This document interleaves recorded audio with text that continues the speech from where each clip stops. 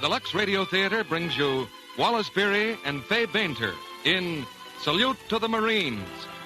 Ladies and gentlemen, your producer, Mr. Cecil B. DeMille.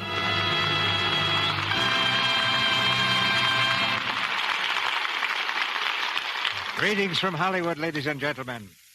The personal philosophy of the average Marine is set down for posterity in the last verse of the Marine hymn, which says, "If the Army and the Navy ever look on heaven's scenes, they will find the streets are guarded by United States Marines." This week, the nation marks the 168th anniversary of the Marine Corps, and we add our part to the celebration by presenting Wallace, Beery, and Fay Bainter in their Metro-Goldwyn-Mayer hit, Salute to the Marines. At Midway, at Wake Island, and at Guadalcanal, this service has written its record in fire and blood. But tonight's play is not that story. It's the personal drama of a sergeant major and his family, a veteran who retired to peace and quiet, and in typical Marine style, found he'd picked the hottest spot in the world. A fortunate break enabled us to reunite two of Hollywood's busiest stars. Fay Bainter has just returned to town from a camp tour after making Cry Havoc at Metro-Goldwyn-Mayer. And Wally Beery has just finished the picture Rationing at the same studio. You know, in recent months, many of us have learned not to take even the simplest things of life for granted. We think twice before we throw things away. Housewives combine accounting with cookery. Old newspapers and waste fats suddenly turn out to be valuable raw materials. And a simple necessity, like a cake of soap, is something to be handled with care and respect, especially if it's Lux toilet soap. Of course, a famous beauty of a few thousand years ago, like Cleopatra, would see nothing unusual in this at all. Beauty at that time was something to be preserved the hard way, and the possession of even one cake of Lux toilet soap would probably have called for building a pyramid to keep it safe. And now for a little history in the making, and the first act of Salute to the Marines, starring Wallace Beery as Bill Bailey and Fay Bainter as Jenny, with Noah Beery as the Colonel and Key Luke as Flashy.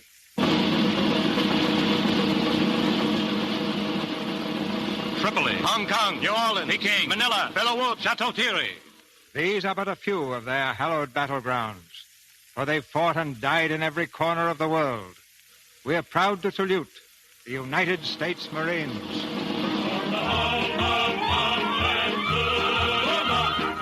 Long before Pearl Harbor, the United States Marines were on regular duty in the Philippine Islands. In 1940, 3 battalions were stationed on the outskirts of Cavite. There, these leathernecks were drilled and trained by the toughest and roughest leatherneck of them all, Sergeant Major William Bailey. His superior officers called him Old Bill. Some of the men called him that old so-and-so. But on one thing they were agreed. Bill Bailey was all Marine, every inch of him. Company, halt! Order! Arms! At ease! Well, men, I want to congratulate you. We've been 3 days on maneuvers, and I want to say that you men are in a class by yourselves. Yes, sir, I've been in the Marine Corps 29 years. I've trained thousands of boots. But you're the dirtiest, mangiest, sway-back mob I ever saw. I'll give you just 30 minutes to police yourselves into something that looks human and stand inspection. Attention! Dismiss. Hey, that's pretty tough going, Bill. 30 minutes. Yeah. They couldn't scrape that mud off of themselves in 30 years. They're rounding into pretty good shape, ain't they? Yeah, they're doing fine. Hey, where's that barracks boy of mine? I got to do a little mud scraping myself. Hey, Flashy! Hey, Sergeant. Hello, boss. Gee whiz. Hiya, champ. Did you miss me? Sure, 3 days you been gone. Yeah. Hey, turn the hose on this helmet, will you? Sure, Sergeant. I fix it up all nice and clean. Atta boy. You been training like what I said? Sure. I do road work every day. Then I punch the bag. 15 rounds. But I could go 40 easy. That's fine, but you don't want to overdo it. You'll grow stale. It won't be long now, huh, Sergeant? I got to be in shape. Oh, sure. Top shape. Gee, I can hardly believe you being my manager, helping me win back my title. It's in the bag, kid. One fight in Frisco. Just a warm-up. Then a couple of more bouts at Hollywood Legion. Then Madison Square Garden, and the announcer hold up my hand. Winner, and again, world's champion, Frosty Logas. Sure, that's it. Sergeant, it ain't true that they don't come back, is it? I can do it, can't I? Sure you can. Sure you can. Only take it easy, that's all. Sergeant Bailey, Yeah, what do you want, Orderly? the colonel wants to see you at headquarters. The colonel, well, I got time to change these clothes. The colonel said right away. Look, was the colonel, was he mad or anything, huh? What's the matter, Bailey? You got a guilty conscience? Why should I have a guilty conscience? Tell me why. Now, look, chum, all I know is 3 more times in that brig, and they're going to name it after you. Orderly, you can go.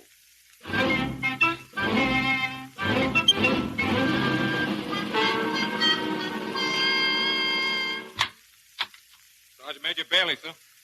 Come in, Sergeant. The colonel sent for me, sir? Yes, I did. I'm sorry I didn't have time to change, sir. I just brought the battalion in from the back country. Looks like you brought most of the back country with you. Well, the orderly said to come as is, sir. I suppose if the orderly had found you taking a bath, you'd have come that way, too. Yes, sir, if it was the colonel's order, sir. Well, never mind. Well, Sergeant, this gentleman is Mr. Agnew on the staff of the Secretary of War of the Philippine government. How do you do, Sergeant? Fine, thank you, sir. Mr. Agnew's government is undertaking a pretty big job. Needs a lot of help.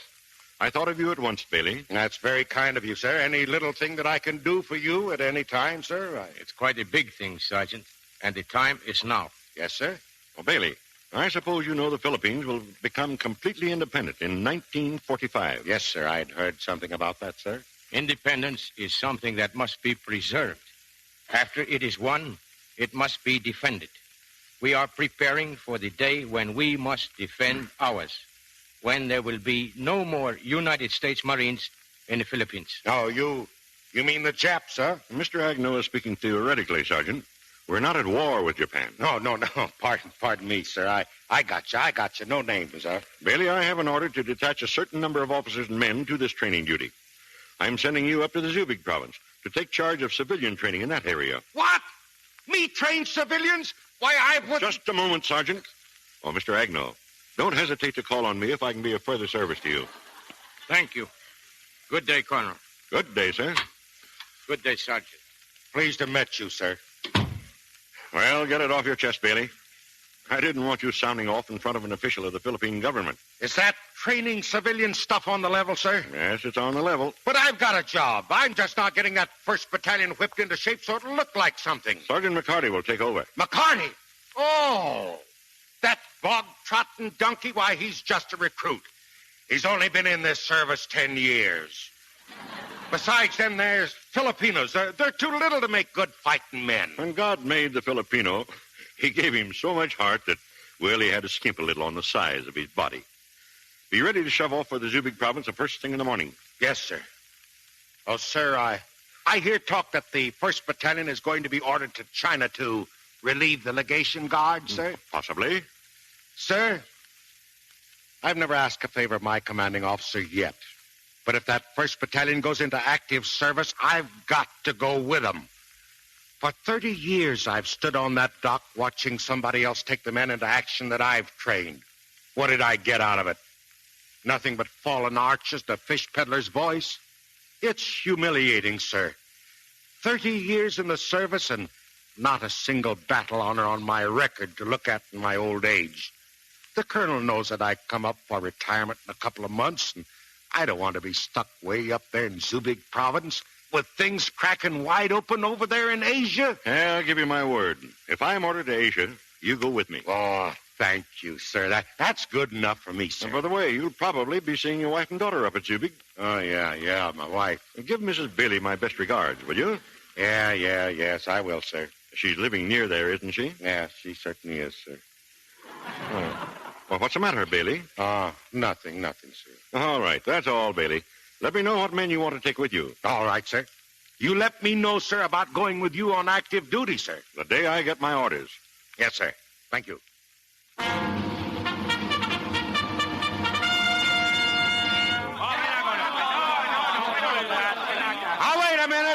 a minute. Hold it, you guys. Hold it. Here. You know, heaven might have made you Filipino boys small, but they certainly made you loud. Now, listen. This here thing is a bayonet. When I say fixed bayonets. You take it out and you... Oh, what's the matter? Hey, Flashy, come here. Yeah, boss? What are those guys babbling about? They no like bayonets. They don't. Well, I don't blame them for that. Takes a lot of nerve to handle that steel. Oh, they think bayonets baby stuff. Baby stuff? Hey, wait a minute. Now, listen, you guys. Get this straight now. This bayonet is the wickedest weapon that was ever invented. Now, you watch that dummy. Here is the parry and the long thrust.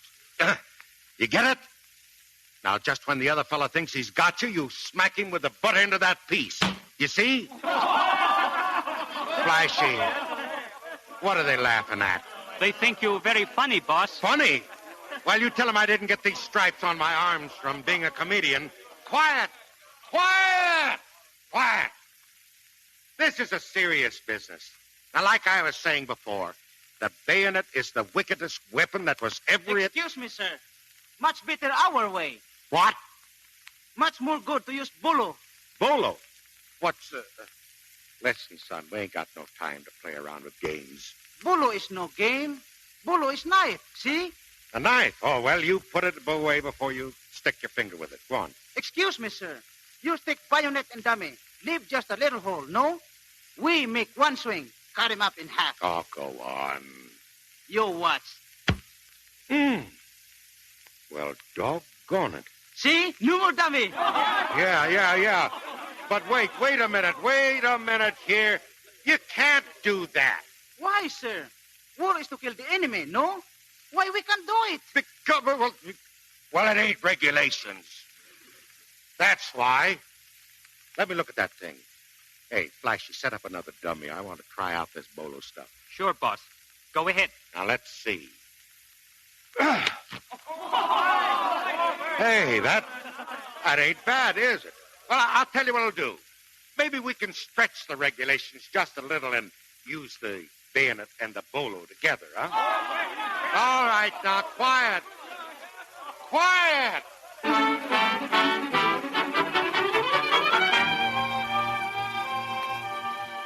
Boy, I feel like I've been put through a washing machine.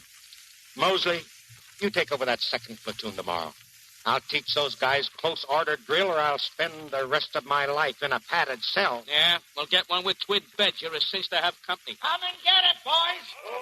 What's going on out there? Thanks, he just got back with the mail. Let me at him. Baker, Callahan, Hey, give me that. Where you been? You've had enough time to go down to the United States and bring that mail back. What'd you do, stop on the road? Wouldn't you like to know? Hey, gang, the 1st Battalion shoving off for China. Wait a minute, wait. Are you kidding, Hank? I saw him back in the sea banks. Even said goodbye to a bunch of guys I know. There's a transport standing by in Cavite with steam up. Is that kidding? It's a good thing you went after the mail. I might have missed the whole show. Anderson. Something must have happened to my orders. Hey, Flashy. Here, boss. Get a hold of a truck. Go on, hurry. You and me's heading for Manila. So long, boys. This is what I've been waiting for. I'll send you guys a postal card from Shanghai.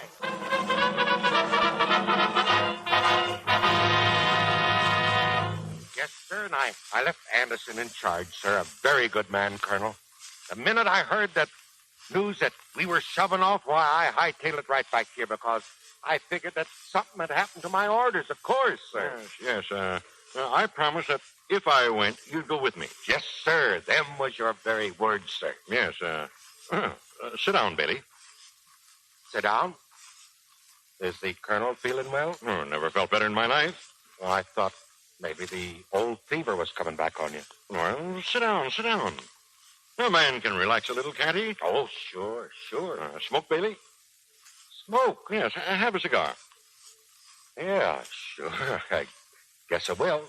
Thank you, sir. Well, how's the training coming, Bailey? Oh, just as smooth as silk, sir. You were right. Them little Filipinos are making great fighters. Did you see Mrs. Bailey while you were up there? Yeah, I saw her once or twice. Was that all? Well, tell you, Colonel, you know, Jenny never forgave me for signing up for that last hitch. Then she moved up there to Balagan to billet with the rest of them pacifist screwballs, and, well, since then, you know, we ain't been getting along so good. Oh, I'm sorry. Yeah. You see, Colonel, Jenny's all hepped over this brotherly love stuff. She and her friends figure out that they can save the world by turning the other cheek. But Helen, well, Helen is different, you know. Well, the last time I saw Helen, she was quite a young lady. Yes, sir, she sure is. Why, Helen, she... Excuse me, sir. Well, what's the matter? Well, here I am just sitting here gassing and... Well, that's all right. Yes, sir, but I expected to find the colonel right up to his neck in work and blowing off steam, getting ready to go aboard that transport, sir. I'm not going aboard the transport, and neither are you. You kind of had me scared until I realized that you was only joking, sir. No joke. Lieutenant Colonel Barnes is taking the battalion. Barnes? Why, he's only a kid. Well, I've been told that fighting is a kid's business this day and age.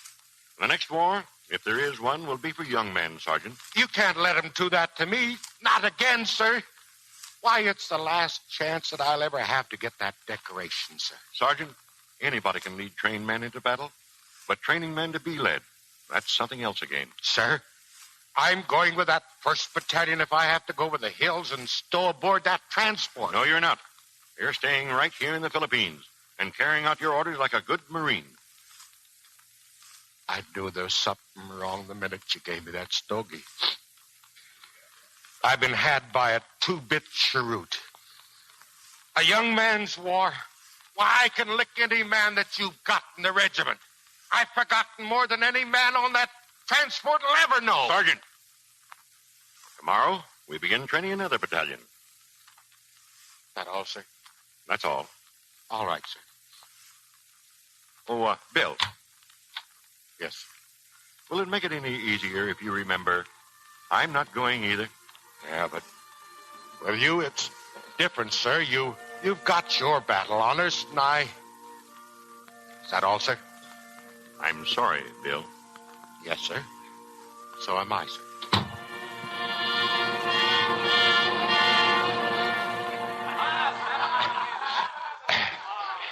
Oh, go on. I'll be leaving in the morning. Here I am, still sitting and waiting.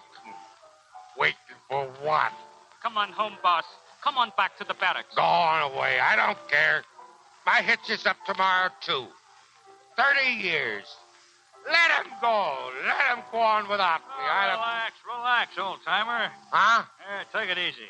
Have a cigar. Cigar? Why, you low-down... No trouble, please. No trouble, Sergeant. What's the matter, old-timer? Shove that old-timer stuff down the smokestack, sailor. I'll bust you wide open. No, I won't. You're right. Old-timer, that's me. You got me. Old-timer. Why, there was Marines with John Paul Jones. There was Marines in 1812 on the Constitution. I'm a merchant marine myself. That's okay. Don't apologize. I guess you're all right. There was Marines with Decatur at Tripoli. It was the Marines that broke the Kaiser's back. Every battlefield all over the world has been crawling with Marines. And me, Bill Bailey, I ain't never been nowheres. Bill Bailey. I'm the only non-combatant Marine in the history of the Marine Corps. That's tough luck. I always said the Marines was a crummy outfit. What? What you? Please, no trouble, Sergeant. I ain't gonna let any seagoing civilian insult the U.S. Marine. Why, you sap, I only said what you were saying. Oh! So you was listening in on my private conversation, huh? Now, listen, hotshot. Don't you say anything about the merchant Marines either, son. Yeah? Yeah. Yeah, I gotta sock him. Boss! Why, you... Sergeant, no trouble. No trouble. No trouble. This is a pleasure. Let me hit him.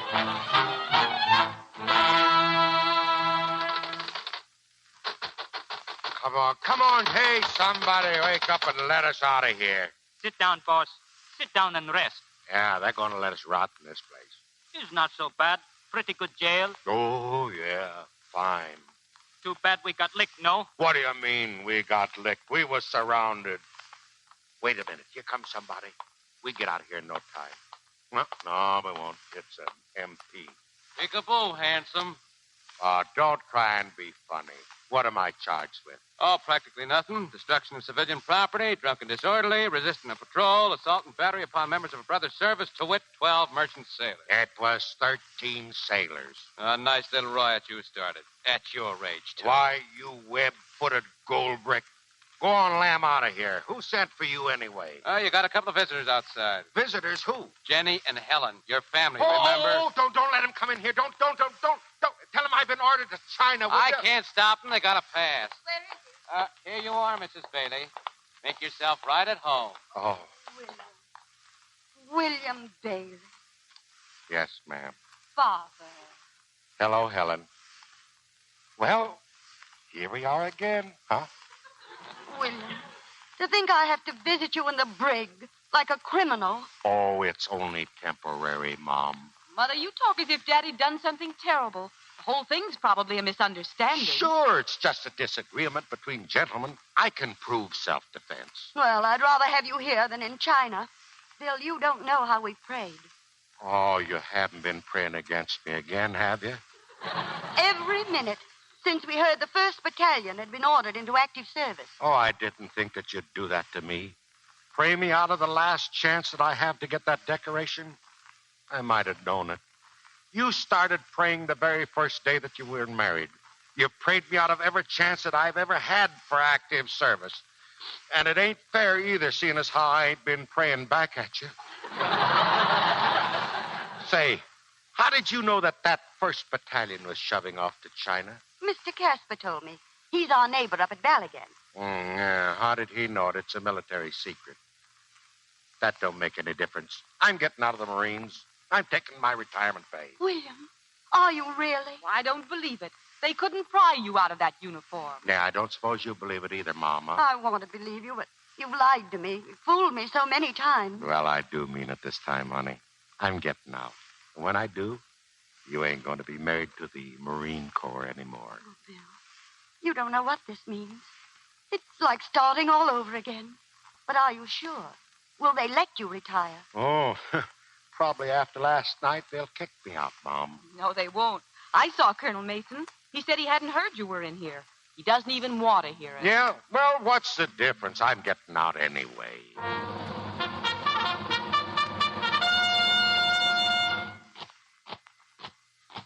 Company! Halt! All present, sir. From the Secretary of the Navy to Sergeant Major William Bailey, United States Marine Corps. The Secretary of the Navy extends to Sergeant Major William Bailey congratulations upon his retirement at the expiration of 30 years' continuous service in the Corps.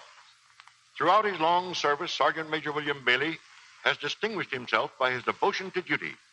His unblemished record is and should be an inspiration to all hands in the naval service of the United States.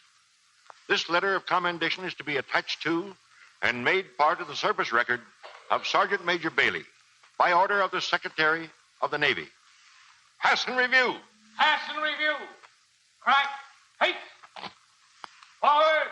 Halt. Well, Bill, we're going to miss you. Thank you, sir. There goes the old 2nd Battalion. I guess they're on their way, too, huh? That's right, Bill. Well, take care of yourself. Yeah, sure. So long, Bill. Oh, Dad, I'm so proud of you. Hello, Helen. Hello, Mom. Well, at last it's over. Come on, Bill. We're going home. Wait, I just want to see the fellas leave, huh? Bill, you are happy, aren't you? You wouldn't want to be going with them, would you? Me? No, that stuff's not for me anymore. Don't you know? This fighting business, that's for kids now. Me? I'm just an old-timer.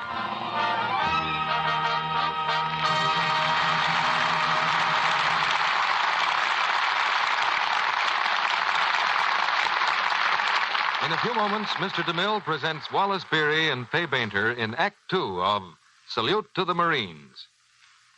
Candid quizzes are the rage these days.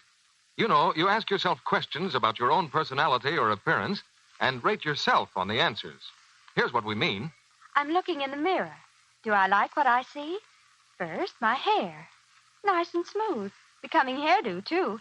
I'll give myself a full 10 points on that. Now for my complexion. Not bad. Not too good, either. Only 5 points on that, I guess.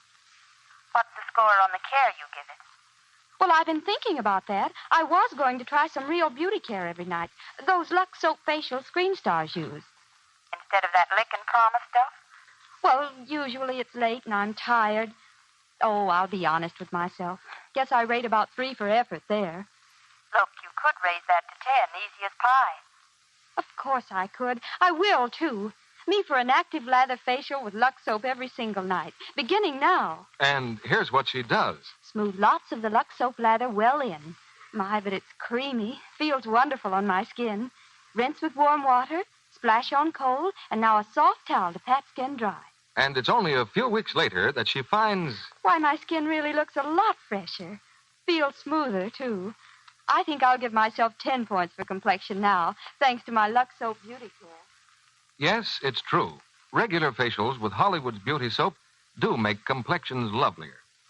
Lux toilet soap is gentle and mild, just right, to give delicate skin protecting care it needs. Try these Lux Soap beauty facials screen stars depend on.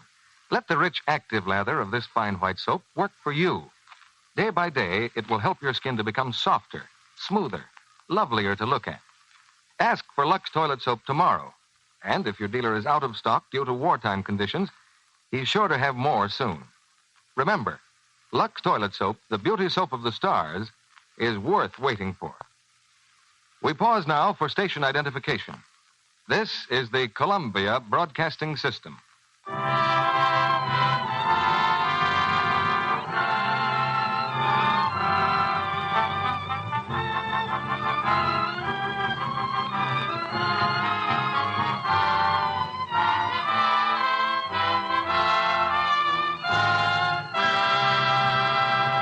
Act 2 of Salute to the Marines, starring Wallace Beery as Bill Bailey and Fay Bainter as Jenny, with Noah Beery as the Colonel and Key Luke as Flashy.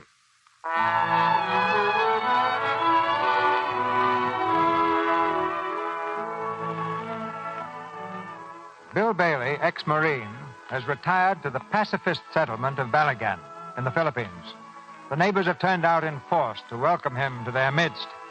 On the porch of Jenny's bungalow, Mr. Caspar, pacifist number 1 of Balagan, is holding forth on his favorite subject. To be able to gather here freely and to speak freely.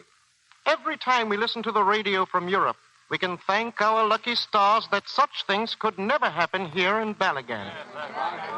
Oh, but I'm afraid we've been neglecting our host. Oh, that's all right. That's all right. I've been listening. I suppose as an ex-soldier, Mr. Marine. Ex-Marine, Doc. Oh, yes. As an ex-Marine. I suppose you don't share our views at all, do you? No, Doc, I guess I don't.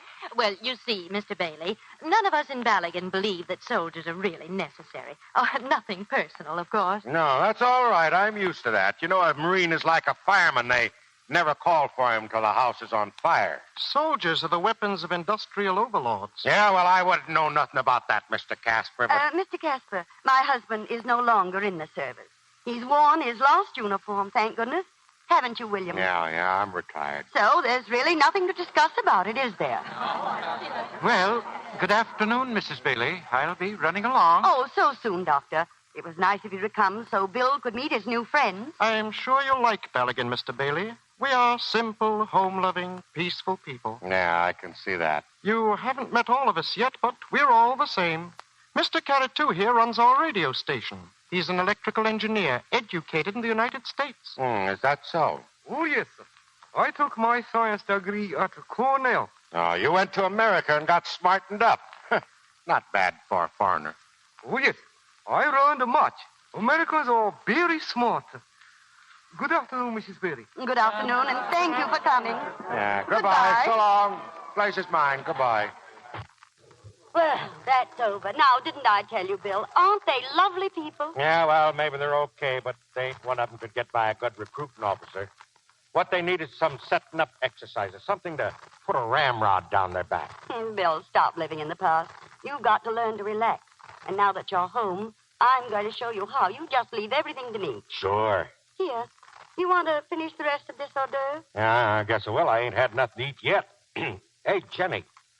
what's this here salty stuff you got spread all over the toast? Anchovy paste, dear. Oh, I thought it was some kind of fish.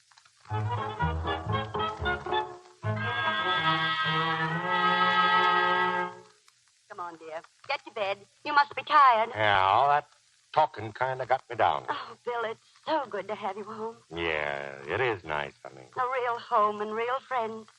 I'm afraid I'll wake up and find out I've been dreaming. No, this is a real McCoy. Home is where a man belongs, ain't it, Helen? Well, some men.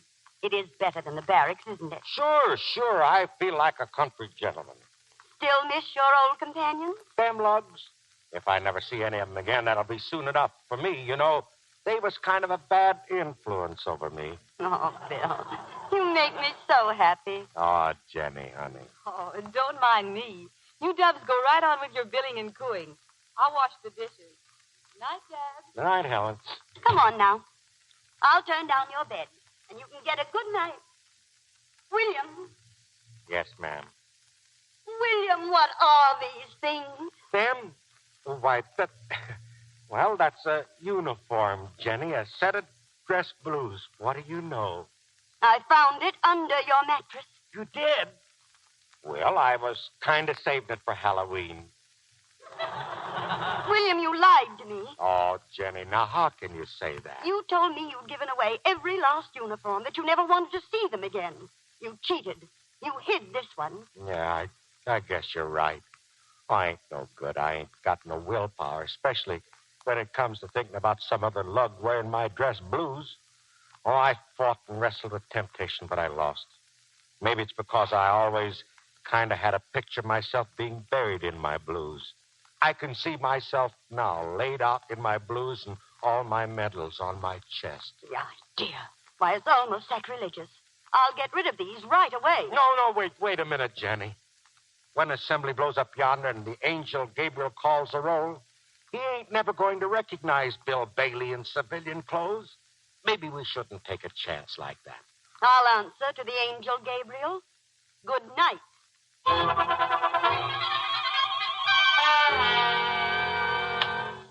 Anybody home? Oh, come in, Mr. Casper. Sit down. I can only stay a moment, Mrs. Bailey. Frankly, I'm a little embarrassed. What is it?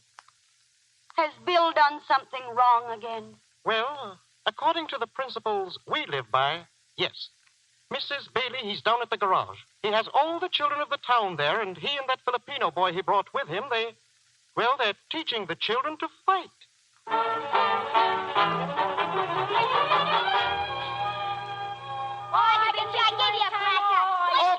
Okay, that's enough, kids. That's enough now. Sit down and cool off. Gee, Flashy, I bet you were the greatest fighter in the world. Me, I was the world's champion. But Sergeant Bailey, he could be 2 world's champions if he was not so busy protecting the United States. Oh, no, Flashy, I wouldn't talk like that. Could you have been Sergeant Bailey? Well, you see, every time I got in a new bunch of boots for training, the first thing I did was to offer to lick any man in the outfit. I never did have no takers. Gee, Marines? Well, they was Marines by the time I got through with them, all right.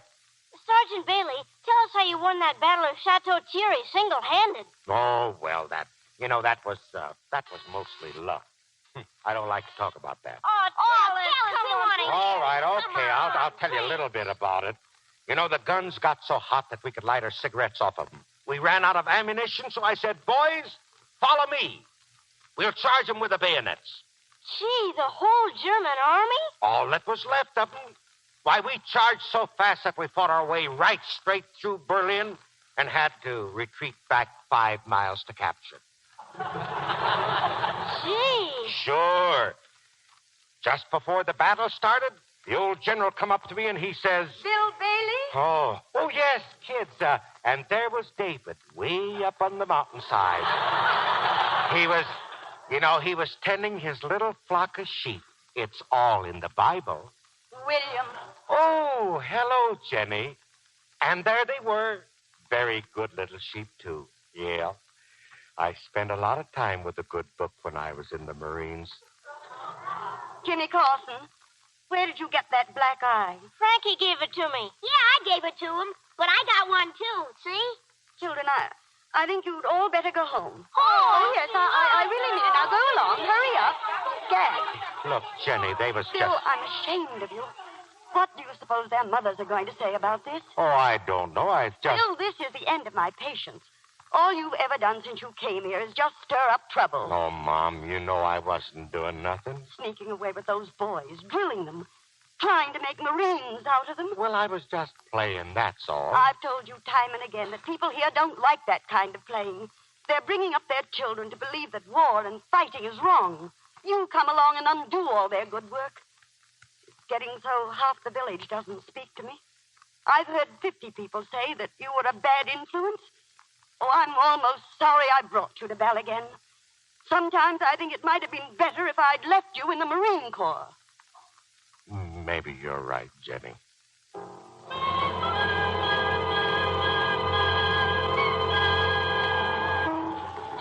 Hey, Frankie, the fishing fleet's in. The fishing fleet! The fishing fleet's in!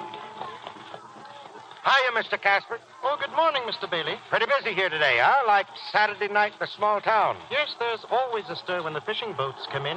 You know, people look forward to it. The fishermen spend a couple of days amusing themselves like children.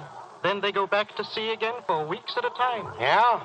Well, they don't look like children to me, Mr. Casper. They're all Japs, aren't they? Yes, I've known them for years. Peace-loving, peace-abiding men with hearts of gold.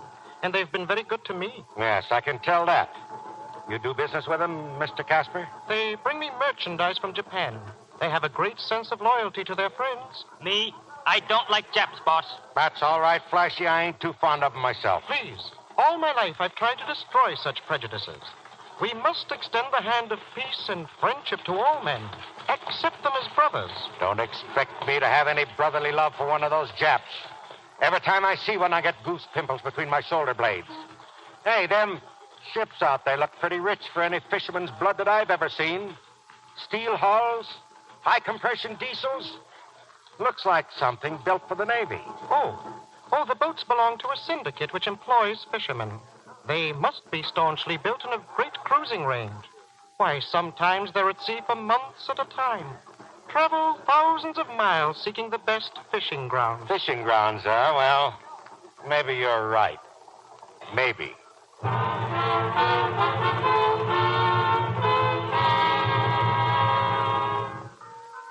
I just can't make myself realize it. Only 18 days until Christmas. Maybe I'd feel more Christmassy if I could see a field covered with snow. Why, Mother, this is going to be the best Christmas the Bailey family ever had. We'll be together. William, we'll be late for church. Now put down that newspaper, dear. I don't believe that little bow-legged monkey, if he was standing on a stack of Bibles as high as the Washington Monument. Who? Oh, that there Japanese ambassador, Kurosu. No, Bill, it says peace right there in the paper. It must hurt them to print the truth for a change. Mr. Casper says most of the trouble in the world is stirred up by the newspapers. I don't care what Mr. Casper says. I don't believe Casper, and I don't believe this Kurosu guy either.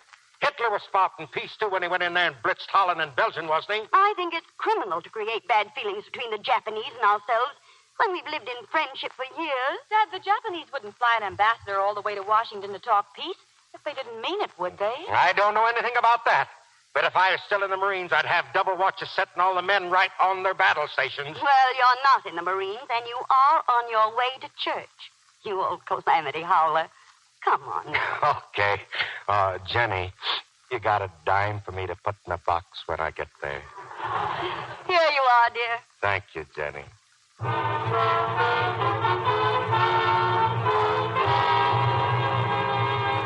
now I shall read a text which has a particular significance to all of us who share in the common desire for peace and brotherhood.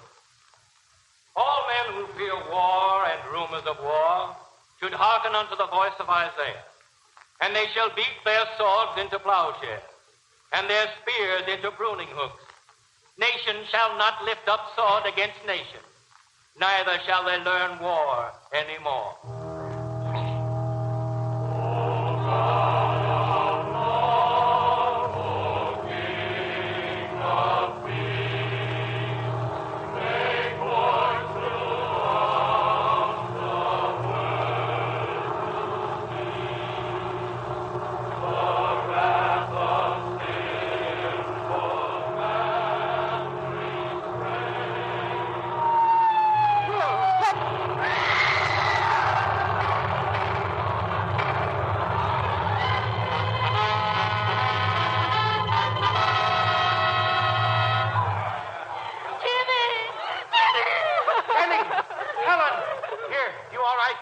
What was it? Japanese bombers. Bombers? Come on. Don't worry about me. I can walk. Take care of the others. Helen, I'm all right. Oh, give him to me. Let me hold him. No, please, Mrs. Carson, don't look. Please don't. What is it? It's little Jimmy Carson. He's dead. They killed him. They killed my baby. Here, give him to me. Let me carry him. I'll take him home. Oh, my baby, my baby.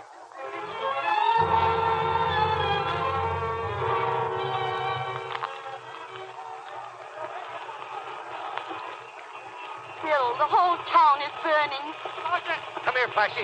When the church gets the injured out. Wait. Listen, boss. That's Mr. Casper. He's making a speech. Casper? Where? Over here. All the people listening. We will place arms in your hands. Use them to drive the Americans who made you slaves into the sea. Hunt them down. Kill them.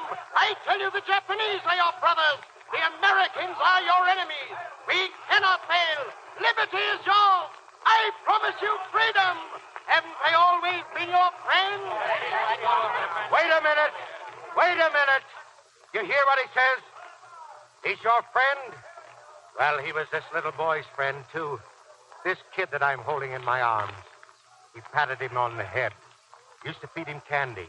He sat at the same table with his mother and father. He ate their bread and butter. This is what happens to his friends. The same thing will happen to you. He calls himself Henry Casper. Ask him what his real name is. Henry Casper, and proud of it. Major in the Army of the Führer. Your name is Rat. You came here with the flag of the United States wrapped around you, protected by the laws and the rights of the Americans. All the time you were just a dirty, crawling, filthy bilge rat, squealing about peace, brotherhood of man. Listen, Pope. He says you're not Americans. I say that you are. You might not have been born in Peoria, Illinois, but you're just as good Americans as anybody that was. You're fools. You'll die first if you listen to him. The bombers will come again, and Japanese troops, they're on the way. Sure, but this time we're ready for them. Flashy, here, you take this boy home. I'm going to beat up on a dirty Nazi here. Why, you... Let me go. Let go. Oh, you're a Nazi major, are you? Well, I'm a United States Sergeant Major. Hey, folks, you heard what he says. The Japs are on the way. Well, you know what that means. None of you people wanted a war, but you're getting it just the same. War's like a sickness. Nobody wants it, but millions of people get it. When you get sick, you send for a doctor. When you get a war, you get a soldier. That's me. I'm giving orders from here on. Get all these women and children out of here. Get them across that there Belgian bridge over the highway. They've got to evacuate them before the Japs get here. All right. Hurry up. Get going.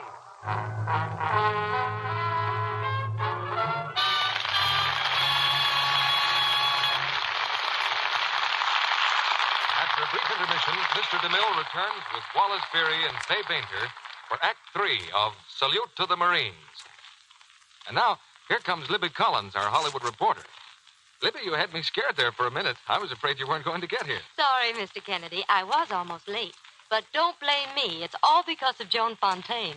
Explain, Libby. Well, I just saw a preview of her latest picture, and it was so fascinating I sat through it twice. Oh, now I understand, Libby. I'd sit through any picture twice that had Joan in it. Oh, she's lovely in this one, Mr. Kennedy. In spite of the severe hairdo and the prim bonnet she wears in the role of a Victorian governess. Well, who minds a prim bonnet if Joan's charming features are under it?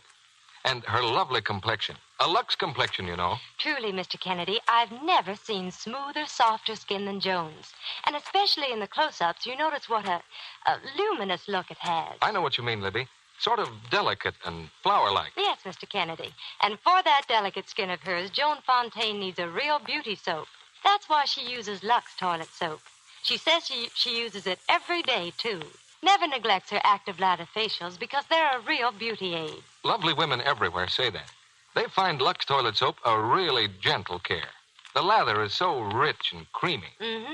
Screen stars say it's just like smoothing beauty in to use Lux soap. And I think every woman who tries it will agree. Now, there's a tip right from Hollywood. 9 out of 10 screen stars use this fine white soap, you know. So why not discover what daily Lux toilet soap care can do for your complexion? See how smooth it makes your skin feel, what new freshness it brings. And remember, it's patriotic not to waste soap. Lux toilet soap is hard milled to last, but you'll find it lasts even longer if you always put it in a soap dish that's dry. Now, Mr. DeMille returns to the microphone. One of our stars has just come back from an exciting journey. We'll find out about it after the play. Now the curtain rises on the third act of Salute to the Marines, starring Wallace Beery and Fay Bainter, with Noah Beery and Key Luke.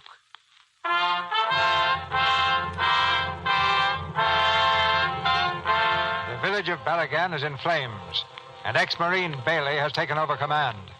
Alone he stands in the rubble-littered streets, directing the evacuation. But now, around the corner, appears a welcome sight. 3 leathernecks, leading a platoon of Filipino soldiers. Platoon, halt! Mosley! Saunders! Hiya, Sarge. Where'd you guys come from? Well, we're up the coast a couple of miles on maneuvers. We heard the bombs, we came down the run. Yeah, who's commanding? Lieutenant James. He'll be here in a little while. Flashy, you go meet him. Tell him to put machine guns up on the side of that hill. The same place we worked the last problem. Okay, Sarge. We'll stay here and defend the village from house to house. Tree to tree, rock to rock. Uh-huh. We fight a delaying action, huh? That's right. Okay. Till the Japs get here, we'll keep on evacuating the natives. Wait, you got a radio man? Yeah, we got Joseph's. He can send. All right, you pick up 4 men and take over that station down the street. Tell headquarters what has happened here and tell them we need help. Right. The Japs get across that Balagan Bridge, they'll overrun the country in a couple of hours. Tell the colonel we'll hold it as best we can until he can send a demolition squad.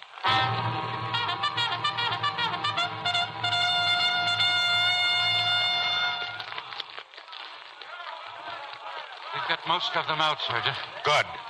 What about Mrs. Bailey, Doc? She's down at the bridge with Helen. They're helping take care of the injured. You better get along down there, too, Doc. No. I want a rifle, please. Sometimes it's more important to be a man than a doctor. Okay, we can use men here. Boss, the Japs are landing. Yeah. Fishermen in uniform, huh? Let them come. All right, take your positions, men. Get those machine guns. We'll give those little monkeys a dose of their own surprise. Here they are, Sarge. I make the range about 100 yards. No, 85. No elevation. Okay, here they come. Let them have it. That's it. That's it. Look at them little monkeys go down. Hey, you were right, Sarge. 85 on the nose.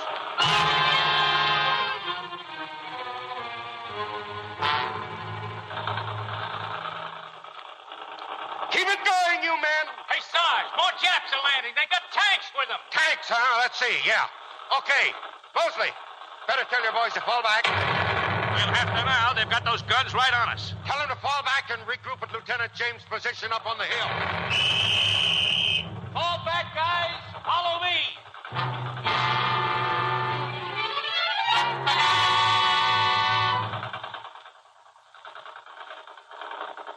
Sergeant Bailey reporting, sir. Keep down, Sergeant. I'm Lieutenant James. Yes, sir? All the women and children got over the bridge all right, thanks to you. Me, sir? They tell me you had this evacuation plan 2 months ago. Oh, I just figured we'd play it kind of safe, that's all. What are your orders, sir? I think you know this position better than I do. You run the show, Sergeant. Yes, sir. Thank you, sir. The way I see it, those Japs are in a hurry to get across that Balagan Bridge. They'll come up right here and right up the hill. It's the shortest route. And we stay here? Yes, sir. I figure the colonel will have that demolition squad here pretty soon. Then we can fall back across the bridge just before they blow it up. Good, we'll stay. Here they come again. Keep down short bursts, you guys. Save that ammunition. Hey, they got those tanks moving now. Saunders! Don't let those tanks get behind us. Take 3 men and fall back to protect the road. Come on, guys. You 3. Take plenty grenades. You'll need them. Sergeant, those Filipino boys handle a job like that? Yes, sir. I trained those guys. That's good enough for me. Hey, Sergeant, here's the missus. Who? Bill. What? Oh, Bill. Jenny, here, get down quick. What are you doing here? I figured you were across the bridge. I thought there might be someone here who needed help. Where's Helen? She's safe with the others. Here, Bill, I brought this for you. What's that? I went back to the house and... My uniform. My dress blues. Oh, gee, Mom. Put the coat on. Yeah. Maybe I'll feel more comfortable again. Hey, you better watch it, Charles. They can spot those blues a mile away. Let them. I want them to. How do I look, Mom? Oh, Bill, I think you look grand.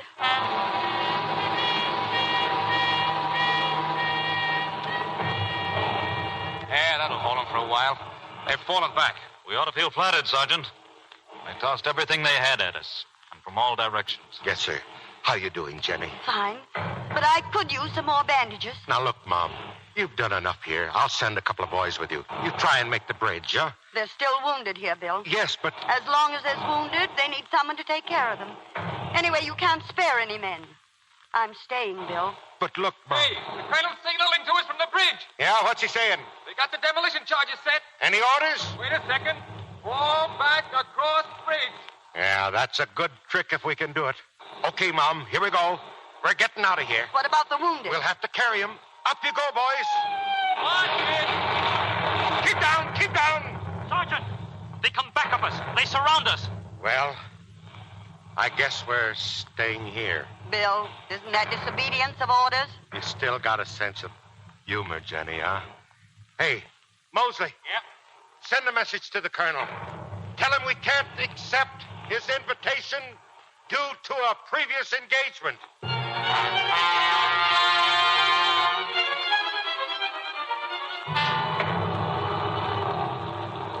There's a Jap plane, Sergeant. Yeah. They've stopped firing down below. I guess they're going to let the planes finish us off. There goes the bridge. Well, nobody's going to use that for a long time. That's right. Nobody's going to cross that. Well, it's been a pleasure serving under you, sir. Oh, stop. I don't rate no salute. I think you do. Here he comes. Give it to him. Getting a little lower every time. Nice shooting there, Flashy. Some fight, huh? This better than Madison Square Garden. Yeah, I'm some manager, ain't I, champ? Sure, you got instructions for this round? Sure I have. You Filipino boys are going to pick up them guns and disappear over into those woods. That's the kind of fighting you know best. Come on. What are you waiting for? Get moving. No go. We stay here and fight with you. No, you ain't. No, you're not. You're going to fight, all right. Why, you're going to fight the biggest battle of your life. You're all going to win new titles. You know, this ain't just a little skirmish that's going to be over in one afternoon. Them Japs are going to try and climb all over these islands. Killing them off is going to be a full job for all of you from now on. I remember all the things that I've taught you and use them. So long, champ. Okay. Maybe they tried to climb over these islands, but there are going to be a lot of us can climb over them, too. Sure. Well, you just stay in there and keep punching, champ. You hear? Now carry out your orders. Sure, boss. Sure. Watch it! Jenny! You okay? I'm fine. Atta girl. Bill, it's hopeless, isn't it? Oh, I don't know. Yes, you do. I know it too, Bill. Bill, I didn't realize all those 30 years while we were living them, they were leading up to just this one moment. I'm proud of you, Bill. Oh, Mom. And I'm proud, so proud of that uniform. So am I, Mom. I only wish the Marines had a uniform for women, too. Well, maybe they will before the war's over. You know, it's too bad the Colonel wasn't here, Mom. He would have enjoyed this. I bet maybe I'd get that decoration, too.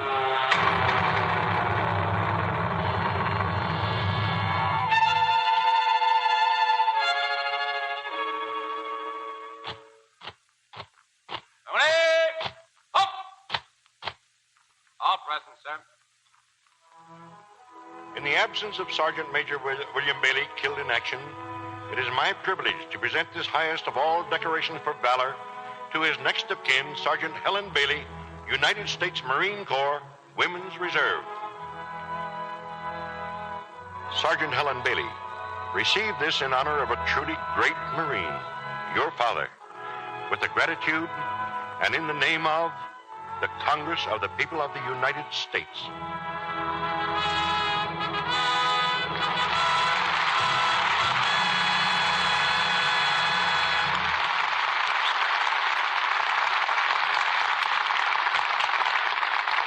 We won't worry about the future of radio drama as long as we can get troopers like Wallace, Beery, and Fay Bainter. Thank you, CB. I'm always happy to get back here. You know, Fay, Wally's career has changed rather drastically since the First World War, which was the last time I had him in a picture. He played heavies then, didn't he? Yeah, Pretty heavy right now, too. but not villainous, Wally. In 1917, you played a German general for me. At one time or another in the last 30 years, I suppose you played just about every type of part pictures could invent. Every kind except a leading lady. Faye, I hate to contradict a lady, but in my very first film in 1911, I played a Swedish maid.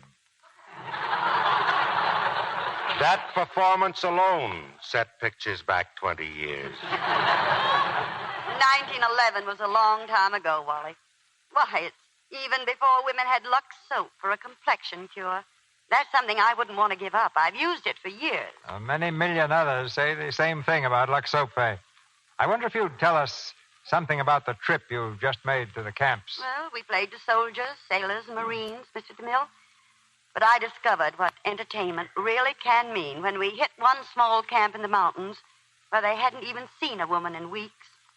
I've been in the theater since I was 4 years old, and this is the greatest thrill that's ever been for me. We're leaving for another tour soon.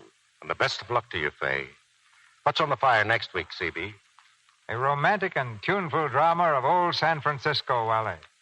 It's the 20th Century Fox musical hit, Hello, Frisco, Hello. And our stars will be Alice Faye and Robert Young.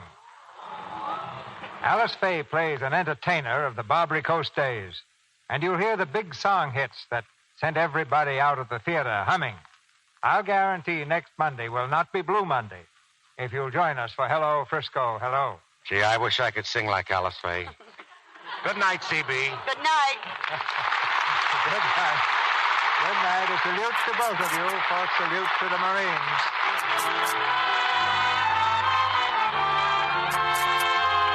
Our sponsors, the makers of Lux Toilet Soap, join me in inviting you to be with us again next Monday night when the Lux Radio Theater presents Alice Faye and Robert Young in Hello, Frisco, Hello. This is Cecil B. DeMille saying good night to you from Hollywood. Key Luke will soon be seen in the Metro-Goldwyn-Mayer picture, Andy Hardy's Blonde Trouble. Heard in tonight's play were Louise Arthur, Alex Havier, Charlie Lung, Robert Harris, Paula Winslow, Tommy Cook, Dix Davis, Fred Mackay, Charles Seal, Stanley Farrar, Jack Mather, Ed Emerson, Howard McNear, Roland Drew, Griff Barnett, Tyler McVeigh, and Eddie Marr. Our music was directed by Louis Silvers. And this is your announcer, John M. Kennedy, reminding you to tune in again next Monday night to hear Alice Faye and Robert Young in Hello, Frisco, Hello. Mothers, in spite of food shortages, get the vitamins and minerals your family needs. Get Vims. Vims give you all the vitamins government experts say are essential, balanced in the formula doctors endorse. All the minerals commonly lacking, too. Vims cost only a nickel a day in the family size at your druggist. Remember, it's BI for vitamins, double MS for minerals. Get that Vims feeling. This is the Columbia Broadcasting System. Lux presents Hollywood.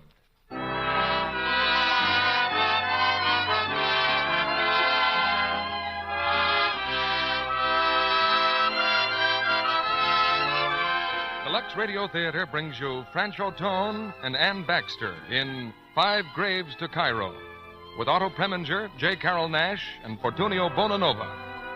Ladies and gentlemen, your producer, Mr. Cecil B. DeMille.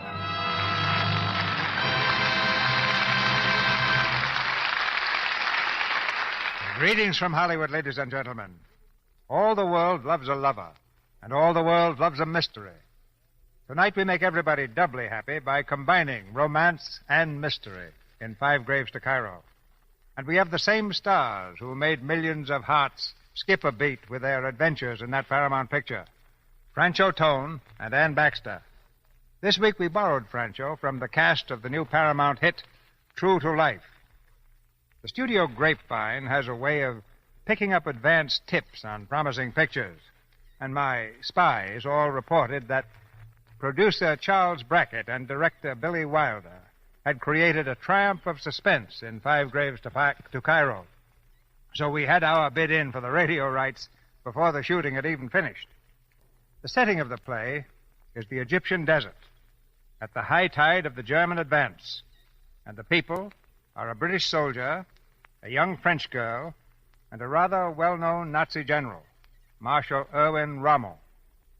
We invite you to join our hero in matching wits with the Marshal and turn your ingenuity on the strange secret of the 5 graves in the African sand.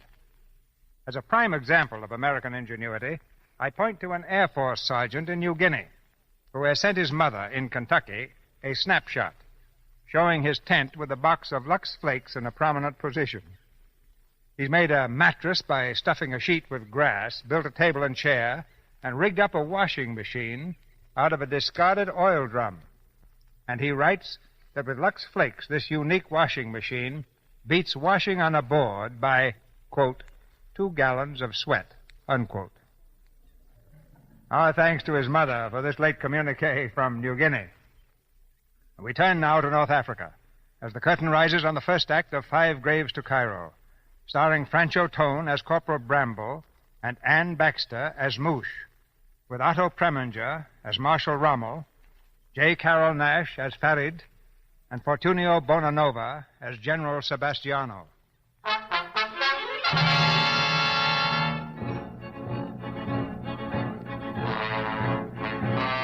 In June of 1942, the British 8th Army was defeated in Egypt. Tobruk had fallen. The victorious Rommel and his Africa Corps had mounted an offensive that was pounding the British back step by step toward Cairo and the Suez Canal. On the desert, between the British and the German lines, stood the town of Sidi Hellfire, ablaze with heat, which rose in waves from the dead street and the dead buildings. No creature moved, no sound was heard. And then, far across the desert, a figure wove its way through the scorching sand. His uniform hung in tatters from his bruised and bloody body, and yet he stumbled on, falling, crawling on his hands and knees. From a window in the Empress of Britain Hotel, the native proprietor watched the figure approach the town, watched with wondering, fearful eyes. Moosh! Moosh, look! What is it? He's coming here. A British soldier. Is this divisional headquarters? I said, is this divisional headquarters? No, this is hotel, sir. I wish to speak to the commanding officer. Quickly, please. But the British have gone, sir. What's the matter with him, Farid? Fever, sunstroke.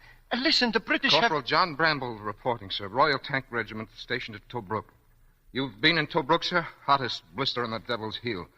We joined operations last night near Bir Hakim. Looked like a frolic, sir. We thought we had those German tanks on the run. Then, the 88s. Listen, please. Very clever, this blasted Herr Rommel. 30 shells a minute. Oh, yes, sir. We pulled out all right. The rest of the men in the tank were killed. Ever see a 5-passenger hearse, sir, doing the Lambeth Walk? Listen, please. The British are not here Stebbins anymore. Dead. They left. Fitch dead. Abbott dead. Yes, sir, but no English here, sir. O'Connor dead, all of them. Driving themselves to their funeral. That's service, sir. Moosh, bring water and salt. He has got to get out of here. Is there transportation back to Tobruk? No, sir, there is no more Tobruk, sir. They've taken Tobruk. Listen, this is the Hotel Empress of Britain in Sidi Al-Faya. You must leave. The Germans are on their way here now. Hello, miss. Women at headquarters now? Sir, please. Where's the commanding officer? I was speaking with the commanding officer. No, sir, I must please. rejoin my outfit. Abbott, Stebbins. Mister, listen. The Germans. They are here. Oh, you guess. Connor, I've got to find them. Oh, mister, get up. He's unconscious. Mister, wake up. Moosh, what can we do? I will put him behind the desk. I wouldn't do that, Farid. No, but where else can I put him? Right where he is, in the middle of the floor. Oh, no, they'll see him. They'll shoot him. I will drag him behind the desk. Help me, please. He is heavy. I will not help. I must hide him. There. I would not want them to shoot him. Farid, you fool. They will find him, and then they will shoot you, too. Shoot me? No. Oh, no, they... Let's go to the hotel. Yeah. Oh, salam alaikum. Good afternoon. Perhaps we're a little late for tea. Tea? Well, you see, the cook... Is this our tea time? Huh? Who, please? The Empress of Britain. Oh, I did not name the hotel, Lieutenant. That was the name when I bought it, Lieutenant. Let me see. I have some notes here. Your name is Farid. Yes, yes, sir. My name is Farid. You're Egyptian. Oh, yes, sir, yes. But only because my parents were Egyptians, sir. Nothing wrong with Egypt. Oh, no, nothing, Lieutenant. Except too many English and too many flies. Yes, Lieutenant. We've been killing the English like flies. Later, we will kill the flies like the English. Oh, yes, Lieutenant. You have a native cook by the name of Barak. Tarek, sir, yes, sir. But he ran away this morning with the British to Alexandria. You have a wife? Oh, yes, sir. But she ran away too, sir. With the British to Alexandria? No, sir. With a Greek to Casablanca. There's a maid by the name of Marie Jacqueline. Oh, is that you? Yes. They call me Mouche. French citizen born in Marseille. Is that right? Yes. Informed of everything. There's a waiter here, Alsatian, by the name of Paul Davos. Yes, sir. He was killed, sir. By who? By you, sir, in the bombing when your planes came over last night. You know your beautiful planes. Float. You, Mouche, what is a French maid doing in Egypt? Housework? What is the matter with housework in Paris? In Paris, there are 1 million French chambermaids. There is only one Mouche in Sidi Al-Faya. The cook ran away this morning to Alexandria. Why didn't you? What for? You will take Alexandria, you will take Cairo. Naturally. Cigarette, please. You have some? Yes. Thank you. Light it for me, please. Your hands are very small. It's been a long time since I've seen such a small hand. Thank you. You, Farid. Yes, sir. How many rooms in this hotel exactly? Oh, this is the largest hotel, sir, between Alexandria and Benghazi. How many, I said? 16, sir, 16. Bathrooms? Oh, yes, of course, sir. Everything the best. How many? 2. One that works. Maybe you would like to see the room? Full of bed bugs, I'm sure. Oh, yes, sir. Every one of them. Yes, sir, full of bed bugs. We always have... Oh, no, sir. We have absolutely no bed bugs. Not one, sir. Never mind. Bed bugs, broken down bathrooms and all, we're taking over the Empress of Britain as our temporary headquarters. Yes, sir, a great honor. I expect your fullest cooperation. Should there be any irregularities, you will be held responsible. Our complaints are brief, and we make them against the nearest wall. Yes, sir. As though he had to warn us. He's warning you. I'm only a servant here. The rooms immediately adjacent to the good bathroom will be occupied by the German High Command. Yes, sir. The one at the bathroom that doesn't work goes to the Italian general. The Italian? I will inspect the rooms now. Oh, good, yes. Müller! Ja, Herr Lieutenant. Wir werden ein Zimmer oben untersuchen. Ja, Herr Lieutenant. Oh, maid. Yes? Before I make final arrangements about the quarters upstairs, which is your room? Way down the hall, next to the one you assigned to the Italian general. Oh. Well, if that worries you... I'm not afraid of generals. You're not? It's lieutenants I'm afraid of. I see. Oh, go right up, sir. I will be right there at once. Hurry, we do not enjoy waiting. Moosh, the man behind the desk. Get him out of here. Yes. Mister, you... Moosh, he's gone. What? He's gone. Oh, where? Oh, thanks to Allah. Of all the miracles, that was the most miraculous miracle. Shut up. He must have wakened and gone out the back. Oh, Allah be praised. Well, he's gone, that's all. He was never here. We had nothing to do with him. If any questions are asked... Shh, listen. They shoot. Oh. That's even better. There will be no questions asked. They found him. Poor fellow. Such a nice fellow. Well, maybe it is for the best.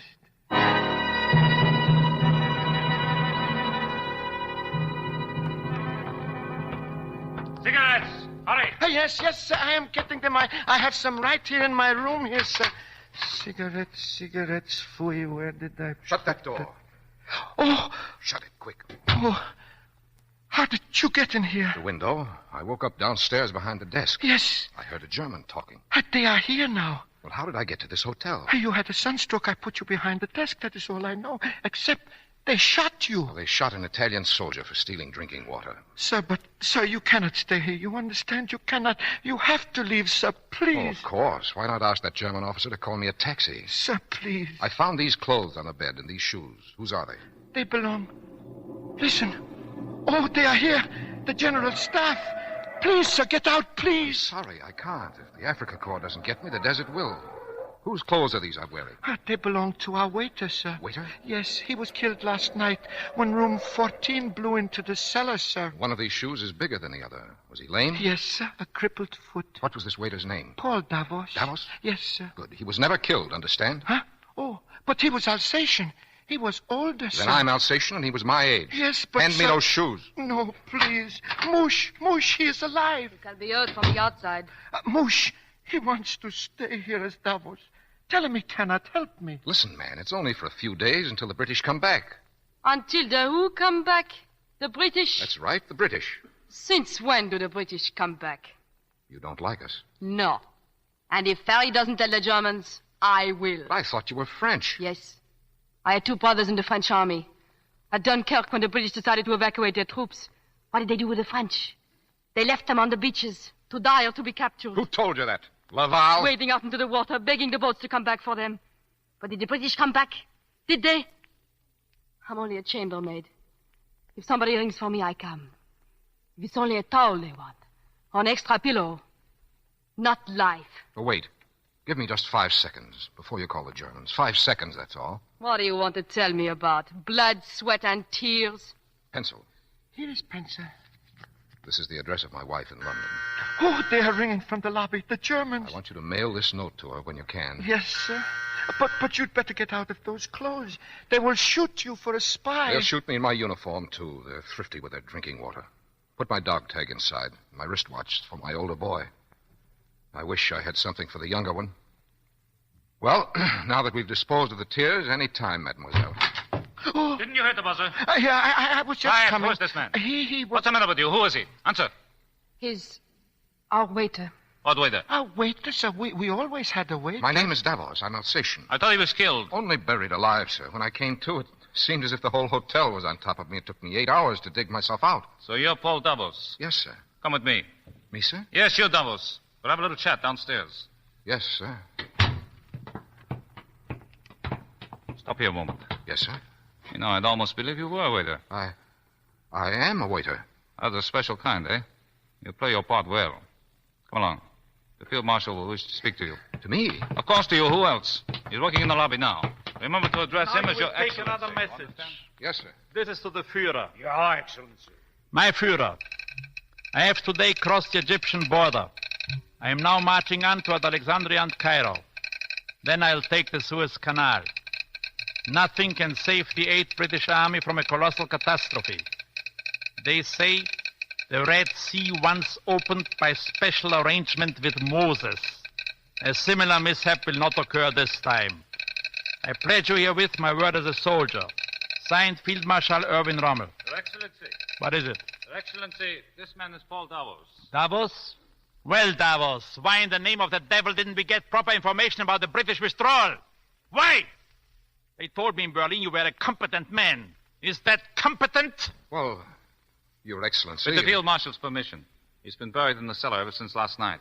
He couldn't very well have used the laundry communications. Ah. The field marshal will find he has a good record as an advance man. We used him as a waiter in Danzig, in Rotterdam, and in Athens. Cognac. Yes, Your Excellency. Of course, no one in this so-called hotel has the slightest suspicion that you have been working for us. No, Your Excellency. You will continue here as a waiter until we can get you through to your new assignment. Yes, Your Excellency. Cairo. Thank you, Your Excellency. I rather like to think of myself as the vulture who flies ahead of the Stukas, limping a little. Rather well said. 3 glasses. Yes, Your Excellency. I suppose you'll be glad to escape from this sand trap. I will indeed, Your Excellency. How do you find the British intelligence service? Not very intelligent. Not an inkling about Professor Kronstadter. I beg your pardon, Your Excellency. Professor Kronstadter, the 5 Graves. Oh, of course.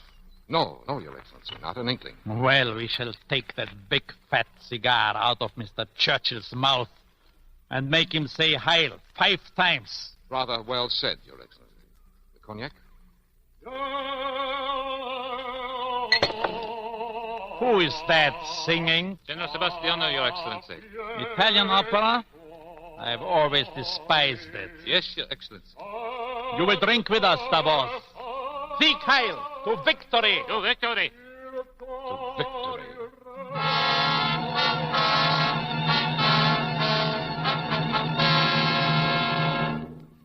L'aurora di bianco vestita, già lo show di... Avanti!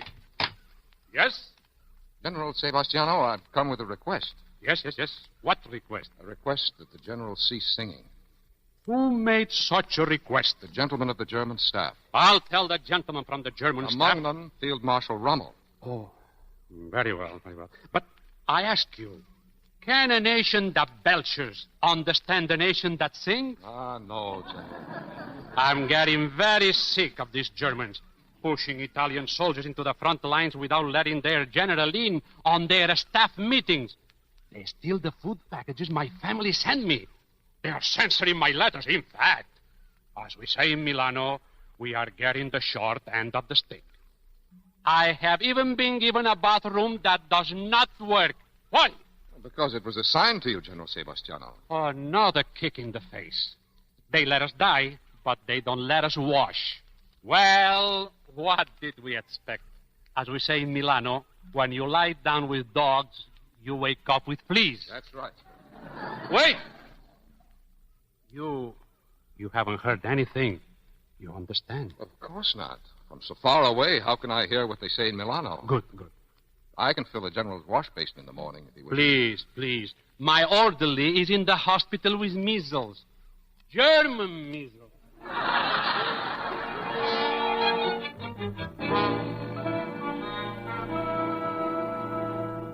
Psst, psst. Come in here. What is it? The key. Lock the door. What do you want, Farid? Look, I found his papers, Davos's papers. He has 3 passports, see? A Danish, a Swiss one, and a Romanian. Let me see how I look. What a kindly face. I'd never suspect myself. Now, how was I ever to know he was working with the Germans glove in glove? He came here 2 years ago. What do you know about Professor Kronstetter? Professor Kronstetter. Yes, I think I know that name. Yes? Or do I know? Maybe I do not. Well, what about Graves? Graves? 5 Graves. Graves. Who's Graves? All right. What did Davos have to do with the laundry? Oh, with the laundry? Nothing, sir. Nothing at all. Moose, let me in. Moosh. Come in quickly. Moosh knew him better than I did. Didn't you, Moosh? Who? Davos? What of it? We were talking about the laundry here. Where does Davos come in? I do the laundry. All alone? Sometimes he helps me put it out to dry. Flat on the sand, perhaps? Bed sheets, towels, washcloths all nicely spread out for the Messerschmitts? What Messerschmitt? Well, it's my guess, mademoiselle, that you've been washing some sort of alphabet. A towel could be a dash, a washcloth a dot. Or don't you see, a sheet could mean 10,000 men, and a towel, petrol tanks coming through. You suspected nothing? No. Bed sheet and a dash and a... Say that slower, please. It's perfectly simple. The Germans were smart again, and the British were stupid. Why not call us naive, mademoiselle? We use sheets just to sleep on and towels for drying hands. Your hands will need a lot of towels. Shh, Moosh, please, wife. He will not be here long. He's going away, aren't you, sir? No, I'm not. Huh? But, sir, I heard it with my own ears from the kitchen. They're sending you to Cairo, sir. You will be safe. Oh, yes, of course. I limp into British headquarters in Cairo with this club foot of mine. Where have you been, Corporal Bramble? Oh, nowhere in particular. I spent a day or 2 with Rommel. Rommel? Field Marshal Rommel, sir? You mean to say you were under the same roof with Rommel? That's right, sir. And what, sir? You didn't leave him with a bullet in his head and his head in a puddle of blood? Oh, dear, he's talking so fast again. He's talking foolish. Perhaps. Corporal John J. Bramble, formerly with the Foursquare Insurance Company, always rather afraid of the manager. Out of 120,000 men in the Army of the Nile, that it should be this J.J. Bramble. It does sound foolish. Oh, I'm scared. I'm all scared inside. Well, what do you think I am? It's just that I happen to have drawn the black ball. But we haven't drawn it. Farid and I. Oh, no, we haven't. And we saved your life, didn't we, Moosh? I heard a wife crying and 2 little boys. Some words came out of my mouth. And I'm very grateful. But you won't be involved, either of you. I'll work it out. You will work it out. In the morning, His Excellency will ring for breakfast. Room number 5, black coffee in bed, he told me. No one else in the room. I'll have my revolver beneath the napkin. It must all happen very quickly. Perhaps as he drops in his second lump of sugar. So that's all you want? Yes. Because it's good for England. Oh, I don't imagine it'll win the war, but it'll knock the breath out of them for a while. Well, you are not going to do it. Because it doesn't fit in with my plans. Understand? What plans? Why do you think I stay down here in this 50 place? I was waiting for them. Understand? No, I don't understand. Because I want to do business with them. Business? I see. That's not very attractive, mademoiselle. What you think of me, I don't care of that. I advise you to postpone your business, mademoiselle. Mine is much more important. You'll stay in this room tonight. I'll sleep here in the chair. When room number 5 rings in the morning, remember, I take in the breakfast. You understand each other? Good.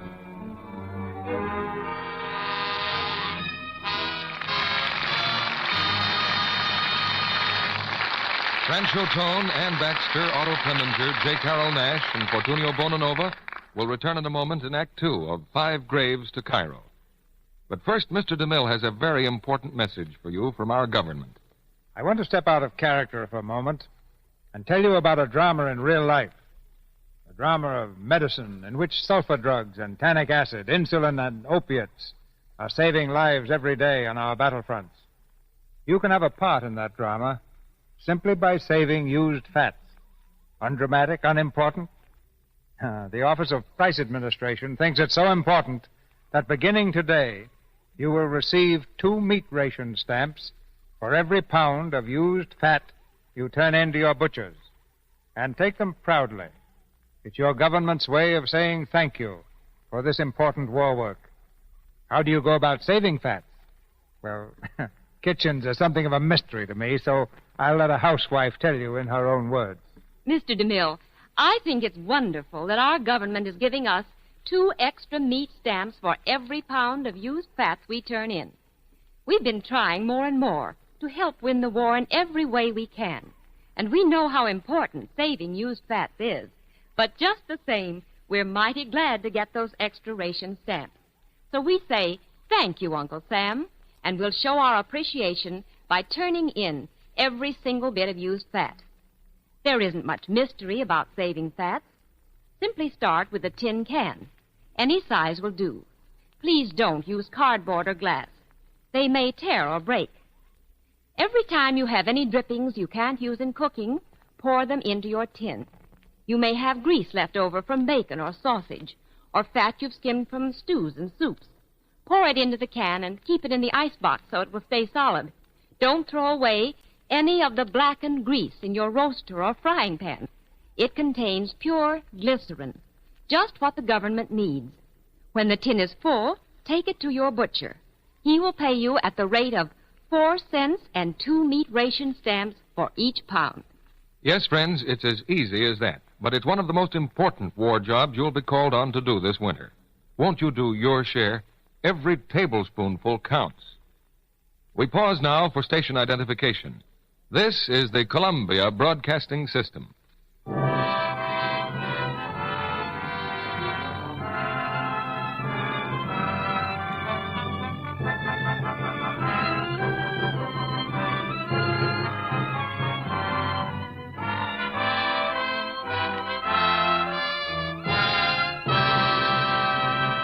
Act 2 of 5 Graves to Cairo, starring Franchot as Corporal Bramble and Ann Baxter as Moosh, with J. Carroll Nash as Farid, Otto Preminger as Marshal Rommel, and Fortunio Bonanova as General Sebastiano.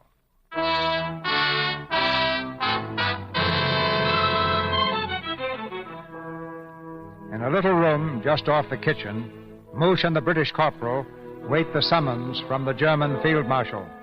The girl is quiet, a dark, silent shadow in the far corner.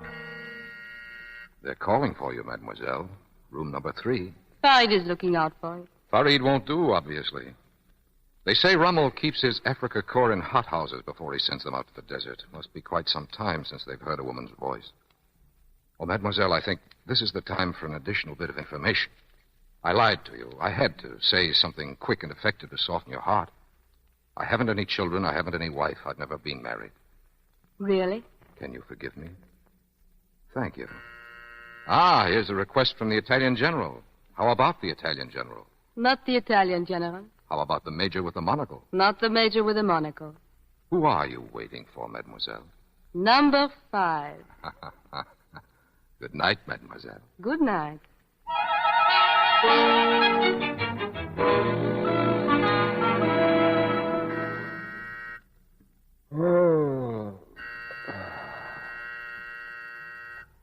Number 5. You slept very soundly, monsieur. Wait, where are you going? To answer it. Moose, wait. Hey, where's my gun? I took it from you, monsieur. I said you slept soundly. Moose, come back here.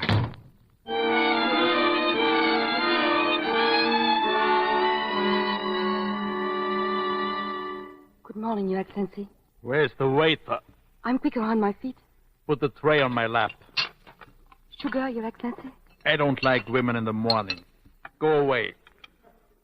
Don't you understand English? Go away, I said. No.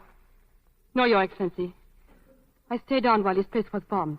I could have run away. I waited for the German troops. I waited for Your Excellency. Why? I wanted to talk, Your Excellency. 2 steps back, please. Now, what do you wish to say? It's about my brother, Your Excellency. He's in Germany. Continue. I had 2 brothers. One was taken prisoner. He's in a concentration camp in Wittenberg. The other was killed. Fighting the Germans. They were just boys. Their classes were called. They had to go. They didn't hate the Germans or anybody. Of course, nobody hates the Germans. Proceed. What I wanted. I know that one word from you, Your Excellency. He was wounded. He's lost one arm. He can't even work for you. He's useless. Maybe I'm not. If there is anything I can do. You are suggesting some sort of bargain. This is a familiar scene, reminiscent of bad melodrama. Although usually it is not the brother for whose life the heroine comes to plead, it is the lover. The time is midnight. Place the tent of the conquering general. Blushingly, the lady makes her proposal, and gallantly the general grants her wish. Later, the lady very stupidly takes poison. In one Italian opera, the two even go so far as to sing a duet. Schwegler! If I had any tears left, maybe you'd listen. There will be no duet today. Schwegler! Yes, Your Excellency. Take this woman out of my room. He's not an enemy of yours. He's only 19 now, a boy. And he's dying. Petitions for the release of prisoners must be addressed to the commander of the prison camp. They must be submitted in triplicate. You can have the Red Cross write, and then they are the Quakers. But everything must be submitted in triplicate. We can use paper in Germany. A great deal of paper. Take her out. Yes, Your Excellency. You ought to keep out of this room from now on. Yes? Who do you think you ought to open your mouth to him? Are you crazy? You get a little crazy if you think about something all the time for a long, long time. It is so stupid. Never ask a very big man for a very small favor. Sometimes a lieutenant can be of more use. Or are you still afraid of lieutenants? No. I know people in Berlin who can pull some wires. I will meet you tonight and we will talk. Thank you. Lieutenant Spiegler. Yes? The Major is waiting for you in the lobby. We have just brought in 5 prisoners. British officers.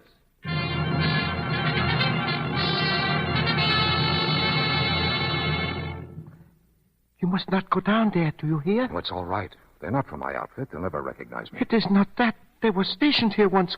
Colonel Fitzhume lived in this hotel. Oh. He knew Davos. Go back to your room. Stay there. All right. Davos! Uh-oh. Yes, sir? You're needed downstairs. You'll serve drinks for the officers. Yeah. At once. Yes, sir. At once. May I serve you something, sir? Our friends, the British, Davos. Yes, sir. Is that Davos? Oh, Davos, it seems that I neglected to tip you when I was here Why, you and... That's quite all right, Colonel Fitzhume. I really didn't expect you to remember me, sir. Oh. What will it be, Colonel? Cognac? Sherry? Whiskey? Whiskey for me and a little soda. The whiskey's over here, sir. Will you help yourself, Colonel? Thanks. Who are you? Intelligence? No, sir. Bramble, sir. Royal Tanks. Just happened in on this, so to speak. Where is Davos? Davos is dead. He was a German agent. Go on. I have a plan, sir. What plan? If I can get hold of a gun somewhere, and then get Rommel alone... No, none of that. Why not? Isn't it sporting to shoot a sitting field marshal? Dead field marshals tell no secrets. What secrets, sir? You have their confidence. You have your freedom. There's a bigger job. Yes, sir? Stand by. And no ill-considered heroics, understand? That's orders. Yes, sir. Gentlemen, the Field Marshal requests the honor of your company at luncheon.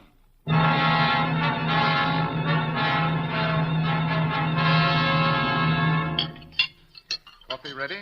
Cream? Sugar? Where's the sugar? Sorry, just getting it down in the cellar. I'm disappointed in you, Moosh. Having set out for a field marshal, I didn't expect you to settle for a lieutenant. What is it to you? Well, now that you're down to lieutenants, how about a corporal? Let me remind you, this foot of mine is only camouflage. 8 coffees. Obviously I'm in the wrong army. You are. And I'm getting what I want, so shut up. That's a very agreeable mouth you're casting before these swine. Oh, Moosh. Moosh, I've seen him. Oh. What's the matter, Ferry? I have seen him. Who? Davos, his body in the cellar. His hands stretched out like this, all yellow, with the fingernails white. Davos? I thought he was way down under everything. Well, me too, but when I climbed over for the sugar, the wreckage started giving away like apples, and there was his hand, all yellow, and the fingers. Oh. Quiet. What did you do? I piled the rubble over him more and more. Herr Davos could have been more cooperative and died further away. I'd better get the coffee in there. Yes, and you'd better give Farid a large cup, too. Later, we can find more suitable arrangements for the gentleman in the cellar.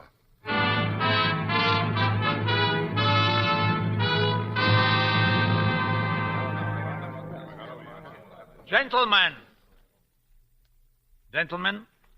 I understand that not long ago, when the question came up in the British Parliament as to who should be entrusted with the supreme command of the Allied forces in Africa, some members suggested my name. Well, that's quite possible, Field Marshal. The British sense of humor is unpredictable, you know. You are fast becoming a legendary figure. Yes, they say everything possible about me. That I'm a magician, a puller of rabbits out of hats, the man who can saw Africa in half. They also say that you entertain captured British officers by giving them lessons in strategy. Better a lesson too late than no lesson at all. 2 more salt cellars, please. Davos, salt cellars. Yes, sir. Gentlemen, I have before me North Africa from Tripoli to Cairo. El Agheila, Benghazi, Sidi Barani, Alexandria, Cairo. Now, gentlemen, the subject being vast and my time brief, why don't you ask me what puzzles you most? Suppose I give you 20 questions. That's uncommonly generous of you, Field Marshal. Certainly is. Are you there, Davos? Yes, sir. Give me a brandy, will you? Yes, sir. All right. Who will start? May I? How many men have you got in North Africa? Not as many as you. Well, gentlemen, if you count in the Italians... Nobody counts in or on the Italians. I'm so sorry. Field Marshal, in February, when we had you at Agadir, we had an idea they sent your best troops to Russia. You gentlemen have 6 senses. We have only 5. But we use them. We must rely on preparation. For instance, we knew the Dutch would open their dikes, so we started building rubber boats, 50,000 of them as far back as 1935. What did you do in 1935? Took your wives on little pleasure trips, snapped their photographs, plucking edelweiss in Switzerland. German wives found themselves being photographed on bridges across the Vistula and in the neighborhood of the fortifications of Brussels. Next question. Field Marshal, now that you've pushed ahead 500 miles, aren't your supply lines getting a little taut? They are very taut. And yet you expect to take Cairo? In 6 days. I have my reservations in Shepherd's Hotel. Without supplies, how can you do it? Yes, Field Marshal, how? I'm speaking to the Britishers. I'm sorry. Gentlemen, it is not the supplies which reach us. It is we who reach the supplies. Is that clear? Not quite. You reach the supplies. How? Preparation, gentlemen, preparation. In 1937, 2 years before this war started, we dug supplementary supplies into the sands of Egypt. A number of depots under your very noses. Thousands and thousands of gallons of petrol and water. Ammunition, spare parts for our tanks, waiting for us. Under our very noses, eh? Where? Yes. Where? Where? I gave you 20 questions, gentlemen. That is question 21. We'd gladly trade you Rudolf Hess for the answer to 21. You may keep him, gentlemen. My time is short. I hope you enjoyed your lunch. Davos, is the gentleman's car ready? Yes, Your Excellency. Thank you, Davos. Davos, I'm afraid that tip will have to wait till after the war. Oh, don't worry, sir. You're a good man, Davos. I hope I know my job, sir. You do. I'm sure of it.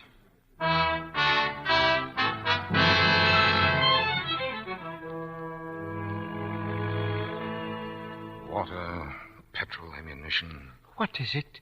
You looking for something? Yes, water, petrol, ammunition. Right here on the table? Between this spot and Cairo. You sure? Buried right under our noses. How could they do it? How? Who? The Germans. You sick again, sir? Not a bit, thanks. But this is pepper and salt cellars, sir. I know. And you are looking for water, petrol, ammunition. That's right. Well, how could it get in here? That's what I'd like to know. Oh, dear. Rommel on top of us. The man you're supposed to be dead underneath us, and you're making riddles. I will put these things away. Clean off the table, please. 6 days, he said. That means he'll be in Cairo Sunday. Perhaps. Hey, that name. Hmm? Here it is. That name. In the newspapers lining the drawer. What name? Well, you asked me about it, and I did not remember, you know. And here it is under the knives. For years, I've been looking at it every time I put the knives away. What name? Professor Kronstadter. Let me see it. There's his picture. The German archaeologist, Professor Kronstadter. Farid, you're a great man. Who, me? Archaeologist, of course. Oh, we get them all the time in Egypt, digging up the old mummies. London Press, February 17th, 1937. That's the year. What year? Preparations year. And just have a look at Professor Kronstadter. Who is it? Oh, yeah. That's him. His Excellency Field Marshal Rommel. It's so simple. A highly respectable group of German scientists arrived in Egypt to dig for tombs between the Libyan border and Cairo. What a convenient way to send a military mission to full authority to dig. Only they didn't dig anything out, they dug everything in. What, sir? Water, petrol, ammunition. Oh, not again, please, sir. Farid, now we know how. Yes, sir, yes. But we don't know where. There's still question 21. Is Davos here? Quiet. Yes, here, sir. The Field Marshal wants to see you in his room.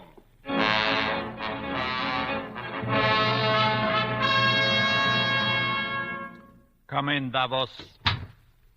I have just received information that my advance columns have reached Objective Y.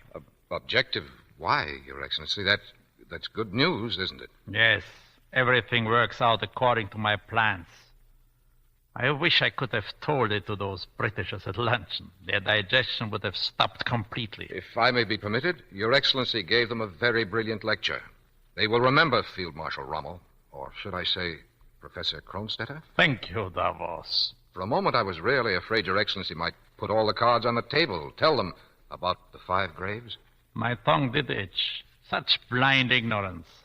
I might have just as well shown them my map. With the exact location of the 5 graves? Come here, Davos. Yes, Your Excellency. Here's the map of Egypt. You, of course, know the answer. But would they have seen anything? Not a thing, Your Excellency. They have such complicated minds. They expect invisible ink, maps that have to be warmed over fires or held against the light to reveal secret pinpricks.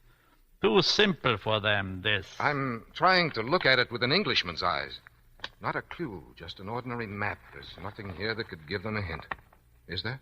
After I've taken Cairo, I shall send a postcard to number 10 Downing Street with the correct solution. Davos? All arrangements have been made for you. Yes, Your Excellency. You are leaving for Cairo this evening. You will be taken by motorcycle to El Daba. From there, a guide will get you through the British lines. This evening? At 9 o'clock. That gives me 6 hours. For what? Oh, some things here. Unfinished business of no importance. You can expect me Sunday afternoon. We won't have any difficulty with objectives P or T, I'm sure. P or T, Your Excellency? It seems improbable. Have a lukewarm bath drawn for me in Shepherd's Hotel in Cairo. The Royal Suite. In the evening, a command performance of the opera. Aida in German. Omitting the second act, which is too long and not too good. It'll be all, Davos. Yes, Your Excellency.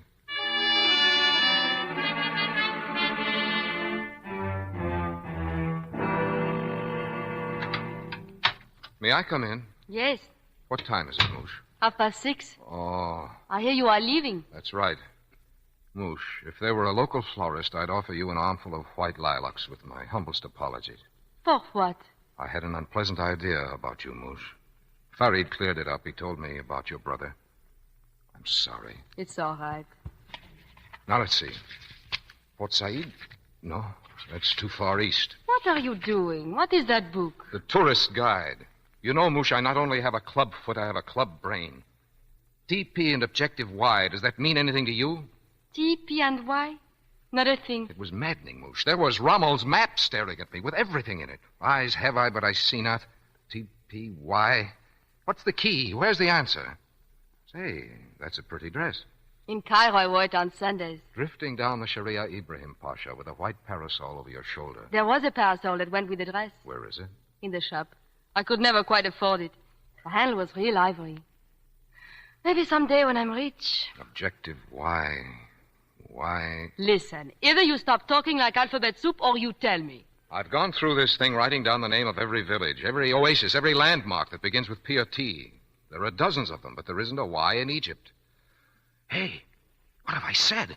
Moosh! That's it, Moosh, that's it. What is it? Did you hear what I said? I said there isn't a Y in Egypt, but there is. There's a Y and a P and a T. I've got it. E-G-Y-P-T, the 5 graves. What 5 graves? The 5 supply depots of Professor Rummel. Of course, no invisible ink. Just the map of Egypt, and printed across it, Egypt. And the letters, don't you see? Every letter marking a supply depot. Invisible because they're so visible, all over the map. Just a moment. Since when was Rummel a professor? I must see that map again. I must get back into his room. Whose room? Rummel's. No, please don't. You've had such luck so far. You can leave. You're safe. Why risk your neck again? What for? Thank you, Moosh. Before, you took pity on the neck of a married man. This time, you know, it's just my neck. Where's that agreeable mouth of yours? Oh, I'm sorry. I forgot. Wrong army. Well, I've got to get to those maps. Wait. They'll kill you. We'll see. Goodbye, Moosh.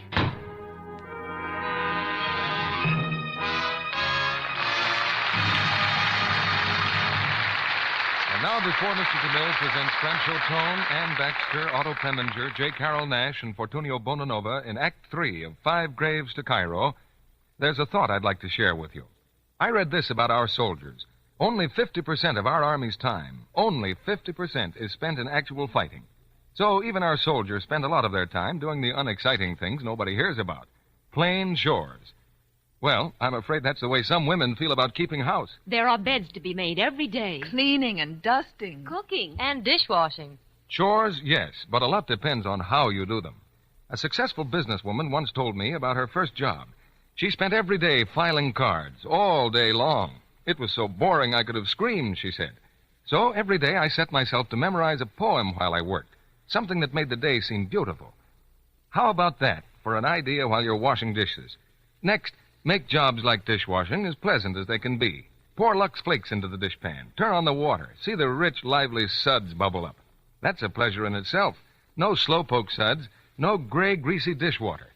Best of all, when you finish that dishpan job, your hands will be as soft, smooth, and lovely as when you started.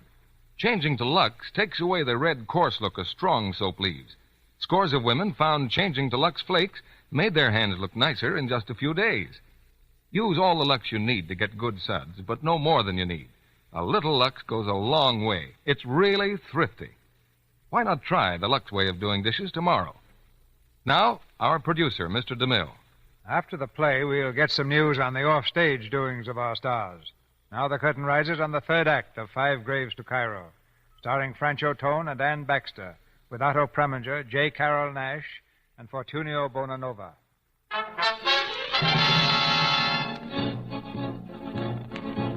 In the Field Marshal's quarters, the British soldier bends low over the map of Egypt. E-G-Y-P-T, each letter marking a supply depot for the German Africa Corps. But now the sky overhead roars with planes, British planes, returning to bomb Sidi Hellfire.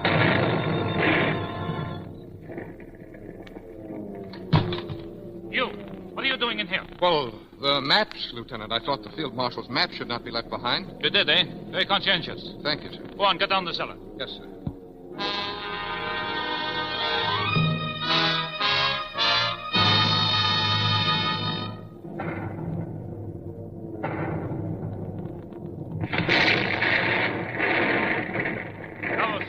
Davos! Yes, Lieutenant? Tell me something, Davos. When we arrived here, I understood you had been bombed into the cellar. Is that correct, Davos? Yes, Lieutenant. This cellar, Davos? Yes, Lieutenant. And you dug yourself out, Davos? That's right, Lieutenant. You are sure, Davos? Quite sure. You are sure you are not dead, Davos? Come here. Over here behind the sugar barrel. Isn't it strange, Davos? It seems to be the body of a man, with yellow fingers and a club foot. Yes, so it is. Hier! Schnell! Hier! Er ist ein Spion!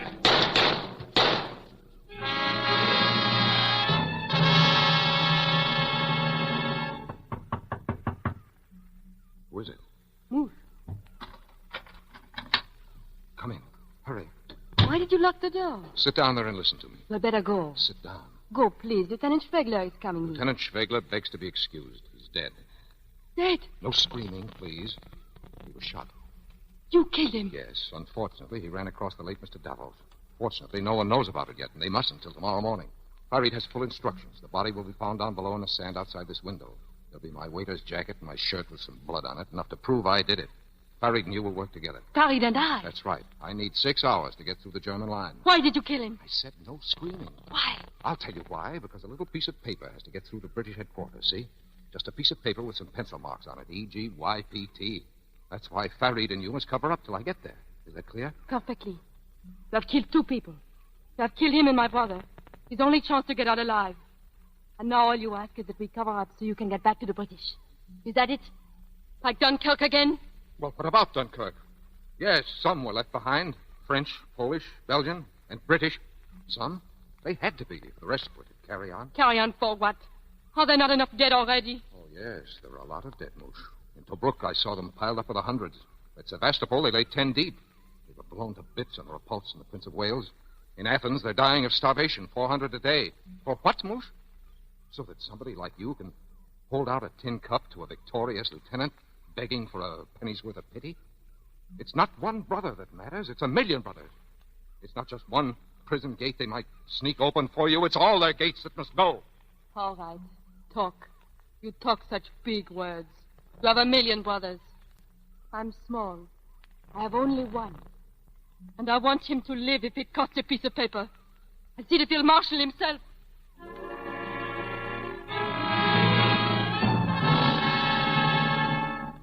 So eine verfluchte Schweinerei. Das ist ja unerhört. Mate! Come here. Your Excellency. Be quiet. This concerns your brother. You remember I advised you to approach his case through the Red Cross or the Quakers. You thought it wiser to approach it through a certain lieutenant. Did you? Well, I have just found out that this certain lieutenant has shown you some telegrams. Telegrams that were sent to Berlin and telegrams that were received from Berlin. They were never sent. They were never received. They are forgeries. Oh, no. You will wait for that certain lieutenant. I prefer to have him present. Your Excellency. Where is Schwegler? They have found him. He is dead, Your Excellency. He was shot twice. I see. Self-defense, of course. Hey, mate. Speak up. Why did you do it? Because I thought I could make a bargain with him. Because he lied to me. Because he was dead. Because he was one of you. First, you made him forget that he was a German officer. Then you killed him because he was one. He was only 23. At 20, he was decorated in Poland for conspicuous gallantry in action. At 21, he was commanding a tank company. Best aide I've ever had. A German officer with a brilliant future. Yes. He might have become a field marshal with somebody on her knees before him. 2 steps back, please. Swine! Herr Field Marshal. Well, what is it, boss? Oh, your spy wants to speak. I will say what there is to say. I knew you worked for them all these years, Davos. Get out of here, Davos. Get out. What is it, Davos? Get out! Your Excellency, there's no further orders. I'm about to leave for Cairo. Nothing, Davos. Good luck. Yes. Good luck, Davos. Thank you.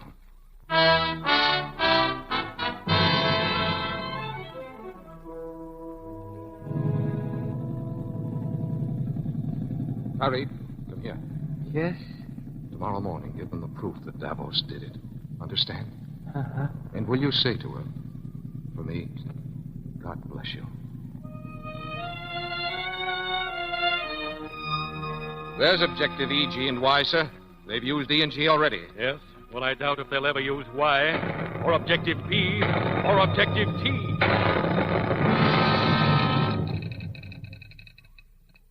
The English 8th Army under General Montgomery is still pursuing the Africa Corps. From El Alamein, they have pounded their way eastward step by step.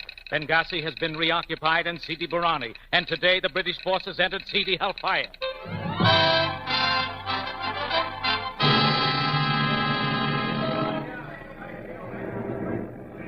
Come on, on, you whiteys. Keep moving. Hey, soldier, who are these men? Italian prisoners. Millions of them. Keep moving, boys. Come on. Well, hello, General Sebastiano. What? You know me? That's right. As we say in Milano, it's a wise man that drops the short end of the stick, huh? Who are you? Soon you can lie in your tub and get rid of the fleas. What fleas? The ones you caught from lying down with the dogs, as we say in Milano.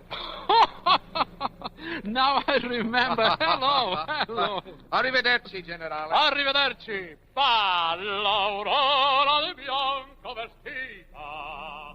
La rosa di sfiore al Hurry. Oh, come back. Oh, it is good to have you here again, sir. What happened? Where's Moosh? Well, maybe you would like to have number 5 this time, huh? With the good bathroom? Where is she? Tell me. There was a trial that morning. I brought in the evidence as you told me. They found her innocent of shooting Schwegler. Well? But they found her guilty of spreading enemy rumors. She kept on screaming in his face, "The British will be back! The British will be back!" They beat her. Then they let her out. One bullet would have been enough. Where is she? Out there on the desert. I put her with the other soldiers. Show me, Fatty.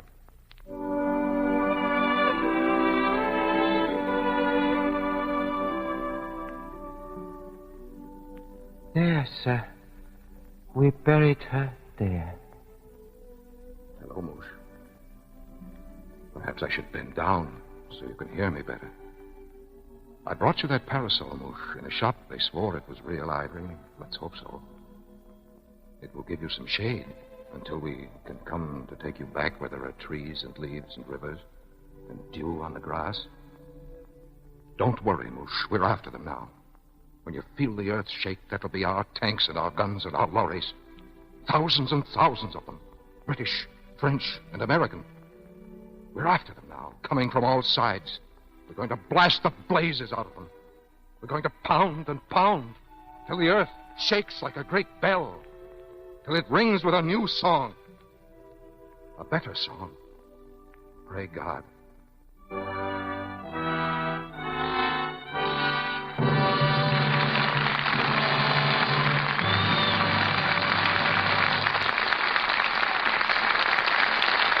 In just a moment, our stars will return for a curtain call. Listen.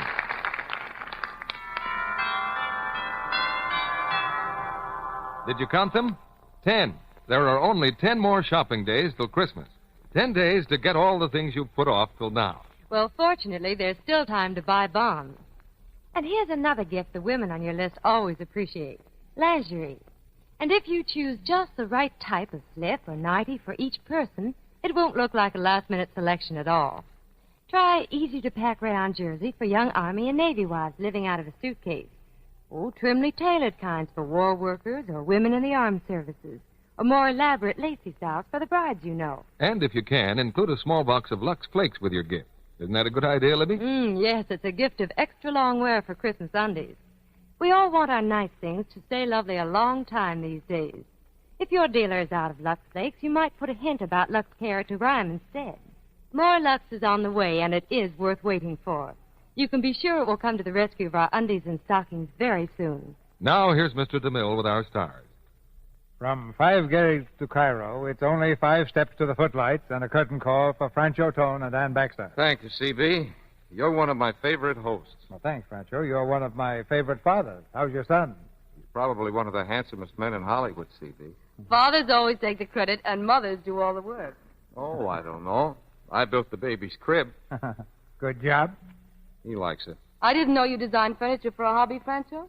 My grandfather has a hobby something like that. He designs buildings. Maybe you've heard of him, Mr. DeMille. Frank Lloyd Wright? And even if he is your grandfather, one of the world's most famous architects might resent your calling his art a hobby. By the way, what's yours? Cooking. Well, if I hadn't been happily married for more than 40 years, I might make an offer at this point. I mean, have you got a favorite recipe? Oh, yes. Herb omelet. I'm quite proud of it. Well, let's have it.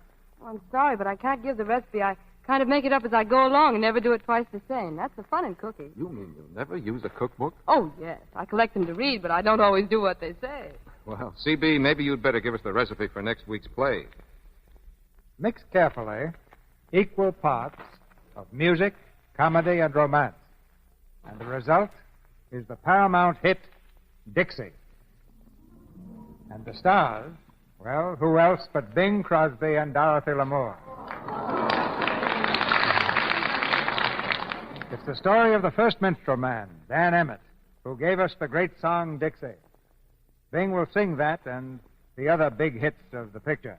So don't miss Dixie next Monday night. I wouldn't miss it for anything, Mr. DeMille. Good night. Good night. Good night. Good night. We'll hope soon to say goodbye to Marshal Ramos.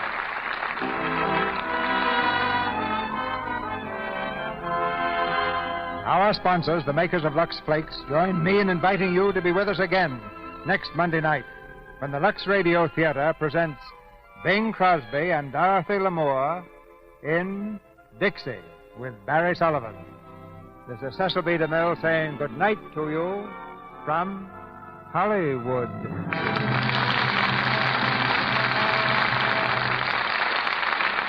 Five Graves to Cairo was presented through the cooperation of Paramount Pictures, whose current release is the Technicolor production Riding High. Ann Baxter will soon be seen in the 20th Century Fox picture The Sullivans, and in the same studio's production of the Maxwell Anderson play The Eve of St. Mark. Otto Preminger will produce and direct the 20th Century Fox picture I Married a Soldier. J. Carroll Nash is currently seen in the Columbia picture Sahara. Fortunio Bonanova is currently seen in the Paramount picture For Whom the Bell Tolls. Ladies and gentlemen, it's Christmas seal time again. Put Christmas seals in all your letters and packages during the holiday season, because every Christmas seal you buy helps the fight against tuberculosis. Heard in tonight's play were Fred Mackay as Schwegler, Edward Harvey as Fitzhume, and Charles Seal, Ed Emerson, Dennis Green, Norman Field, and Vernon Steele. Our music was directed by Louis Silvers. This program is broadcast to our fighting forces overseas by International Shortwave Radio in cooperation with the Armed Forces Radio Service. This is your announcer, John M. Kennedy, reminding you to tune in again next Monday night to hear Bing Crosby and Dorothy Lamour in Dixie with Barry Sullivan. In these days of food shortages, don't be confused about vitamins. Give your family Vims, the new money-saving vitamin mineral tablets scientifically designed to help make meals complete. Vims give you all the vitamins recommended by government experts, including those of the B complex. All the minerals commonly lacking, too. Get Vims from your druggist, the qualified vitamin dealer. VI for vitamins, double MS for minerals. Get that Vims feeling. This is the Columbia Broadcasting System. Lux presents Hollywood.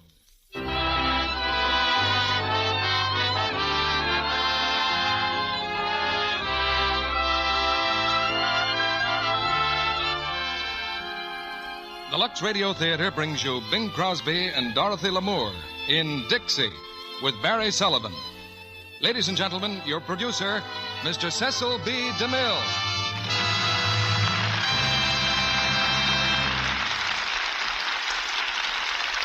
Greetings from Hollywood, ladies and gentlemen. This town has given me many unforgettable memories, but none clearer than the sight of Bing Crosby in blackface and sideburns, wearing a shirt that might have been made from one of Dorothy Lamour's sarongs, bicycling down a street on the Paramount lot, puffing gently on a pipe and warbling one of the tunes from Dixie. That was the day I wrote Santa Claus and asked him to bring us Dixie for Christmas. Bing, having just finished the picture Going My Way at Paramount, accepted Santa's invitation to go our way. And then the old gentleman delivered in prodigal style by bringing us Dorothy Lamour and Barry Sullivan in the same package.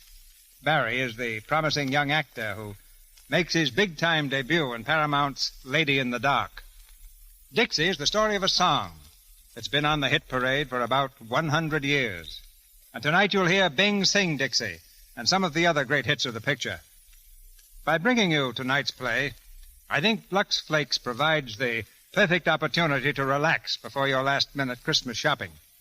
For months now, the people of America have been accustomed to buying fewer things and making the old ones last longer. That's certainly much less fun than getting a new car, new clothes, a new refrigerator, or what have you. But it does represent a real contribution to the nation. And by helping to keep things looking new in the department of washable fabrics, Lux Flakes makes the whole idea easier to take. Now for something that's very easy to take. We raise the curtain on the first act of Dixie, starring Bing Crosby as Dan Emmett and Dorothy Lamour as Millie, with Barry Sullivan as Mr. Bones.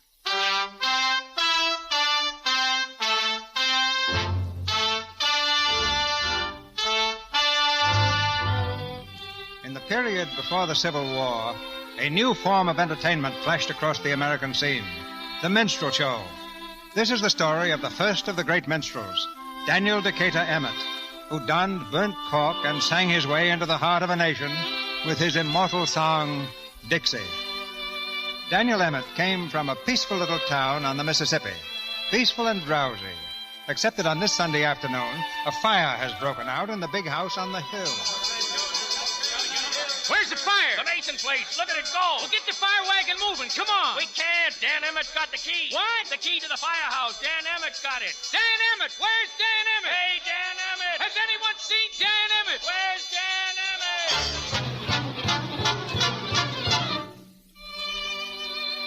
The key to the firehouse is resting comfortably in Dan Emmett's pocket. And Dan Emmett himself is resting comfortably on the riverbank with his banjo on his knee. And there's a girl beside him, listening with shining eyes as he sings. Won't you tell me when we will meet again? Sunday, Monday, or always? If you're satisfied, I'll be at your side. Sunday, Monday, or always? No need to tell me now what makes the world go round. When at the sight of you, my heart begins to pound and pound. What am I to do? Can't I be with you? Sunday, Monday, or always? Oh, Dan, that's the nicest song you've written yet. You like it, Jean? Sunday, Monday, or always. Well, never mind the Sunday and the Monday part, but don't you forget about always. Hey, What is it? thought for a second I smelled smoke. Oh, Dan, you're always smelling smoke. Yeah, I guess it's being head of the volunteer fire brigade. Job like that carries a lot of responsibility. Yes, sir. You got to be right up on your toes every second. Dan, look. It is smoke. Where? Up there on the hill. Dan, it's my house. Your house? Well, come on. I got to get over there. I got the key to the firehouse.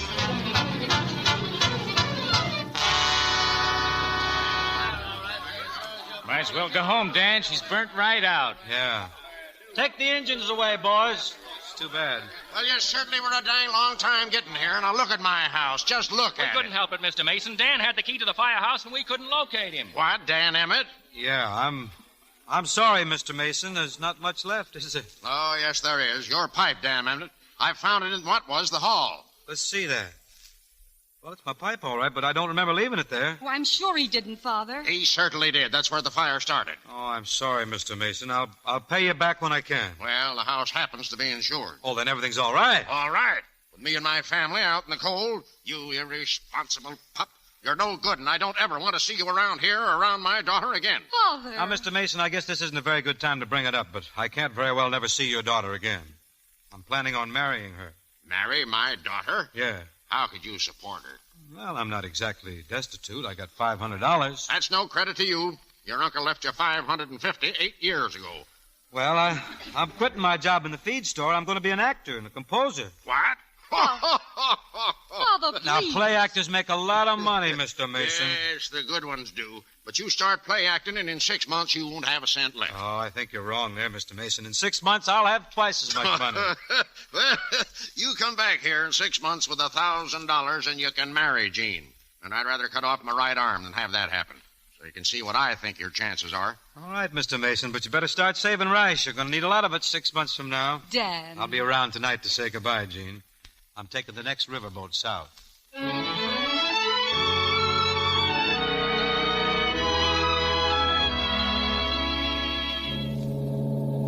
Keep those stevedores moving there. Get that cotton aboard. I looked up at Jordan, but what did I see?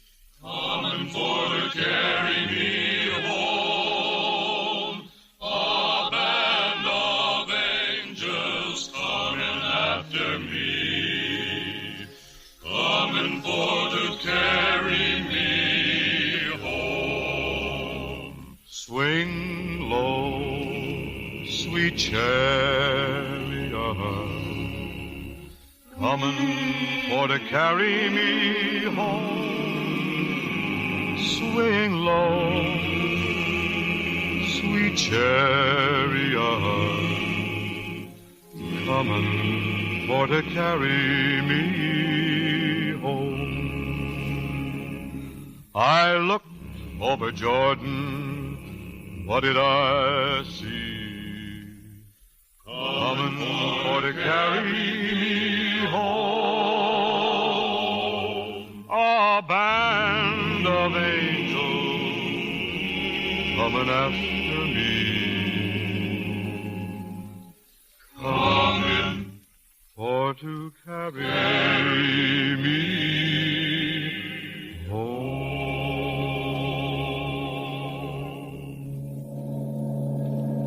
Yes, Tom? Good afternoon, sir. Oh, good afternoon. I was on the upper deck, sir, listening to your singing. Very lovely indeed, sir. Thanks very much. You're a professional, no doubt? Yes, of course. I knew it. One professional can always spot another. Gee, are you a play actor? Mr. Bones, world's champion Bones player and unsurpassed on the concertina. No doubt you've heard of me. Yes, of course. I see you were foresighted enough to bring along a box lunch, sir. Mm-hmm. My girl did it up for me. Where you been appearing lately, Mr. Bones? Huh? Oh, I've been abroad the last 2 years, touring the continent. Command performances before royalty. Yes, a box lunch is a handy little thing to have on a boat, yes, indeed. Oh, but I'm interrupting your snack. Go right ahead and eat, sir. Oh, I can eat any time. No, I wouldn't think of it. Go right ahead, please. Well, if you don't mind, Not then at all. It's too bad I didn't think to have my manservant fix one for me. Then I could join you. Oh, say, I don't suppose you. Oh, no, of course you wouldn't. May I inquire, sir, what I wouldn't do? Well, I was going to ask if you'd care to dine with me. No, thank you, sir. I'm dining with the captain. Oh, I'm However, sorry. if you insist, I won't disappoint you, sir. Chicken. Chicken, sir, is the thing I am fondest of in all the world.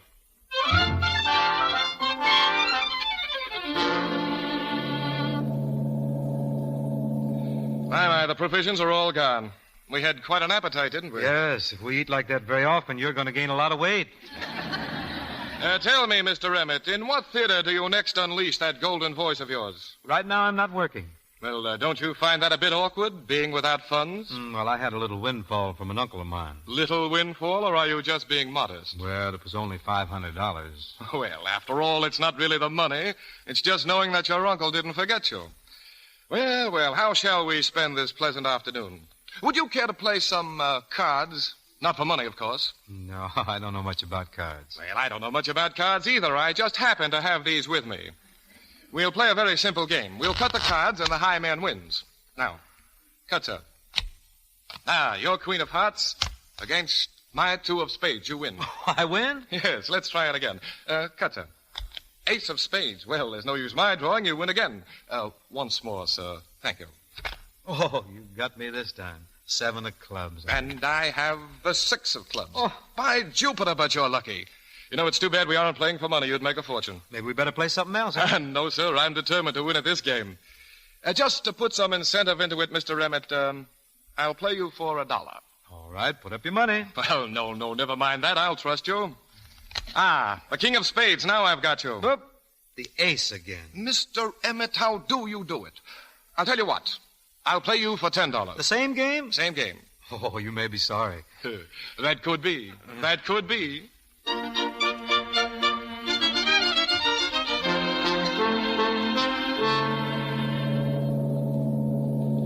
Evening. evening, sir. You seasick, sir? Oh, no, steward. Anything I can get for you? Yeah, you can get me $500. $500? No, never mind. Go on. Excuse me, sir, but is these yours or these cards under the napkin? Take them away. Yes, sir. Why, there's 6 aces of spades here, sir. There's what, 6 aces? Let me see. Unless you was playing with 6 decks. It looks dishonest to me. Steward, where's Mr. Bones' stateroom? Mr. Bones, sir? Yes, where is he? Why, Mr. Bones got off back there at Martin's Ferry and took the fastest packet to New Orleans. New Orleans, huh? All right, thanks.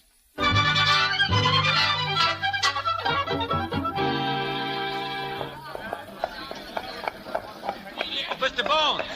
Hey, Bones! Hey, come here. Why, it's Mr. Emmett. Yes, it's Mr. Emmett. A delightful surprise. Glad to see you in New Orleans. If you're going to be here long, you must look me up. I've been looking you up for 3 weeks. Come here. Mr. Emmett, Stand still now. I want my $500. $500? Yes. Are you by any chance referring to the money I won from you at cards? I'm referring to the money you cheated me out of. That's a very harsh statement, Mr. Emmett. Why do you make it? Because I found 6 aces of spades on your chair after you left the boat. Oh, well, hundreds of people have sat in that chair. Why accuse me? Because you're a crook. That, sir, is almost an insult. You say I cheated you, Mr. Emmett. I say I didn't. That settles it. Good day, sir. Oh, no, you don't. I want my money, and I want it right now. I'd be very glad to return the money to you to put an end to this bickering, but the sad fact is the money is gone. Gone? All of it? Every sou. Well, I'm going to take it out of your hide. Hold on, Emmett, hold on. You're... If you're hungry, I'll get you a meal, a fine meal. I thought you were broke. Well, that has nothing to do with it. Help me find a cockroach. I'm not that hungry. You don't understand, sir. I find a nice, healthy cockroach and place it in my wallet. We go to a restaurant and order a fine repast. At the conclusion of the dinner, I take the cockroach from my pocket and deposit it on the plate. Then I leave the establishment in a huff. You mean a hearse? Oh, have no fear, sir. Come along. I've enjoyed many an exquisite meal with a cockroach. Yeah, who was whose guest?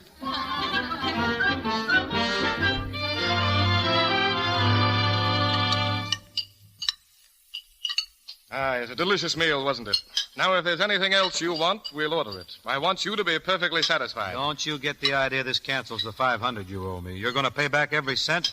You got to go to work on the levee to do it. Shh, Mr. Emmett, if you'll cease this petty persecution, I'll sponsor you in the theater. I'll make a place for you in my act. How's that? I'd rather have the $500. Come on, get the cockroach out. Let's go. Yes, Oh, wait, dear. Huh? What's the trouble? I can't find it. Can't find what? The cockroach. He's gone. Perhaps he's crawled on you. What are we going to do? Did you lose something, gentlemen? Why, yes. As a matter of fact, yes, waiter. I seem to have misplaced my wallet. And me, too. Both of you have lost your wallets? I think we've been robbed, yes. That, gentleman, you should be ashamed to use. If I were going to steal a meal, I would have a more original approach. Well, we did have.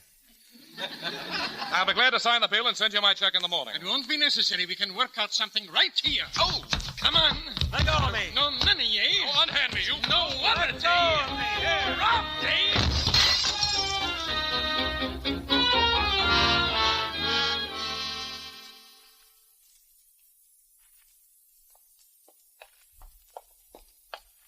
Wonderful food, wasn't it? Did you have enough to eat? Yeah, but I'd hate to have to do it 3 times. Tour together. From the looks of you, I'd say you toured several bars together. Miss Cook is quite a wit. Well, come along, Emmett. Just a moment, Mr. Bones. At the risk of being a bore, I'm going to ask you for your rent again. Miss Cook, I've discussed that thoroughly with your father. He understands that when I've decided which local engagement to accept, I can reimburse him. And just where do you think you're taking Mr. Emmett? To my room. Oh, no, you don't. You might have made a deal with my father for yourself, but 1 deadbeat per room is enough. Now, wait a minute. How do you know I'm a deadbeat? I haven't been here long enough to be one. Well, you can remove all doubt by paying your rent in advance. Oh, well, Mr. Bones! Well, old-timer, delighted to see you. I want you to meet one of my colleagues, the famous Mr. Dan Emmett. Dan, this is Mr. Cook. Well, Mr. Emmett, I trust that you're going to stay with us for a while? Well, I thought I'd... No, he isn't, Father. I'm sick and tired of this. Every room in this house is full of down-and-out actors who came to you and flattered you with a little theatrical talk and settled down to live off us. Millicent, my child, of course we know that you don't mean that. You're tired out. Of course I'm tired out. From sweeping and scrubbing and taking and sewing to pay the bills. We got to draw the line somewhere, and we might as well draw it through Mr. Emmett. I'd like to draw it right through Mr. Bones, too. He not only doesn't pay his rent, but he tries to kiss me every time he catches me in the back hall. My dear, you forget you're very attractive, and actors are emotional people. Besides, Mr. Bones said he would pay us when he had an engagement. Now he has one. Where? While you were out this morning, a messenger came from the Maxwell Theater. The manager wants to try out your act tonight.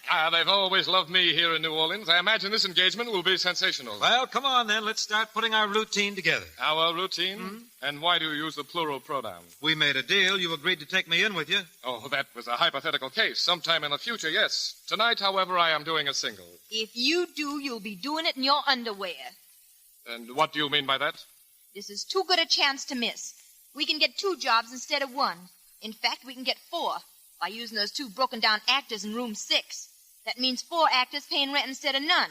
So, Mr. Bones, you better change your mind if you don't want your clothes locked in your room. Well, what do you say, Mr. Bones? Do we go with you, or do we lock you up?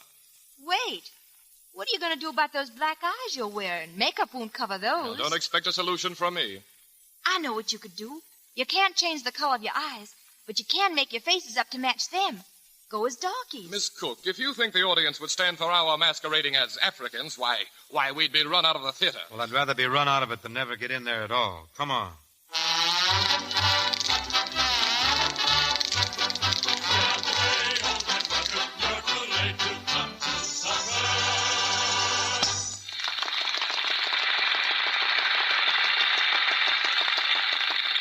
Say there, rascals, what do you do for a living? What's that? What do I do for a living? That's what I say. Well, I do as little as possible. Yuck, yuck, yuck, yuck, yuck, yuck, yuck. Say there, Mr. Man, I bet you's a lying with the ladies. That's what I is, brother, and you ain't just lying.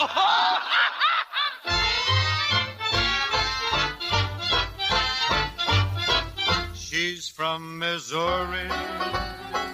You'd know it right away. She's from Missouri. Be careful what you say. Don't try to fool her.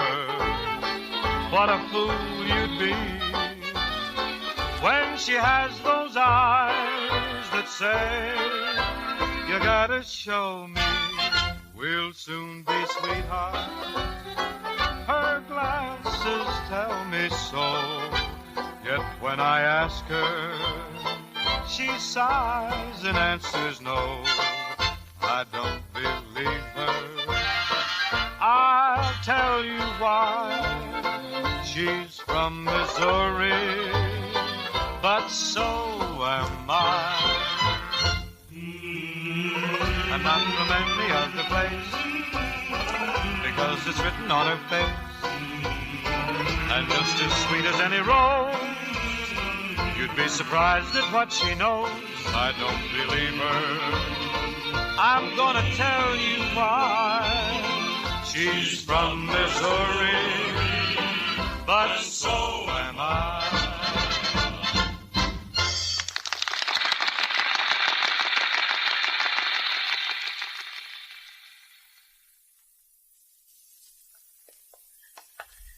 Well, the act went all right. Yeah, we're a hit, I guess. Booked for a run. Kind of nice you let me walk home with you. Oh, it's not so nice. I'm just not letting you out of my sight till we settle the terms of your rent. Oh, yeah. On top of that, I just couldn't cope with Mr. Bones tonight. He has the instincts of a boa constrictor. I knew he was a snake, but I wasn't sure what kind. I have to fight him off 3 times a day. Why don't you speak to your father? My father? Yeah. He's about as much protection as a lace shawl. You know, I have an idea that you're pretty able to take care of yourself, too. I've been doing it since I was 9. How long you been an actor, Mr. Emmett? Not very long. I didn't think so. An experienced actor would have kissed me before I'd gone 10 feet. Well, I'm not that inexperienced. I thought of it before we'd gone 5 feet. Then why didn't you? Why don't you? I think we should have gone 5 feet further. In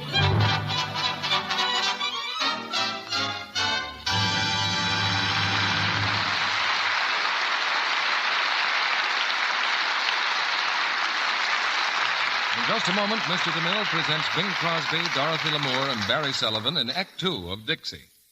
During this brief intermission, Sally wants to introduce a special guest. For an impossible interview. He certainly looks impossible to me, but this was your idea, Sally. He's your friend. My friend? I should say not. He hasn't a friend in the world. Well, speak up, man. Who are you? Well, you know how stockings pop into runs sometimes for no reason at all, like this. Well, I'm the guy who pops them. You wouldn't have a chance if some people weren't careless about washing stockings, rubbing them with cake soap or using strong soaps. Then the threads get weak. Then I come along and pop them, and they never guess what happened. Boy, oh boy, is that fun. You're a mean man. Stockings are so precious these days. That's what I like. A run. Makes people complain about their stockings. And all the time, it may be because they've been washing stockings the wrong way. You don't do much business when girls lux their stockings every night. No, I don't have any fun. Stockings last twice as long when they're luxed every night. Of course they do. They stay elastic so they can stretch and spring back into place without breaking into runs. Yes, that's why it pays to lux stockings nightly and never risk strong soaps or cake soap rubbing. Actual strain tests prove Lux cuts down runs over 50%. That's twice the wear with gentle Lux care. Don't waste Lux Flakes. Use all you need to get rich suds, but no more than you need. We pause now for station identification. This is the Columbia Broadcasting System.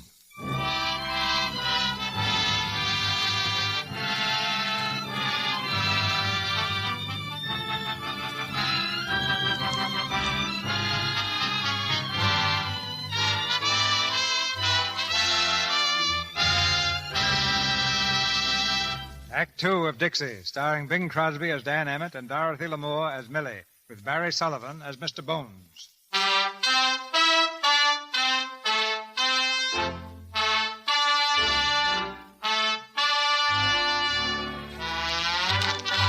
The minstrel show has been born in New Orleans. It's still only 4 men and burnt cork, but the idea is catching on.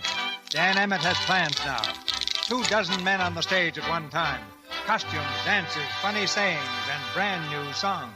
Bum, bum, bum, bum, bum, bum, bum, bum, bum, bum, bum. Hello.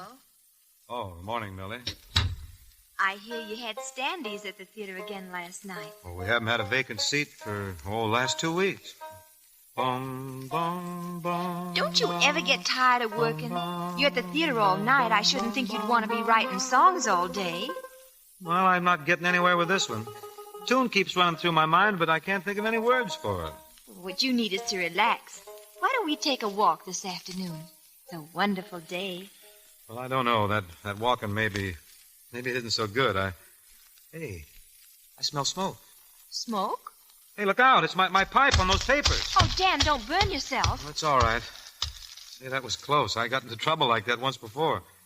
Let me see your hand. Did you burn it? Just a little. Let me see. Oh, Dan, I'm so sorry. No, it's not bad. Look. Here, let go, will you? Let go of my neck. Dan, kiss me. Well, here we go. Good morning. Oh, Father. I'm sorry to interrupt, but I was looking for Mr. Bones. He's going to enlarge his act, you know, and I might even consider going back on the stage myself. Oh, go right ahead with what you were doing. I'll see Mr. Bones presently. He said for us to go on with what we were doing. Millie, I think it's a pretty good thing he came in.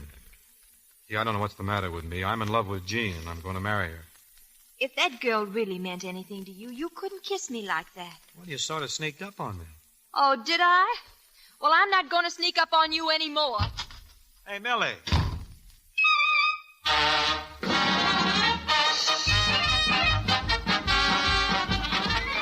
Come on, the Virginia Minstrels. 24 men and 1,000 lamps. It's the biggest, it's the greatest, it's the most sensational new entertainment in the world. Opening tonight, the Virginia Minstrels.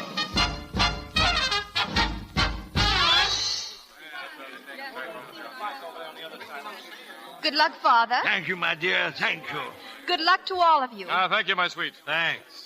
And I suppose, Mr. Emmett, if you are successful tonight, you'll be racing back to marry that girl of yours. Yeah, or sending for her to come here. Oh, won't that be nice? Perhaps we can make it a double wedding. Mr. Bones and I are getting married, too. We are? When did I ask you? You didn't. But if you weren't leading up to it, you're a cad. Well, I don't mind. At least we can try it for a while. Well, aren't you going to congratulate us, Father? Well, my little girl married. Seems only yesterday that you were in pigtails. My congratulations to both of you. Which ones you say you were marrying? I believe she designated me. Oh, really? On stage, ready for the curtain. Good luck again, Father. Goodbye, my dear. Goodbye. Bye, Millie. You didn't congratulate me, Emmett? Congratulations. Your enthusiasm overwhelms me.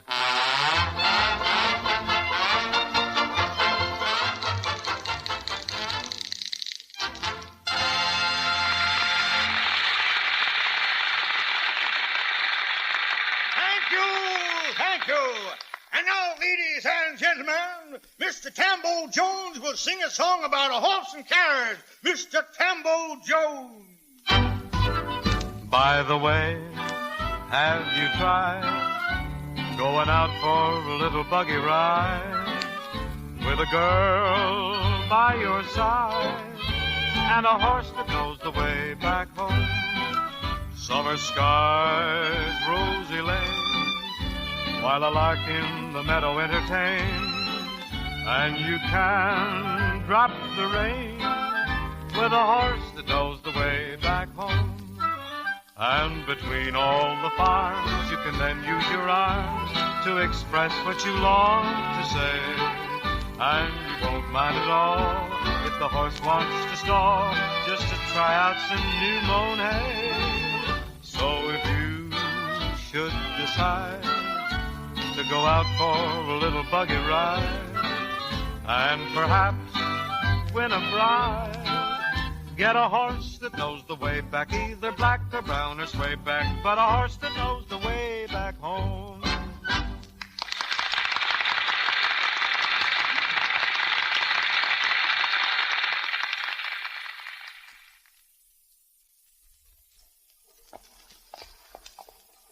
Will Antoine's be all right, Millie? It's all right with me. We really ought to celebrate this occasion, you know. The show a success, our engagement. Driver, Antoine. Yes. Wait, hold that cab, driver. Millie, could I see you a minute? I'm sorry, we're just going to... Well, this is important.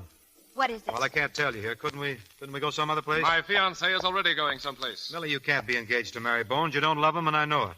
Really? Look here, Emmett, your conduct is unforgivable. Don't try me too far. Millie, the minute I heard you say you were marrying him tonight, I knew I couldn't let you go. Emmett, in a very few moments, you're going to have a fight on your hands. Oh, don't bother to brawl with him, Bones, darling. Have the cabbie throw him out. Millie, I don't blame you for feeling hurt after the way I treated you, but I'm sure of myself now. It's you I want. Get your elbow out of my stomach and quit proposing to my fiancée. Millie, please listen to me.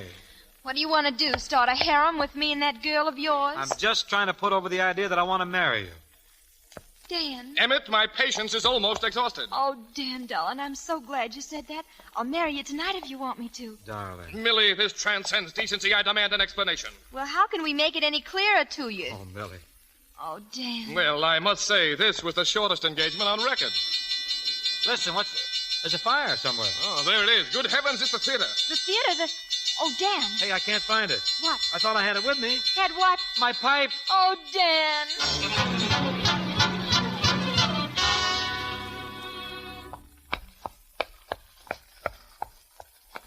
What an eventful evening. The show was a triumph. I've been engaged to 2 men and the theater burns down. I wonder what'll happen next. May I say I've had enough? Oh, don't be depressed, Dan. You'll be back at work as soon as the theater is rebuilt. We can use that time to get married and have a honeymoon. Well, before we get married, I think I'd better go back and talk to Jean. Go back? Well, why don't you write her a letter? You can write, can't you? Oh, you can't break that kind of news in a letter. You know how it is in small towns. People sort of pair you off, and when it doesn't go through, it's a tragedy. Really, the only decent thing for me to do is go back and talk to her in person. Just got to make her understand. That may be decent, but I think it's silly. What do you expect me to do while you're gone? Miss me, I hope. Don't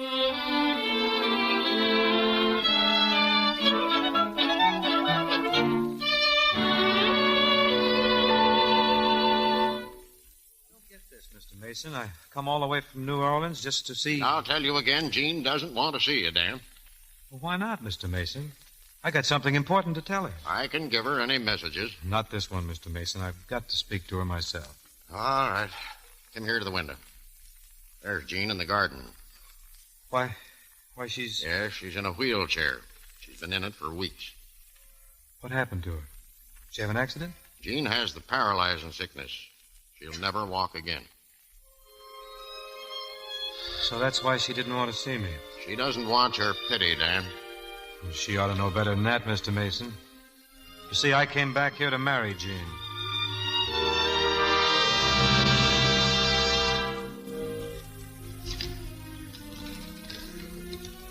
Dear Millie, I suppose you've been wondering why I haven't written. Millie, there's no gentle or easy way I can say this, so I'll tell you right out. I'm married to Jean. I can't explain it because there's nothing to explain. We're in New York where I'm working on some new songs.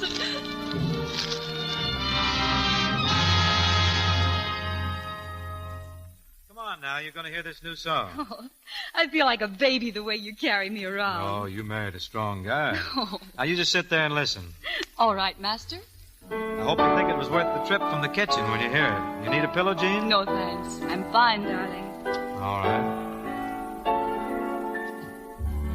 Did I see moonlight and magnolia trees? Smile again, my darling, if you please.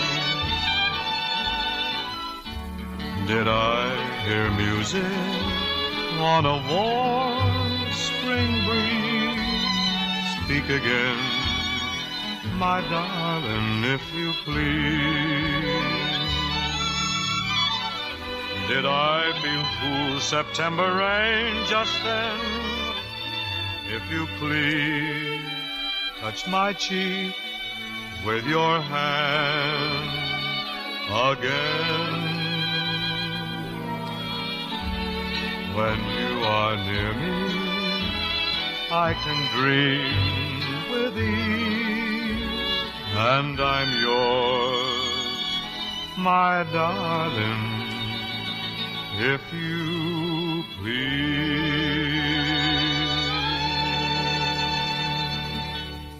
Dan, that was lovely. You really think so, honey? It's the best thing you ever wrote. Oh, you're a wonderful audience, Jean. You like them all. Of course I have, because they're all wonderful songs.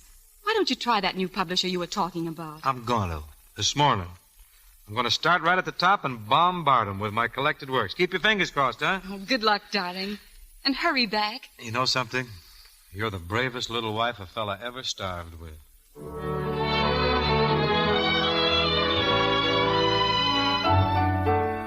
And I'm yours, my darling, if you please. Well? No, it ain't a good season for ballads. We're looking for something like The Farmer Pitched Hay All Day. Oh, then I got just the song you want. Turkey in the Straw. We don't want any songs about animals. It's not about an animal. It's about a turkey. Turkey? Yeah. That reminds me, it's time for lunch. Now, wait a second. I've played you 10 songs. They're all good numbers. You must like one of them. All right, I'll give you $100. For which song? For all of them. That's only $10 a song. I can add 2. Do you want it? Well, I don't want it, but I need it. All right. I'll get you the money in an hour. Look, I got one more song. It's my best. I've been working on it for a long time, but I just got the words today. Listen. Oh, I wish I was in the land of cotton. Old times there are Hold it. Well? I'll give you $1 for it. $1? That's the trouble with you fellas. You have no foresight, no vision. I bet you haven't had a song success up here in years. Now, that's the reason we can only give you $1 for it. Thanks. I'll keep the song.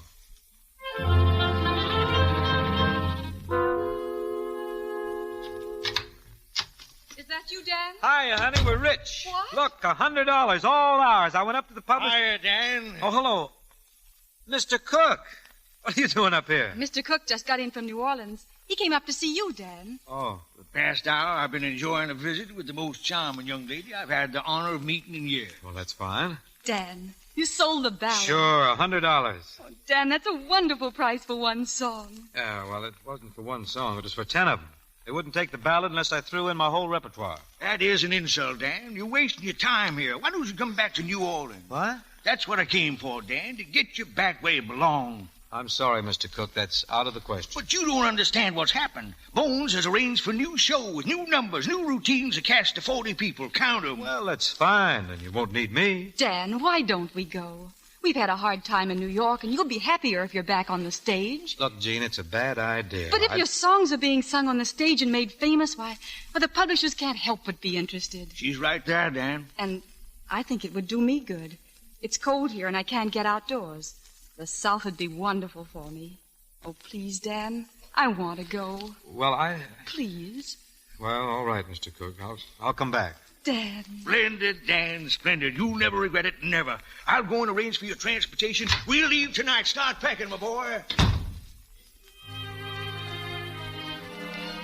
Dan, what are you thinking about? Oh, about you and the trip and a lot of things. You're not worried about anything, are you? It's all going to turn out beautifully, Dan. I know it.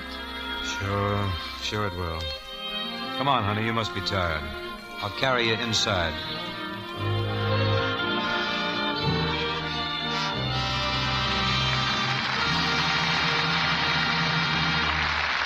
Mr. DeMille will return in a moment with Bing Crosby, Dorothy Lamour, and Barry Sullivan for Act 3 of Dixie. We have a special guest here tonight, and I'd like her to say a word now. She's Lieutenant Junior Grade Helen Rhodes of the Navy Nurse Corps, who served with our Navy at Pearl Harbor.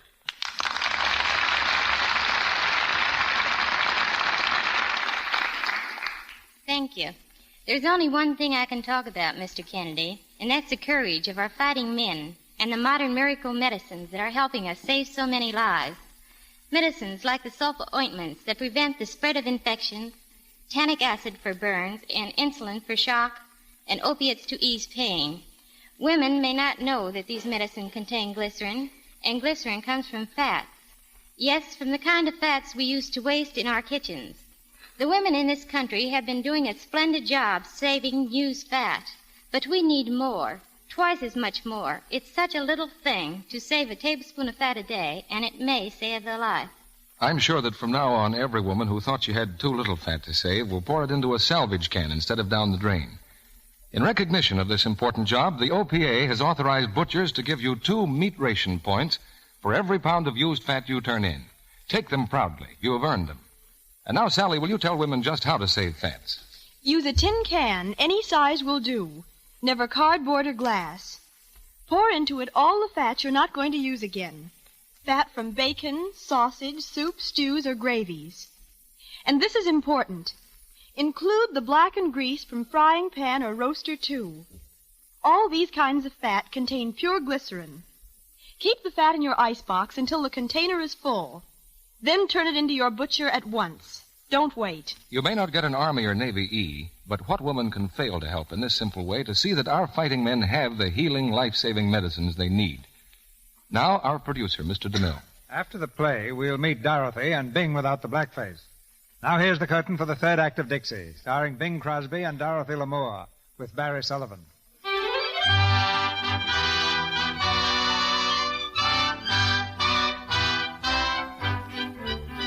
In the boarding house in New Orleans, Millie awaits the arrival of the new guests. With broom and dustpan in hand, she's sweeping the hall savagely when our father bursts through the front door. Well, Millie, here we are. So here you are. What about it? Millie. I told you when you left here that I wouldn't have him back again, and I meant it.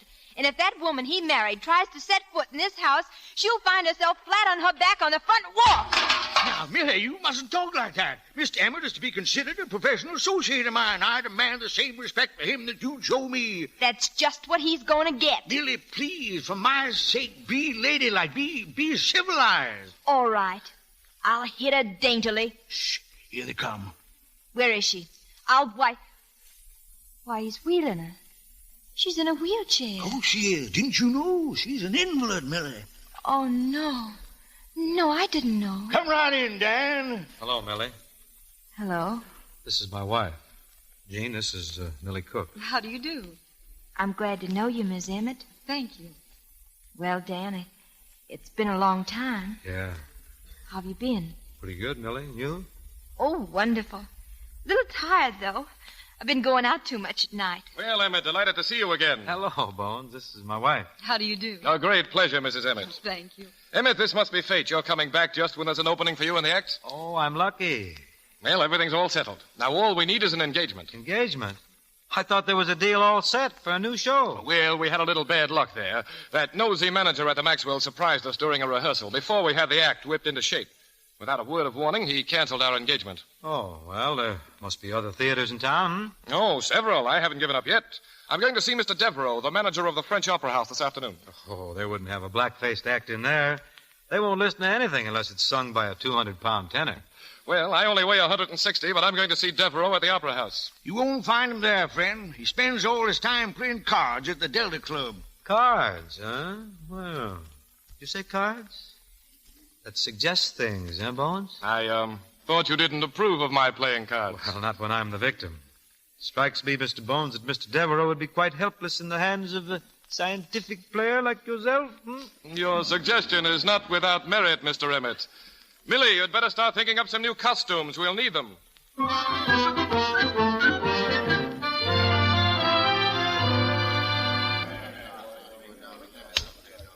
There you are, sir.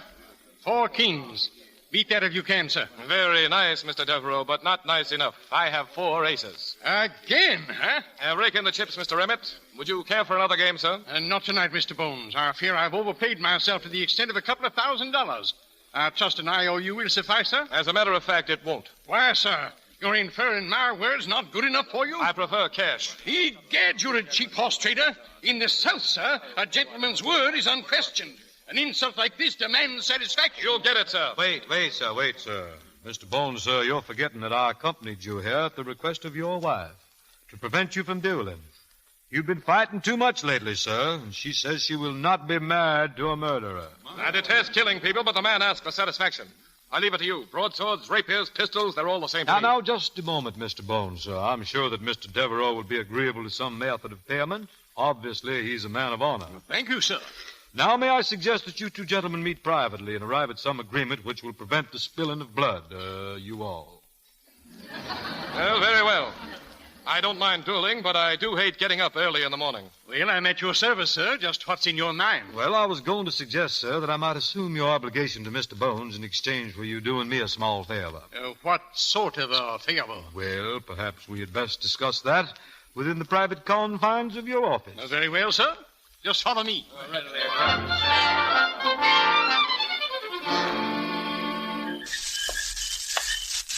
Dan. Oh, hello, Millie. Are you going back to the house? Yes, I just... I'll walk with you. Fine. Well, what kind of a card player was Devereaux? Not nearly as good as he thought he was. We're booked to open at the Opera House. Oh, wonderful. Isn't that great? Where are the others? Oh, they're celebrating with a couple of beers. Remember the first night we walked home together? Huh. I guess I was pretty silly that night trying to get you to kiss me. You weren't so silly. I did it, didn't I? But it was harmless enough, though. What happened since then has proven that. Mm-hmm. I certainly appreciate the way you've treated Jean. Don't give me too much credit, Dan. When you came back today, I was furious. Then when I saw her, I began to understand. You like her? She's a very sweet girl. It's wonderful not being mad at you anymore, Dan. I guess there isn't any reason why we shouldn't be as good friends as we ever were. Oh, yeah. Well, we'd better go in. Oh, hello. Oh, hello, Jean. Didn't see you sitting there. I asked Mr. Cook to wheel me out. It's such a lovely evening, isn't it? Yeah. Yes, it's beautiful. Well, good night. Good night.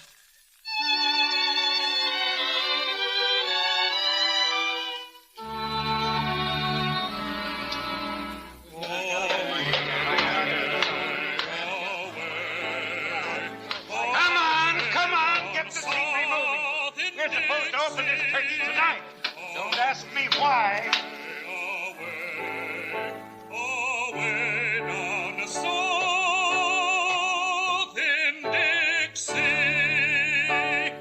Well, Bones, how do you like it? You mean to tell me you turned down $1 for that song? What do you think, Mr. Cook? Dan, my boy, you know I've been in the theater all my life. My feeling is entirely negative. I have to sing it, Dan, and I don't like it either. Well, then I'll sing it myself. That song has got to go in the show. Dan? Yeah, honey, what? You know more about this than I do. But it seems to me the song should be played faster. Well, not to me it doesn't. People can yell all they want to, but that song's going to stay the way it is. Oh, Mr. Emmett, sir. Could I speak to you a minute, sir? Oh, yeah, sure, Mr. Devereaux.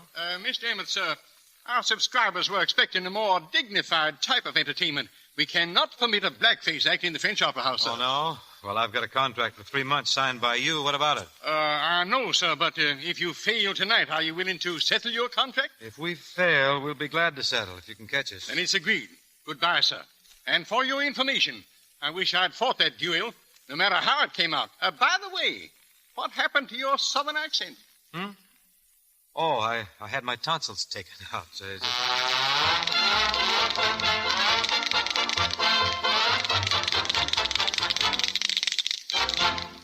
Gentlemen, be seated.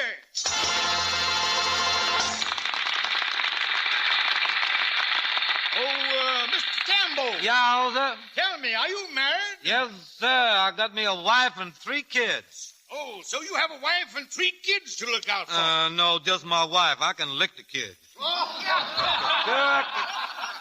Ladies and gentlemen, introducing a song called Sunday, Monday, Always, sung by Dan Emmett.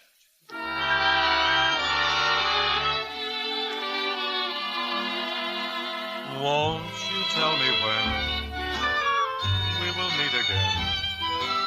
Sunday, Monday, or always? If you're satisfied, I'll be at your side. Sunday, Monday, or always? No need to tell me now what makes the world go round. When at the sight of you, my heart begins to pound and pound. And what am I to do with you? Can't I be with you? I love you Sunday, Monday, or always.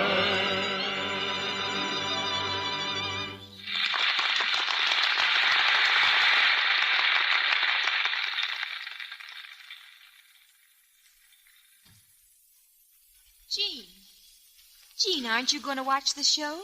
What are you doing down here? I had someone wheel me to Dan's dressing room. Jean, what's the matter? Nothing. Why, Millie? Well, the doorman told me a boat ticket was delivered to you just before the show started. 1 ticket. Where you going, Jean? I thought I'd go home for a while. You see, I know Millie. You know what? I've watched you and Dan. I know he's in love with you. Jean, Oh, I don't blame him, or you either. Wait a minute. You're all wrong, Jean. I'm going to be married tomorrow to Mr. Bones. You and Bones? Sure. We're going to announce it tonight. Well, but I guess you are surprised, huh?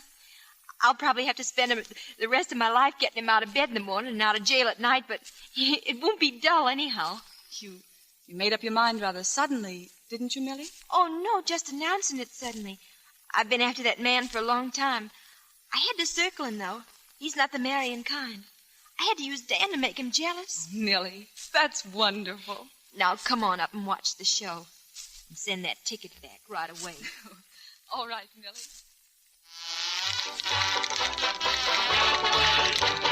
Get out the way, old Edward. You're too late to come to supper.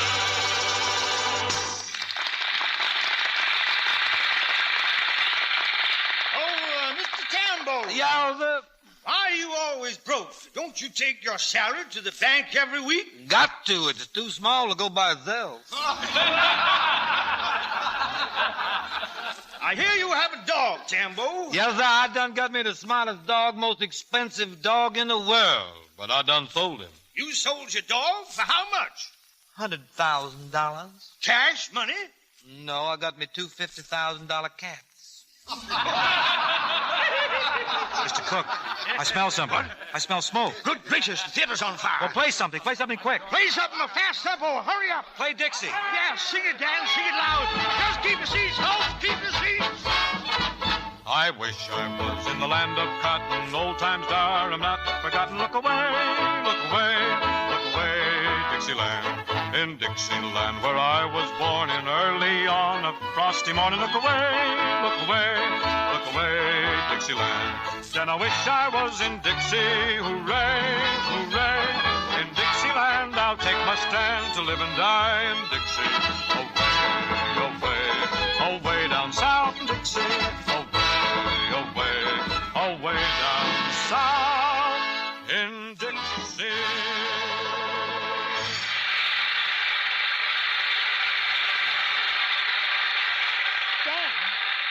Dan, come here. Is the fire out? Yes, the fire's out. Where's your pipe? My pipe? Well, I left it in the prop room. Oh, fine. That's where the fire was. Dan, get out there. We're doing Dixie again. They heated it up. Where's Jean? Jean? Here, Dan. Hey, darling, you were right about the way Dixie should go, but it took a fire to make me believe you. Come on, Dan, come on. Yeah. So long, darling. I'll see you after the show. So long, darling. Bones, come over here. Yes, what is it, Millie? Listen, don't make any appointments for tomorrow. Hey, why not? Because we're going to be married. Married? Well, this is very sudden, Millie. Well, at least you can say thank you. Oh, yes, of course. Thank you. You're welcome. Away down south in Dixie. Away, away, away down south in Dixie.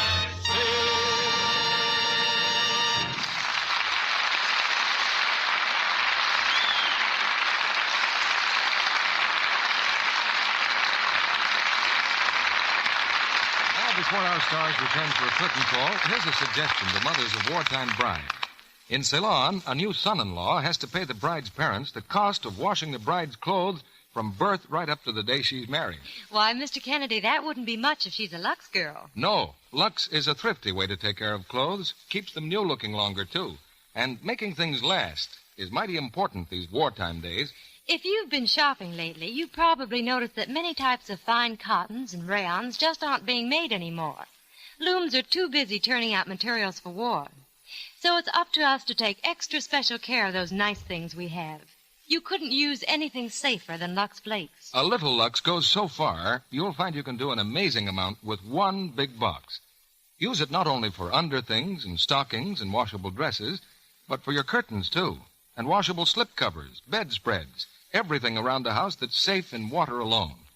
If your dealer is out of Lux Flakes today, be patient. He'll have more soon. You can be sure Lux is worth waiting for. Now, here's Mr. DeMille with our stars. Right now, Bing Crosby, Dorothy Lamour, and Barry Sullivan are on the road to a curtain call. Oh, sorry, C.B. Dottie and I can't be on the road to any place without Bob Hope. Bing, I want you to know that I didn't agree with those other producers at Paramount when they saw Dixie for the first time. Well, what did they say, Mr. DeMille? No hope. A run of DeMille opinion, I think. Well, Dottie's traded hope for Technicolor and riding high. Yes, you know, I like to make a picture without a sarong once in a while. You mean you don't even wear a sarong in riding high? What's so wrong about that? It's a Western. Oh, girl, you. Well, that's different. I guess maybe Santa Claus will stop at your house after all. Oh, no, didn't you know? The old boy gave up. You shouldn't do that to our Dottie. He figures he can't fill her stocking as well as she does. Yeah, I guess Santa goes to pictures, too. Say, Bing, you must have found Christmas shopping quite a problem this year. Nothing to it, Barry. Just went in and told the man I'll take whatever you got four of. What play are you shopping for next week, Mr. DeMille? Now, we've got it already, Dottie. The Metro-Goldwyn-Mayer picture, Kathleen. And next Monday, we have the original stars of the picture, Shirley Temple and Herbert Marshall. Next week brings you a new Shirley Temple, a grown-up young lady now, but with the same charm and talent we knew in a tiny girl. And Kathleen is a delightful way to meet her again. Time marches on, and Shirley Temple has dates. Wouldn't miss it, C.B. Good night. Good night. Good night. Happy Christmas to all of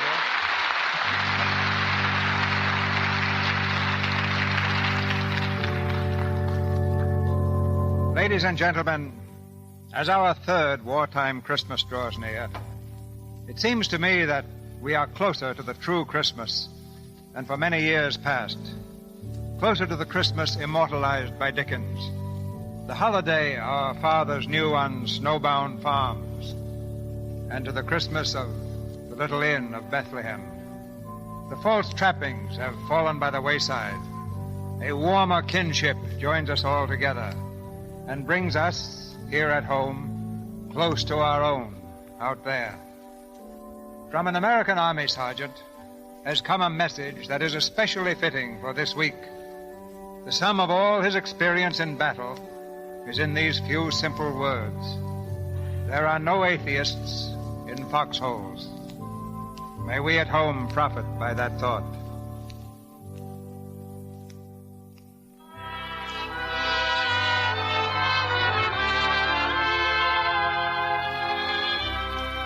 And now, to all men and women of goodwill, wherever you may be, our sponsors, the makers of Lux Flakes and Lux Toilet Soap, join me in wishing you every blessing of the Christmas season. And we invite you to be with us again next Monday night when the Lux Radio Theater presents Shirley Temple and Herbert Marshall in Kathleen with Francis Gifford. This is Cecil B. DeMille saying good night to you from Hollywood.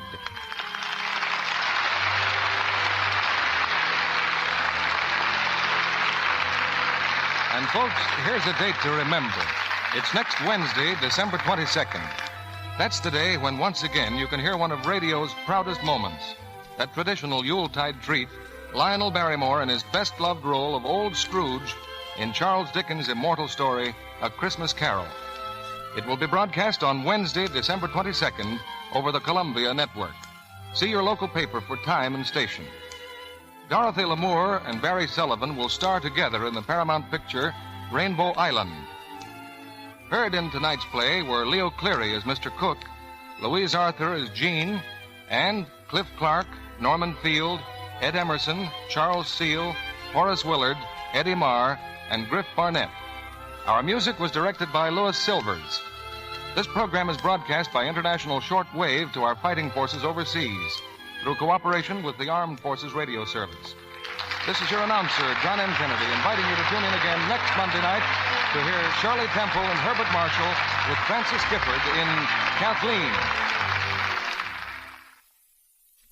Say, lady, take a minute. What for? I'm buying vitamins. Exactly. And before you buy, look at the labels. Take a minute, see what's in it. Some products, you know, leave out vitamins A and D, or the essential B complex vitamins, or costly vitamin C. But not Vims, no indeed. Vims give you all the vitamins and minerals needed to supplement the average diet. So take a minute, see what's in it. Then you'll get Vims. This is the Columbia Broadcasting System. Lux presents Hollywood.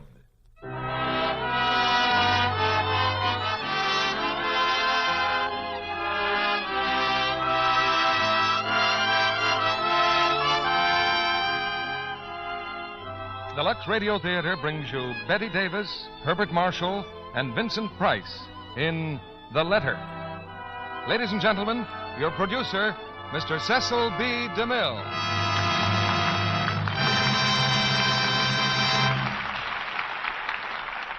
Greetings from Hollywood, ladies and gentlemen. Some stars are born to fame. Others have fame thrust upon them. Then there's a third kind, like Bette Davis. All the honors in Hollywood have come to her at one time or another. Those who judge stars by box office value place her among the leaders. Those who judge by purely artistic standards accord her the same position. She's won the Academy Award twice, and yet I doubt whether Bette has ever been completely satisfied with one of her performances. Like most great artists, she always found some detail that might be improved, but neither the box office nor the critic judge as harshly as her own instinct. Tonight, we present Bette Davis in The Letter by Somerset Maugham. She gave one of her finest performances in the Warner Brothers picture, and that was only fitting, because it was in another Maugham story called Of Human Bondage that Bette really came of age as an actress. The Letter packs the drama of a lifetime into a few weeks of love and violence and death. It's a great play for a great actress. But you'll hear more than one star performance because Herbert Marshall will play opposite Bette in the same part he had in the picture. And our third star is Vincent Price, who makes his first appearance here tonight. When I was first connected with the theater, the audience which enjoyed a production like this was limited to the few hundred people who could crowd into a Broadway playhouse. You can picture the riot there'd be if tonight's stars were appearing on Broadway for one night only. But today, Lux Flakes has made it possible for 30 or 35 million people to hear the play at the same time, and every one of you has the best seat in the house. The soldier in New Guinea is in the third row center, right beside the banker who is listening from his Park Avenue apartment. And Lux Flakes is at work in both places, in millions of American homes and abroad where a steel helmet may do double duty as a washtub. Here's the curtain now for the first act of The Letter, starring Bette Davis as Leslie, Herbert Marshall as Robert Crosby, and Vincent Price as Howard Joyce.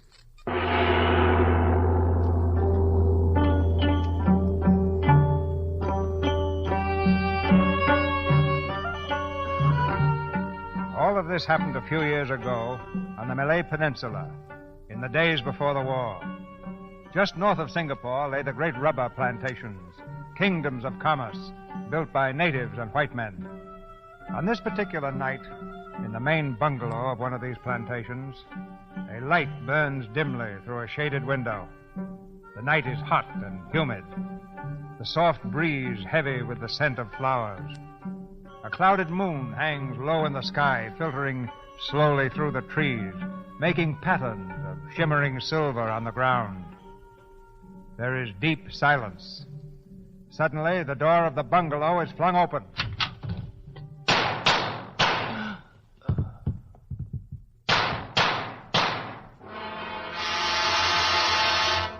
Missy, I hear a gunfire. Missy Crosby, I hear.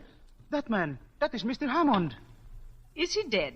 I think him dead. You see him, Missy Crosby? Do you know where the new district officer lives? Yes, Missy. Send someone for him at once. Say there's been an accident and Mr. Hammond's dead. Yes, Missy. And get word to my husband. He's out somewhere on the number 4 plantation. Yes, Missy, I try.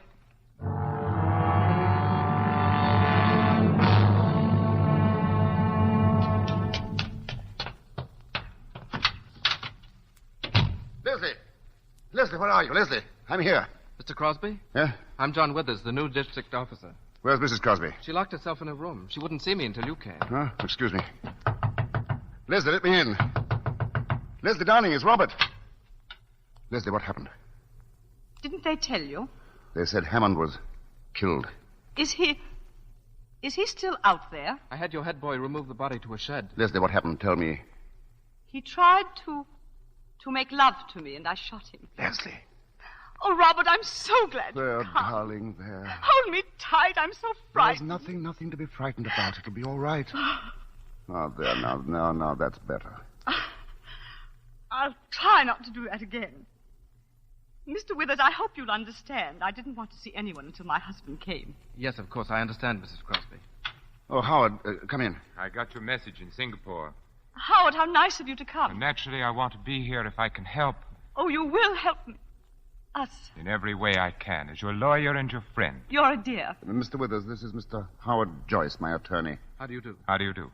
How's Dorothy, Oh, Howard? she's very well and anxious to see you. Has her sister arrived from England? Adele? Oh, yes, she came last week. Oh. Oh, here now. Leslie, you better be rested. I do feel dreadfully faint. Come and lie down, darling. I'll get you a drink. I'm sorry to be so tired. Nonsense. You're being very brave. How long have you been here, Mr. Withers? About an hour. One of the Crosby houseboys came to fetch me. Was Hammond dead? Oh, yes. He was just riddled with bullets. What? Well, here's the revolver. All 6 chambers are empty. Here, you two. You better have a drink yourselves. Thanks, but I'm afraid I shouldn't. I'm on duty of a sort, you know. Well, I'll have one, Bob. You feeling any better, Leslie? Much better, thank you. Mrs. Crosby, I'm afraid it's my duty to ask you some questions. I think I can wait, Mr. Withers, until my wife... Oh, it's all right, Robert. Really, I feel perfectly well now. Then suppose you tell us, Leslie, in your own words, exactly what happened. I'll try. And take your time, Mrs. Crosby. Remember, we're all friends here. You've been so patient. Well, as you know, Robert was spending the night at number 4 Plantation. Oh, I never mind being alone. A planter's wife gets used to that. Oh, my I dear. had dinner rather late, and I started working on my lace. Oh, I don't know how long I'd been working, when suddenly I heard footsteps outside, and someone came up on the veranda and said, "Good evening, can I come in?" I was startled because I hadn't heard a car drive up. "Who is it?" I asked. "Jeff Hammond." "Oh, of course," I said. "Come in and have a drink." Were you surprised to see him? Well, I was, rather. He hadn't been in the house for ages, had he, Robert? 3 months at least. I told him Robert was over at the number 4 Plantation getting out a shipment or something. Wasn't that it, darling? What did he say to that? He said, "Oh, I'm sorry. I felt rather lonely tonight, so I thought I'd just come over and see how you were getting on." Well, I put on my spectacles again and went on with my work. We chatted about one thing and another. He asked me if Robert had heard that a tiger had been seen on the road 2 or 3 days ago. He said he thought he'd try to get it over the weekend. Oh, yes, I know about that. Don't you remember I spoke to you about it yesterday? Did you? Oh, yes, I believe you did. Well, we went on chatting until... Well, suddenly he said something rather silly. What? It's hardly worth repeating. He paid me a little compliment. I think perhaps you'd better tell us exactly what he said, Leslie. He said, "You've got very pretty eyes. It's too bad to hide them under those ugly spectacles." Has he ever said anything of the sort to you before? Oh, no, never, and I thought it impertinent. I don't wonder. Did you answer him? I said I didn't care a row of beans what he thought about me, but he only laughed and said, "I'm going to tell you all the same. I think you're the prettiest thing I've ever seen." Leslie. Let her finish, Bob. Well, in that case, I said, "I can only think you half-witted." He laughed again and moved his chair up closer. But, Mrs. Crosby, I wonder you didn't throw him out there and then. Well, I didn't want to make a fuss. I think a woman only makes a perfect fool of herself if she makes a scene every time a man pays her a compliment. When did you first suspect that Hammond was serious? The next thing he said, he looked at me straight in the face, and he said, "Don't you know that I'm awfully in love with you?" Swine. Were you surprised? Of course I was surprised. Well, we've known him for 7 years, Robert, and he's never paid me the smallest attention. Why, I didn't suppose he even knew what color my eyes were. We hadn't seen very much of him the last few years. Yes. Go on, Leslie. Well, he helped himself to another whiskey and soda. I began to wonder if he'd been drinking before. "I wouldn't drink any more if I were you," I said. He emptied his glass and asked me in a funny, abrupt way, "You think I'm talking to you like this because I'm drunk?" I said, "That's the most obvious explanation, isn't it?" Oh, it's awful having to tell you all this. I'm so ashamed. I wish there was some way we could spare you, Mrs. Crosby. Leslie, it's for your own good that we know the facts, all you can remember of them. Very well. I'll tell you the rest. I got up from my chair. I was standing in front of the table about here. He rose and stood in front of me. "Good night," I said. But he just looked at me, and his eyes were all funny. "I'm not going," he said. Well, then I began to lose my temper. "You poor fool. Don't you know I've never loved anyone but Robert? And even if I didn't love Robert, you're the last man I should care for." He answered, "Robert's away." Well, that was the last straw. Oh, I wasn't frightened, just angry. "If you don't go away this minute," I told him, "I'll call the boys and have you thrown out." I walked past him to call the boys, and he took hold of my arm and swung me back. Oh, I screamed as loud as I could. He flung his arms about me and began to kiss me. I struggled to tear myself away from him. Oh, he seemed like a madman. He kept talking and talking, saying he loved me. Oh, it's horrible. I can't go on. I'm very sorry, Leslie, but we'll have to know the rest. Well, he lifted me in his arms. I struggled to get free, but he was too strong. He started to carry me, and then he stumbled on those steps, and I got away from him. Suddenly, I remembered Robert's revolver in the drawer of that chest. He got up, but I reached it before he caught me. Oh, it was all instinctive. I didn't know what I was doing. I didn't even know I'd fired. I heard a report and saw him lurch toward the door. I followed him out to the veranda. He staggered across the porch and fell down the steps. I don't remember anything more, just the reports, one after another, until there was a funny little click, and the revolver was empty. And suddenly I looked down and saw him lying there, lying in the moonlight. It was only then that I knew what I'd done. My poor darling. Mrs. Crosby, may I say I think you've behaved magnificently? I'm terribly sorry we had to put you to the ordeal of telling us all this. Well, you were all very kind. It's quite obvious the man only got what he deserved. Withers, if you'll come with me, I'd like to see the body for a minute. Oh, yes. Yes, I'll take you to the shed. We'll only be a few minutes. My poor child. Oh, Robert, what have I done? You've done what any woman would have done in your place. Only 9/10 of them wouldn't have had the courage. And yet I'd give almost anything if I could bring him back to life. So horrible to think that I killed him. Leslie, why, there isn't a man or a woman in the colony who won't be proud to know you. Darling, we have been happy, haven't we? You've been the best wife a man could have. I'm grateful for all the time we've been together. Oh, Robert, don't say it that way. It sounds so in the past. Nonsense. We've got most of our lives ahead of us. Oh, if only there was something I could do to help you right now. You can love me. That's all I need. I've always loved you. Yes, but now. Leslie, darling, if I could love you any more, I would now. Robert.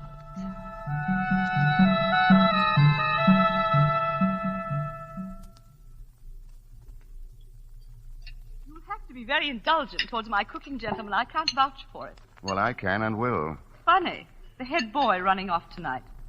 Yeah, it is odd. Well, he couldn't have done any better than this, my dear. It's delicious. It certainly is. Thank you, gentlemen. I think we should start for Singapore as soon as we're finished. Right away. It's still dark, Howard. It'll be 8 o'clock by the time we get there. We'll ring the Attorney General and find out when we can see him. I think that's the first thing to do, don't you, Withers? Yes, I think that's the best thing to do. Would I have to be arrested? Well, you see, Mrs. Crosby, as a matter of fact, I think you're by way of being under arrest now. It's purely a matter of form, Mrs. Crosby. Shall I be imprisoned? Well, that's up to the Attorney General. But it's quite possible he'll be able to accept bail. He's a very good fellow, and I'm sure he'll do everything he can. How do you mean, be able to accept bail? Well, my dear, it depends on what the charge is. What do you mean by that? I think it not unlikely that he'll say that only one charge is possible, and in that case, well, I'm afraid that an application for bail would be useless. What charge? Murder. Leslie. Oh, I'm quite all right. More coffee, dear. No. As a matter of fact, if we're going to leave, I'd better put a few things together. I won't be long. Let me do it, Robert. No, don't bother, dear. Oh, Leslie. Yes? There's just one question I'd like to ask you. Yes, what is it, Howard? Just before, when I was looking at Hammond's body... Oh, yes? It seemed to me that some of the shots must have been fired after he was lying on the ground. I'm afraid it sounds very cold-blooded. But I was so terrified I didn't know what I was doing. Everything was confused and blurred. Oh, well, there, Leslie, I shouldn't even have brought it up tonight. Put it out of your mind.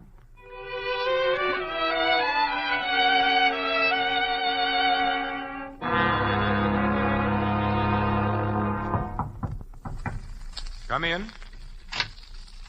Well, Longchi? Mr. Crosby to see you, sir. Oh, ask him to come in. Mr. Crosby. Thanks. Hello, Bob. How is she? Have you seen her? If I can be of any assistance, sir, I shall remain within call. Not at the moment, Ong, thanks. Ong has been a great help on the case. He finds out everything. He's the perfect confidential clerk. I tried to catch her at the house. I had to see you, Howard. You needn't hesitate about coming to the office, Bob. You know you're always welcome. How is everything? Everything's fine. In fact, Leslie's much better than you. She hasn't turned a hair. She's worth 10 of me. I don't mind confessing I'm all in. The first time we've been separated for more than a day since we were married. Oh, you mustn't let yourself go to pieces, old man. I've tried to work, but it's no good. The estate can go to blazes for all I care. I hate the house and every tree on the place. But then why not stay in town with us? Dorothy's for it, and so am I. Thanks, I think I will. I won't be so lonely. Oh, you'd better get some sleep before you see Leslie. You don't want her to have to cheer you up. She's a plucky woman. It's monstrous they should have to keep her in that filthy prison all this time. They had no choice. Anyway, it's only a week now before the trial. Well, the whole thing's a farce. Why subject her to the ordeal of a trial? Because she admitted killing a man. A trial is inevitable. She shot him as she would have shot a mad dog. You don't have to convince me, Robert. You know, it's curious Hammond was able to keep his life so hidden. That gambling house he owned, and especially the Eurasian woman. Will she be one of the witnesses? And I shan't call her. I'll just produce evidence that Hammond was married to her. He managed to keep that manager's secret, too. Oh, I know you're busy, Howard. I can't tell you how grateful I am. Oh, nonsense. Now stop worrying. That's your lawyer's job. All right, thanks, old man. I'll see you up at the house. Yes? Mr. Joy. Well, Long? If you are not too busy, sir, may I trouble you for a few words in private conversation? No trouble at all. It has to do with the case of the Crown versus Crosby. Yes? A friend has brought me information, sir, that there is a letter from the defendant to the unfortunate victim of the tragedy. Well, that's not surprising. In the course of 7 years, I have no doubt that Mrs. Crosby often had occasion to write to Mr. Hammond. But the letter, sir, was written on the day of his death. Well? You will recall that Mrs. Crosby had stated that until the fatal night, she had had no communication with the deceased for several weeks. This letter indicates that her statement is not in every respect accurate. Have you seen the letter? I have with me a copy, sir. The original is in the possession of a woman who happens to be the widow of Mr. Hammond, deceased. May I read it? Oh, certainly, sir. Of course, as I said, this is but a copy. Can you understand it, sir? Perfectly. Ong, it's inconceivable that Mrs. Crosby should have written such a letter. May I suggest, sir, that it would be well to make sure, since my friend is of the opinion that the letter would be of some interest to the prosecutor. I'm obliged to you, Ong. I'll give the matter my consideration. Very good, sir. Do you wish me to communicate that to my friend? It might be well if you kept in touch with him. Yes, sir. It might be very well.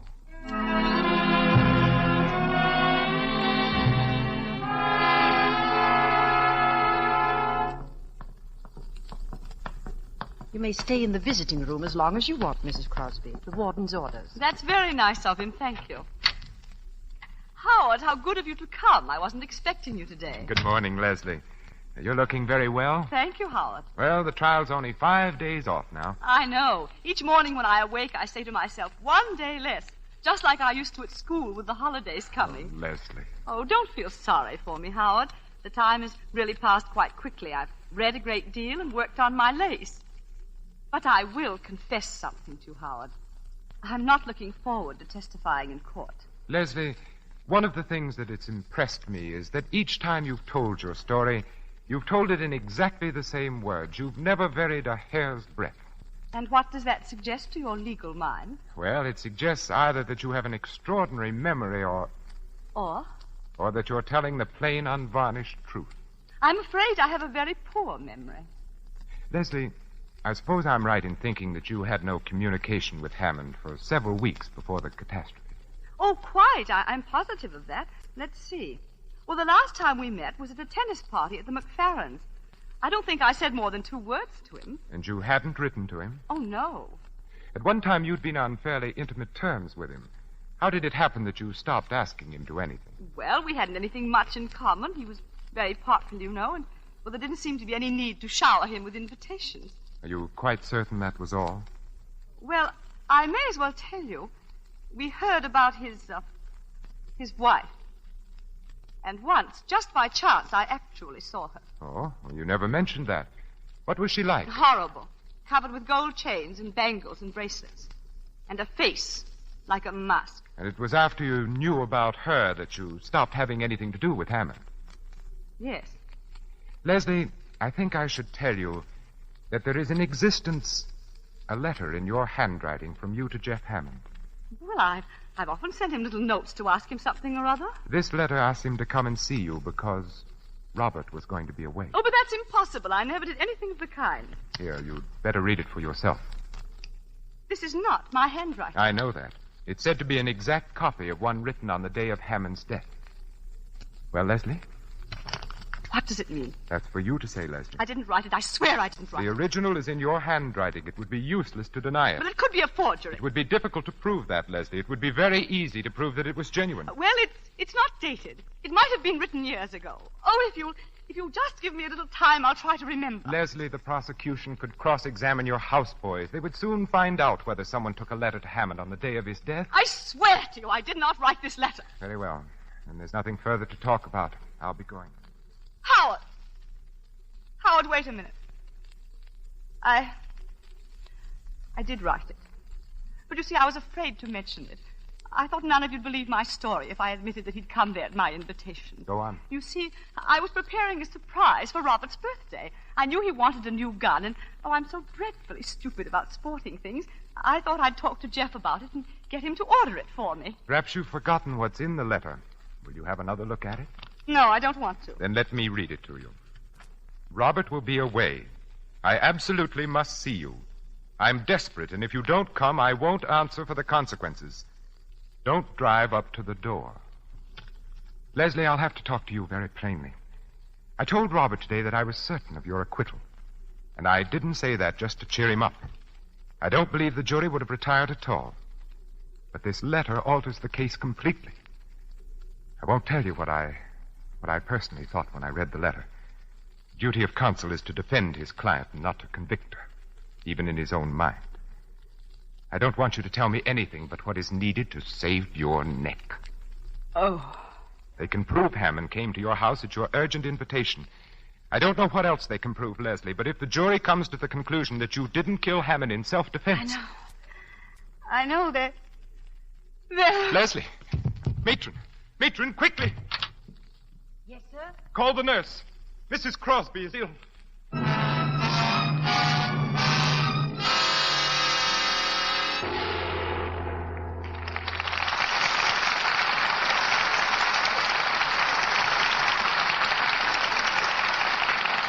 While we wait for Bette Davis, Herbert Marshall, and Vincent Price to return with Mr. DeMille for Act 2 of The Letter, do you remember this tune?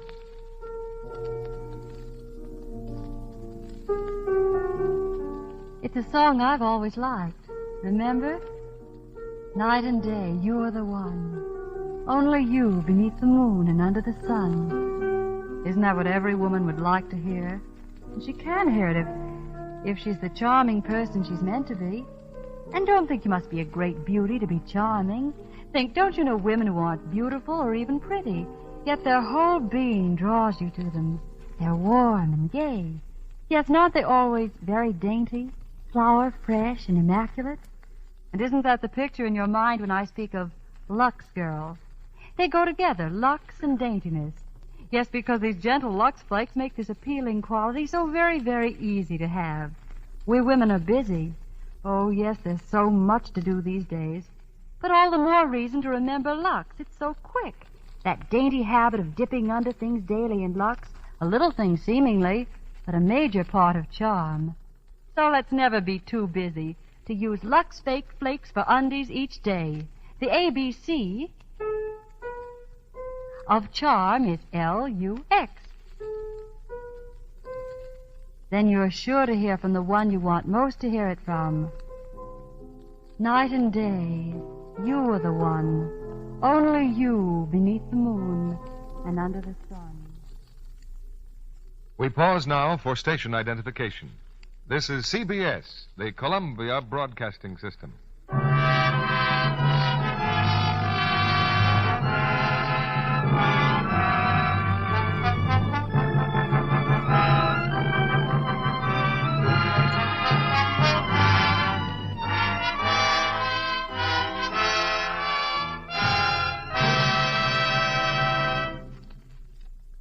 Act 2 of The Letter, starring Bette Davis as Leslie, Herbert Marshall as Robert Crosby, and Vincent Price as Howard Joyce. In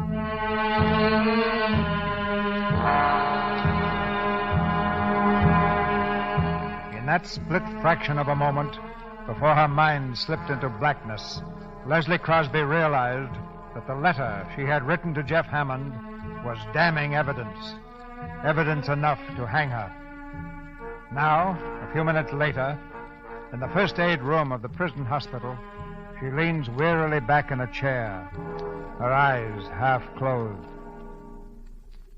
I'm afraid I've made rather a mess of things. I'm sorry. For Robert, not for me. You've distrusted me from the beginning, Howard. That's neither here nor there, Leslie. Who's got the letter now? The Eurasian woman who was Hammond's wife. Oh. Howard, are you going to let me be hanged? What do you mean by that, Leslie? You could get hold of the letter. Do you think it's so easy to do away with unwelcome evidence? But surely nothing would have been said to you if the owner wasn't prepared to sell it. That's quite true. But I'm not prepared to buy it. Oh, but it wouldn't be your money. Robert has saved some. I wasn't thinking of the money. I don't know if you will understand this, Leslie, but I've always thought of myself as an honest man. You're asking me to do something which is no different from suborning a witness. Do you mean to say that you can save me and you won't? What harm have I ever done you? You can't be so cruel. I want to do my best for you, Leslie.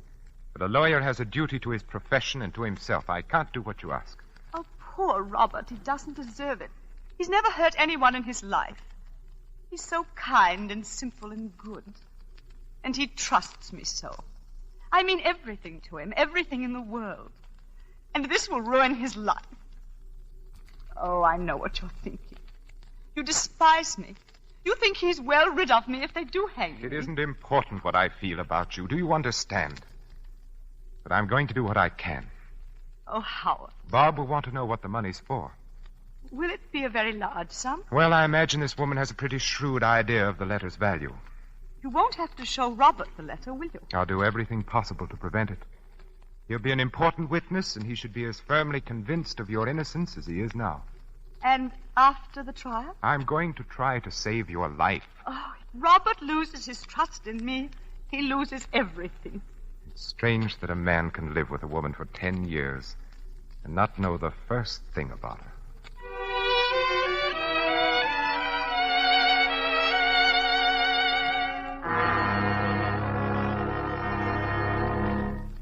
You say your friend could be induced to part with the letter? I believe so, sir. But my friend has not got the letter, sir. The woman has it. She did not know the value of it till my friend told her. What value did he put on it? $10,000, sir. Only 10,000? Well, why not 50 or 100? For the reason, sir, that Mr. Crosby has in the bank a savings account in the amount of only $10,450. $10,000 is a good deal of money on. Well, I'll speak to Mr. Crosby. Have the woman come to my office. I was about to mention, sir. She made 2 conditions. She insists that the money shall be brought to her. I can take you to the house whenever you are ready. What is the other condition? That Mrs. Crosby shall bring it to her personally. Why, you must be mad. Great heavens, man. Do you suppose Mrs. Crosby can just walk out of a prison cell whenever she feels like it? My friend thinks you could arrange to have her stay at your house until the trial. I believe the judge will permit it if you are responsible for her, sir. Very well. Tell me something. Yes, sir. What are you getting out of this? $2,000, sir, and the satisfaction of being of service to you and our client.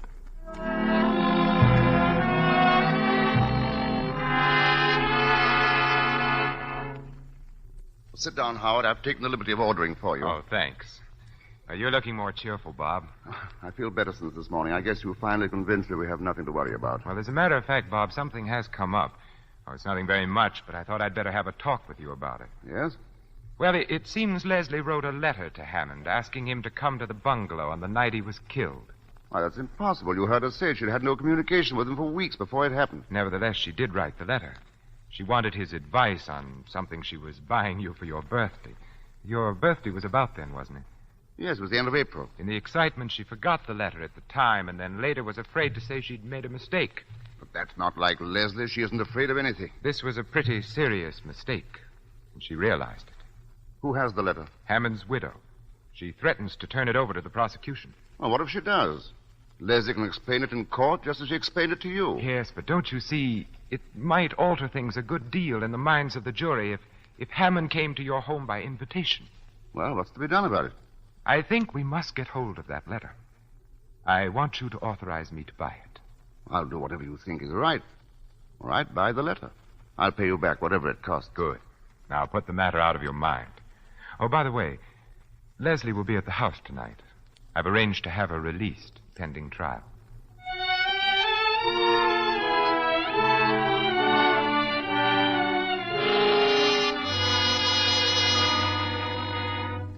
Leslie, don't tell me that's the same lace I saw you working on at the McFerrins. How can you go so fast? Well, I hadn't anything much else to do this past month. What's it going to be? It's too fine for a tablecloth, surely.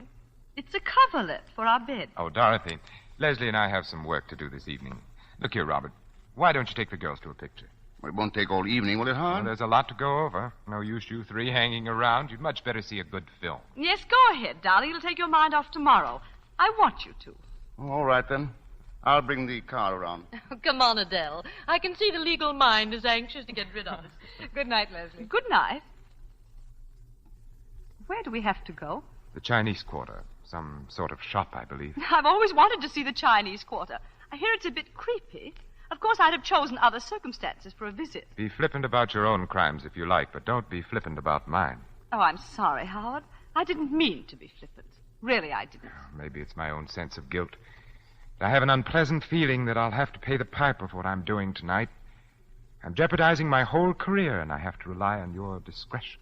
Whatever else I am, I'm not ungrateful. Please forget what I said.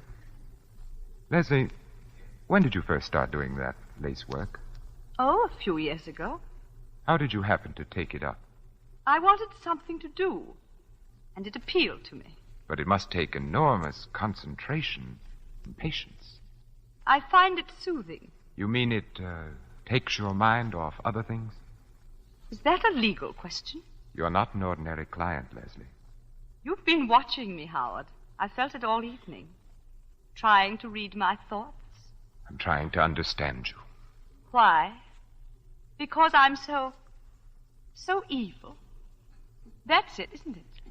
Some time ago, I saw a volcano erupt. An island south of here, Guadi. It had been dormant for years. And then suddenly the crest blew off. It was terrifying and beautiful. Fire turned the sky and the sea crimson. And 3 villages melted into ashes. Well, it's time we were starting. Ong Chi will be waiting for us.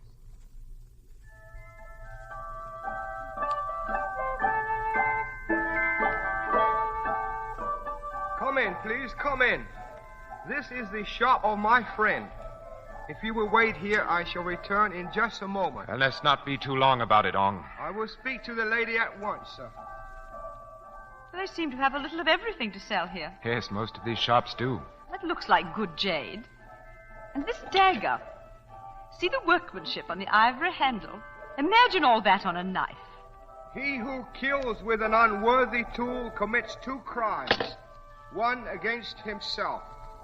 Will you follow me, please? The lady will see you now.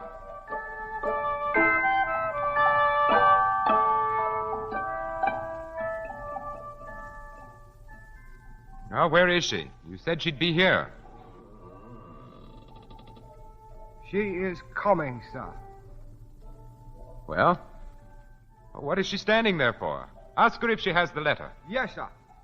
Nego feng su he sama function. Gilgen nuyen trigamo. How mung koi? Gil trigamo. Mrs. Crosby, I regret, but the veil that you wear over your head, Mrs. Hammond requests that you remove it. Of course. Gil kui hang lai nishi. Mrs. Crosby, Mrs. Hammond has a further request. She wishes you to walk over to her. Now, look here. Tell her this is enough. Howard, it's all right. I don't mind. Ne seng oi fangsun. Ne nung gim hega. Heyunga deha. What does she say? Mrs. Hammond say you may have the letter if you will pick it up at her feet. Thank you.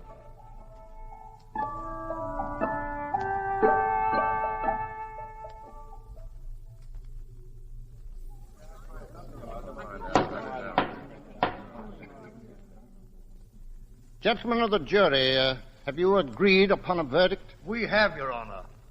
The prisoner will please rise and look upon the jury. Do you find the prisoner at the bar, Leslie Crosby, guilty or not guilty? We find the defendant not guilty.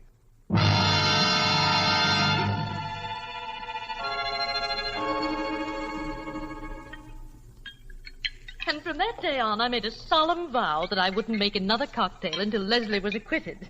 So if these aren't up to my usual high standards, remember, I'm out of practice. Oh, Dorothy, darling, they're wonderful. And never been better. Robert Crosby, right now you wouldn't know what you were drinking. I guess that's right. I can't taste or think or feel. All I can do is keep saying to myself over and over, Leslie's safe. Darling. Well, ladies and gentlemen, anyone planning to bathe, shower, or sponge before dinner should be getting at it. Well, a shower for me. Oh, I've laid out some things for you, Leslie. Thank you. Darling, I'm going to tidy myself up a bit. No, don't go, Leslie. I shan't be a minute. Well, there's something I particularly want to talk to you about. And, Howard, I want to see you, too. I want your legal opinion. Oh, you do? Oh, what's up? Well, I want to get Leslie away from here as quickly as possible. Well, I think a bit of a holiday would do you both good. No, I mean for good. But how could we? Well, you can't very well throw up your job. Well, I've got something in view that's much better. It's in Sumatra. We'd be away from everybody, and the only people around us would be Dutch.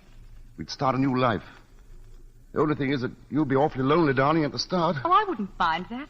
I'd like to go, Robert. I don't want to stay here. That settles it, then. I'll go straight ahead and we can fix things up at once. Is the money as good as here? Well, I hope it'll be better. At all events, I'll be working for myself and not for a company in London. What do you mean? Why should I go on sweating my life out for other people? This plantation belongs to a Malacca Chinese planter who's in financial difficulties, and he's willing to let it go for $30,000 if he can get the money the day after tomorrow. Well, how on earth are you going to raise $30,000, Bob? Well, I've saved about 10, and the bank is willing to let me have the balance on mortgage. Robert, darling, I shouldn't like you to take such a risk on my account. I'll be perfectly all right here. Really, I shall. Nonsense, darling. You just said you wanted to go. But I'm not sure it wouldn't be a mistake to run away. Everyone's been so kind, and they'll all help to make it easy for us. I do think the thing to do is to stick it out here. Anyhow, Bob, it's not a thing you want to rush into. Let's wait and see. Why should I wait? It's a good thing, and I don't want to lose it. Look, I've got all the papers in my briefcase. I'll go and get them, and you can see for yourself. And I have a couple of photographs of the bungalow to show Leslie. I don't want to see them. Please, Robert. Oh, now, come, darling. That's just nerves. That shows how necessary it is for you to get away. But, Robert, Leslie, darling, in this case, you must let me have my own way. I won't be a minute. Howard, what are you going to do? What can I do? Oh, don't tell him now. I can't bear any more. You heard what he said, Leslie. He wants the money at once to buy the estate. He can't. He hasn't got it. Oh, give me a little time. I'll pay it back. Leslie, I can't afford to let you have a sum like that. I've mortgaged everything I own. I was glad to advance it, but Where is the letter? I have it in my pocket. Oh, it will break his heart. What shall I do? I don't know, Leslie. If I tell him, he'll want to see the letter, of course. Here we are. Well, he's coming. It's up to you, Leslie. Oh, tell him. Tell him and have done with it.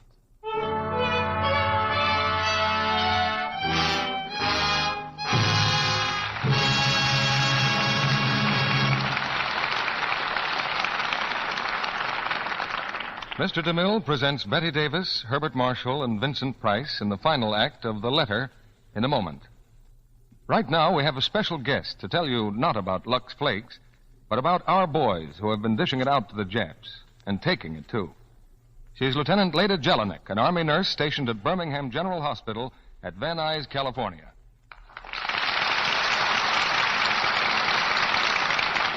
I suppose you're quite busy these days, Lieutenant Jelinek. Yes. Many of the casualties from our Pacific campaigns come back here. Boys who've been in tough battles. But they're on the road to recovery now.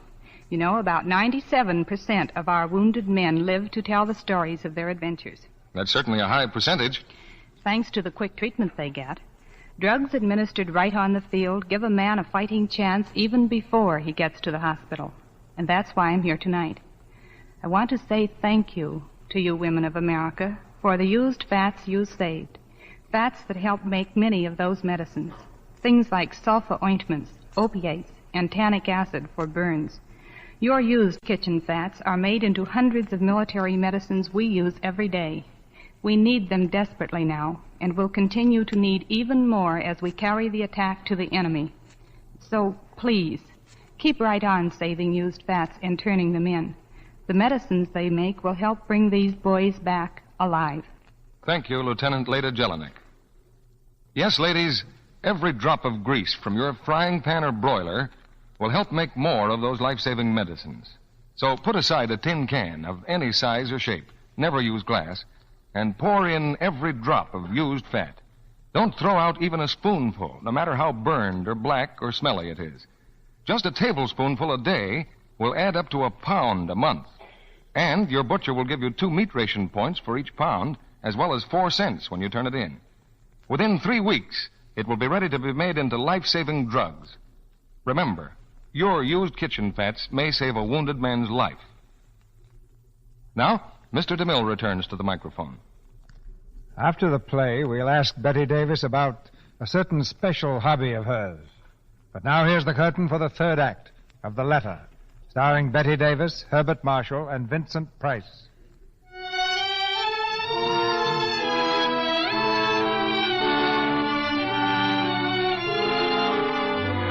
Robert Crosby has returned to the room, his thoughts full of plans for the purchase of the new plantation. In silence, Leslie and Joyce watch Robert, who is brimming over with enthusiasm as he arranges the papers on his desk. This is really a handsome estate. We'll be stealing it for $30,000. Bob, I don't like to throw cold water on your plans, but hasn't it struck you that the costs of what we've been through will be pretty heavy? Costs? Oh, yes, the legal expenses. Oh, no, I'm not going to charge you anything for my own services. But there are certain out-of-pocket expenses. Well, that's awfully decent of you. I'm not sure I can accept that. But what do these other expenses amount to? Well, the principal item is that letter of Leslie's I mentioned to you. Oh, yes, I'd almost forgotten. You were going to... I had to pay a great deal of money for it. Well, if you thought it necessary, I'm not going to grouse. How much was it? $10,000. $10,000? Why, you must have been mad. You may be quite sure, Bob, I wouldn't have given that if I could have got it for less. But that's every cent I have in the world. Why didn't you let them bring the letter in and explain it to the jury? I didn't dare. Do you mean it was absolutely necessary to suppress it? If you wanted Leslie acquitted. But what was there in the letter? I told you at the time. It was very stupid of me, Robert. I remember now. You wrote to Hammond to ask him to come to the bungalow. Yes. You wanted to get something for me, didn't you? Yes, I wanted to get you a gun. He knew all about that sort of thing, and you know how ignorant I am. Buying that letter was a criminal offense, wasn't it? Well, it's not the sort of thing a respectable lawyer does in the ordinary way of business. It was a criminal offense. Yes, it was. I might be disbarred for it. Then why did you do it? You of all people. What were you trying to save me from? Leslie, you knew I was buying a gun from Cameron. Why did you want to make me a present of another? Well, how should I know you were going to buy a gun? Because I told you. Well, I'd forgotten. I can't remember everything. You hadn't forgotten that. What do you mean, Robert? Why are you talking to me like this? Who has the letter now? I have. Where is it? Bob, it's not your letter or mine. I've got to pay $10,000 for that letter. I'm going to see it. Let him see it. Thank you. Robert will be away. I absolutely must see you. What does this mean? It means that I was in love with Jeff Hammond. No, you couldn't. We'd been in love for years. It's not true. I used to meet him constantly, once or twice a week. Every time we met, I hated myself for it. It was horrible. I loathed myself. I was like a person who was ill. Then came a time about a year ago when he began to change toward me. Oh, I didn't know what was the matter. I was frantic.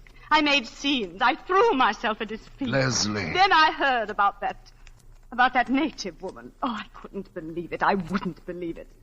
At last I saw her. I saw her walking in the village with those hideous spangles and that chalky face and her eyes like a cobra's eyes. I couldn't give him up. I sent for him. You've read the letter. Oh, we'd always been so careful about writing before, but this time I didn't care. I hadn't seen him for 10 days. He came and I told him I knew about his marriage. Oh, at first he denied it. I was frantic. I don't know what I said to him. I hated him because he'd made me despise myself. I insulted him. I cursed him. At last he turned on me. He told me he was sick and tired of me, that it was true about the other woman, that she was the only one who really meant anything to him. He said he was glad I knew, because now I'd leave him alone. I knew that if he went out that door, I'd never see him again. I hardly know what happened. I seized the revolver and fired. He gave a cry, and I saw it hit him. I ran after him, and I fired and fired and fired until there were no more cartridges. That's what happened. And I have no excuse for myself. I don't deserve to live. How could you do this? How could you? I'm sorry. I shouldn't let myself go. I've got to think. Leslie. Well? He's going to forgive you. Yes. He's going to forgive me.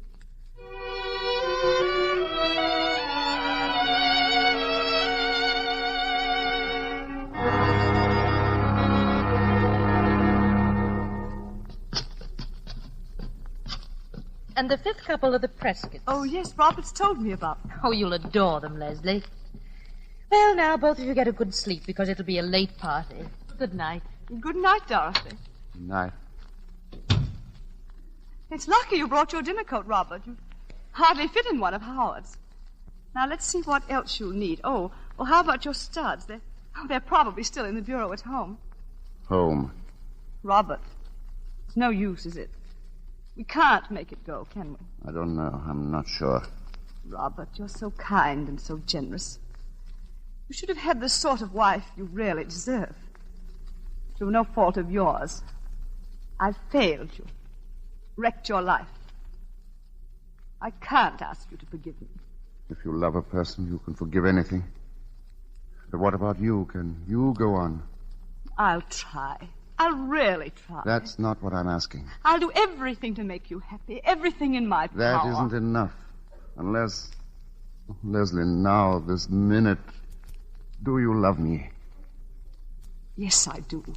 Kiss me, then. Kiss me as if... Robert. No. No, I can't. I can't. Leslie, I can't. tell me, Leslie, what is it?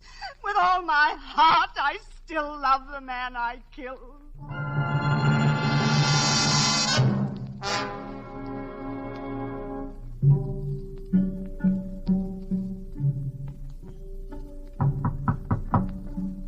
Leslie?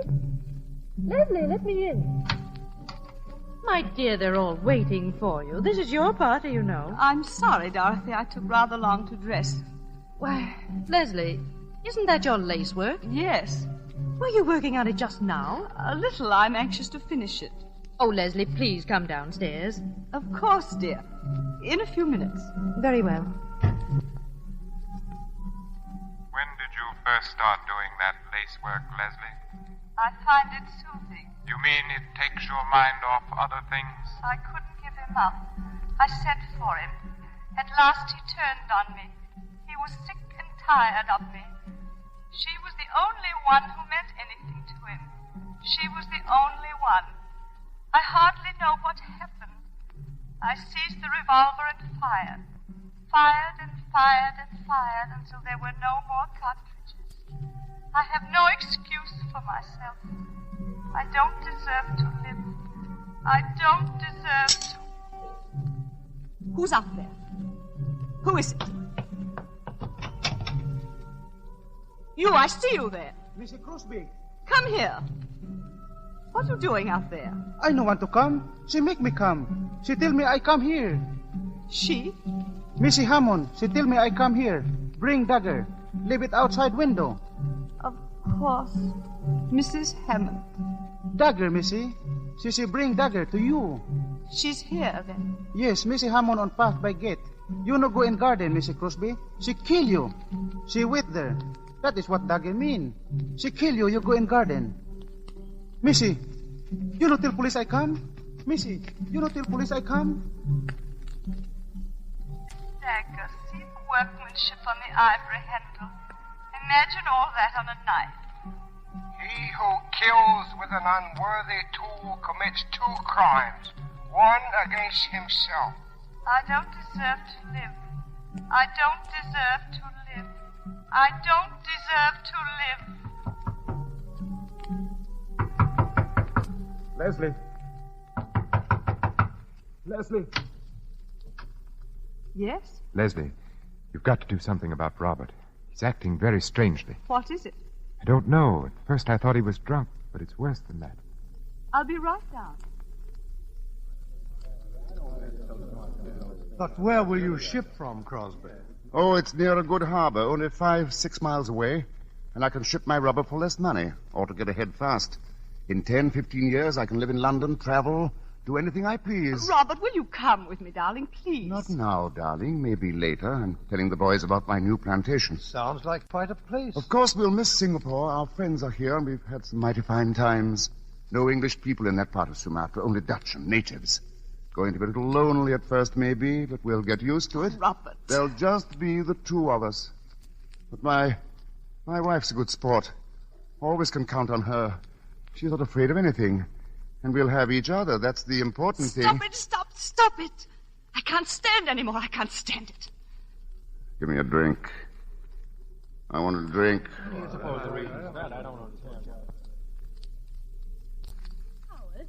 Where's Leslie? She ran out into the garden. Garden. Oh, I'll find her. No, let her alone. There's nothing you can do for her.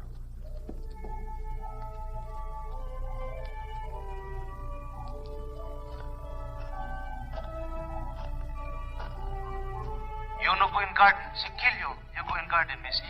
See the workmanship on the ivory handle. She kill you. I couldn't give him up. I sent for him. Robert will be away. I absolutely must see you. I couldn't give him up. What does this mean? It means that I was in love with Jeff Hammond. That's not true. It means I was in love with Jeff Hammond. No. We'd been in love for years. Been in love for years. We'd been in love for years. Mr. Crosby, go back. Go back. Oh! You killed her. You killed her. Kui Ying say. Who is that? Don't move. The police. The police. Don't move, I will shoot. What do you do here? I do nothing. I tell her no go into garden. I tell her. This woman, she is dead. Kui Ying say. Ingadas se kui. She kill her. It was right she die. Leslie! Leslie! Leslie!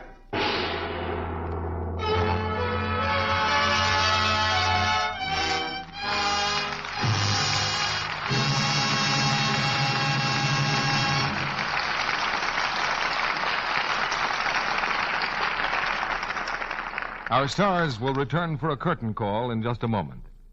Meantime, we take you to a home, almost anywhere, and a mother who might be almost anyone. Mrs. Thompson is in her kitchen, and she's getting ready to do her dinner dishes.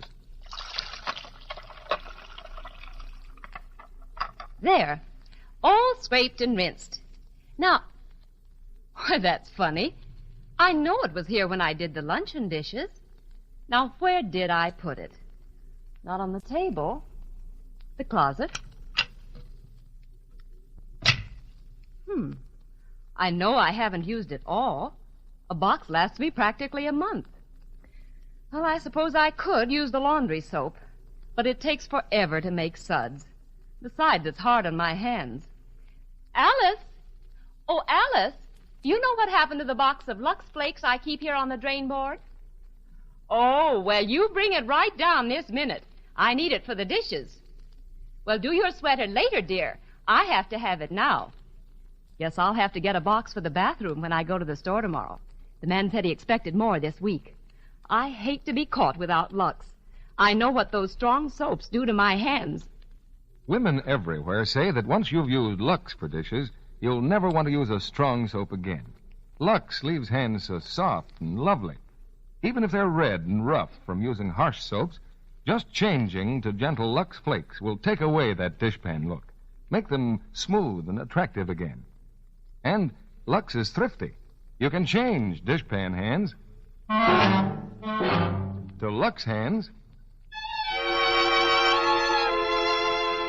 for less than a penny a day. Now, here's Mr. DeMille with our stars. A curtain call is one of the oldest traditions in the theater. I don't believe it's ever been better earned than tonight.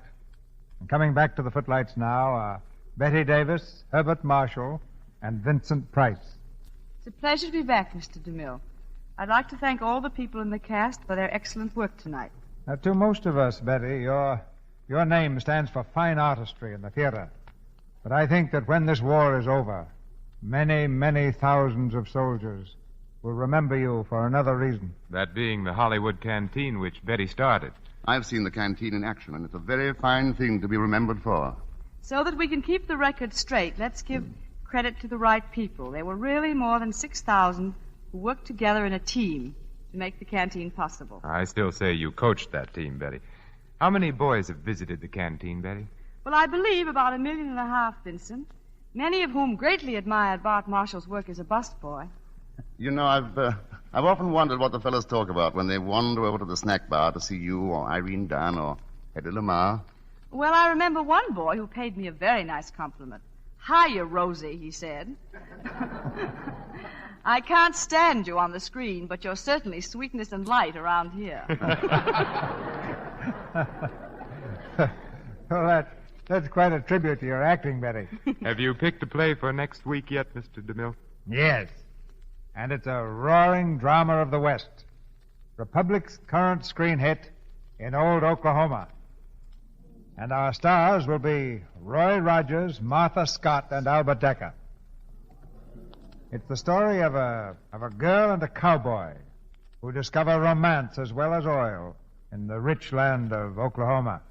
And besides a thrilling drama, we'll also have the songs of Hollywood's great cowboy star, Roy Rogers. Very exciting evening, C.B. Good night. Good night. Good night. Good night. Good night. Any theater should be thankful for players like you three.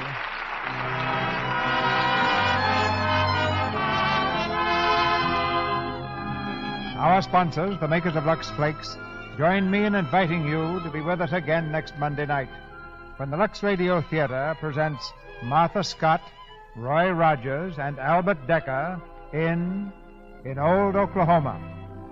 This is Cecil B. DeMille saying good night to you from Hollywood.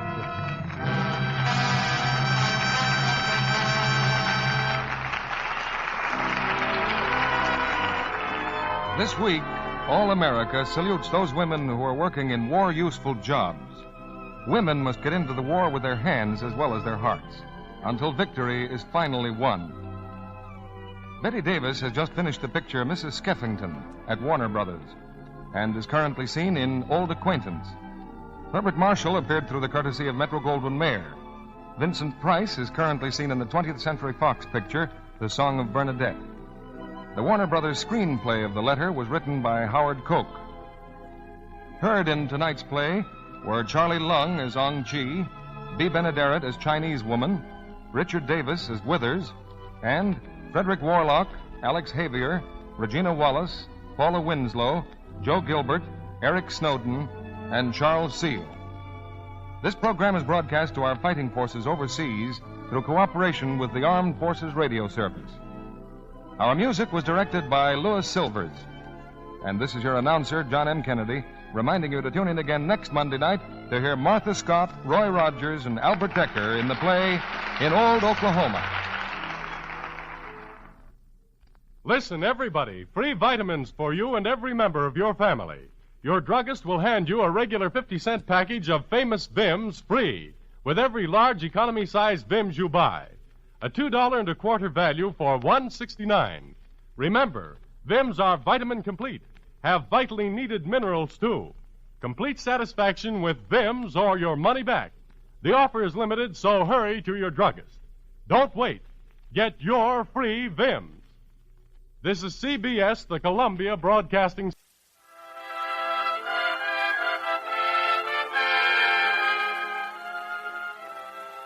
The Lux Radio Theater brings you Alan Ladd, Dorothy Lamour, and Chester Morris in Coney Island. Ladies and gentlemen, your producer, Mr. Cecil B. DeMille.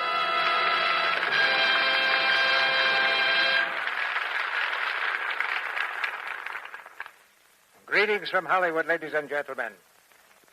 And step right this way for an hour of mirth and melody and romance. On the inside of this theater, a stupendous attraction.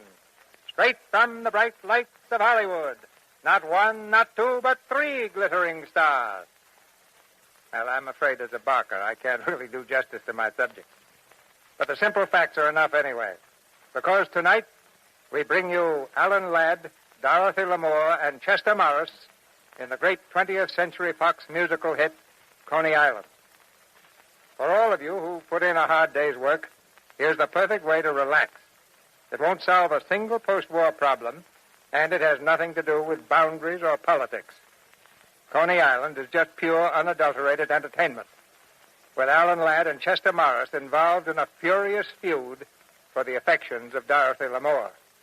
And Dorothy singing such catchy tunes of my boyhood as Put Your Arms Around Me, Honey, and Cuddle Up a Little Closer. I remember Coney Island and the days when we traveled down New York Bay by boat to get there, or drove down Ocean Parkway in Brooklyn by horse and carriage. Of course, that was some years BLF. That's before Lux Flakes. I particularly remember how the Barkers used to boast of the tremendous bargain they were offering with their few minutes of entertainment for 10 or 15 cents. I'm sure any one of them would have fainted immediately at the idea of presenting stars like Alan Ladd, Dorothy Lamour, and Chester Morris in tonight's play with no admission charge at all. Because your loyalty to Lux makes this modern kind of theater possible. And you ring the bell two ways, with a hit play every Monday night and a hit product, Lux Flakes, at home every day. And now, we ring the bell for tonight's curtain on Coney Island, starring Dorothy Lamour as Katie, Alan Ladd as Eddy, and Chester Morris as Joe.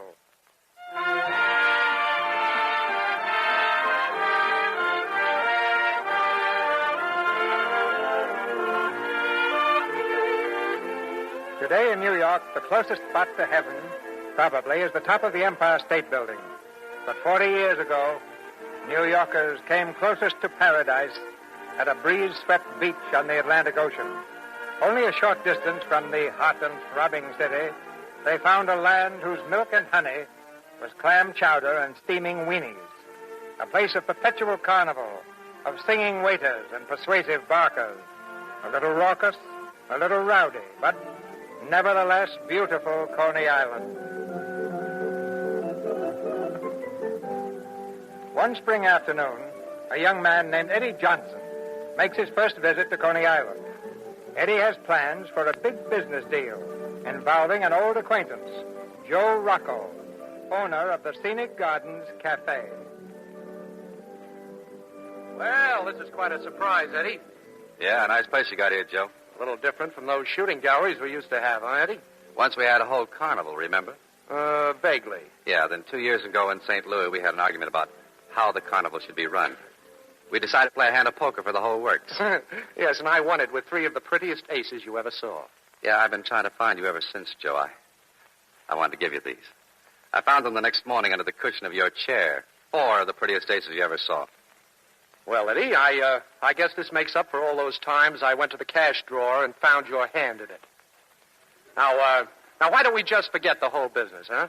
Oh, I've tried to forget it, Joe. I've tried and tried. You going to sue me? No, but I figured that since you cheated me out of our carnival, we're really still partners, and that means I own half of this joint.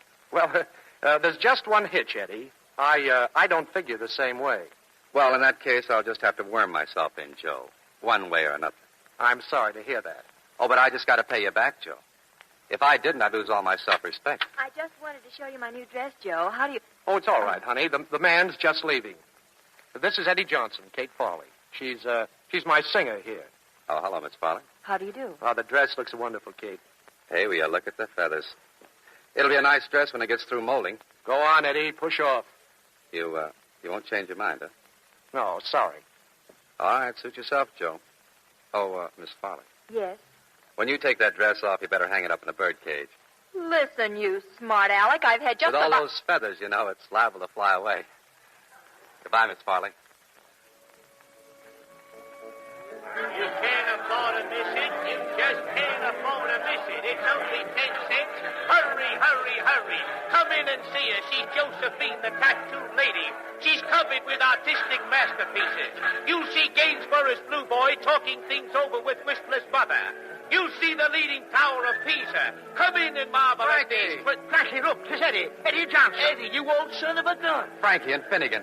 Hey, you're looking great. Why not? He's preserved in alcohol. Not since the Chicago Fair have I looked upon you, Eddy. Oh, say this calls for a celebration. Yeah, but tell me, is this your pitch? Yeah, I'm sorry to say it's mine. All mine. Well, what in the world are you doing at Coney Island? From the looks of business, nothing. Eddy, have you seen Joe yet? Joe Rocco? Yeah, I just came from there. Teaming up with Joe again, are you? No, not just yet, Finnegan. I'm looking for a new partner, Frankie.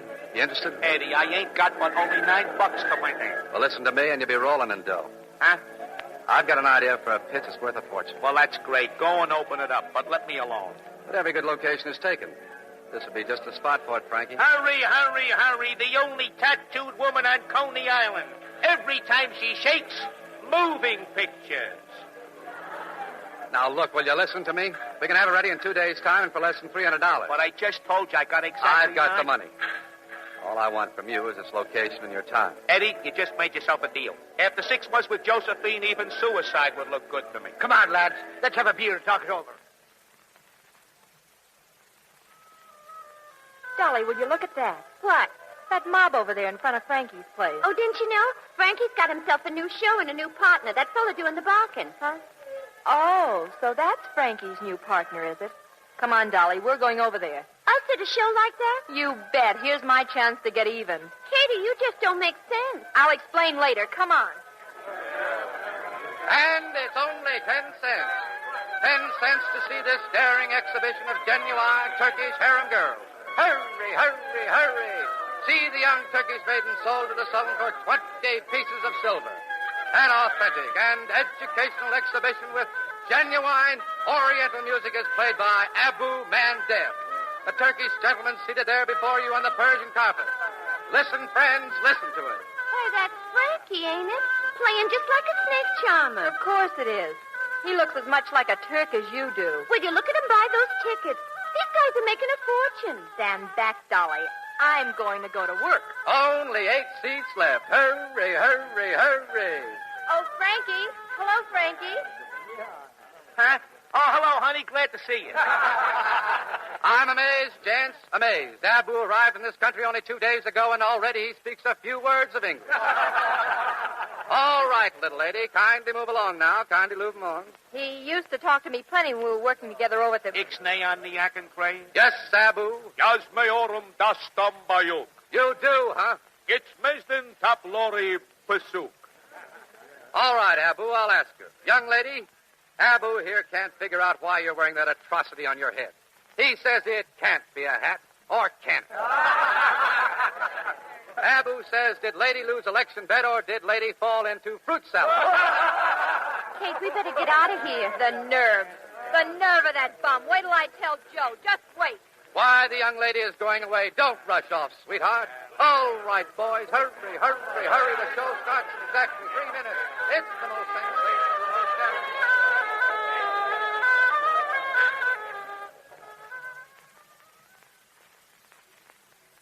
It was my hat he didn't like. He insults me in front of everybody. Hey, where are all the customers? Well, that's what I've been trying to find out. There's something funny going on, Katie. You know, I think I'll just take a look around out. Billy, me boy. Finnegan, come on in and have a drink. Oh, I don't dare. Not here in Rocco's place. Finnegan, you're sick. Me? No, but Steve is Rocco's bartender. The doctor discovered the dear lad had chronic prognosis. And him handling all the glasses the people drinks out of. And I was just going in there. Oh, I've been standing here warning all my friends to keep away. Oh, thanks, Finnegan. Now, if he was looking for something intoxicating, there's Eddie Johnson's new show just up the street. Ah, those Turkish collies. That's for me, Finnegan. I'll see you later. My. So you're the one who's steering my trade away. I'd like to murder you, Finnegan. Wait a minute, Joe. It's not his fault. You know who put him up to this, don't you? Well, I got a pretty good idea. Go on, Finnegan, beat it. Joe, you've got to show that four-flusher where he gets off. Hey, Louie. Yeah, Joe? Louie, that old friend of mine, Eddie Johnson, he needs a lesson. I got some friends in Brooklyn, Joe. They're swell teachers. Yeah? Well, I want that cooch joint of his to look like an earthquake hit it. You understand? Relax, boss. It's as good as done.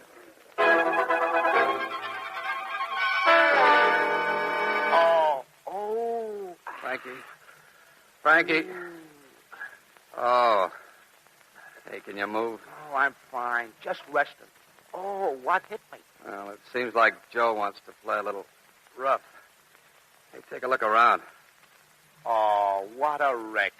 Yeah, it's a nice place while it lasted, Frankie. Well, let's start looking for a carpenter. Maybe we can be back in business in 3 or 4 days. Maybe. Why not? Next time, Joe may use dynamite. Oh. Ooh. Hey, Frankie. Frankie, I got an idea. Let's wreck Joe's joint. Dynamite? No. Nice and legal. You see that sign across the street? We'll read it. Welcome to Coney Island. United Brotherhood of Irish Bricklayers, Local 742. Yeah. They'll be here tomorrow, Frankie. The United Brotherhood. So they'll be here. Oh, don't you see? Rocco's place will be filled with Irishmen. After they've had a few beers, you and I will go in, we'll start making some nasty remarks, and then pretty soon there'll be the wildest knockdown.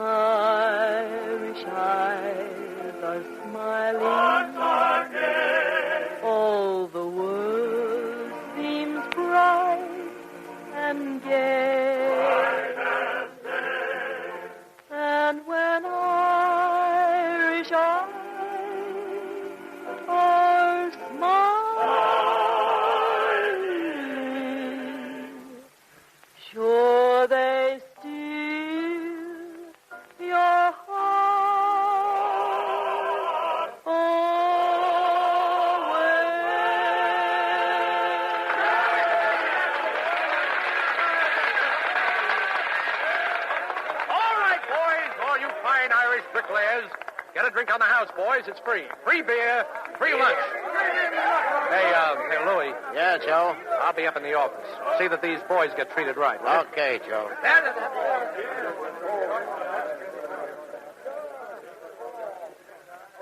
Say, Louie. Come here a minute. Hey, you guys, don't you know when it's time to leave town?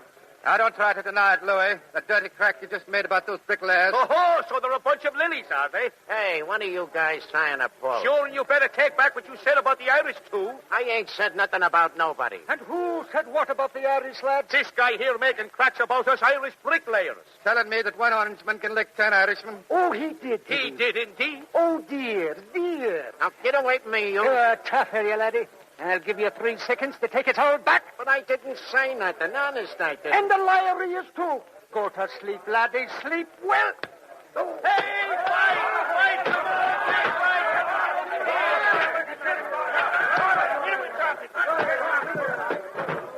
Hey, let's sit down, Frankie. Here in the corner, I want to enjoy this. Oh, look at the way that bricklayer threw that chair. Wasn't that beautiful? Yeah, right through Joe's best mirror. Oh, I'm sorry. Joe has to miss this. Where is he? He's upstairs. Hey, wait a minute. He's coming down now. He's sure making his scenic gardens awful scenic. Get out of my way, Finnegan. Now, Joe, I'd like to let you pass, but I can't. You might try to stop the burn. Fun. They're wrecking the place.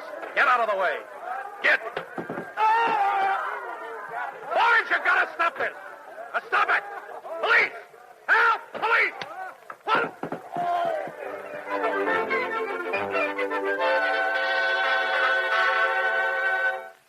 Poor old Finnegan. All right, come on, Frankie. Set him down on my bed. There.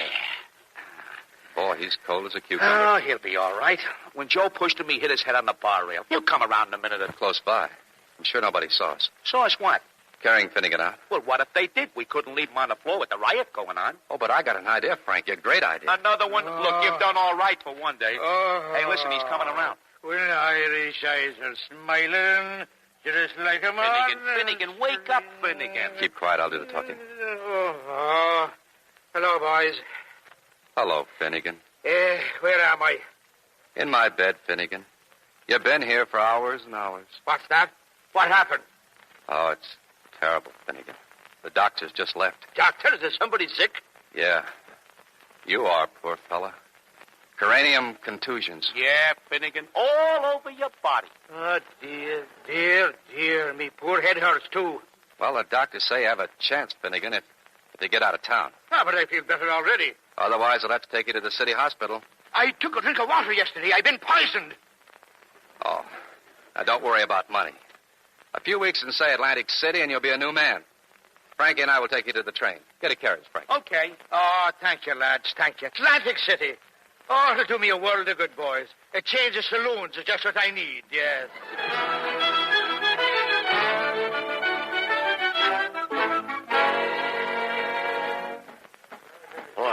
Boss, look. Eddie Johnson and Frankie, huh? How long have they been here? Nearly an hour, boss. First I've seen of them since they started that fight here 2 days ago. Hey, they got black ties on. Yeah, I guess they must have been at Finnegan's funeral this morning. Finnegan's funeral? Sure, Joe. He died the day of the fight. What? Oh, a big funeral this morning. Then they sent the remains to Atlantic City. Oh, I think I better talk to Mr. Johnson. Well, here he comes, Eddie. Ah, poor Finnegan. The best friend a man ever had. Sure, and a fine Irishman never lived. Oh, hello, Joe. What was it? His heart? His head, Joe. His head. Yeah, somebody hit him an awful wallop at the bricklayer's party. Well, I see you getting the place all fixed up, Joe. Yeah. Now, about Finnegan, Eddie, I know you saw me push him. You guys wouldn't be trying a little blackmail, would you? Oh, now, Joe, how can you say a thing like that? I told the coroner he hit his head on a curb. Yeah, but if it ever came out that it happened in here, we'd have to tell the truth, Eddie. Well, it wasn't Joe's fault. All they can do is close this place down as a public nuisance. And that's a lot easier than manslaughter. Okay, Eddie. How much do you want? Oh, Joe, you always think the worst of me. All I want is a chance to make some more money for you, and... Go on. Talk. All right, let me run this place. Let me put on the shows, give it some real class, and all I want is 50% of any new business I bring in. Well, if it costs me less to bribe my way out. Oh. Well, the coroner asked me to stop in his office later on. Start work tomorrow, Eddie. Yeah, and have Miss Farley here at 9 o'clock in the morning. Who, Katie? Yeah, I'll be changing the whole joint, Joe. And I'm starting on Katie Farley.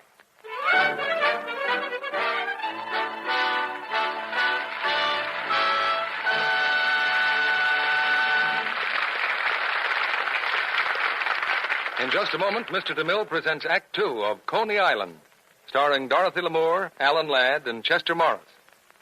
Now, what's that you're trying to say, Sally? Starlight, star bright, first star I see tonight. I wish I may, I wish I might, have the wish I wish tonight. You girls are always wishing for something. What is it this time? I'm wishing that everything nice would last twice as long as it does. I wish my Marine's furlough was twice as long. I wish my vacation would last twice as long. And I wish 4 points worth of butter would last twice as long. Wouldn't it be wonderful? I can't tell you what to do about those things, but there are some nice things you can make last twice as long. Stockings, for instance. Twice the wear for stockings is probably right at the top of every girl's wishing list. It's a wish nightly luxing can help come true. Strain tests proved that stockings washed in Lux Flakes lasted twice as long without going into runs as those rubbed with cake soap or washed with a strong soap. Rayon, nylon, silk, cotton all showed similar results. Extra wear from every pair. With Lux Care. And while you're making your stockings last longer, make your Lux Flakes last longer, too. Just use as much as you need to get rich suds, but no more than you need. That helps fight waste. Now, our producer, Mr. DeMille. Act Two of Coney Island, starring Alan Ladd as Eddy, Dorothy Lamour as Katie, and Chester Morris as Joe.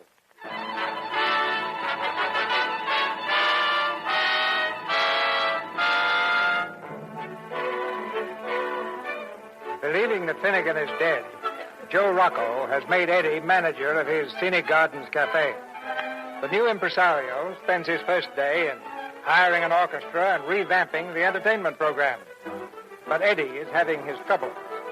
The program consists almost entirely of Miss Katie Farley.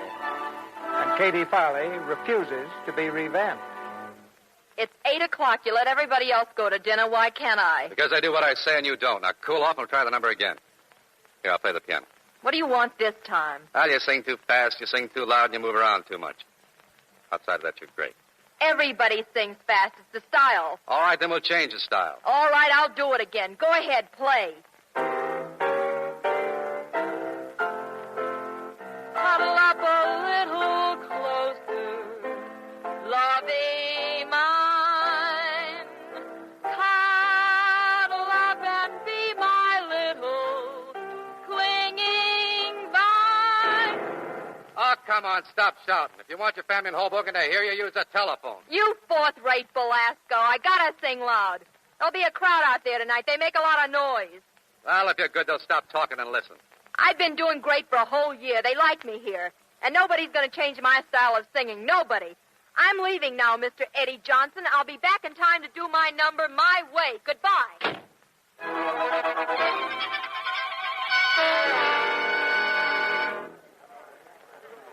You ready, Katie? The show starts in a couple of minutes. I am ready. Hey, wait a minute. That dress with the feathers, I thought I told you I'm wearing what I like, Mr. Johnson, and I just told the orchestra leader to play my number my way.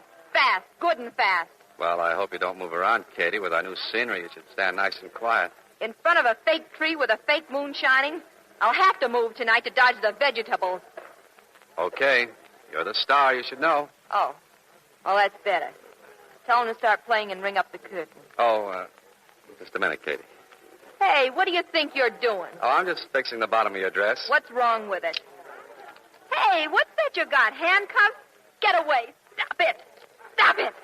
The handcuffs are for your pretty little ankles. I borrowed them from the cop outside. I'm afraid you'll have to stand still now, Katie, or you'll fall flat on your face. Take those off, or so help me. I'll... And these go around your wrists, sweetheart. See, like this. There. That's better. And how do I walk out on the stage, smart guy? Oh, I carry you out, see? It's very simple. I'll show you. I'll just stand there and I won't sing a note. Hey, the handcuffs on your wrists, they show.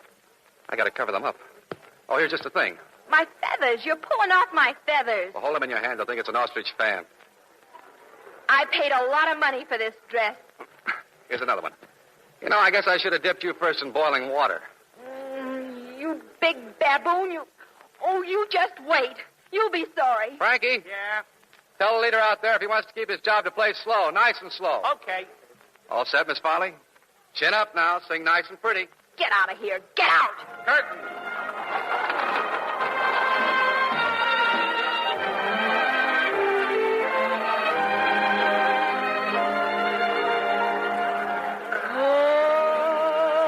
Cuddle up a little closer, lovey mine. Cuddle up and be my little clinging vine. Like to feel your cheeks so rosy, like to make you comfy, cozy, 'cause I love from head to toesy, lovey mine. Like to feel your cheek so rosy, like to make you comfy, cozy, 'cause I love from head to toesy, lovey mine.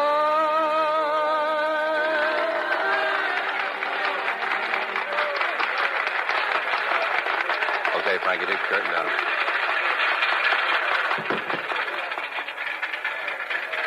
Oh, Katie, you did swell. Now, up we go. What are you doing now? Put me down. Oh, you can't walk with handcuffs on your feet. Taking you to the dressing room. Well, what do you think of my way of singing now? That applause wasn't so much. Say, you couldn't have gotten more if you were a parade. Hey, my dressing room. Now get these things off. In a minute. Katie, they like you tonight. There wasn't a sound while you sang. For once you had real class. Where do you get off talking to me like that? There are a lot of people around here who like me just the way I am, see? Sure, but more people will like you if you'll just listen to me. You've got warmth, appeal, you're attractive. You know, in fact, you're so attractive, I think I gotta kiss you. Get away from me. There. And you'll be still more attractive. Still more attractive if you just dress instead of overdressing. I'm no dummy. I went to school. I finished the 10th grade. I even... Uh-oh. Here's that feeling again. I need another kiss. Is that what you learned in the 10th grade? No. That's why I was kicked out of the 11th. Just wait till I get out of these chains. I'll slap your face so hard it'll... No, you won't. Because you know that everything I've told you is right. Okay, I'll take the handcuffs off now.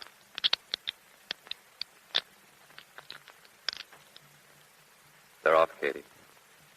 And here's my face. Go ahead and slap. Oh, get out of here. Please get out. Good night, Katie. Good night. Thanks.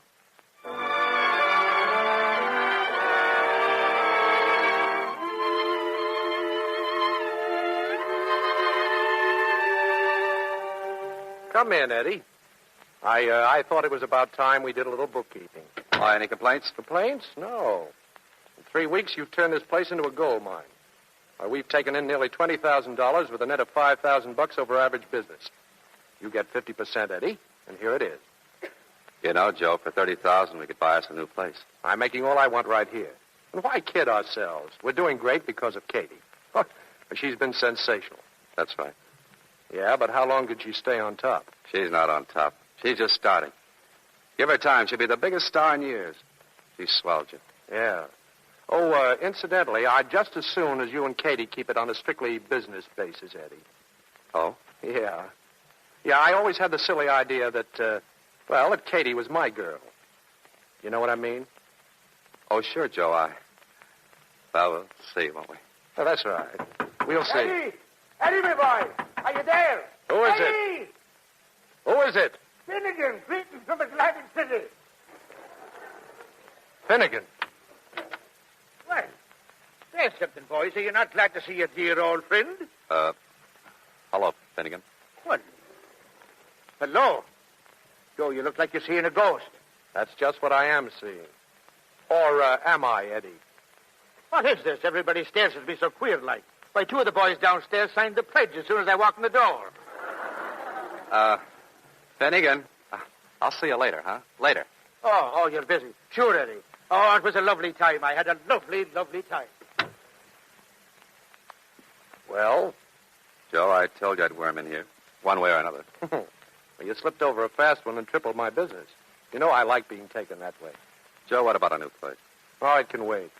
You better come in on it with me, Joe. If you don't, I'll buy it myself, Katie and me. And we'll take all your business away. But I wouldn't like that, Eddie.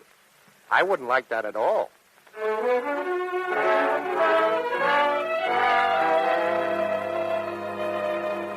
Good morning, sir. May I help you? Yes, I'm Joe Rocco. I have an appointment with Mr. Hammerstein. Oh, yes, sir. Go right in. Oh, thanks. I'm Rocco, Mr. Hammerstein. Well, sit down, young man. Thanks. I've just been reading the press notices about Miss Farley. I have to admit, these hard-boiled critics seem to back up everything you say. Oh, she's really wonderful, Mr. Hammerstein. Well, society doesn't flock to Coney Island for nothing. How long has this been going on? Well, she started to click about 3 months ago. I can't understand why you come to me, Rocco. If I thought she'd be good for my new show, I'd try to steal her from you. Well, Katie belongs here on Broadway. She's too good for Coney Island. Well, I'll certainly drop out to hear her sing. Oh, fine. And when can you make it? Well, I can't say exactly. Next week, probably. Well, thanks a lot, Mr. Hammerstein. Oh, not at all. I'll telephone you before I come. Goodbye, Rocco.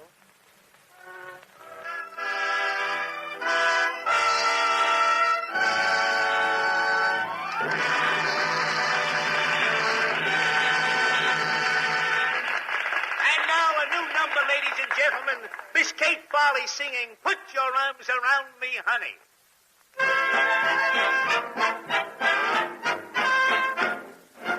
Put your arms around me, honey. Hold me tight. Cuddle up and cuddle up with all your might. Oh, babe, won't you roll your eyes? I just idolize. When they look at me, my heart begins to flow. Then it starts a-rocking like a motorboat. Oh, I never knew any girl like you.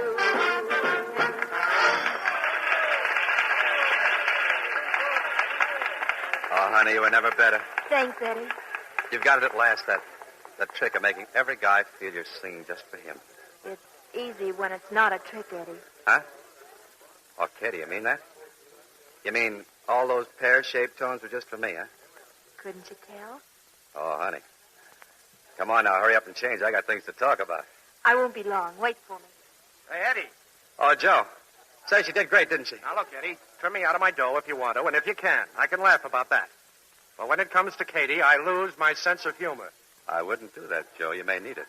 Well, I just want you to know I'm going to do everything I can to break it up between you two. Now, I'll tell you something. I'm going to be leaving here in a few weeks. I'm getting that new place. You can still have half if you want. Oh, I'm doing fine right here. I won't ask you again, Joe. Oh, come on, get smart. You haven't got that kind of dough. That's why I went to the Brooklyn Savings Bank. They said if I have Kate Farley, they'll loan me $20,000. Oh. Well, what makes you think Katie will go with you? Love is a wonderful thing, Joe. A wonderful thing is love.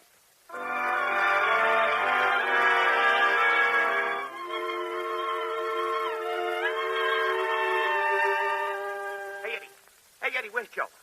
I don't know. He said something about a poker game at the Continental. What are you all excited about? Downstairs, Hammerstein. William Hammerstein's downstairs. What about... Who? Hammerstein? Yeah, the producer. He says Joe asked him to come and hear Katie. Funny Joe didn't say so. Well, Hammerstein told Joe he'd be down next week, but he just happened to be at Brighton tonight, so he came on over. Hey, I'll go and tell Katie. You stay put. Huh? But you see what Joe's trying to do? I want to open up that new cafe. If Katie comes with me, I get a big loan from the bank. But if Katie goes to Hammerstein, I'm licked. Yeah, but what do we do now? Well, if Joe can play poker, I guess it's okay if Katie and I take the evening off, too. But she's got a number coming up. Dolly knows all her songs. Dolly will sing. That's what understudies are for. Besides, I wouldn't want to disappoint Mr. Hammerstein. Oh, Dolly is a comic. She'll sound awful. Yeah, I hope so. But Hammerstein will think she's Katie. Oh. You know that sign with Katie's name on it? Yeah, you mean the great big one on the side of the stage? Yeah. See that it stays there when Dolly sings. I'll talk to Hammerstein now. Go get Katie and tell her to meet at the side end. Okay, Eddie, I hope you know what you're doing. Oh, gee, it's wonderful here, Eddie. Yeah.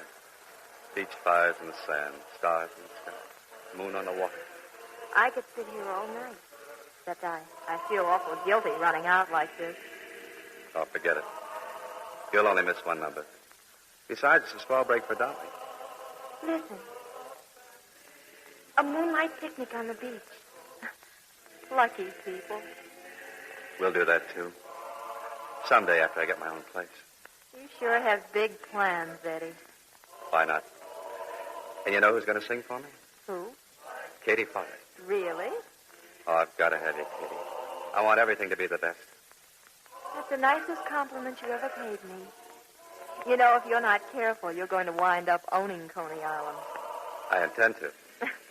What a guy. What a sap. Sap? Me? No, me. I've fallen for you, Eddie. I've fallen awful hard. Katie, you'll never be sorry, honey. Never. Oh, when they look at me, my heart begins to float. Then it starts a rocking like a motorboat. Oh, I never knew any girl like you. Yeah, and she does 2 more songs later on, Mr. Hammerstein. That's fine, but I think I've heard enough. Tell Mr. Rocco I was greatly impressed. Well, thanks, Mr. Hammerstein. Goodbye. Mr. Hammerstein. Hello, Rocco. Why, I understood you were out. Well, I was, but one of my boys telephoned me you were here. I came right back. Mr. Johnson took very good care of me. Oh, fine. Well, what did you think of Miss Farley? Well, as you told me, she's very unusual. I'll think it over and let you know. Good night. Well, good night, Mr. Hammerstein.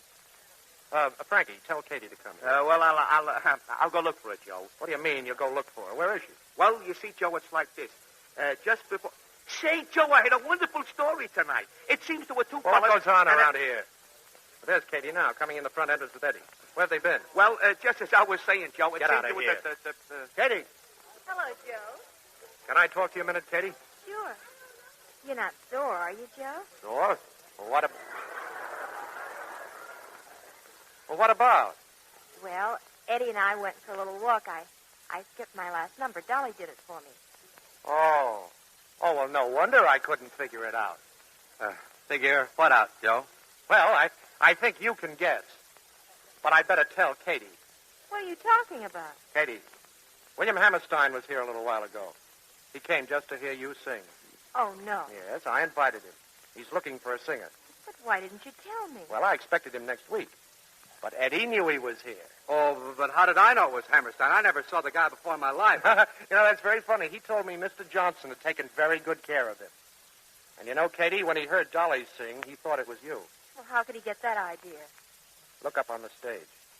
Somebody didn't bother to change the sign. I see. Looks like Mr. Johnson took care of a lot of things. Oh, now, wait a minute, Katie. Why didn't you tell me? Shall I tell her, Eddie, or will you? All right, go ahead and tell her. Well, it's so simple, Katie. You see, if Hammerstein heard you and signed you for his show, then Eddie wouldn't have you for his new cafe. And without Eddie, without you, there isn't going to be any new cafe. Oh, wait a minute. That's not true. Now, look, Katie, it's... Eddie, before you quit, I just want you to know you're fired. And, thanks, Eddie. Thanks a lot for taking me out tonight. I'll never forget it.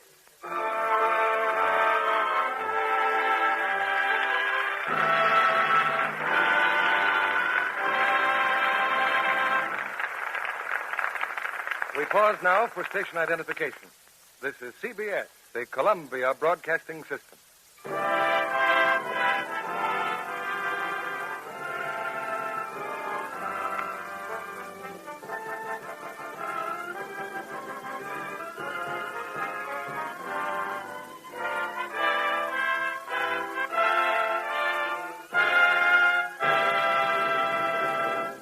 Mr. DeMille returns with Dorothy Lamour, Alan Ladd, and Chester Morris for the third act of Coney Island after a brief intermission. Now, here's our friend Libby Collins with some inside information. You might call it undercover news, Mr. Kennedy, because it's about undies. Did you know they're using balloon cloth for lingerie now? Balloon cloth? You mean like those big barrage balloons you see in the pictures? Exactly. The government has released a limited quantity of it for civilian needs, and it's cropping up in dresses and blouses, but mostly in underthings. I've seen some simply darling long-sleeve grandmother nighties made of it. It's surprisingly fine, like lawn or batiste. Nice enough even for a bride's trousseau. Today's cottons are so attractive, they deserve a place right alongside your pretty rayon undies. And the same safe care. Gentle Lux Flakes. Yes, gentle Lux Care for all your undies will keep them new-looking longer. Actual washing tests on rayon slips and nighties prove that Lux Care keeps colors lovely 3 times longer. Strong soaps, hot water, and rough handling faded colors over 50% in only 30 washings. Pulled out seams and frayed shoulder straps, too. But Lux undies stayed lovely. No matter whether your undies are cotton, rayon, or precious silk, they'll stay lovely longer with gentle Lux Flakes. To say it with music, undies lead a long life when they lead a Lux life. Now, Mr. DeMille returns to the microphone. We'll have some news on the private lives of our stars after the play. And now the curtain rises on the third act of Coney Island, starring Dorothy Lamour, Alan Ladd, and Chester Morris.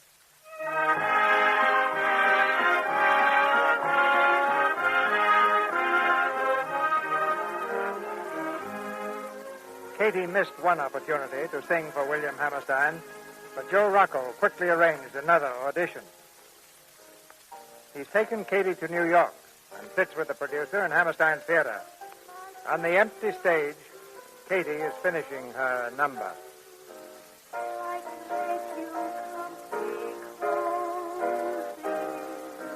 Cause I love from head to toes thee. Love thee, mine.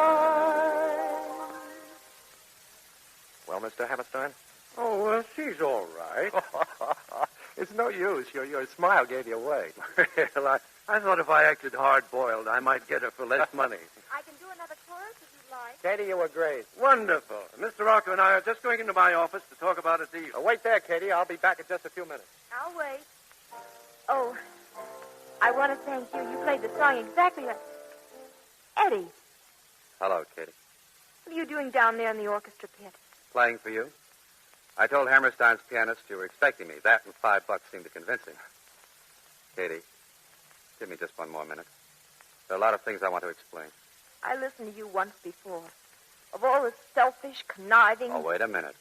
Remember me? I'm the guy who just played the piano for you. If I'd wanted to, I could have grabbed your act awful easy. I didn't, though, because, well, I want you to get that job. I'm sorry about the other time, Katie, honestly. And that makes everything all right, I suppose. No, but it should make you take that cotton out of your ears long enough for me to tell you why I did. I know why. You want that new place. Well, sure I do. But that wasn't the real reason. I didn't want you to work for Hammerstein because it would put too much distance between us. Eddie, it's exactly 11 miles from here to Coney Island. I'm not talking about that kind of distance. Once you hit Broadway, you'd be a million miles from me. It's happened so many times before, Katie, and I just didn't want to lose you. You see, I happen to love you. That's why I did it. Well, I guess that's all I have to say. Eddie. Oh, Eddie, get me out of here quickly. Yeah, but what about Hammerstein, Broadway? I'm from Coney Island, Eddie. And right now I feel an awful long way from home.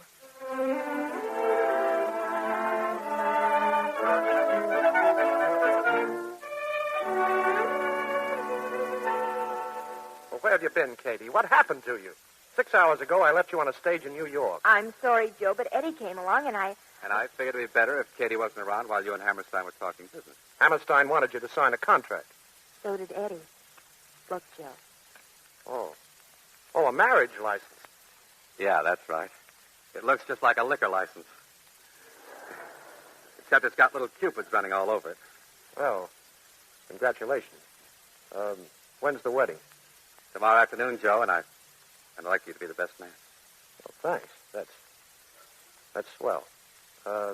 What'll I tell Hammerstein? Oh, we just spoke to him on the telephone. He's not starting rehearsals till... I mean, you still want to sign with Hammerstein? You bet.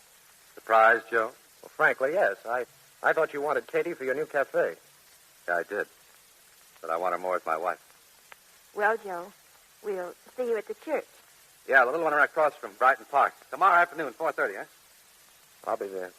You see, Joe, it's all worked out just beautifully. Yeah. Beautifully. Hey, Louie. Yeah? You remember Sylvester Keene? That broken-down actor? Sure. He blew in last week. He was looking for a job. Well, get hold of him. Tell him he's got a job. Dolly, it's 4:30. Where can he be? Joe said Louis bringing Eddie in an automobile. He probably got a flat tire. I'm going out and look for him. You stay right here in this room. It's bad luck to go inside before the wedding march. I ought to know. Been married 4 times. Then you find him. Okay, I'll find him. Oh, excuse me. I was about to knock. Miss Farley? No, that's Miss Farley in there. Who is it? I'm Sylvester Keene from the Brooklyn Savings Bank. Don't tell me I've overdrawn my account. Oh, no. I wanted to speak to Mr. Johnson, but I understand he isn't here yet. I thought perhaps you could give him a message. Why, certainly. Just tell Mr. Johnson we've decided to loan him $20,000 for his new cafe. Why, that's wonderful. But if anyone can make a success out of a cafe, it's Mr. Johnson. Well, frankly, Miss Farley, we consider your reputation a little better security than his. An attraction like you would make any cafe a success. Oh, thanks. But I won't be singing in his cafe. I'm going to work for William Hammerstein. You are? Why, yes. Why, that's strange. Mr. Johnson called us just a little while ago and said that now that you and he are going to be married, you had changed your mind. You are staying in Coney Island. He told you that? Dear, that changes everything. Well, I'm certainly glad we had this little talk, Miss Farley. Yes, so am I. I'm sorry if I said anything that... Katie, Eddie's here. They got stuck in traffic. Well, goodbye, Miss Farley. Goodbye. Katie, here are your railroad tickets. 2 days in Niagara Falls and then down through Canada and Detroit. Excuse me a minute. Eddie, I'll get him for you, honey. Please. And, Joe, do you mind? No. You want to be alone with him, huh? Well, I'll just tell the preacher he's here. Hi, Mrs. Johnson. Here, posies for the train. Close the door, Eddie. Huh? Oh, sure. Eddie, a man was here just now from the bank. He was? Well, what do you want? Did you tell them that I was going to be singing for you? Well, last week I said I might be able to get you, but that was before Hammerstein said You spoke to them again today. Today? You told them you had me all sewed up. Oh, now, wait a minute. I don't know who was here, what he said, but... Don't lie, Eddie. You know you couldn't get the money without me. What was your plan this time, to convince me on our honeymoon? Oh, Katie. Katie, you don't honestly think that? What do you want me to think? That I'm marrying you because I love you and for no other reason. Isn't there anything you'd like to explain? No, I'm not even going to try. Katie, you've got to believe me because down deep you just know I'm on the level. Unless you do, our marriage wouldn't be worth a hoot. Is that all, Eddie? Yeah. Yeah, that's all. Someday you'll find out I'm telling the truth, except then it may be too late. If you leave me now, well, I guess it's all over. You know that, don't you? Yes, I know that. So what are you going to do? What I have to do? I'm leaving now.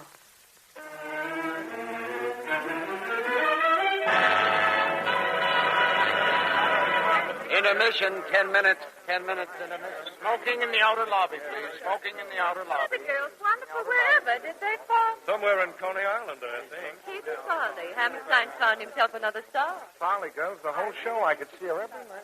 Well, Eddie, looks like she's in. Yeah, she's got them standing on their ears, Frankie. Well, I swore I wouldn't do this, but I got her. Do what? Going backstage, Frankie. I'll see you later. It's about time. Good luck, Eddie. Hear what they're saying, Katie. Oh, it's sensational. And wait till they hear the third act. Thanks, Joe. But I'll believe it when I read it in the morning papers. Oh, by the way, I saw Eddy in the lobby, Katie.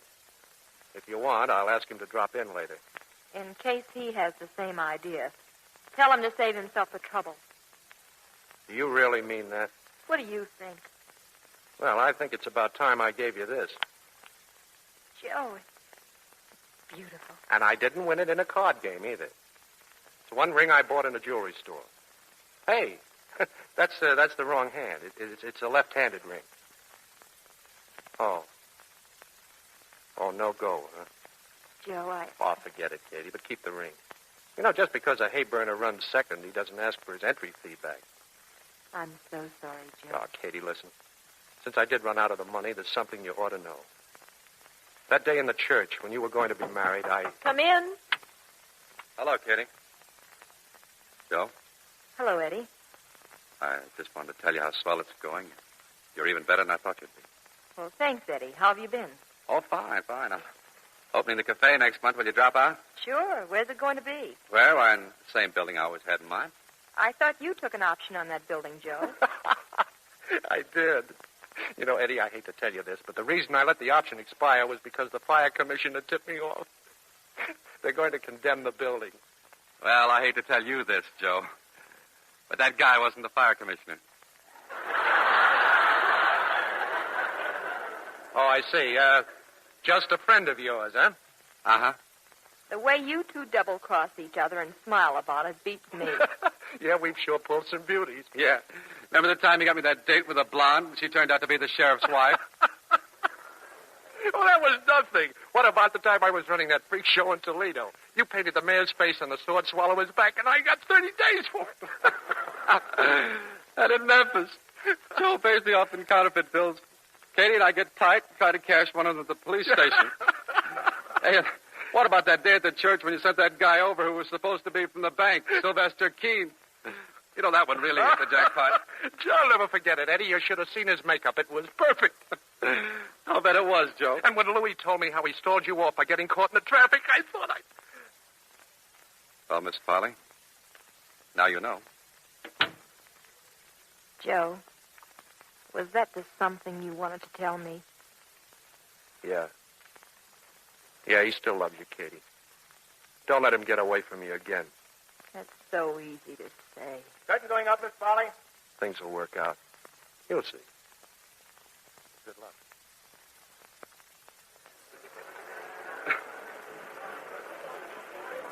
Hot dog, here they are. Genuine Coney Island hot dog.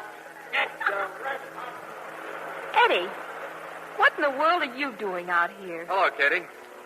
Well, I could ask the same question. At 9 o'clock at night, you should be tending to business. By the way, how is the new place? Oh, fine. I'd like you to see it. Maybe later, Eddy. You see, I got a telegram from Joe. He said to meet him on the Coney Island Pier at 9 o'clock Sunday night. Well, here I am. That's funny. I got a telegram, too. Joe? No, from the city hall. Something about my license not being legal after tomorrow. Said a man would be here to see me about it at 9 o'clock. It sounds awful phony to me. Some amateur is trying to pull a fast one. Yeah, sure. I just opened it up. The license is good for a whole year. Listen. Somebody's having a good time. Yeah. Moonlight picnic on the beach, remember? We were going to do that one day. Katie, do you think that... Hot dogs, Coney Island caviar. Oh, hello, Eddy. Hot dog? Sure, why not? Katie? I'll take a bite of yours. With mustard, Mac. That's it. Thanks. Thanks, Eddy. Hot dog, get your Coney. Open your mouth. Mmm. Delicious. You got mustard all over. I'll lick it off. Mmm. Good. I know a better way to take mustard off. You do? Uh-huh. This way. Oh, my, that's a wonderful way, Eddy. Hey, look, how long do I have to stand here watching this? Joe. Oh, hello, Joe. Hello, Eddy. Now, about that license. Oh, so you sent the telegram. I might have known. Sure, it expires tomorrow. Your marriage license. Oh, well, thanks for reminding me. No, that license cost Eddy $1, Katie. Be ashamed to see that buck wasted. And now, in case you two are interested, there's a preacher waiting in my office. The service always was pretty good at your cafe, Joe.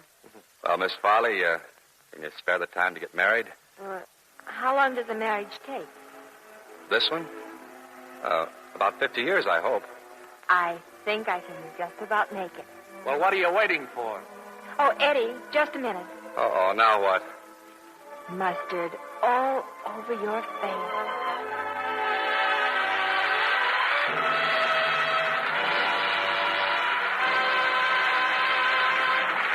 In just a moment, our stars will return for a curtain call. Did you ever try to describe something in music? Let's take dishpan hands, a really bad case. They're red and rough and scratchy. Every time you finish with that strong soap, they sting and get angry red and protest. You're as self-conscious as if you had lead weights at the end of your arms. Maybe this music describes them. Now, there's another kind of hands, Lux hands. You don't know they do dishes because they're soft and smooth and lovely. The kind of hands you're proud of. The kind of hands other women envy.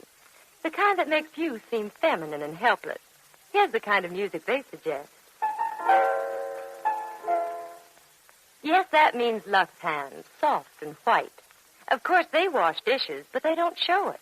So if you would like softer, smoother hands, simply change from strong soap to Lux Flakes for dishes. No creams, no lotions, no special babying. Simply change from strong soap to Lux. Then you change dishpan hands to Lux hands. And listen, it costs less than a penny a day. That's because Lux goes further. These gentle, rich flakes wash up to twice as many dishes, ounce for ounce, as any of 10 other leading soaps tested. So if your dealer is out of Lux, try again soon. More is on the way. Lux is so thrifty, it's worth waiting for. Now, here's Mr. DeMille with our star. The spirit of Coney Island has always been entertainment, and tonight's play was in that pleasant tradition, thanks to Alan Ladd, Dorothy Lamour, and Chester Morris. Thanks, C.B. Pleasure to be back. How are you getting on along with your painting, Alan?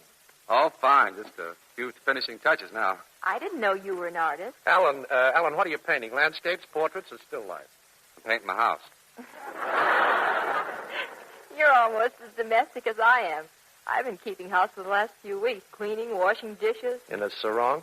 No, this was a vacation. I did the cooking, too. In a sarong? No, this was a vacation. But, Dottie, how'd you get that tan, then? Oh, I did a little swimming, too. In a sarong? No, this was a vacation. Shall we go round again? You know, I just celebrated my first wedding anniversary. Well, my daughter is celebrating her first anniversary next Friday. Why, Alan? Fine. I didn't know she was... Yes, sir. She'll be a year old Friday. Well, that's a wonderful age. I remember when Chester Morris was a year old. Yeah. We all thought he was a very pretty baby. Yes, C.B., what's the play next week? Well, Chester, it's the RKO screen drama, This Land Is Mine. And our stars will be Charles Lawton and Maureen O'Sullivan. This Land Is Mine is a story of heroism among the ordinary people of Europe, of the young and old who cling to the banner of freedom with their lives at stake and wait in the darkness for that one great day to come, the day of liberation. It was a fine picture, C.B. I'll be listening. Good night. Good night. Good night. Good night. Good night. See you all in Coney Island sometime.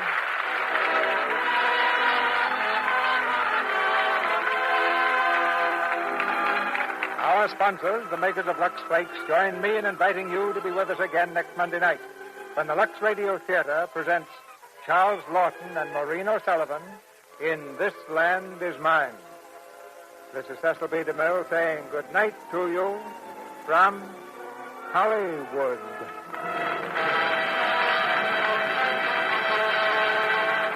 Ladies and gentlemen, the surest and safest way to write to men and women in the armed service overseas is by V-mail. And besides these advantages to you, it saves precious cargo space for fighting equipment. When V-mail is used, one transport plane will do the work of 50 similar planes carrying regular airmail letters. Remember that the War and Navy departments give priority to V-mail over all other types of personal mail. So if you haven't been using it, start now. Get the V-mail forms at any stationery counter. Alan Ladd appeared through the courtesy of Paramount Pictures, producers of The Uninvited. Dorothy Lamour will soon be seen in the Paramount picture, And the Angels Sing. Chester Morris will soon be seen in the Columbia picture, By Secret Command. This program was broadcast to our fighting forces overseas through cooperation with the Armed Forces Radio Service. Our music was directed by Louis Silvers. Tonight, when you tuned in to the Lux Radio Theater, you knew you would get good entertainment. Try tuning in to this same station tomorrow night and Wednesday at this same time. Tomorrow night, you will hear George Burns and Gracie Allen with their guest star, Barbara Stanwyck. Wednesday night, Frank Sinatra sings A Lovely Way to Spend an Evening. Major Bose will be Frank's guest. Make this station at Lux time a habit, Monday, Tuesday, and Wednesday, for the best in drama, comedy, and music. This is your announcer, John M. Kennedy, reminding you to tune in again next Monday night to hear Charles Lawton and Maureen O'Sullivan in This Land Is Mine.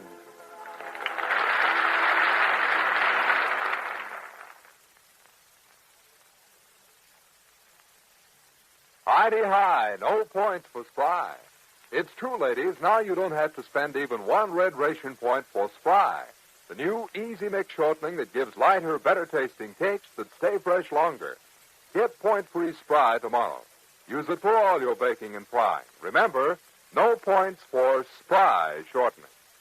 This is CBS, the Columbia Broadcast. Lux presents Hollywood.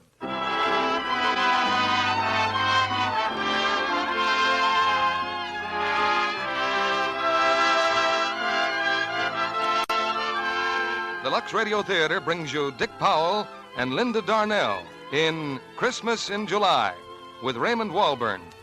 Ladies and gentlemen, your producer, Mr. Lionel Barrymore.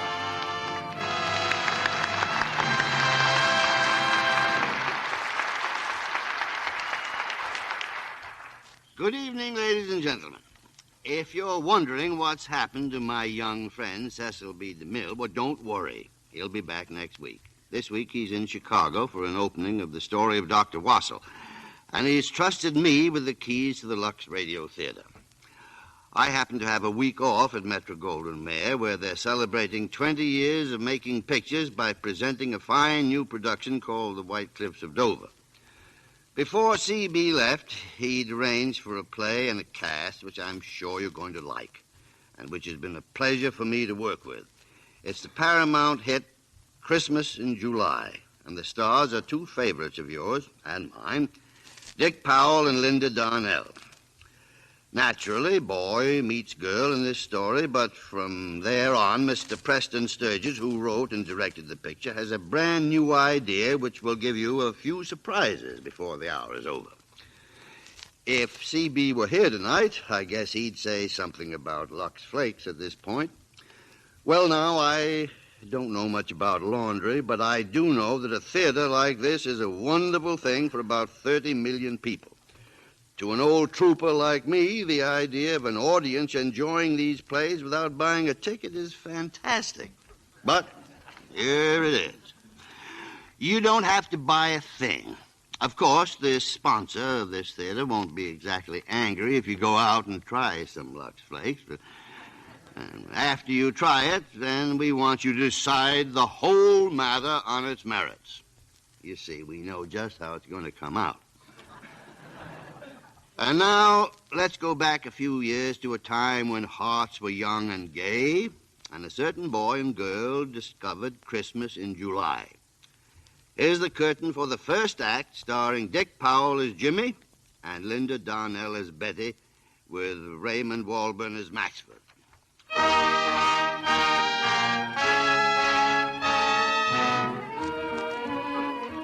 5 months ago, the Maxford House Coffee Company offered a $25,000 first prize for the best Maxford House coffee slogan.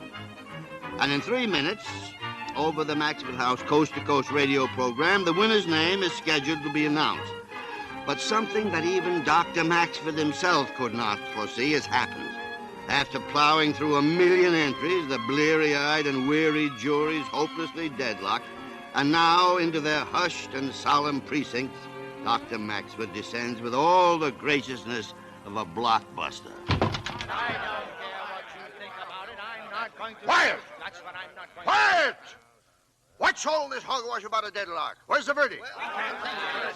Answer my question, you idiots! Don't ask us. Ask Bill Docker. He's been holding out all day. I'll hold out forever. A bunch of fat-headed, mealy-mouthed lame brains. Why, I wouldn't agree to a thing like that. Quiet! If I have... Quiet! Don't you know that our program is on the air? Don't you know that the whole of America is waiting for your verdict? That you're giving heart failure to the Western Hemisphere? What do you know about picking slogans anyway? Why, you wouldn't know a slogan if you slipped on one. If you gentlemen had the combined brains of a glowworm... But we're all agreed, Doctor. That is all except the brilliant Mr. Bill Docker. Well, let me tell you something, Mr. Bill Docker. I'm giving you just 4 seconds flat to get in line. Oh, no, you're not. I'm a member of this jury, and I'm going to vote the way I think is right if it takes 10 years. I'm giving my services free to a bunch of suckers who fell for a lot of dribble that don't amount... Hello? Oh, we are we? Well, that's just lovely. The Maxwell House program is signing off the air, gentlemen, so just take your time. You can stay here till next Wednesday for all I care, or you can stay here till Hoboken freezes over. You have failed in our promise to the public. We have muffed the most dramatic advertising moment in the annals of commerce, and you made a fathead out of me. The next nitwit who talks to me about a contest had better duck before I swing on him. And in conclusion, gentlemen, and especially you, Mr. Bill Docker, let me say that I have seen far, far better heads on a glass of beer.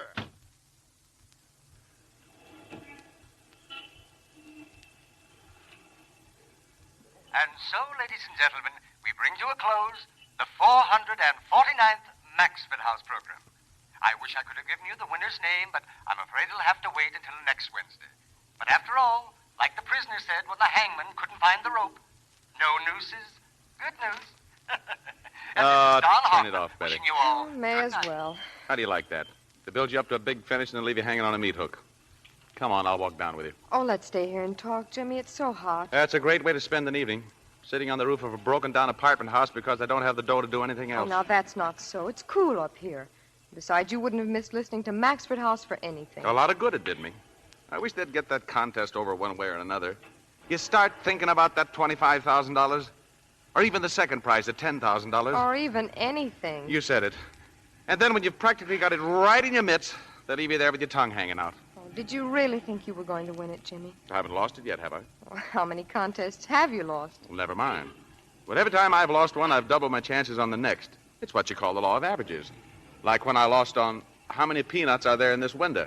Well, that doubled my chances on the You Fill in the Missing Words contest. But you lost that one, too. So I was 8-1 when I went into the limerick contest. But you didn't win it, Jimmy. Well, that's what makes it such a cinch this time. Can't you just see it over there on Broadway?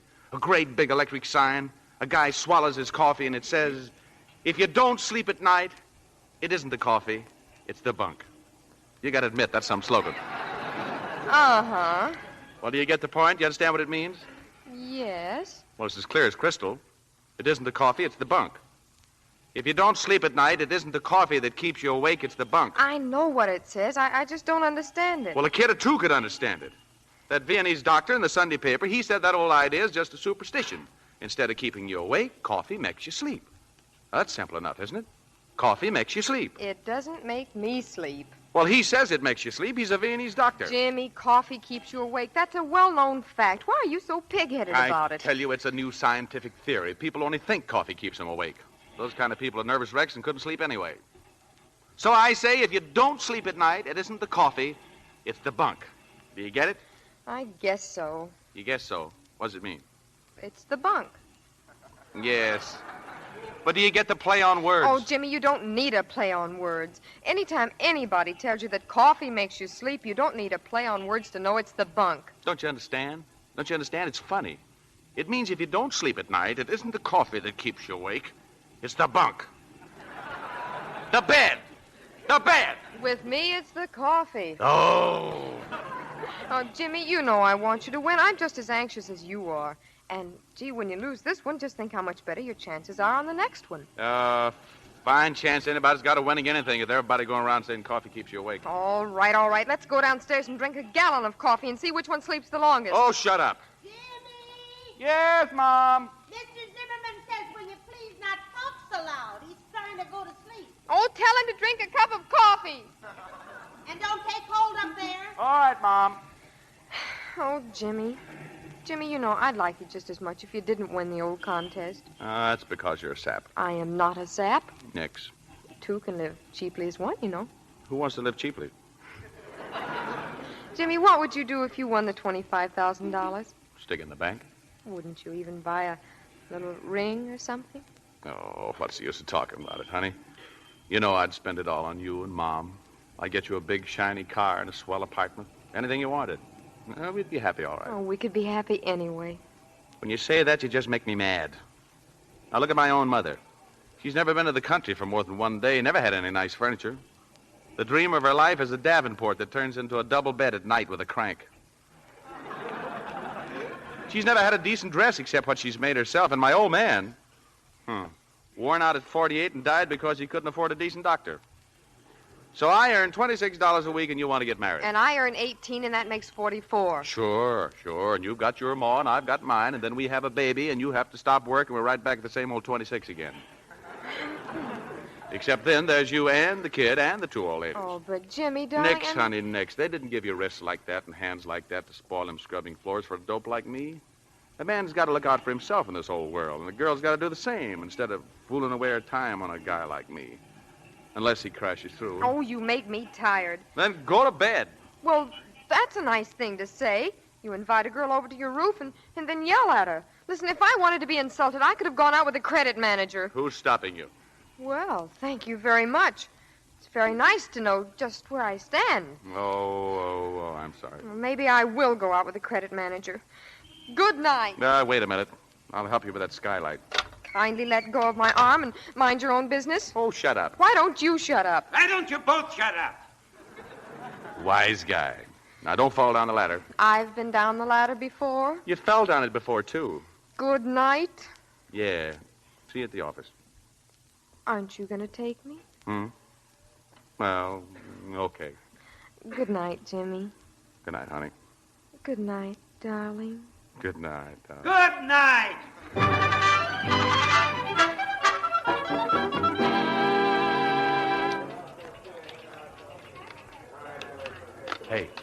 Hey, Charlie. Yeah?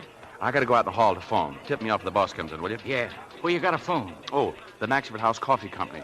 Maybe they picked the winner of that slogan contest by now. Oh, go ahead, Jimmy. If I see Waterbury, I'll warn you. Thanks. I'll be right back. Hey, Al, get a load of that. I wonder what one of those suckers would do if they ever did win anything. Well, it's very easy to find out. Huh? All you need is a telegram blank, some scissors, and some glue. You type it out, cut it in strips, and glue it on the blank. Holy mackerel. You mean like a gag? We work this gag on Jimmy? Sure. We'll pick up a telegram blank at lunchtime, leave it on his desk. He'll think he won $25,000. Oh, brother. Wait till you see his kisser when he reads it. We are happy to inform you that you have won the Maxford House Coffee Contest. Yes, and I was just wondering if the jury has reached a verdict yet on the contest. Oh, they haven't? Oh, in a minute, huh? Well, thanks a lot. Goodbye. I gotta win it. I gotta.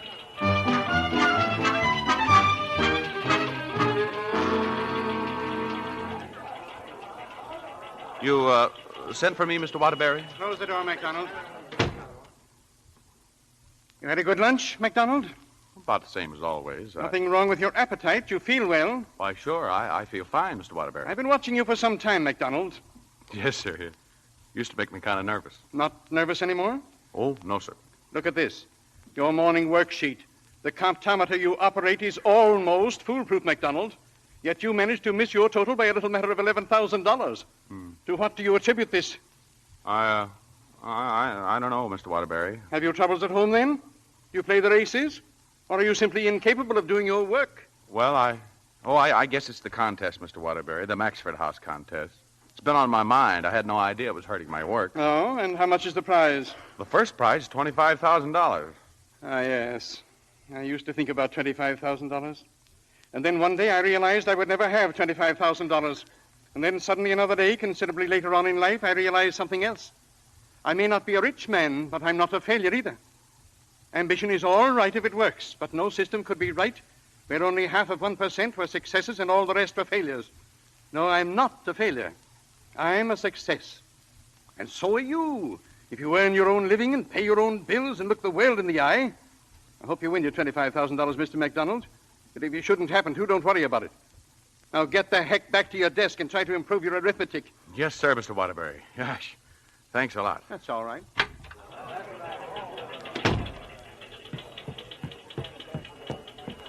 Hey, what's this? What's what? Well, this telegram. You got me. Kid just brought it in. What's it say? Huh? Wow. Wow. Betty, come here. Everybody come here. Honey, quick. Everybody, come here. This telegram. Wow. Boys and girls, there comes a time in everybody's life when you just got to climb up on your desk and let her rip. Yippee! Hold on, everybody. I've just won the $25,000 Maxford House contest. Oh, Jimmy, darling. MacDonald, that's wonderful. Yeah, thank you. Look, do you think I could use the company phone for just one call? Help yourself. Thanks. Hello? Oh, Astoria 55970. This is really going to be good. That's where he lives. Hello? Hey, Mrs. Schwartz.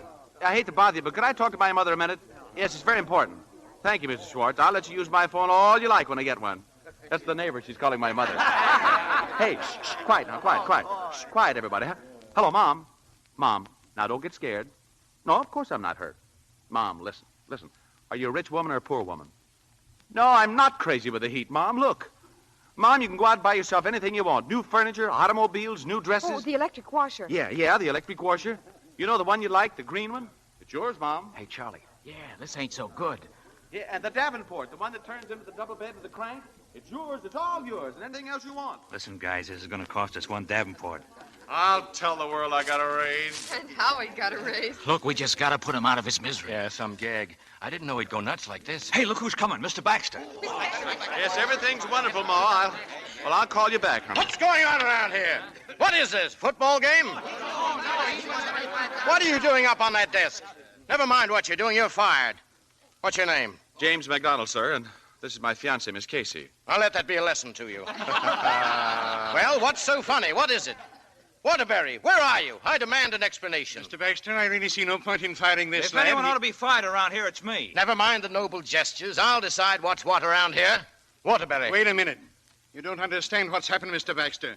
These children are part of your family, your business family, and anything that happens to them happens to you. This young man you fired has just won the $25,000 Maxford House slogan contest. And in my opinion, that's ample reason for this demonstration. Well, I should say it is. Congratulations, young man. Thanks. Now, I suppose I'll have to hire you back at a fat increase. Well, I've always liked it here, Mr. Baxter, but a little raise would come in handy. And you really won the Maxford contest, eh? Here's the telegram. And what was your slogan? Oh, if you don't sleep at night, it isn't the coffee, it's the bunk. Well, it's a play on words. It means if you don't But sleep... coffee keeps you awake. I know. Yeah, but don't you see this Viennese scientist? He It's says a that... very clever slogan just the same. It isn't the coffee, it's the bunk. Excellent for the entire industry. You didn't happen to get any ideas for Baxter & Son while you were inventing slogans for our competitors, did you? You know, we make coffee, too. I certainly did, Mr. Baxter. I've been trying to give ideas to the advertising department ever since first came here, but they won't listen to me. Well, how would you like to come into my office and tell me a few of these ideas? Yes, sir. I'll wait here for you, Jimmy. Oh, no. You come too, my dear. My, 25,000 smackers.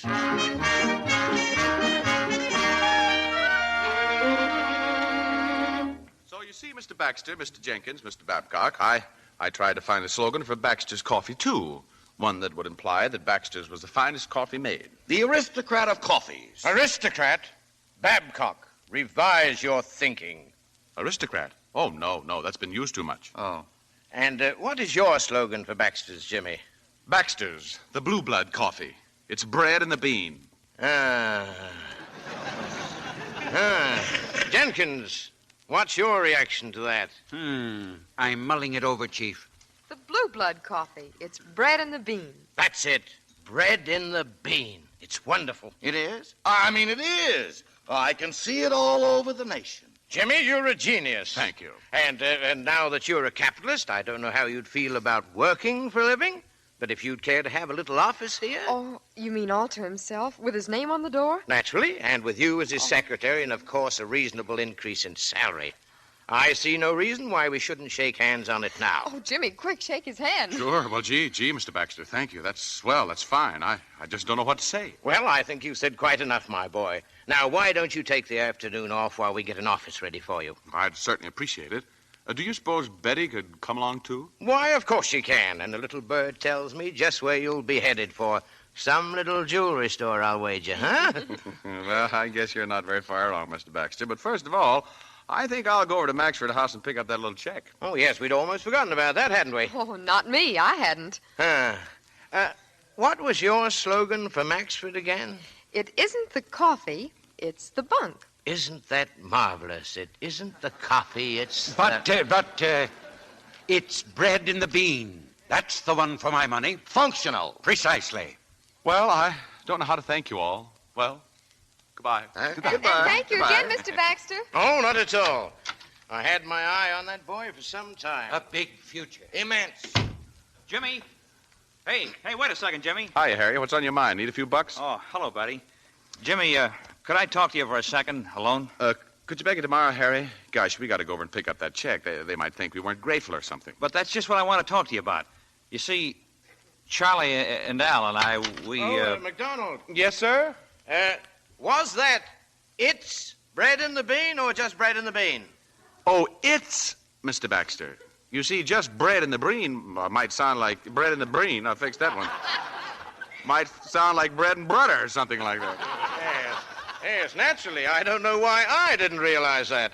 Is that all, sir? Of course. Have a nice time and don't spend all your money. We won't. Well, goodbye. Goodbye. Goodbye.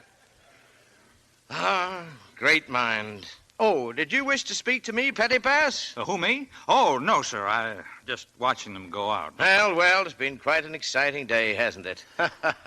Yeah, and it ain't hardly even begun yet.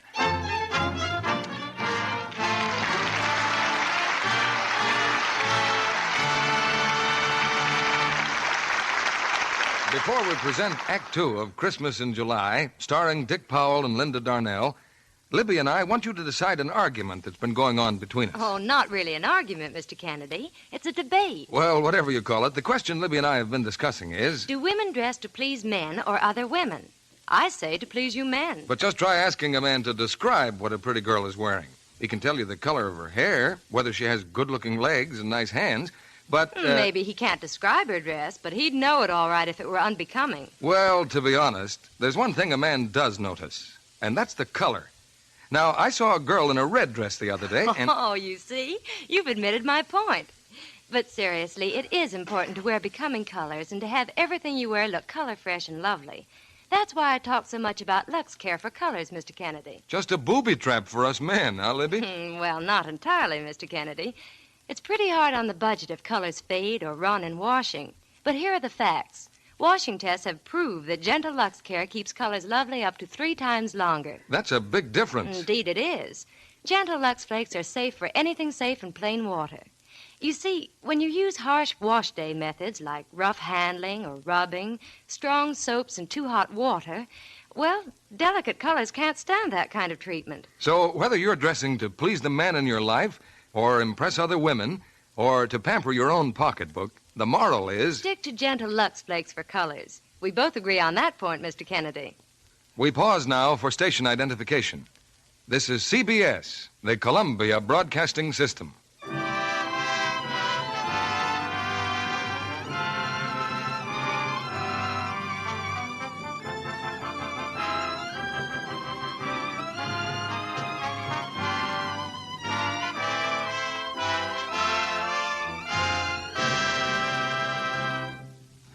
Act Two of Christmas in July, starring Dick Powell as Jimmy and Linda Darnel as Bette, with Raymond Walburn as Maxford.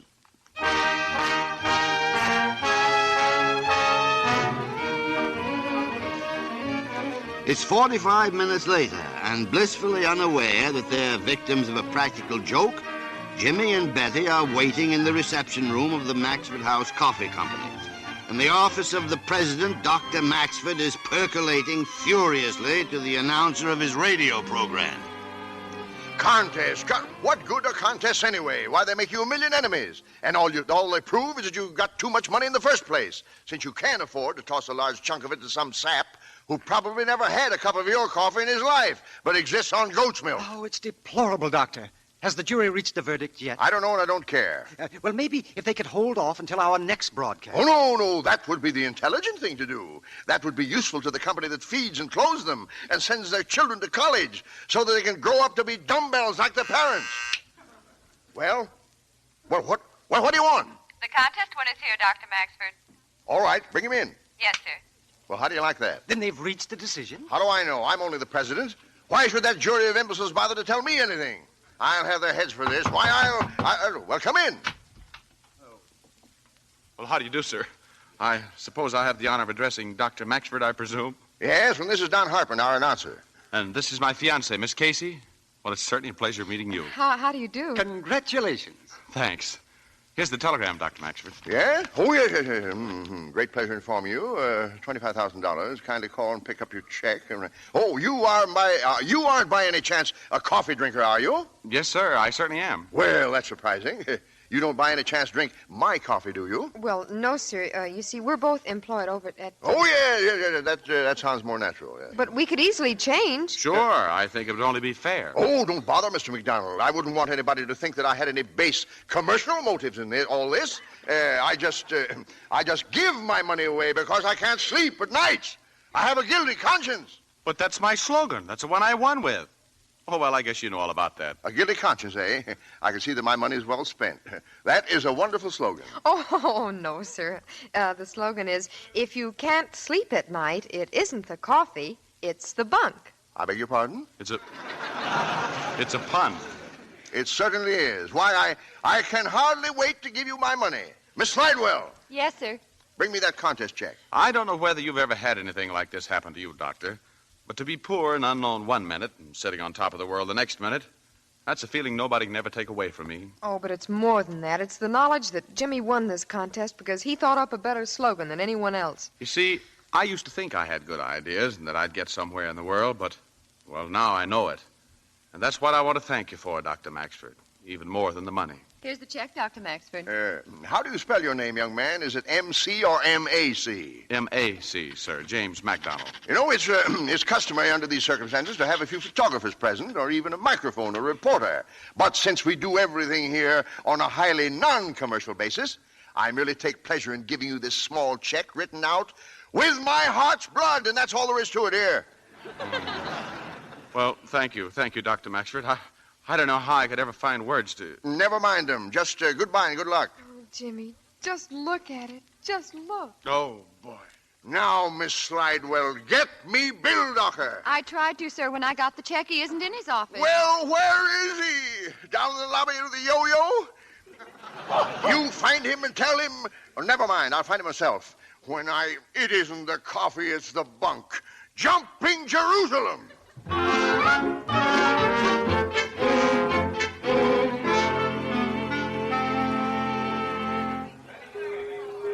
You know what? We could get everything here, the ring and everything, all in this one store. Can I help you? Oh, that diamond ring there in the showcase. Oh, it's so beautiful, Jimmy. Holy smoke, I should say so. But here's a ring of more practical dimensions. Fiery little devil, isn't it? Does a magnifying glass come with it? I was only trying to be helpful, that's all. It's immaterial to me how big a stone you'll look at. Fresh guy. Yeah, what do you think of this, for instance? Boy, how much is that one? $12,000. We wouldn't care to spend that much. No, that's what I thought. But I could if I felt like it. Oh, you could? Well, that puts everything on an entirely different basis. Now, let me see. Jimmy, I'm in love with that one. There in the case. Yes. Well, there's no denying it's a lovely little rock. Well, then I guess we'll take it. Yes, sir. Of course, I haven't got the cash with me, but I got a check here. And may I see the check? Sure. Oh, he just won the Maxford House contest. See, isn't it wonderful? Well, I'll be... Mr. Schmidt! Mr. Schmidt! Oh, for heaven's sake, congratulations. I might say 25,000 congratulations. Yes. Mr. Schmidt, kindly cut a groove, will you? Now, if you'll watch closely, I merely remove the two cushions, press the button marked night, and with one easy push of the finger, it changes into a double bed. Comes morning, a turn of the crank, and presto. It assumes the characteristics of the finest Davenport money can buy. It's called the Davinola, Mr. MacDonald. Price? $198.50 plus tax. We'll take it. What a bargain you're getting. I beg your pardon? Oh, this is Mr. Schindel, the owner of the establishment. Congratulations. And the check is good. I just phoned the Maxford Company. Well, how soon do you think you could send the Davinola? Mrs. MacDonald's been waiting for years. It's there already. Make it a special, Hillbinder. Do you suppose your mother would like one? Oh, no, thank you, Jimmy. We haven't got room. Well, we got to get us something. We got to get everybody something. Well, say Mom's been wanting a new iron for a long time. She's got it. Compliments of shingles. Free, she's got it. Betty, we got to get something for Mrs. Schwartz and a doll for Sophie. And yeah. then there's old Mr. Zimmerman and the Casey kids. Oh, and... but Jimmy, we've spent so much, honey. I mean, the ring and the silver fox jacket and... Nonsense. The Finnegan kids and Patrolman Goldstein. Well, Tony Marzeppo. And Mr. Romanoff. Look, you just better work up one side of the street and down the other. Wonderful. Okay, Mr. Schendel, where's the toy department?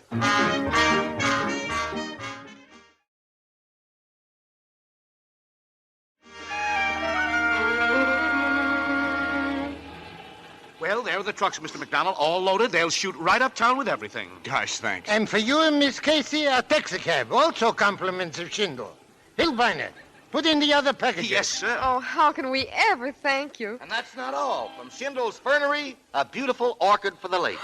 Oh, Jimmy, look. An orchid? Oh, look, Mr. Schendel, I don't like buying all those things without paying for them. Nonsense, Mr. MacDonald. We know an honest man when we see one, don't we, boys? Well, Mr. Schendel, why don't you take the check and give me the change?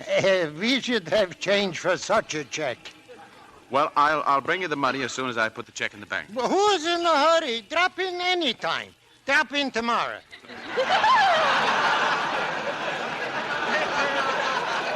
I certainly will, sir. Well, goodbye. Well, the taxi's all ready. Thanks. Goodbye. Goodbye. Come in and see us again. We will. Goodbye, and thanks again. Goodbye. Ah, what a boy. What a business.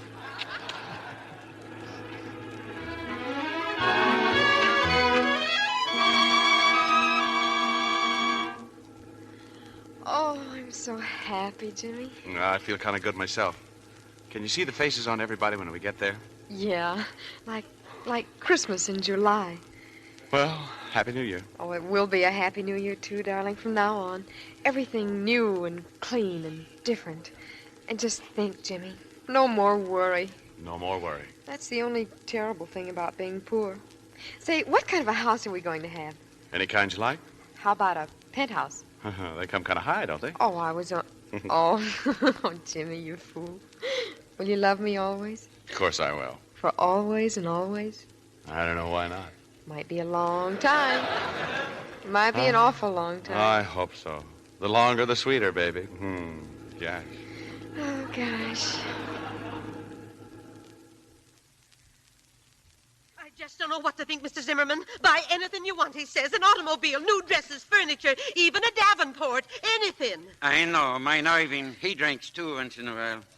Oh, but Jimmy, he never takes a drink unless something terrible has happened. Mightily lost his job. But he said he got a raise. A raise? Who gives raises these days? Listen, that noise in the street. What is it? Maybe a funeral.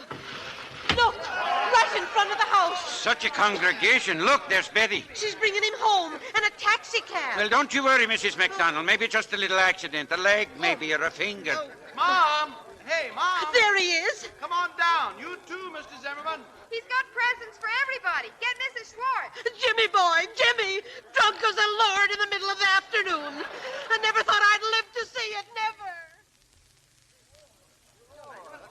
Hey, now take it easy. There's something here for everybody. And what isn't here soon will be 3 truckloads.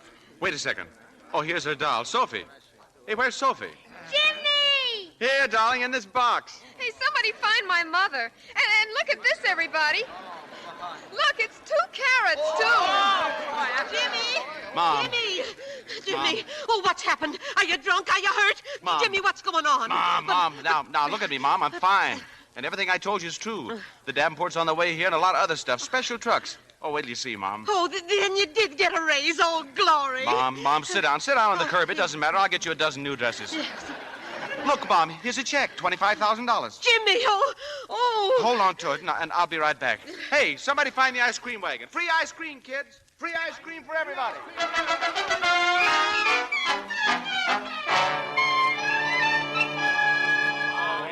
That's what I say, too. Oh, now look, Bill Docker, get wise to yourself. If the slogan's good enough for the 11 of us, who are you to say that it smells? You smell. One more crack out of you, Arm Brewster, and I'll bust you right on the nose. Sit down.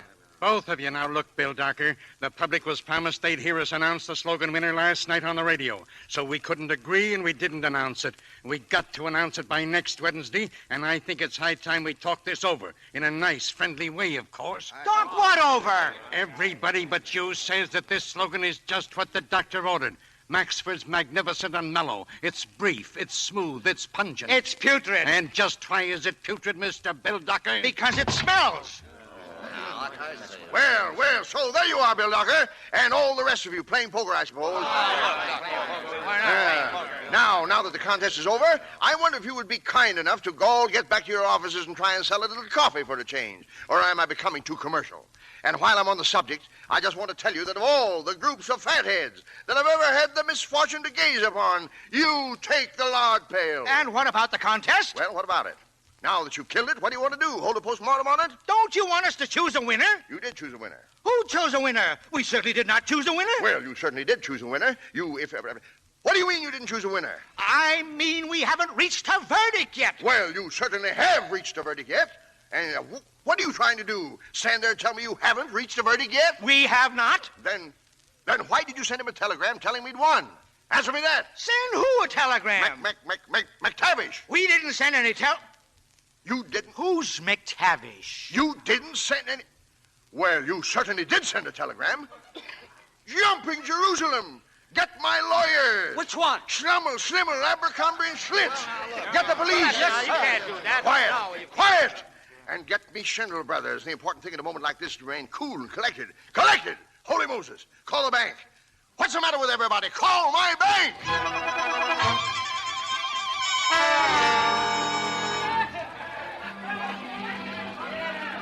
Oh, look at them, Jimmy. It's so wonderful I could cry. It's the best time they've ever had in all their lives. The whole darn neighborhood. Look See what at money can do, honey? Things like this. Oh. Well, get another load. It's all on me. Oh, you didn't forget anyone, Jimmy. A present for everybody. Everybody but yourself. Well, what I want a present for, I've got you. Thank you, darling. Look, here comes the truck with Mom's Davenport. Oh, she'll love it, Jimmy. Say, Jimmy, isn't that Mr. Schindel getting out of the truck? Oh, but he didn't have to come down here himself. Come on, baby, let's find Mom. Take it all away, boys. Everything you see. A bunch of thieves and robbers. Hey, what's the big idea of grabbing my scooter? It happens to be my scooter. What do you mean? Jimmy MacDonald gave it to me. And when I get through with that lowlife MacDonald... What's going on around here? Arrest them, officer. All these people, arrest them. Who do you think you are, Hitler? Yeah. I tell you, all this merchandise, it's the property of Schindel Brothers. And who's got it now? You got eyes. These loafers. Enjoying themselves with some of my best numbers. You, young lady, come back with that dolly buggy. Goldie, I don't have to. Do I? Now, beat it, kid, beat it. Have a good time. I tell you, everything is stolen, down to the last pogo stick. Stolen? What's stolen? Grab him, officer. That lowlife. He comes to my store with a phony check, and when I ask him Phony to... check? Lowlife. He ain't even had the decency to run away. Hey, now listen, you. Officer, arrest that man. Arrest him?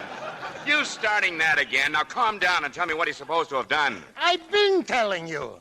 He's supposed to walk into my store and flash a sour check in my face. He's supposed to walk out with a diamond ring, which I suppose I don't see on that young woman's finger, I suppose. And a nice fur coat, which I suppose she ain't showing off in spite of the weather. Was Jimmy in his store, Betty? Well, sure he was. So was I. Jimmy offered him the check, but he didn't want to... Rubber checks he offers me here. Who says it's a rubber check? Are you nuts? Dr. Maxford of Maxford House. Maybe he's nuts. Listen, Dr. Maxford gave Jimmy that check himself. I saw him. If Jimmy says somebody gave him a check, then somebody gave him a check. Now, Mom, take it easy. It's just a little mistake somewhere. Okay, Schindel. Now, go on home. Think it over. Listen, you, I'll break you in so many pieces. You... All of you, you're all witnesses. This officer refuses to arrest you. Are you trying to intimidate an officer in the pursuit of his duty? Who's trying to imitate anybody? I want my... Officer, arrest that man. That's been tried before. Dr. Maxford. Have you Have you the nerve to even speak to me, young man? What are you talking about? I just want you to tell these people that you gave me a check. What check? What check? Why, the one you gave him in your office. Let me see it. Certainly, here. Oh, that check. Well, now I feel better. Wait a minute. Crook? Destroying evidence? Who are you burglar? Schindel, you schnook.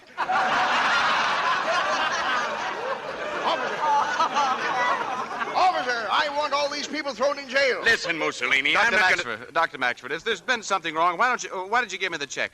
Why did you send me the telegram? I never sent you a telegram in my life. I never heard of you.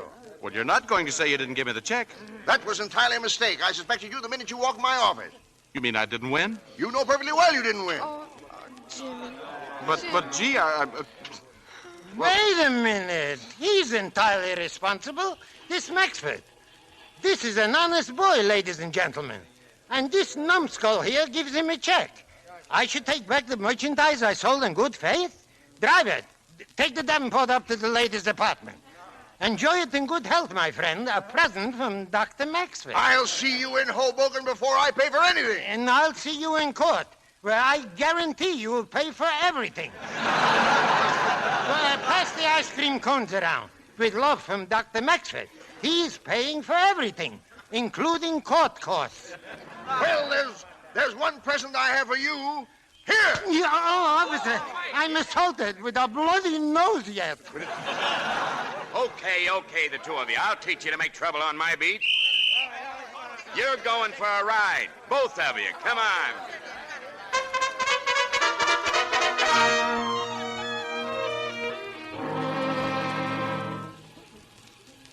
Jimmy, where have you been, darling? Oh, just walking.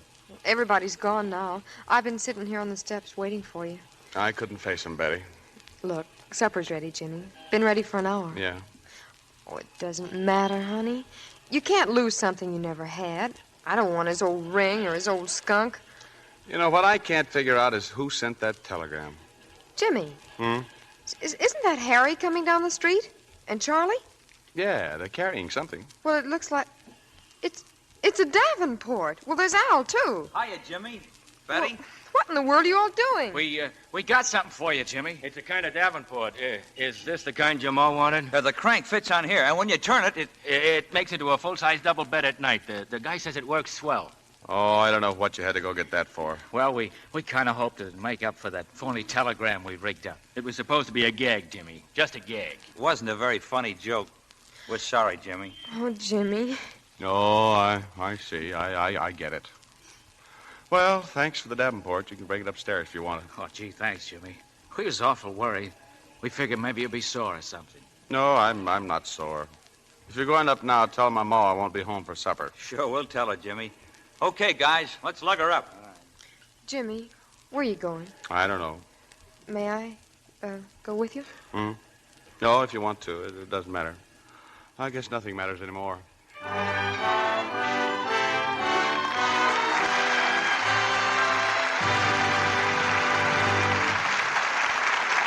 Before Dick Powell and Linda Darnel return for Act 3 of Christmas in July, Libby wants you to listen to something. See if you can tell the difference between these two sounds. Yes, one's short and one's long, but that's not all. Listen again carefully. That's right. The second one lasted 3 times longer than the first. Now, that's exactly what can happen with your undies. If you wash them the wrong way, they soon look old and drab. But if you use Lux Flakes, they can stay lovely 3 times as long. Quite a difference, isn't there? But it's true. Actual washing tests proved it. We purposely washed pretty slips and nighties the wrong way, you know, with strong soap and too hot water. You should have seen them after 30 washings of that kind. Half their color was gone, and some of the straps and seams were frayed and pulled apart. But then we washed the same kind of undies in gentle, lukewarm Lux Suds, and they came out beautifully, still colorful and lovely and new-looking. Now, I know you don't want to ruin perfectly good undies proving to yourself what wrong washing can do, so take it from me. Don't risk your undies in soaps that are strong. Lux keeps them new-looking 3 times as long. Now, our producer, Mr. Lionel Barrymore. After the play, we'll have a chat with our stars. But now the curtain rises on the third act of Christmas in July, starring Dick Powell and Linda Darnel with Raymond Walburn.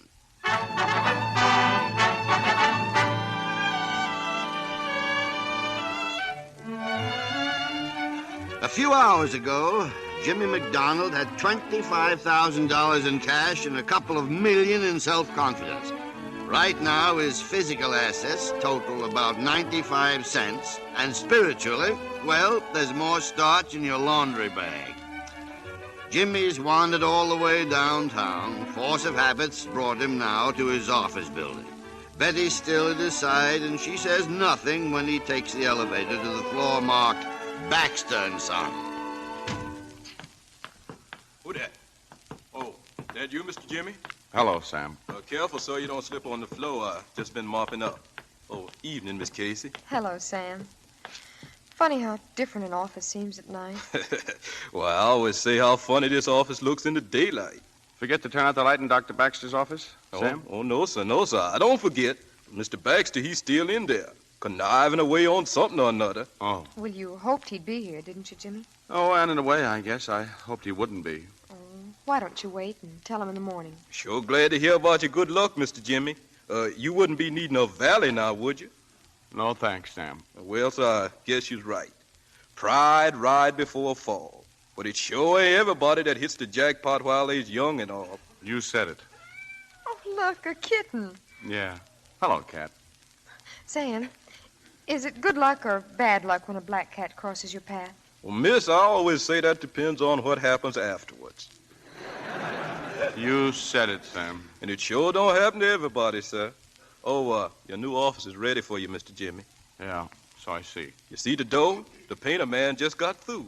You see what it says on the door? Let's look at it, Jimmy, huh? Yeah. Mr. James MacDonald. Oh, it's beautiful. Yeah, careful. I guess the paint's still wet. I guess it wouldn't hurt if we went in and sat down for a minute.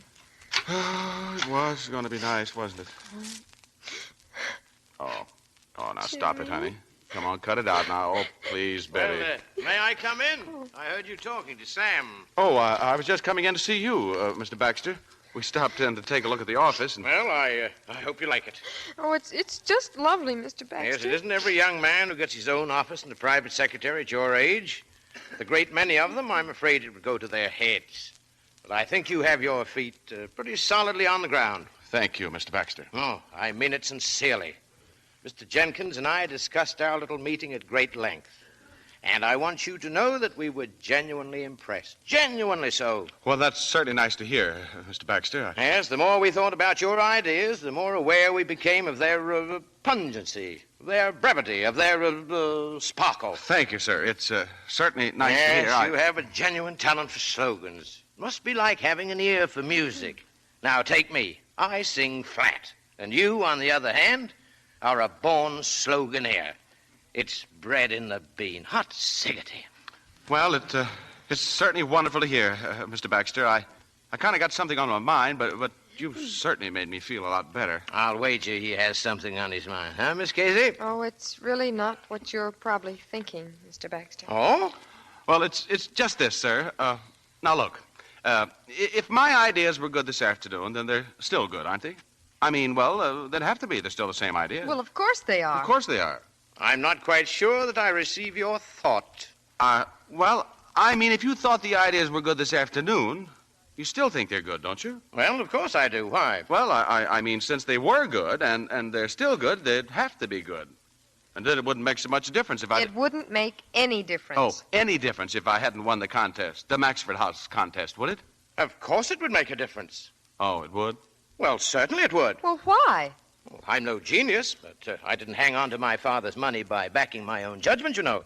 I make mistakes every day, sometimes several times a day. I've got a whole warehouse full of mistakes. Well, I should say it would make a difference. You see, I think your ideas are good because they sound good to me. But I know your ideas are good because you won this contest over millions of others. Yes, but you see, Mr. Baxter, It's what you might call commercial insurance. It's like a racehorse.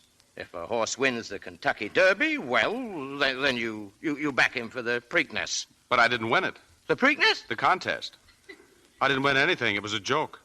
A joke? That's what they meant it to be. Who did? Oh, some of the fellows. Oh, they didn't mean any harm. They just wanted to see how I'd look when I got the news, I guess. Well, just you give me their names, and we'll see how they look when they get some news. Oh, I wouldn't care to do that, Mr. Baxter. Oh, well, it doesn't matter. What do you mean it doesn't matter? After I spend a whole afternoon listening to a lot of baloney entirely predicated upon the winning of this contest and giving you this office. Oh, but Mr. Baxter, how about it's bread in the bean, the blue blood coffee? Well, I don't know what about it. We'll find that out. There's plenty of time for that. But I won't be made a fool of, you understand. I can't go around handing out private offices and secretaries on the strength of a practical joke that I personally consider far from funny. Yes, sir. Yes, sir. It'll be kind of hard to face that gang tomorrow from back of the old desk. It would be just as hard to face it from in here if you didn't belong here. Uneasy lies the head He does belong in here, Mr. Baxter. Now, what is the joke this time? He belongs in here because he thinks he belongs in here. Because he thinks Oh, that's all very deep dish and highfalutin, but far from practical. It is practical, Mr. Baxter. It's the most practical idea you ever had. He belongs in here because he thinks he has ideas. He belongs in here until he proves himself or fails, and then somebody else belongs in here until he proves himself or fails, and then somebody else after him, and so on for always. Oh, I don't know how to put it into words like Jimmy could, but all he wants, all any of them wants, is a chance to show, to find out what they've got while they're still young and burning, like a shortcut or a stepping stone. Oh, I know they're not going to succeed, at least most of them aren't. They'll all be like Mr. Waterbury soon enough, but most of them anyway. But they won't mind it. They'll find something else, and they'll be happy because they had their chance. Because it's one thing to muff a chance when you get it, but it's another thing never to have had a chance.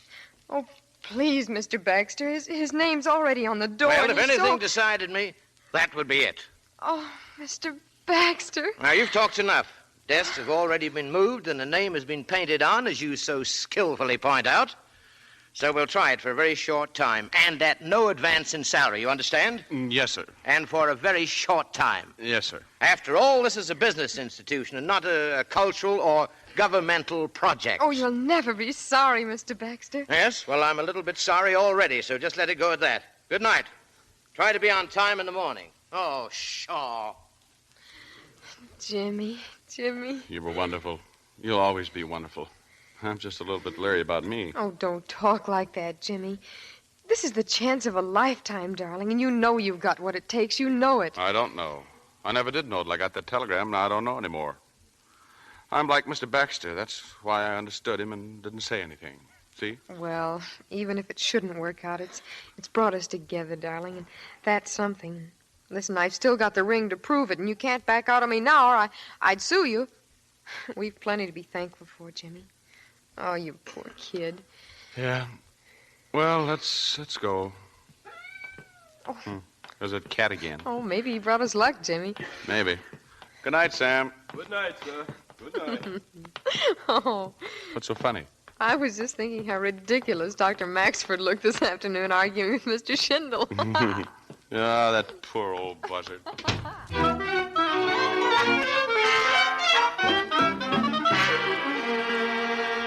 Bill Ducker, of all the colossal gall. What do you mean by coming to my home and waking me up? I got some good news for you. It took a little doing, but I finally won those clocks over. What a jury. Well, it just doesn't matter anymore. This has been the stupidest, the most asinine, the most infuriating. But wait till you hear the winning slogan. But I don't wish to hear the slogan. I don't wish to hear another word about the whole mess. Pick your winner, send him a check, and tell him to go soak his head. Listen to this. Is this good? If you don't sleep at night, it isn't the coffee, it's the bunk. Oh, Bill Ducker. It's what you call a pun, and believe me, some pun. We just sent the winner a telegram, a guy by the name of James MacDonald, and... Why, Dr. Maxford, how pale you look.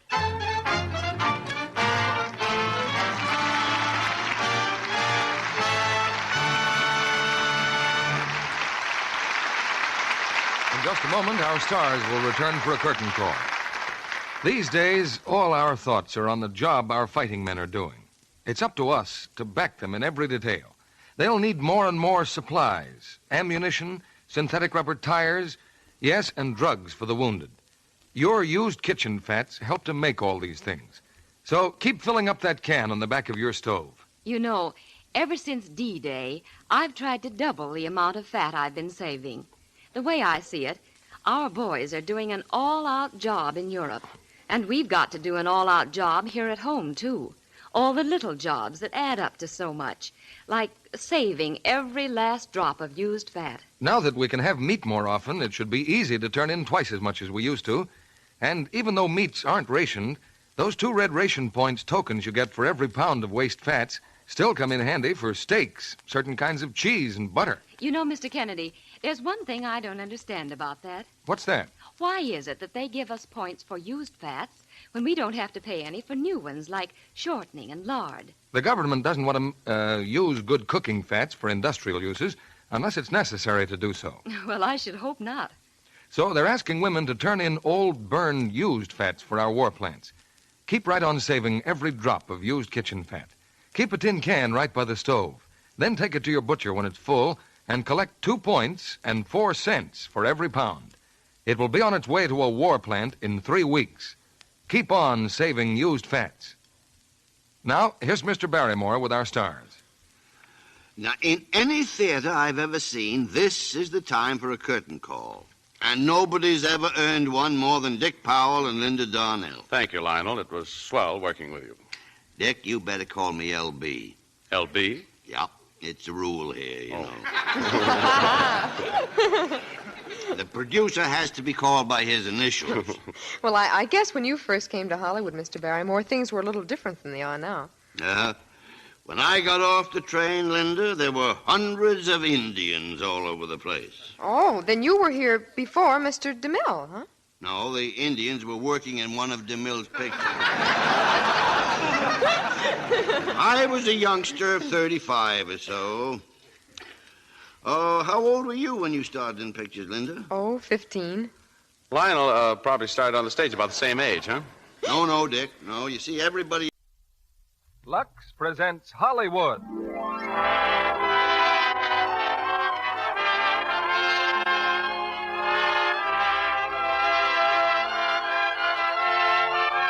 The Lux Radio Theater brings you Jeanette MacDonald and Nelson Eddy in Maytime with Edgar Barrier. Ladies and gentlemen, your producer, Mr. Cecil B. DeMille.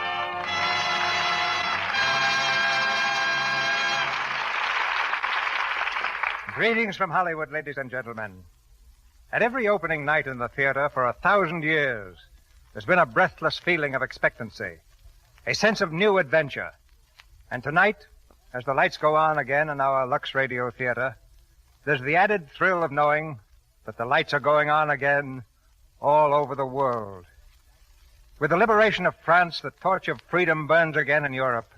And tonight, we have a play that expresses something of the bond between song-loving America and music-loving Paris.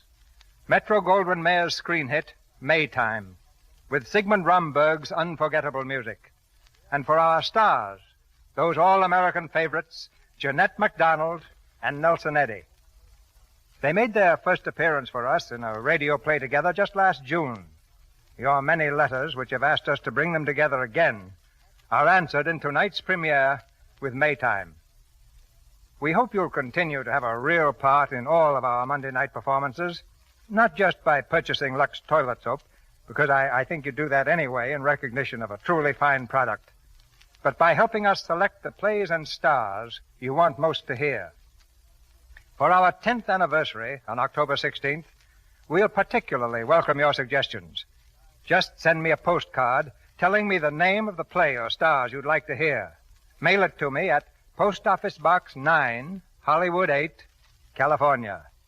And now, the thrill of another opening night as the curtain goes up on the first act of Maytime, starring Jeanette MacDonald as both the old and the young Marcia, and Nelson Eddy as Paul, with Edgar Barrier as Nazaroff.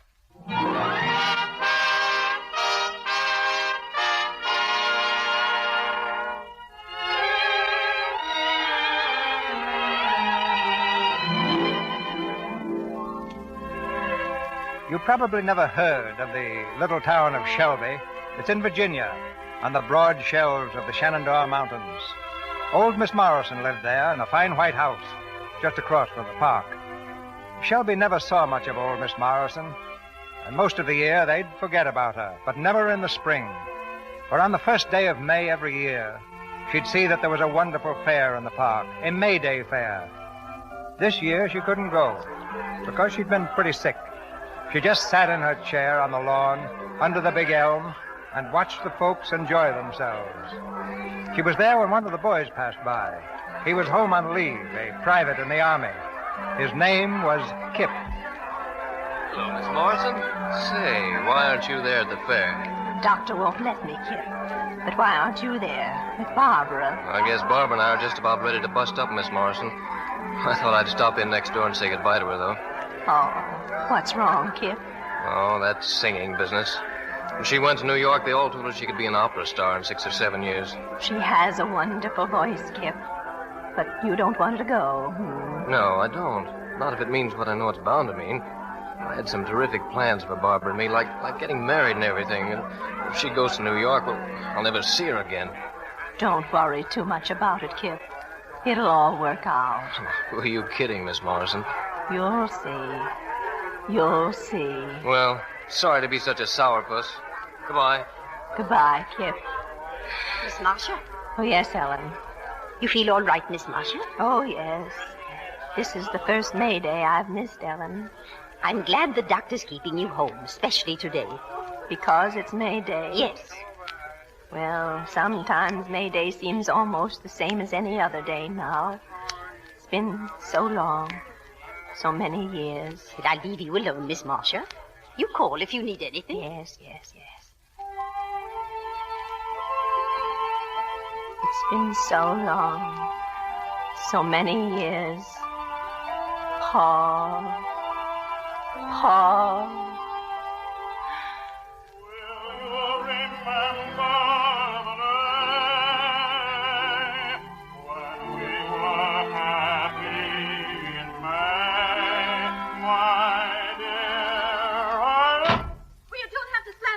There are a lot of things I don't have to do. Go ahead. Go to New York. Be a big shot. See how far it gets you. And what about you? I've been telling you what about me. I'm through. And I'm through, too. Okay, that's fine. Goodbye. Kip. Barbara. Oh, Miss Morrison. I didn't want her here, child, but I couldn't help it. But I was right, wasn't I? He won't even try to understand. Perhaps it's because he's in love with you, Barbara. Oh, if he loved me, then he'd want me to have that chance. A chance to be a great singer like Jenny Lind was, or Tetrazzini, or Marcia Monet. Marcia Monet? No, not like her. Why do you say that? Because I was Marcia Monet. Marcia Monet? You, Miss Morrison? Yes. It was many, many years ago, in Paris. I had 3 dreams, Barbara. To star in the Paris Opera, to have an opera written especially for me by Baliano, and to sing at a command performance in the President's Palace. And all my dreams came true. What thrilled me most, I think, was that wonderful night I sang before President Cameron.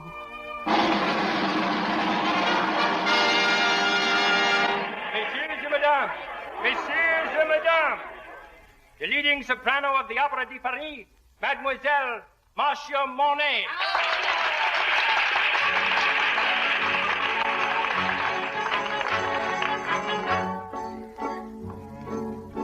Nous venions de voir le taureau, 3 garçons, 3 fillettes.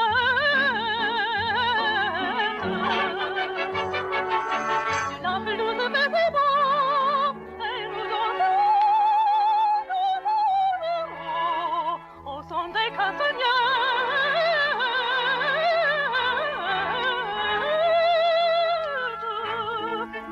Dites-moi, voisin, si j'ai bonne mine, et si ma barquine va bien ce matin, vous me trouvez la terre, vous me trouvez la terre.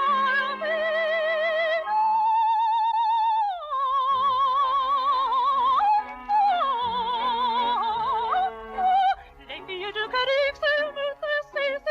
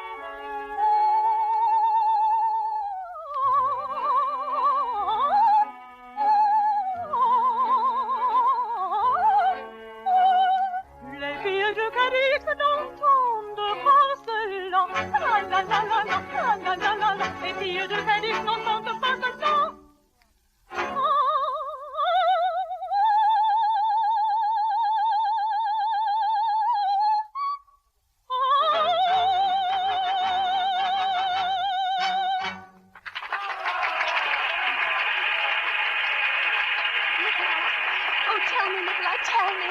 When you curtsy to the president, much too stiff. Oh, I know, but the aria. You sang very well, Marcia. Oh, Marcia, come with me.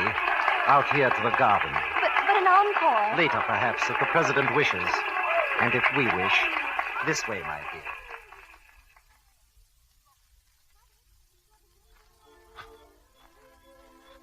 You're happy, Marcia? Happy? Oh, how can you speak so calmly when you know I'm bursting? Sit down, my dear. Do you know what tonight means? My share of the work is over. As your teacher, there's nothing more I can do. Nikolai. You've worked very hard. You deserve everything. All I know is that whatever I am, I owe to you. If there's any way I can repay you... There is. Oh, poor Marcia. I'm asking a very high price. I want to marry you. Nikolai. I love you, Marcia, so much that the thought of losing you is the thought of death. Marcia, tell me. Tell me. I should be very happy to marry you, Nikolai. Oh, darling. Darling.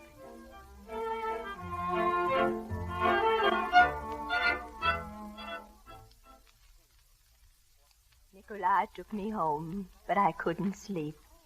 My head whirled, and I longed for the calm of a soft spring night. I called a carriage. The air was like champagne, and like champagne, it put me to sleep. But a few moments later, I had a sudden awakening. Cabby's horse had broken the harness and run away. Oh, please do not be angry, mademoiselle. I'll find Eloise and bring her right back. And what would you suggest I do? If you would please wait, mademoiselle. There is a cafe there across the street. Oh, very well, but please hurry. Oh, I am an antelope, mademoiselle. I am an antelope. I slipped quietly into the cafe. No one noticed me at first. It was someone's party. And the wine was gaily mixed with music and singing. Qui ne sera pas pour ton pichiner. J'ai des bons tabacs comme ma tabatière. J'ai des bons tabacs, une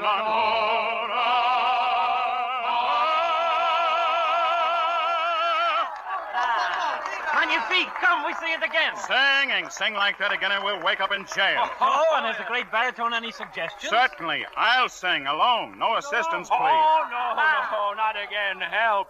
Ingrates. Who paid for this supper? Oh, you did. I did, and that gives me certain privileges. I can kiss any girl, insult any man, or sing any song. And looking this rabble over, the only cause worth my attention is music. So, I'll sing again. Capitalist, pirate! Jack, music!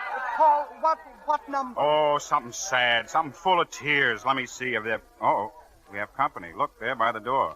Well, mademoiselle, greetings. You're a little late, aren't you? I'm sorry. I'll see. Oh, no. We'll talk about you in a minute. First, let's welcome you with music. Paul, what number? The ballad, stupid. The ballad... No ballad. Le Régiment de Sambre-et-Meuse. Sambre-et-Meuse. On your feet, Frenchman. Here's your country song. On your feet.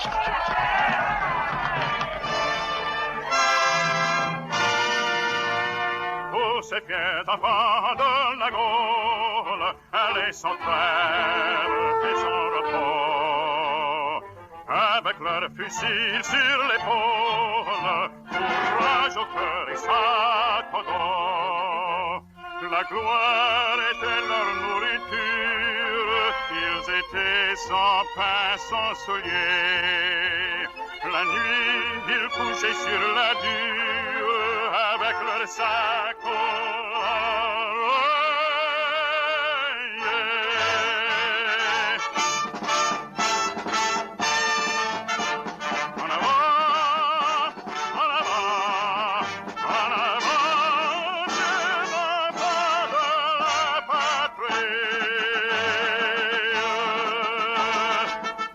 Régiment de Sambre-et-Meuse, marchez toujours au cri de liberté, cherchons la route glorieuse qui la conduit à l'immortalité.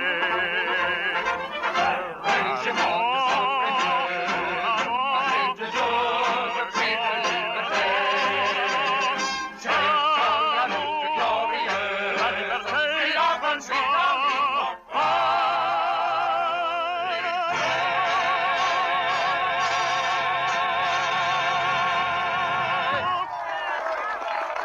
And now, mademoiselle, we shall talk. Thank you. That's a wonderful song. But why did you choose it instead of a ballad? Well, to be perfectly honest, so you'd have to stand up. Oh? And I could get a much better look at you. Are all Frenchmen so frank? I don't know. I'm an American. Oh, that explains it. So am I. Say that again. You're what? American? Oh, don't you realize what this means? I've been starved for the sound of one good, healthy American voice, and then suddenly you come into my life. Not only an American voice, but an American girl, and not only an American girl, but a beautiful, glorious, radiant, indescribable vision of perfected loveliness. Shake. Did anyone ever tell you that before? Not all at once, no. Well, I'll get my breath back and tell you again. You're the most beautiful, gorgeous, sparkling, Don't bother. radiant... I have a good memory. Who are you? Will you be in Paris long? Can I see you tomorrow? No. No? I'm afraid not. Why not? I'll be working. Oh, then tomorrow night. Well, tomorrow night I'm going to the opera. I see. Well, the least you can do is have some supper with me now. No, I can't do that either. I've already had supper. For as lavish as this, sausage, omelet, cheese. Oh, yes. President Carnot is something of a gourmet. President Carnot. Mademoiselle. I've seen you before, haven't I? Yeah, the posters. The posters in front of the opera house. You're observant. I'm observant. And you're Marcia Marnay. Yes. You think I'm drunk? Of course not. Well, I have had a sip of wine. I've had a couple of bottles, and... You have? Oh, very light wine. It hasn't affected me, really, but I'm glad I had 2 bottles, because if I hadn't, I wouldn't dare talk to you the way I'm talking now. How are you talking now? Like a man in love. Like a slave, a worshiper. Oh, but you must be accustomed to that. So? So won't you have supper with me tomorrow night after the opera? I can't. Well, then lunch. You could have lunch with me. You can't shake your head at that, too. But I can, and I do. Oh, you just don't like me, hmm? But I like you very much. And your voice, too. You do? Mm-hmm. Mademoiselle, I have caught her Eloise. Her little fling is over. Oh, thank you. Good night. Good night, who? I don't know. My name is Allison. Paul Allison. You have to leave? Of course. Well, then I'll go with you. You were saying you liked my voice. Yes, I also said I liked you. But I'd like you lots better if you stayed in the cafe and let me go home. Then tell me when I can see you. Never. I can't see you again. We're going to have lunch tomorrow. I live right upstairs there, see? 4th floor. Driver, Rue de la Tour, number 17. Eloise, dear, you heard the lady. And I have a ham. All the way from home. A Virginia ham. Goodbye, Mr. Allison. But what about my ham and my broken heart? You'll have a broken leg if you don't let go of the carriage. Oh, I'll be careful, and I have tremendous endurance, Miss Monet. That I can see. Oh, please let go. Not until you promise to come to lunch. Driver, hurry, hurry. Ham, Miss Monet. Virginia ham. But it's impossible. Oh, look out. You're going to fall. I have fallen. Shall we say 1 o'clock? Oh, Mr. Allison, I may get into terrible trouble through all this. Then you come. Will you let go? The second you promise me. All right, I promise. I'll be there. You will? I'll up and out. Good night. She'll be there. Everybody, wake up, wake up. Listen, she'll be there. She's coming. In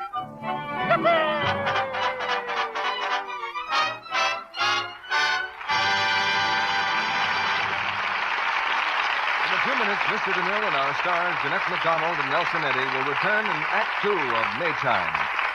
And now, a late summer garden, a pretty girl, and a soldier. Your mother said I'd find you out here, Betty.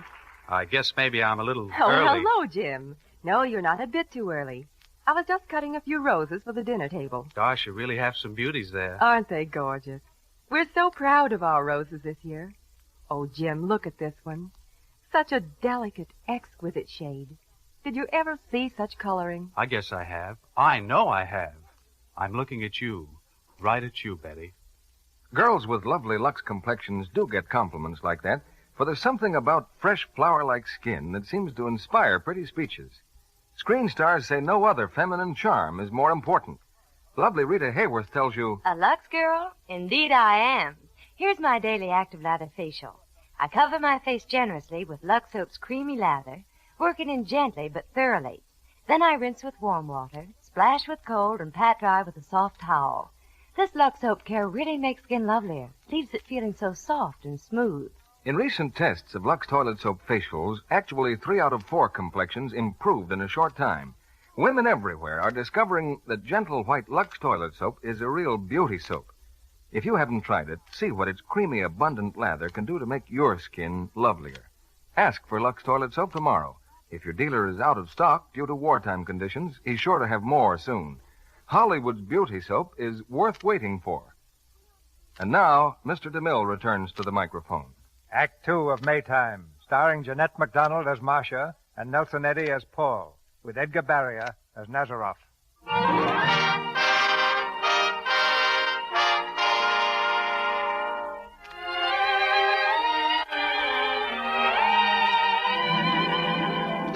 It's again the present time, and Marcia Monet, the glorious singer of another century, becomes old Miss Morrison again. As she continues her story, Barbara, the pretty girl from next door, listens in silence while a love affair is reborn after 50 years of memories. Eloise did not run away again that night. We clattered down the cobble streets, and I thought out of the life of Paul Allison forever. In front of my apartment, I found I had come without my purse. I left the cabbie in the hall and hurried to my room.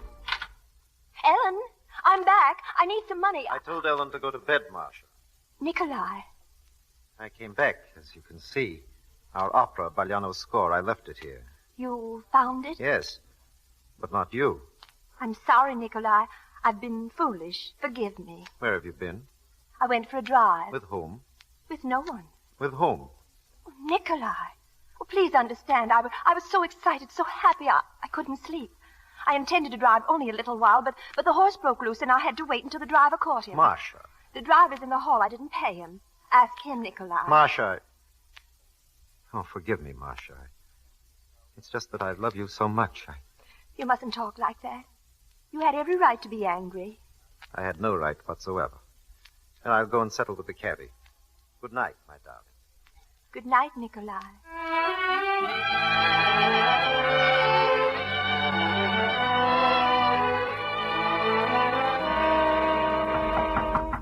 Hey, Paul, come on. Open her up. Patino? My sure, Patino. Come on. All right. Here I am. Where was you? Sorry, Patino. Oh, you're sorry. My dear maestro, you say 12:15. You kindly meet me, Cafferine. We have lunch. We discuss some new arias, yes? Yep. You know what time is it now? 20 minutes past 1. I had to break the date. Had to break the date. What's all about, huh? Look at you. You best to close your rooms, all clean up, a span and a speak. Yeah, a span and a speak English is the way I taught you. 12:15 or 20 minutes past 1 now. I met a lady.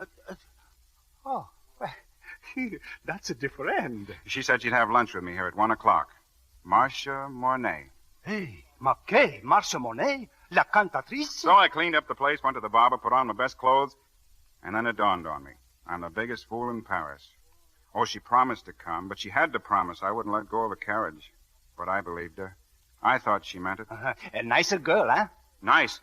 Patino, she's the... She is, huh?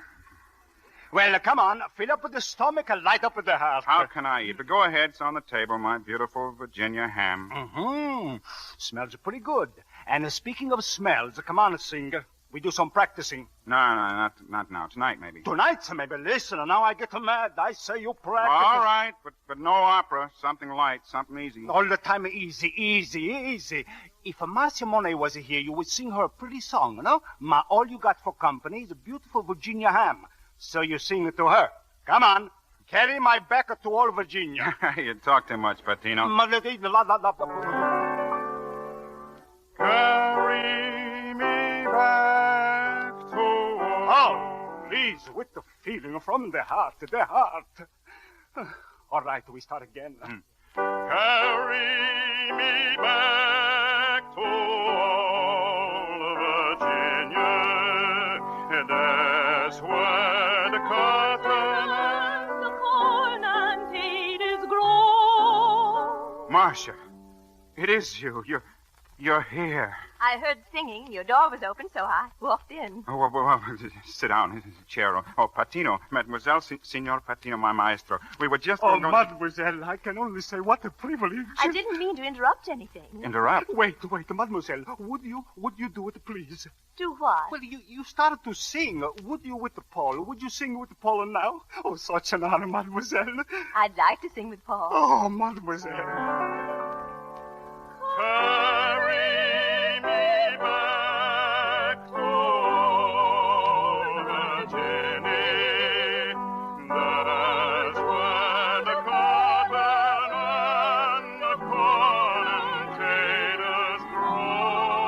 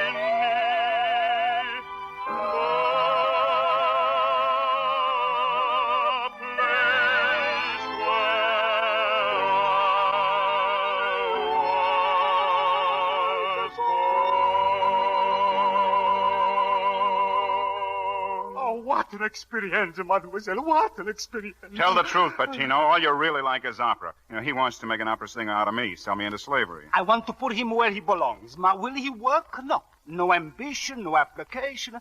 Mademoiselle, please say something to make him work, please. Oh, Patino, I'm sorry to have kept you so long. You know, I know you have to go now. All those other pupils waiting. I got plenty of time. That's just what I thought. So rush off. Goodbye, Patino. Ma Paul, listen, Goodbye. All right, I go. Goodbye, mademoiselle. Goodbye, loafer. So we're alone, hmm?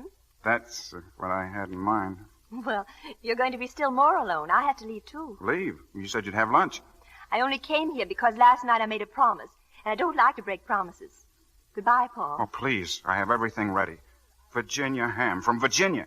For me? Of course. Eggs, too. Ham and eggs, and it's all ready. Take me 2 minutes. Oh, even less if I fry the eggs. Then you'll stay? Well, I don't know whether it's you or the ham, but I'll stay. Oh, thanks. You know, you're wonderful.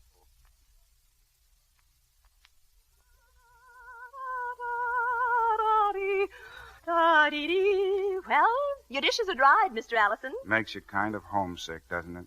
That song, Virginia. I don't have time to get homesick. You'd like to go back to the States sometime, wouldn't you? Oh, yes, sometime. Well, I'll tell them about you when I get back. Oh, but you mustn't. I mean, with a voice like yours, you really should stay here and... Oh, look, the clock. It's nearly 3 o'clock. You can't go yet. Oh, but I must, Paul. Goodbye, and promise me something. Anything. Don't ask to see me again, ever. But why? I can't explain. It's been wonderful meeting you, but it's all over. Finished. And now I... Really... You're singing tonight? The opera? Yes. I could see you there. Well, then just be sure you stay in the audience.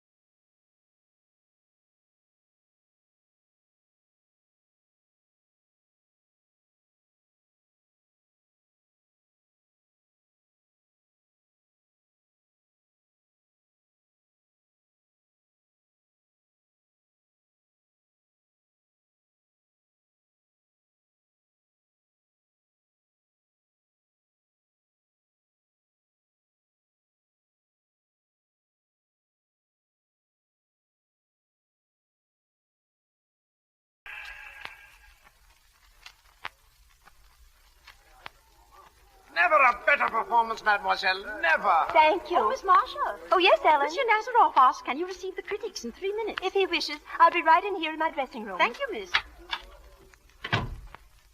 Hello. Paul, how did you get in here?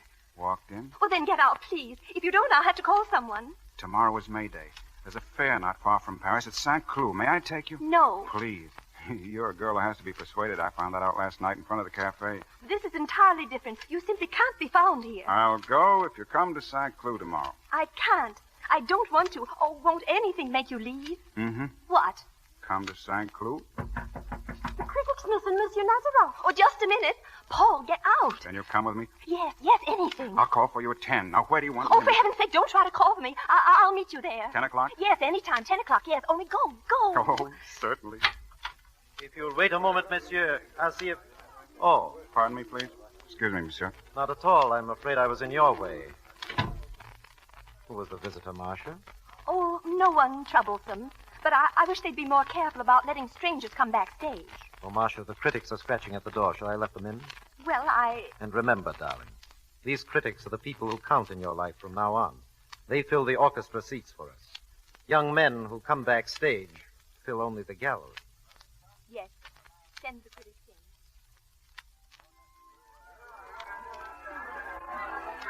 Paul!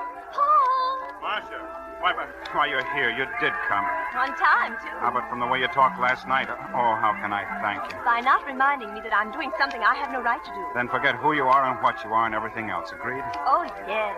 It's May Day. The sun's shining. The hills are beautiful. Oh, look. Jugglers and May dances and... Tightrope walkers and Punch and Judy. Music and gypsies and all stuff. Paul, it's so beautiful. I could cry. Well, that's the one thing you'll not do today. Come on now. First, our fortunes from the gypsies, so we'll know just how to conduct ourselves, right? Wonderful. Happy? So happy. Good. Me too.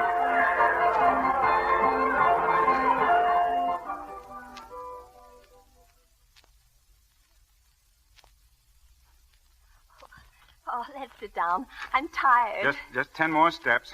You see? A brook, a bridge, a tree. And down there, in between the hills, there it is.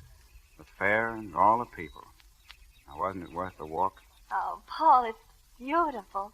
But while I'm looking at this, I know that in 4 hours I'll have to be back on the stage in Paris. By tomorrow, this will all be as though it had never happened. You want to forget it? No. Well, songs make memories. And there are lots of songs about May Day.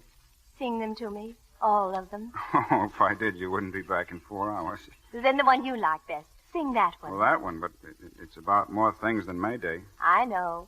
It's about sweethearts and remembrance and what's in my heart at this moment and what's in yours. Well, you know it, the song? Oh, I know it so well. But not the words, not the music. Sing it for me, Paul. Please.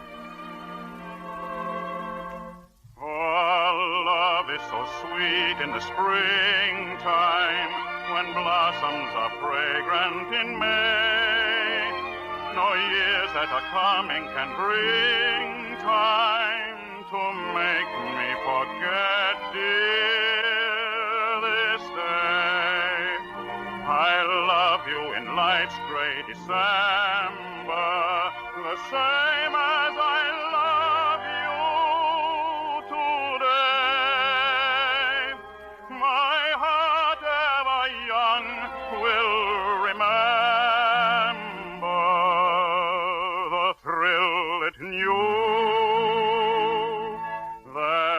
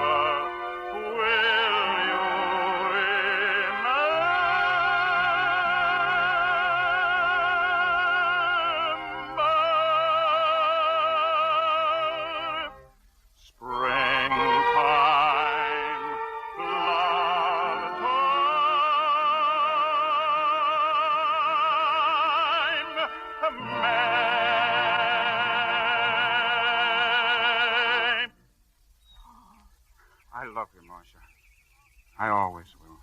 Oh, darling. Please. There's someone else. The one they say you're seen with so much. Nazareth. Yes, You love him? I'm going to marry him. Oh, Paul. Paul, now you understand, don't you? Why I have no right to be here. I knew it was wrong, but I wanted to be with you so much that I... Do you love him? Everything I am, I owe to him. Hmm. Even being here today, meeting you the other night. He made all those things possible for me, all of them. But if you talk to him, if I talk to him... Oh, no. Nikolai has never failed me, and I can't fail him now. Even for something I want far more. I've met you too late. No, I can't believe it. Paul, please, let's just remember this day. One day to last us all the rest of our lives. It will. It will. I'll always love you, Marcia. And I'll always remember you and your song.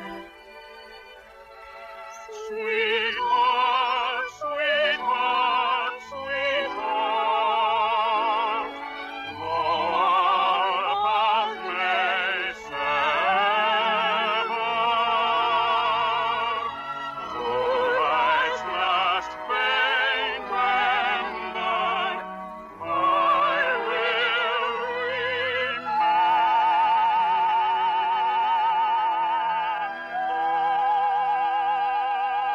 will springtime, love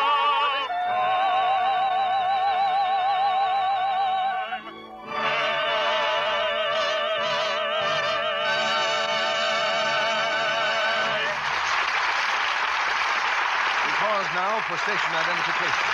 This is CBS, the Columbia Broadcasting System.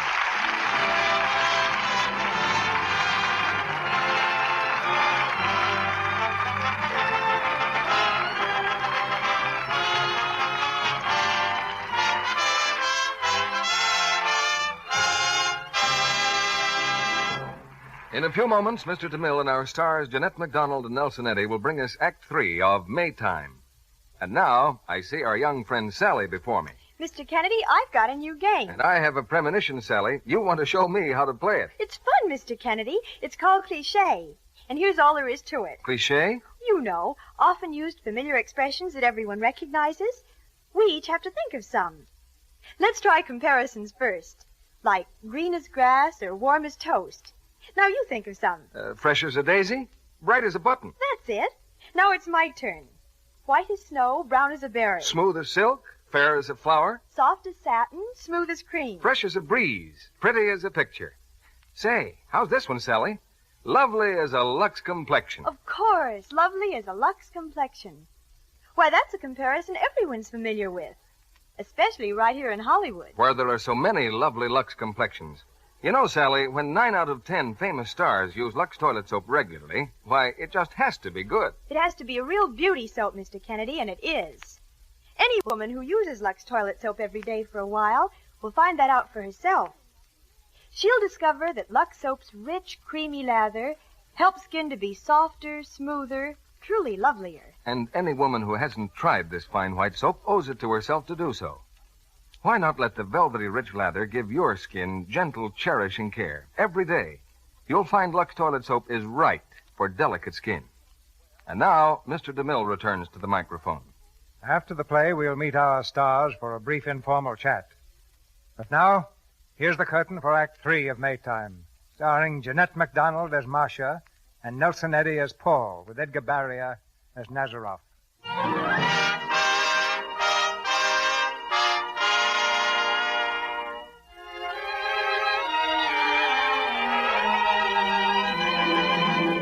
Twilight is falling over the little Virginia town as old Miss Morrison leads Barbara down a highway of memories into the times and places of her past, her weary heart unfolding secrets never told before. And so Paul Allison went out of my life. I married Nikolai. My career flourished. Over 5 years passed. I heard nothing from Paul, nothing about him. And then Nikolai said it was time to leave Europe and return to New York, return to home. There was a great reception the day we arrived and later in our hotel. Oh, Marcia, the directors from the opera will be here any minute, but you won't have to see them. I'll tend to everything. You're tired, aren't you? Very. Glad to be back in America? Oh, yes. You don't exactly show it. Oh, I guess I don't. I'm just not awfully excited about anything. Oh, come here, my dear. I love you so very much. I'm sorry, Marcia. I should have remembered that my kissing you excites you less than anything else. Nikolai, why do you say things like that? I don't know. You've been the perfect wife, Marcia. And yet never once in all the years we've been married have I ever felt that I've completely possessed you. You've no right to feel like that. I know. All I regret is it's made me love you too much. Excuse me. Oh, yes. The gentleman from the opera here, monsieur. Oh, have them come in, Ellen. I'll be in my rooms. Don't worry about me, Nikolai.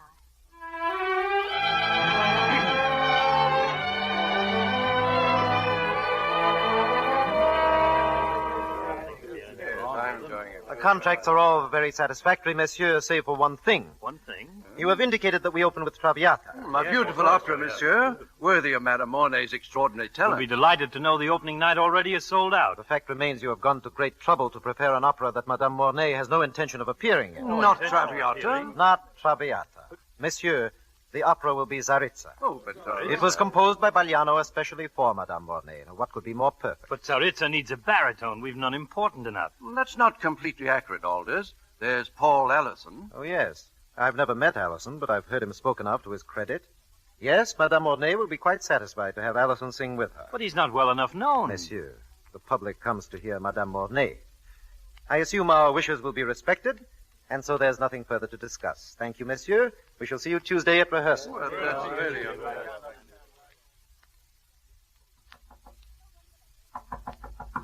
Oh, Marcia, Yes? everything is arranged. Tsaritsa. 4 weeks rehearsal starting Tuesday. Oh? And who do they have to sing Petrov? Paul Allison. Paul... Nikolai, couldn't they get someone, well, better known? Why? I understand he has a very adequate voice. Now try to get some sleep. Oh, we're having dinner with the French consul. I'll call you in plenty of time.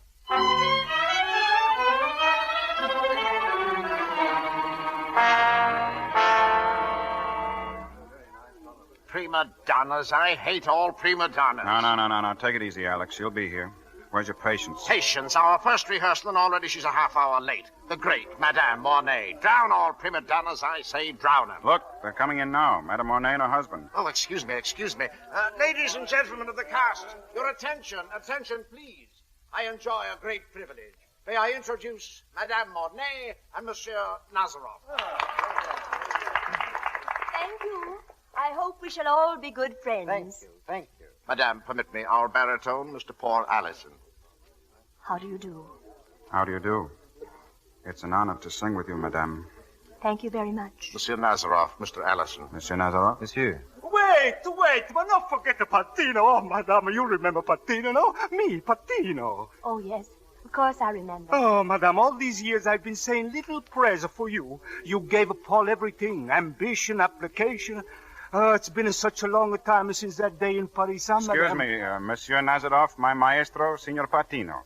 When I was a student in Paris, monsieur, several years ago, Madame was generous enough to encourage me in my career. Oh, not only that, Mr. Rudyard, we're ready any time you wish to start the rehearsal. Yes. Quiet, please. Your attention, ladies and gentlemen. Chorus, as we arranged.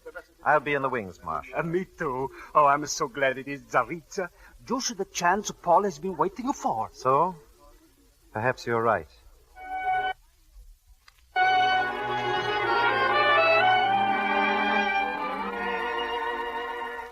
I saw Paul at rehearsals almost every day for the next 4 weeks. And not a word passed between us except as one performer to another. But his eyes held me and frightened me. Then came the opening of Tsaritsa. It was thrilling beyond any premiere I had ever known. But as Paul and I were on stage for our final duet, his arms around me, I knew we would never sing Tsaritsa again.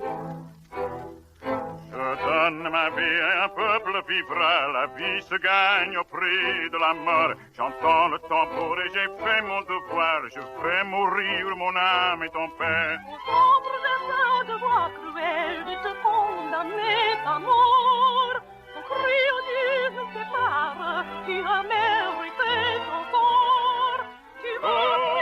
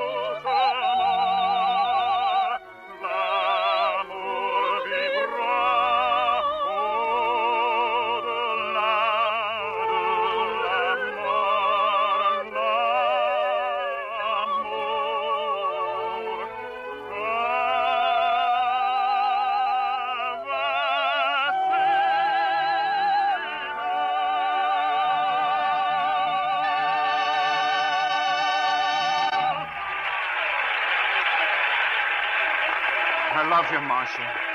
I love you. Paul, don't ever leave me again, ever. You're not going back to him. I'll take you away tonight. Paul, let me speak to him first, please. If you wish. I'll send Ellen to you in the morning with the message.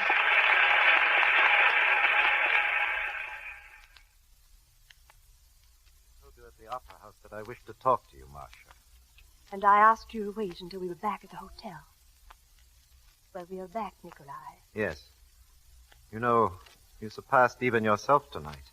The critics are referring to your performance as a living emotion. Look at me, Marcia. There's a great deal that you never thought important enough even to mention to me, isn't there? Or too important. Yes, Nikolai. Something that has stood between us for 5 years. I know what it is now, who it is, and I'm the one who brought you two together again. Now, suppose we find out exactly how we stand. Nothing could have stopped this happening, Nikolai. I tried to forget Paul. I never could. I know now that I can't go on without him. You wish to be set free. Is that it? Yes. Yes. Very well. I won't stand in your way. Good night, Marcia. About 10 minutes later, I heard a heavy door close. I called to Nikolai, but there was no answer. I went to his room. He was gone, and on his table was a leather gun case. The case was open, and the gun was gone. And next to it was a slip of paper, Paul Allison's address. I rushed into the street shouting for a cab.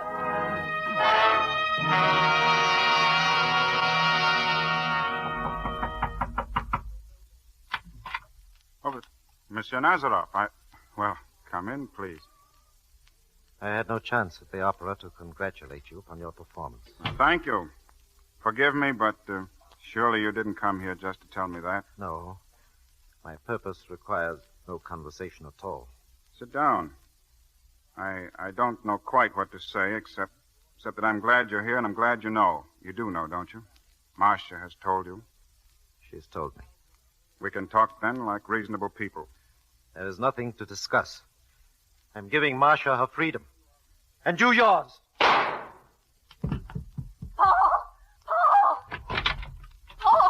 Oh, no! No! Goodbye, Marcia. Marcia. Darling. Darling. That day did last me all my life.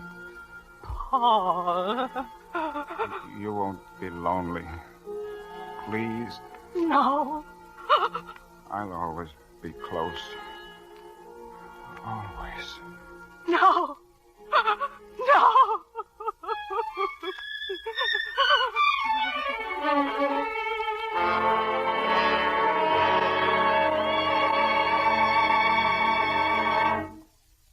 After Paul died, I came here where no one knows me except Ellen. And now you, Barbara. Oh, Miss Morrison. I've told you all this only to help you decide about Kip. I found Paul too late, but you and Kip have the whole world ahead of you to share if you want to take it. Oh, I do. Then run along and find him and tell him so. How can I? I want to thank you, but I don't know how. Just come and see me once in a while. You and Kip. Goodbye, Miss Morrison. Goodbye, child.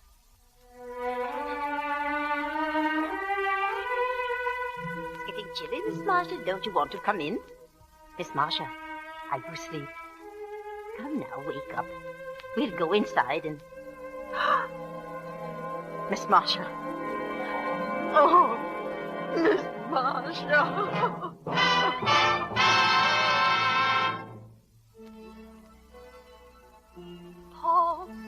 Paul, is that you? I told you I'd always be close to you.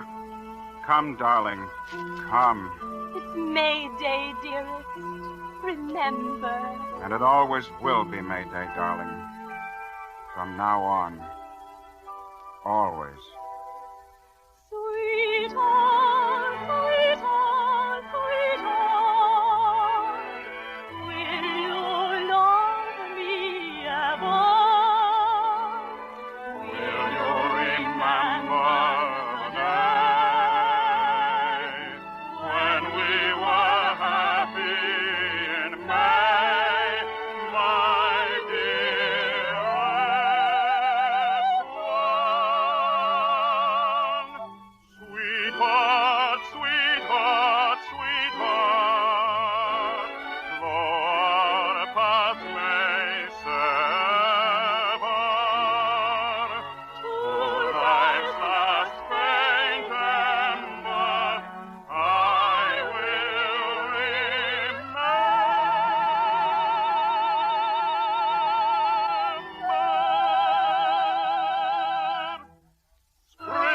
Springtime, love time,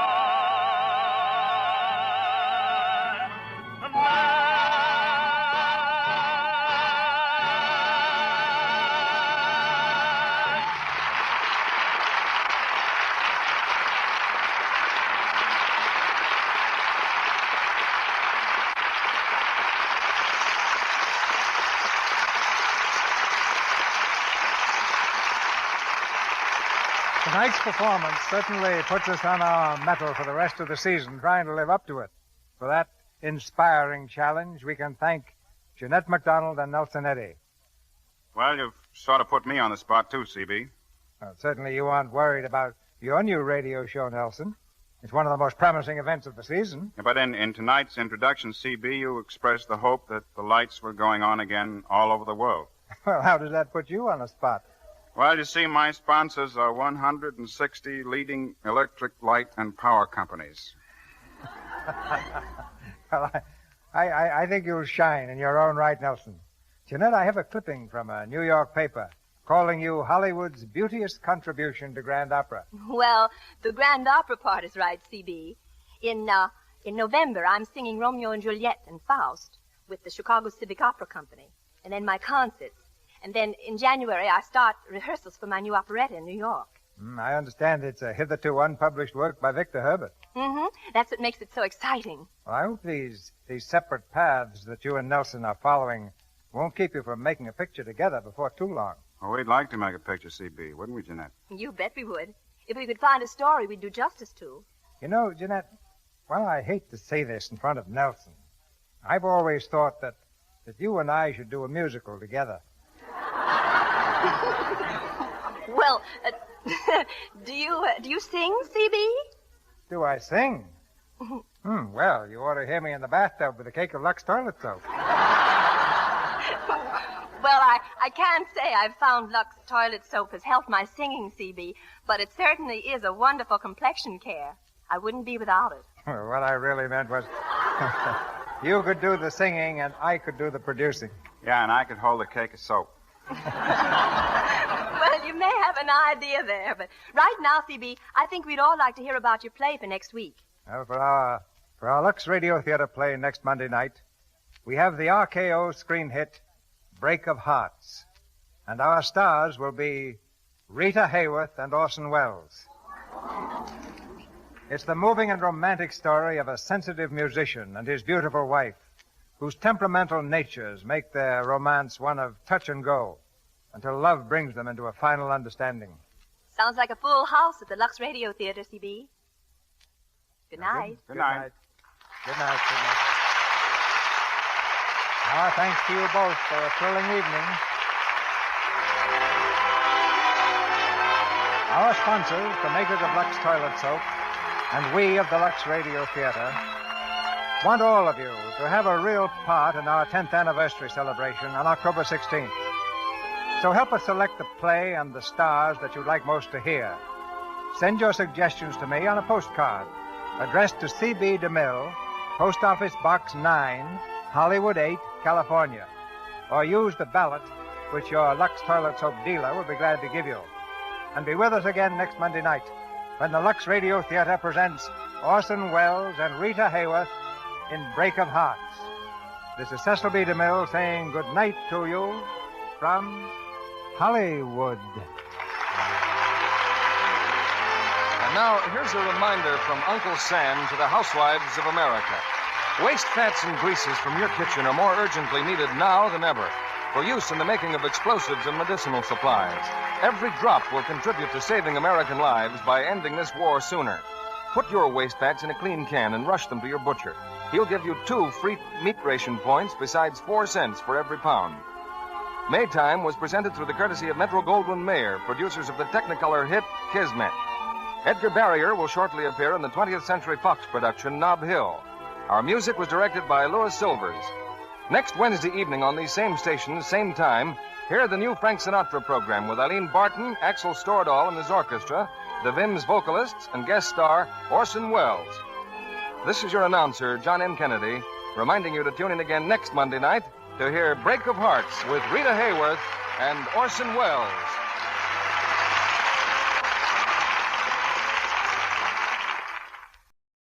Lux presents Hollywood.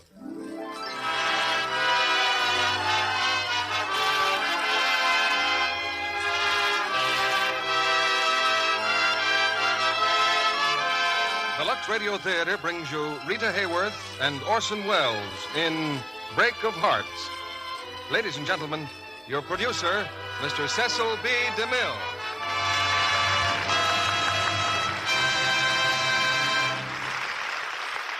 Greetings from Hollywood, ladies and gentlemen.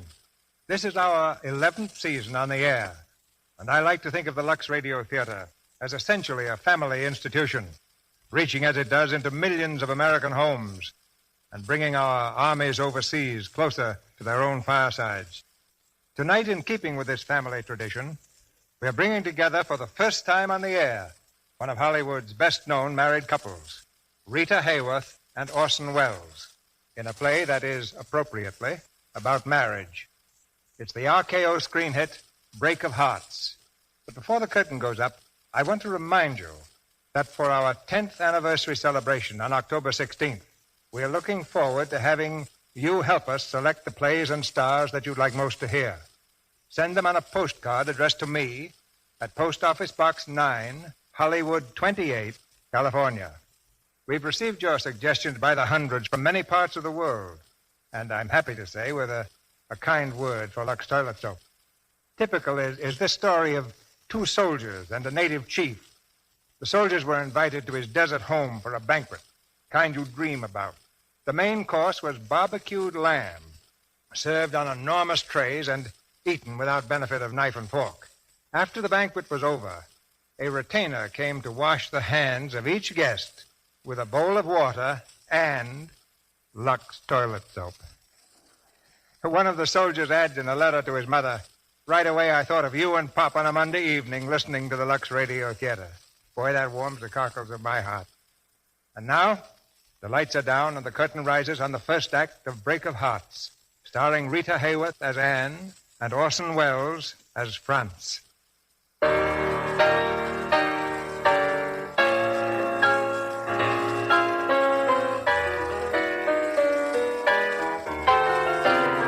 One of New York's finest music teachers is an old man named Alex Bjorkman.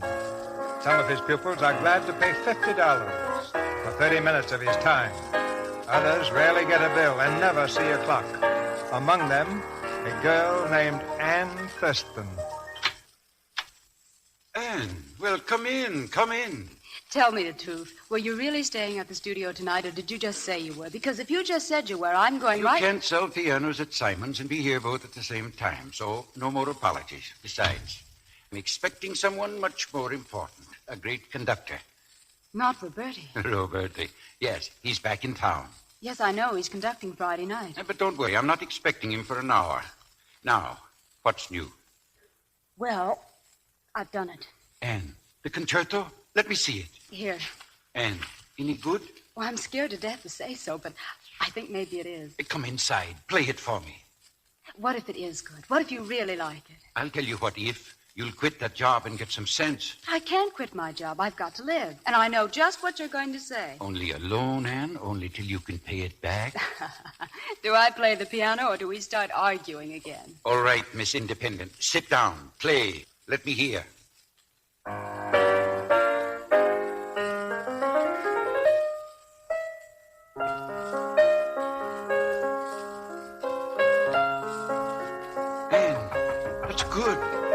Go on, go on. Pay no attention. I'm not in. Please, you'd better see. All right. I'll be right back. Who is it? Your star pupil. Oh, Franz. Alex. Franz, it's good to see you. And for once, I'm not late. Oh, someone inside? A girl. She has a concerto. I'd like you to listen. Well, I'll be glad to some other time, though, Alex. Franz. Please, now. Alex, I just stopped by for a minute. I left someone in the car. Let her wait. Well, I wanted to ask you about a concert version of Tristan and Isolde. Tristan? Yes. Is there any reason why the garden passages could not follow the prelude, huh? Franz, Wagner still is a little smarter than you. Let Tristan alone. Well, let's get to the piano. I'll show you what I mean. Oh, please excuse me. I'll run along, Mr. Bjorkman. I'll call you tomorrow. Anne, no, wait. Oh, it's all right. I'll go out this door. Anne! Good night. Anne! Oh, what's the matter with her? There's nothing the matter with her. The matter is with you. Oh, I'm sorry. Who was she? Her name is Anne Thurston. It wouldn't have hurt you to listen. It would have meant a lot to her. When she calls, tell her I apologize, huh? She's just beginning to climb, Franz. And you should remember, if anyone, the steps are not covered with carpet. You're a tremendous success, but you're changing. Be careful. Please be careful. I'll be careful, and I said I was sorry, but I don't have the time to listen to amateurs. Amateurs? And what about my Tristan arrangement? Who's talking like an amateur now? Well, I seem to be getting myself in deeper and deeper. Oh, this is stupid. You and I quarreling. Come in. I'll play it for you. That girl, give me her address. I'll make you happy and send her a dozen roses. Wait a minute. Thurston? You said her name is Anne Thurston? You know her? Of course I know her. It was 7 or 8 years ago. I met her at the academy. She's changed, so she was such a child. And now she's lovely. I know it. The address. What's her address? I know that, too. And what about Tristan? Forget it. I'll go find her first and apologize in person.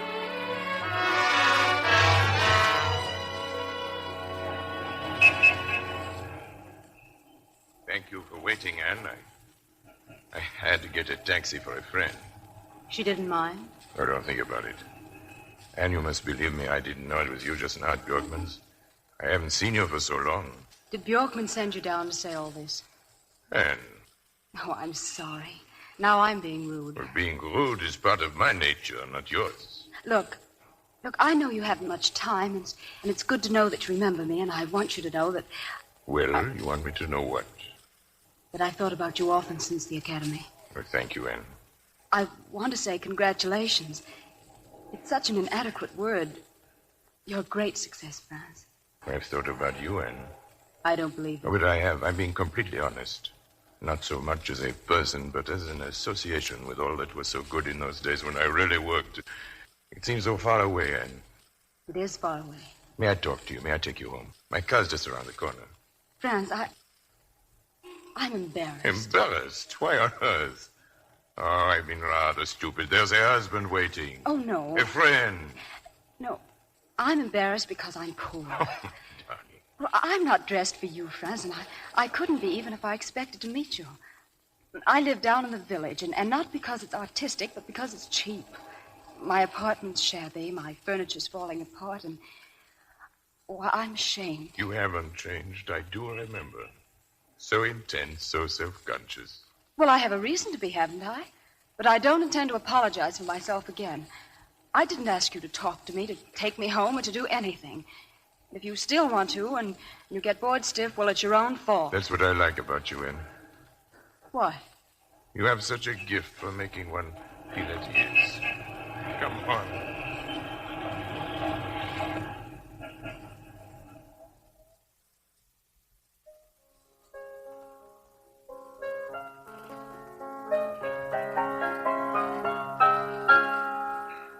Well, go on. What are you stopping for? Because that's all there is. It's not finished. And it's beautiful, Anne. Or do you think I'm just being nice? I don't know. It's your first important composition, isn't it? How did you know? Well, because it's about yourself. Perhaps. Sad and confused and lonely. Washington Square, wintertime evening. Street lights and snowflakes and quiet. I tried to write about the same things once. You composed? It's what I wanted to do, but I just haven't got it. So I tried to speak through other people's music. It's nowhere near as satisfactory, but far more profitable. Tell me, you've never submitted this? Oh, yes. To whom? Why not to me? But I did, to you. You sent it back. Oh, did I say something nice? That it was charming and lovely and lacking in importance. Well, now I'm embarrassed. No, it was completely unimportant. But the concerto, when you finish it, promise you let me see it, Franz, I'm tired. I have to be up at 6 a.m, and I see. I've been reasonably polite, and I've behaved myself. I believe you're frightened of me, Anne. I want you to go. Why? Because 8 years ago, I was head over heels in love with you. And I don't believe I ever quite recovered. You do nothing but overwhelm me. You are the strangest girl, Anne. Sometime, if you're not too busy, maybe we can talk again. You know, at the moment, I'm suffering from shock. Seeing you tonight, I wasn't prepared for it. Good night, Franz. Good night, Anne.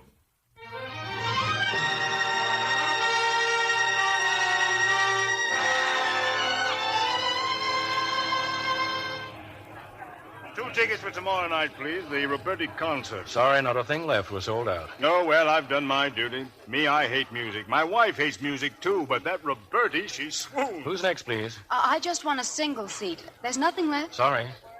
Thanks. Excuse me. Aren't you Miss Thurston from Simon's? Yes? I thought I recognized you. You got that Steinway for the boss a few weeks back. Say, I wish I could help you.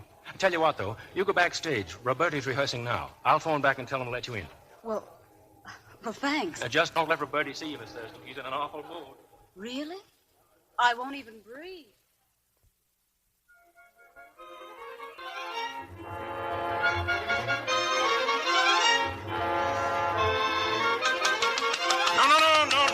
No, boys, no. What's the matter with you tonight? You refuse to read music. I get absolutely no attention. You want Schlager. That's a bassoon. You have to blow into it. Maestro, I do blow. Then blow harder. Maestro, I am perhaps the hardest blowing bassoonist in the universe. Well, that's fine. That's fine. Only do some of your blowing into your instrument, huh? All right. Once again from letter G. Letter G.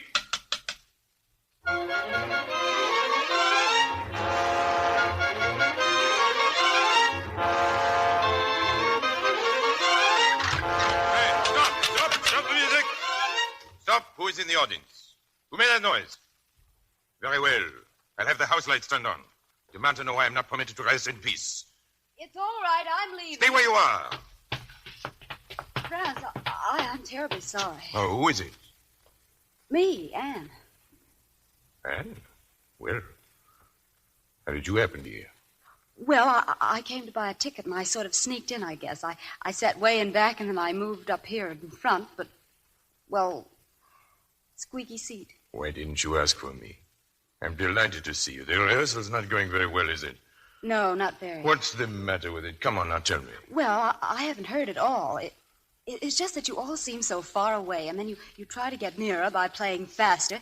And when that doesn't work, you get angry and make bad jokes. Well, wait till you hear it tomorrow. Huh? Wish I could. There were no tickets left. Then we'll do it for you now. Sit right here. Hey, boys, listen. There's someone here who knows music. Tomorrow there'll be a couple of thousands who don't. Save the mistakes for them. We'll play as it should be played. The last movement, from the beginning.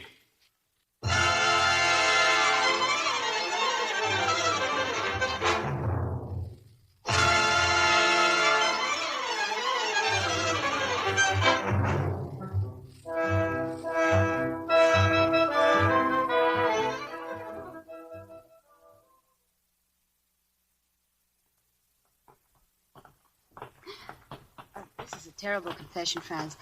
This is the first time I've come to supper in a man's apartment alone. Oh, that's inexcusable. I hope you like pompano, my favorite dish, and Albert's a wonderful cook. Good evening, sir. This is Miss Thurston, Albert. Do not forget her. That would be very difficult, Miss Thurston. Mm-hmm. You see, Albert has perception, too. Come inside, Anne. So many photographs, Franz. Tell me this one. Hmm? Is she really as beautiful as this? It's hard to remember. I rather think she thought so. It's too bad they couldn't photograph her temper. And the girl on the mantel, what about her? Oh, lovely, Anne, but wise. That is a combination of virtue I cannot cope with. There have been many women, haven't there, Franz? Good. Still, you never fell in love and got married. I never married. I've loved many of them, I think. Desperately, too, while it lasted. But it never really lasted? Well, I hoped it would. But don't you know, beautiful things don't last. Each time you say to yourself, this love is forever. This love is going to last. And then you turn to something new, something fresh. Why am I telling you this? Because I asked. You have an annoying talent for making me tell the truth. And all these conquests, they've left you unchanged, unmoved? How can I tell? After a while, the laughter, the promises, the tragic farewells, they get all mixed up. And all you are sure of is that nothing was really very important except at the moment. So I've learned to enjoy. I've learned to forget. Recipe for a happy man. Happy? You don't believe that, do you? And I want to see you often. Again and again. And I don't think it's going to be possible. Why? I'm leaving Friday for a concert tour in Canada. You'll be back? Oh, yes, but I've told you the kind of man I am. I don't want to make you unhappy. I don't think you would. I couldn't be unhappy. No. Do you have a cocktail, sir? Well, no, Albert. No, I hurry the supper along. Miss Thurston wants to leave soon. Yes, sir. Do I? Yes, Anne. Yes, I think you do.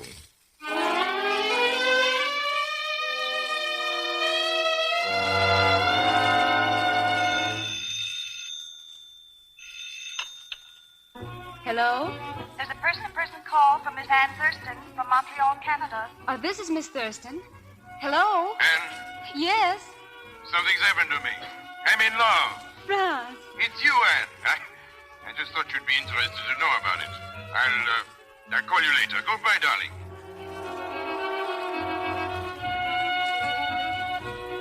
Just 2 weeks more, Anne. I'll be back in 2 weeks. Where are you now? Ottawa, did you really mean it, what you said in your letter? I've always loved you, Franz. Come back. Hurry.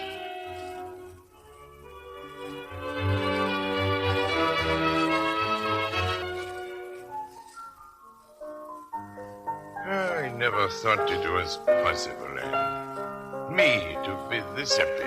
Oh, you're married, darling. You're married, see? There's a ring to prove it. Anne, you know I love you, don't you? This isn't a moment, darling. Darling, this is forever.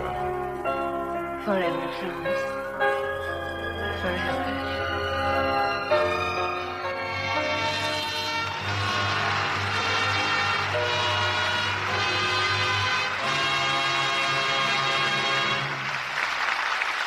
In a few moments, Mr. DeMille and our stars Rita Hayworth and Orson Welles will bring us Act Two of Break of Hearts.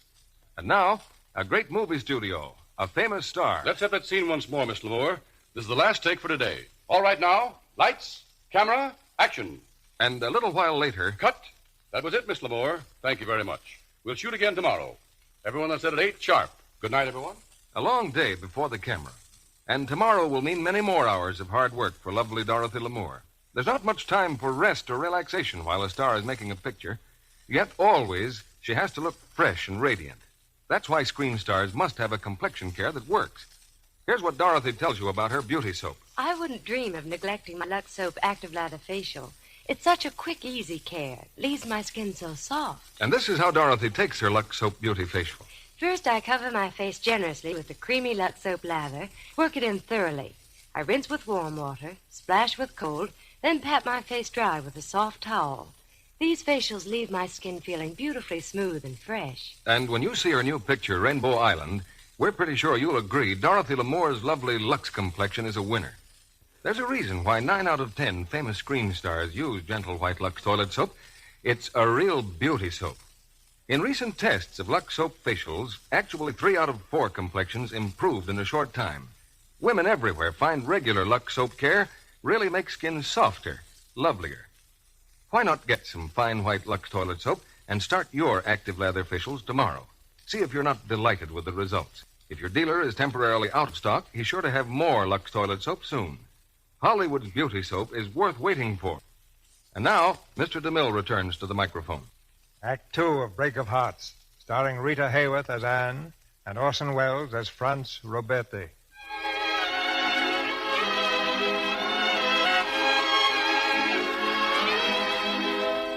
Following their whirlwind wedding, Franz and Anne have slipped out of the tumult of Manhattan into an enchanted land of escape.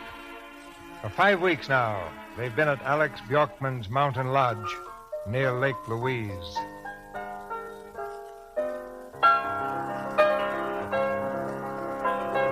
And, darling, what's that you're playing? My concerto. You've changed it quite a bit, haven't you? You changed it, Franz. You married me. It's you, darling. You're in all of it now. Well, I'm impressed. Deeply impressed. And they brought me a telegram from the village just now. Oh? It looks as though I have to go back to work. It was from Trowbridge. He's booked several concerts. If we leave tomorrow, we can be in New York Monday. We'll have a party, huh? Monday night. I'll wire Johnny. Who's Johnny? Who's... I keep forgetting, darling. You don't know my friends, do you? Well, Johnny is very rich. He knows all the best champagne. He comes to every concert and he reads detective magazines. You're glad to go back, aren't you, Franz? Well, it's my work, dear. It's what I am. Oh, I know. Forgive me. I'm jealous. I've had you all to myself, and I hate to give you up. I have a small heart, Anne. Darling, there's room in it only for one.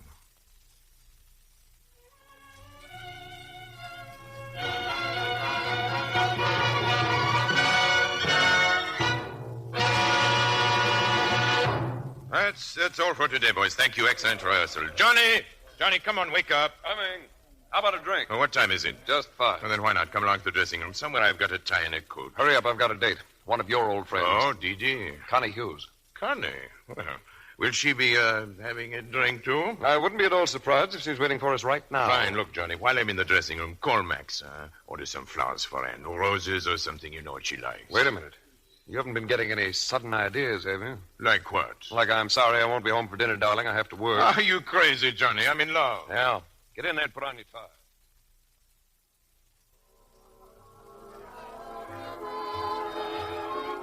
Hello, Johnny. And, well, not really. Stop batting the eyelashes, Connie. He said he'd stop in for one drink. Hello, Connie. Hello, Maestro. You're looking very well, Connie. You're looking very well, Connie. Oh, that's not for me, Maestro. I knew you. And now you don't know me. I've changed. Married, stayed, and sober. Changed, huh? Franz, why didn't you call me? Why haven't I met your wife? What's she like? No, don't you tell me. Johnny, what's she like, really? Well, since these probably will be the only significant words I speak all evening, listen. Anne is wonderful. She's beautiful. Like other beautiful women or not. Yes, sir, here's to Anne. Well, but if she's all of that, Franz, why don't we ever see her? Well, she's a little lost, Connie. Give her time. She'll venture out. And, would you care to venture out? Hmm? I mean now, with Johnny and me? We're going to Dee-Dee's. Sorry, Franz is going home for dinner. Oh, but it's hours before dinner time. Come along, Franz. Dee-Dee would never forgive you. If Dee-Dee wants to see him, let her buy a ticket to a concert. Take it easy, Johnny. Don't you see what Connie's trying to do? She's turning on her charm, her own particular variety, aren't you, Connie? Maestro, you're a louse. But you're right, of course. I'm daring you to go. And I'd like to see what happens, and so would you. And so I think I'll see Dee-Dee and then go home. Certainly. You approve, Johnny? Oh, sure.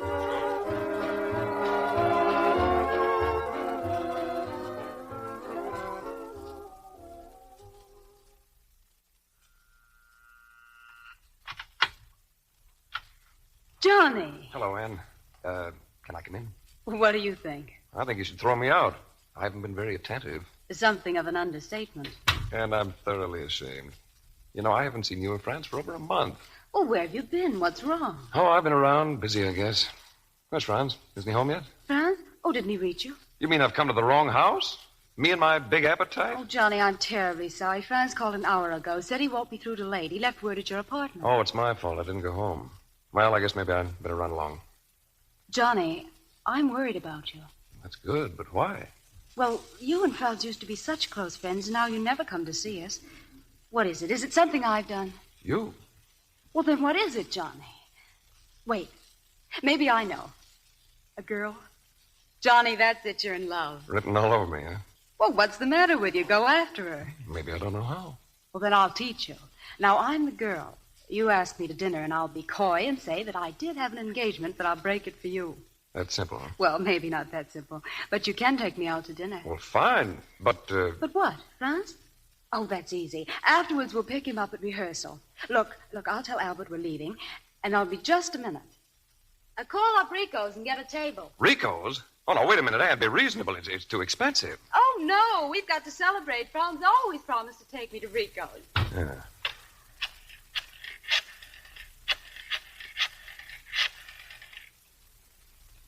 Hello, Rico. This is Mr. Lawrence. Look, is Mr. Roberti there? You sure? Well, does he have a reservation for later? Okay, well, look. Do you have a table for two in about 20... no, skip it, Rico. I've changed my mind. Thanks. Anne? Yes? You'll have to forget Rico's no tables. Have you took no for an answer? It's enough to make a woman lose confidence in you, Johnny. Watch me. And the man just said there weren't any tables. Well, you just spoke to the wrong man. Listen, Hello. This is Mrs. Franz Roberti. I'd like a table for two, please. Oh, about 20 minutes, I guess. That's right. Thank you. There. You see? Yeah, I see. It's that magic Roberti name. Sure. Look, you don't suppose that... What? Oh, nothing. Come on, let's go.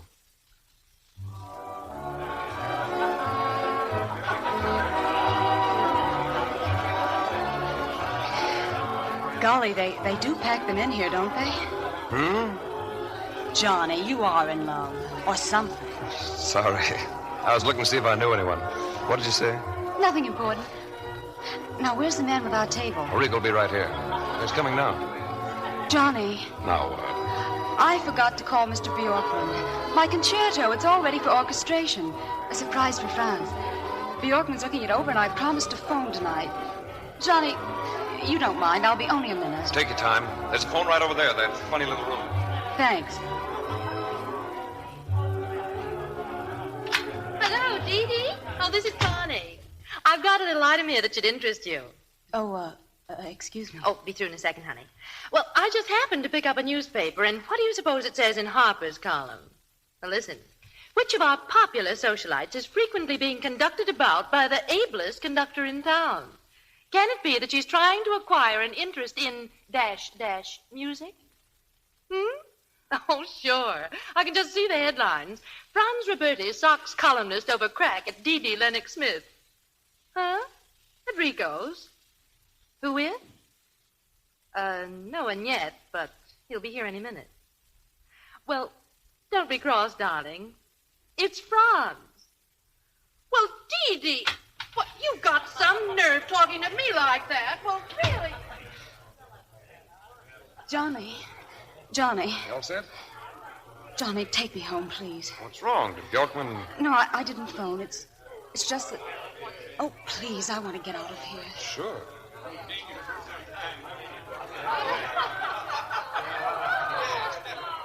Johnny. Oh, hello, Franz. Look who's here. Johnny, what is this?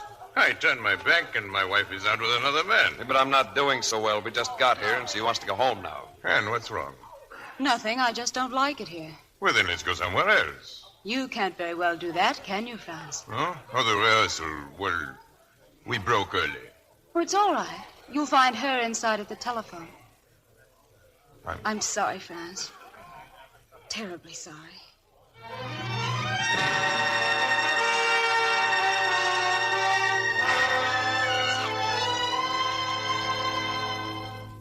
May I come in, Anne?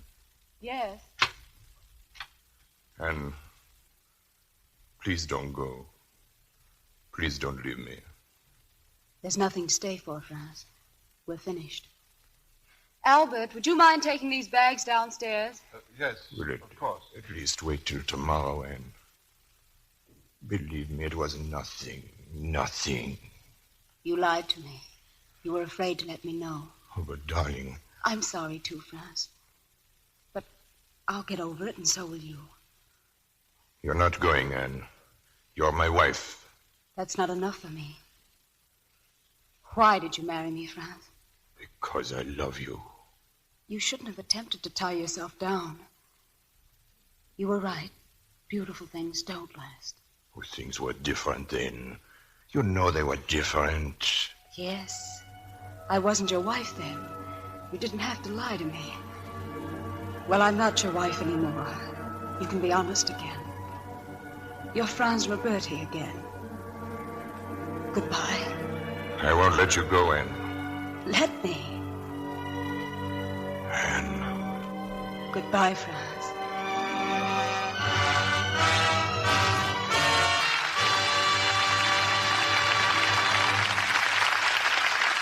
We pause now for station identification. This is CBS, the Columbia Broadcasting System.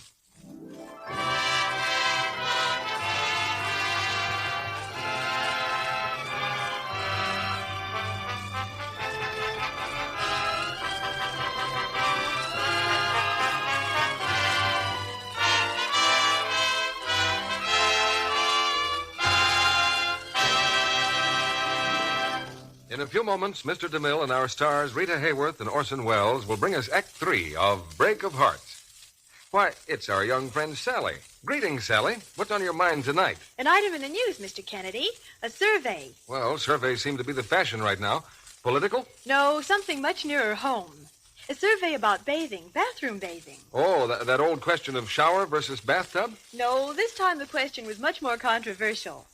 The people who made the survey wanted to find out whether it's men or women who spend the longest time in the bath. But why bother to make a survey on that question, Sally? I could answer it. Any man could. And the answer wouldn't be what you think at all, Mr. Kennedy. You mean women don't take twice as long to take a bath? No.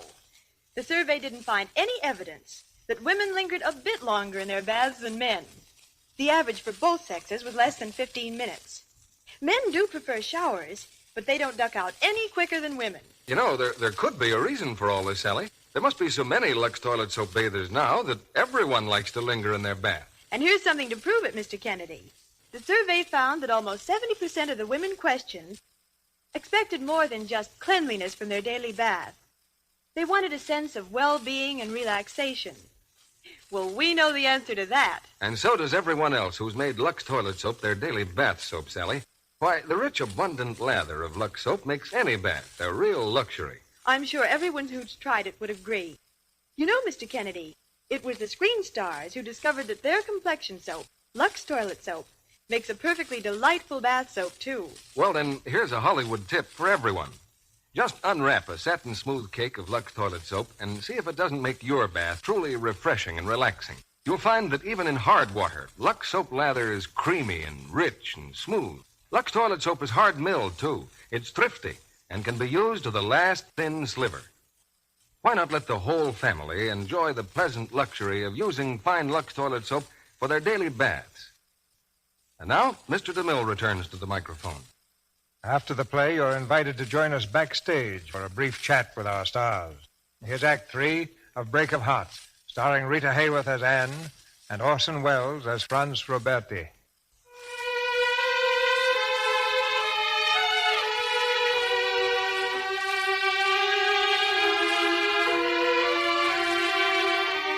A half year has gone by since Anne left her husband, and every effort to find her has failed.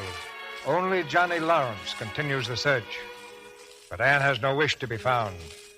She's gone to Chicago, changed her name, and found work at a second-rate music publisher's. But neither time nor new surroundings can drive Franz from her mind. Hey, Biggie. Yeah? This here ain't a bad tune. Thanks for the tip. You want to hear it on the piano? Oh, sure. Hey, with a trick arrangement, I'll murder him. Who says you need a trick arrangement? Okay. Hey, where's that piano player I had last week? She's terrific. Macaulay? Yeah. She's out to lunch. She'll be heartbroken. Jerry? Yeah? Room 5 for Baker. And tell that dame I was asking for her, huh? Yes, sir. Oh, how do you do? I just came from New York. I've been trying to find a girl. I think maybe she's working here. I don't know anything about her. My investigator thinks he traced her here. I said I don't know anything about her. Of course, I can go to the police. Okay. What's her name? Roberti. Mrs. Franz Roberti. You kidding? You know her? Sure. She's out in the park riding a tandem bicycle with Beethoven. Now, what would Mrs. Roberti be doing here? I don't know. I'm sorry to have bothered you. Bye. Oh, Vicky. Hey, I thought you went out for lunch. I'm not hungry. I thought I'd get those files in shape. Look here, Macaulay. It's none of my business, but you're riding for an awful fool. I'm all right, Vicky. Yes, you are. You're ready to fall apart. You look awful. Thanks. Well, I've tried talking to you nice, and the nicer I talk, the more you bawl. All right, I'll be tough. Now snap out of it or you'll be no good to us or yourself. Okay. Vicky, I'd like to make a long-distance phone call. Oh? You're right, Vicky. I've got to snap out of it. And, well, there's someone I'd like to talk to.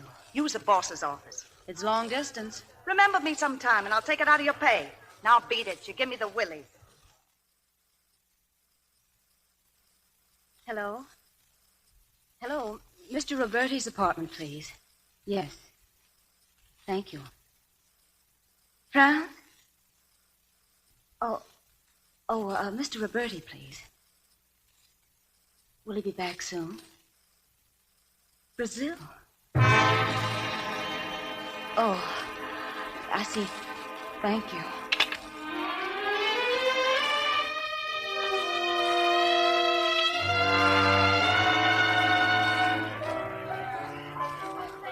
Remember me?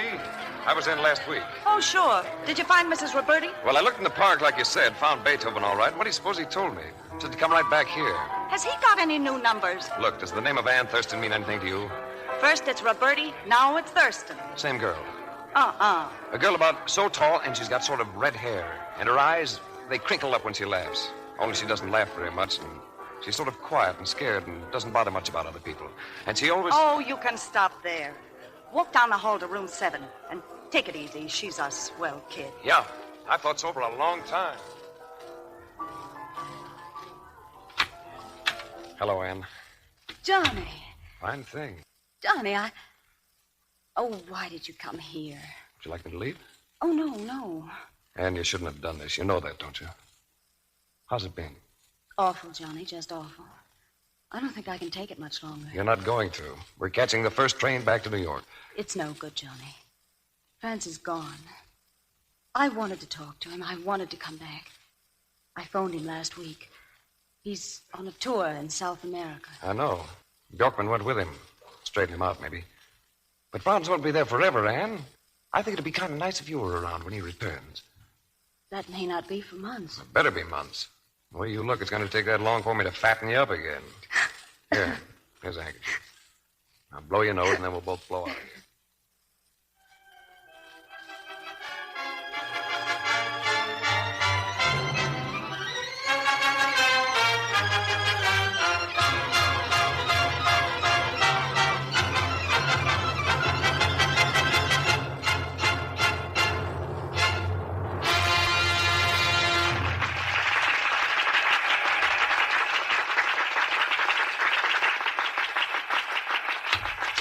Well, how was it, Alex? As always, Franz. Great. Any mail at the hotel? Here, a few letters. Oh, thanks. Bills, invitations, nothing. Still no word from Anne? No. It isn't right, Franz. You should ask her to take you back. I did ask her. When? The night she left me. I don't understand you, Franz. You love her, but you won't even try to find her. What if she's in need? There was plenty in her bank account when she left me. But the bank says she didn't touch it. Franz, let me go home. Let me try to find her. Let me explain to her. Explain what? That no one else means anything to me but her? That she knows. That life is not some girlish dream, that too. I tried to explain to her, but she refuses to face realities. Franz, she's an artist. All right, very well. I am an artist too, and I have pride. I want her, but only if she wants to come back. You don't understand, do you? Anne lives in some little world all her own. She's not like us. I know that. And I also know that when it becomes too lonely in that little world, she will know how to reach me. I am not so difficult to find. She's a very great person, Alex. I love her. Come in. Senor, a cablegram. Your cell, sir. Thank you. What is it, Franz? From Anne? No. At least we're going back, Alex. It's from Trowbridge, some special concerts. He's canceled Mexico City. Then cheer up, old friend. We'll be home before Christmas.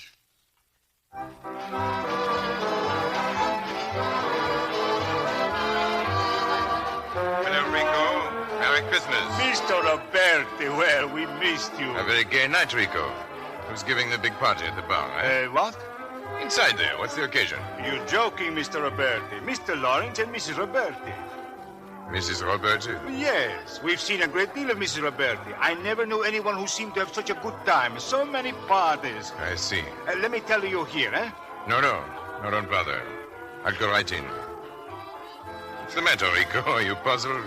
I don't quite understand, Mr. Roberti. Neither do I. You see, I just got into town a little while ago. She wasn't home. I didn't know where to reach her. Oh, of course. So I took a chance that she might be here. She'd be delighted to see you, sir.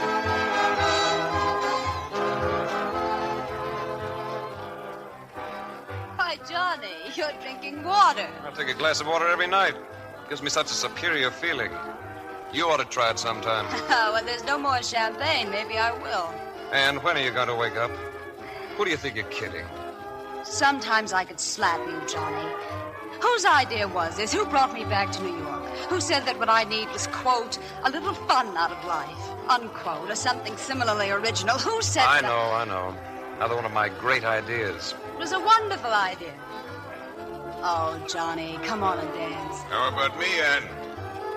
I've just been to Brazil for my sambas. France. Anne, so good to see you. Hello, Johnny. I heard you were coming back, Franz.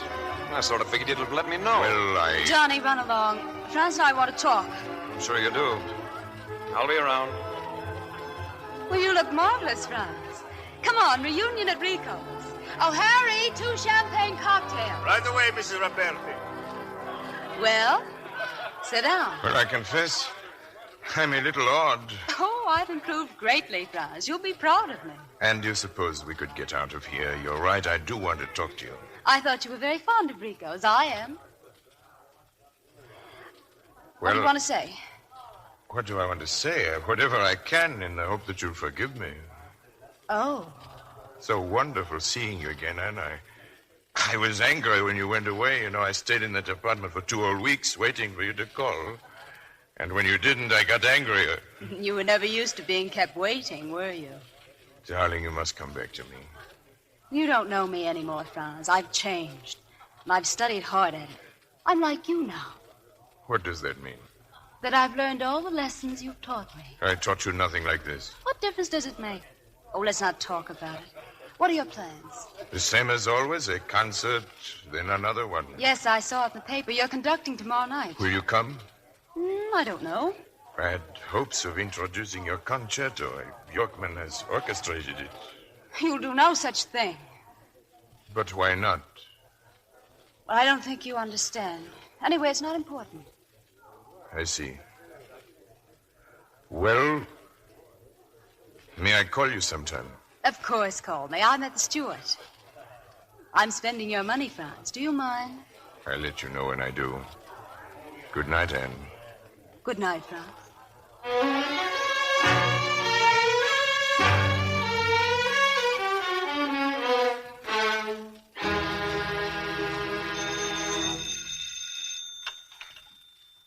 Hello? Anne, this is Alex Bjorkman.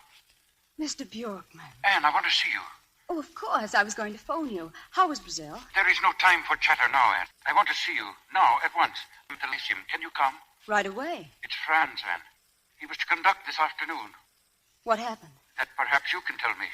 All I know is he came an hour late, went out on the stage and collapsed, drunk. I'll be right over.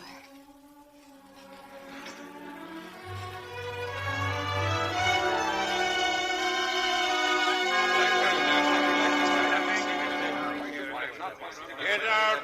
Get out of here, Trowbridge! Get out! All of you, get out! You drunken fool. You'll never conduct again, I promise you. You've ruined yourself, but you'll not have another chance to ruin me. Get out! This is my dressing room. I'm Roberti. Roberti! Maestro, please, if you would lie down, you're ill. Ill? I'm drunk. Now get back to your places, all of you. I said I'll conduct, and I'm going to conduct. Maestro, they've gone. All the audience, they've gone. Come in. Everybody come in. Franz. Oh, Franz. Man, how nice of you to come. Where's Bjorkman? He brought you, didn't he? Didn't he? Yes, he's speaking to Trowbridge. I forbid it. You hear? I forbid it. Franz, could I see you alone? Come on outside, everyone. Outside. It's good you're here. You'll be all right, my dear Mrs. Roberti. Oh, your dear Mrs. Roberti. Yours too, huh? Stay, gentlemen. There are some of you, perhaps, who don't know my wife. You. And you. Don't hang back. Come on. Don't be afraid. Franz. Oh, forgive me. It's my presence that makes it awkward. Very well, I'm going. Make yourselves at home, gentlemen.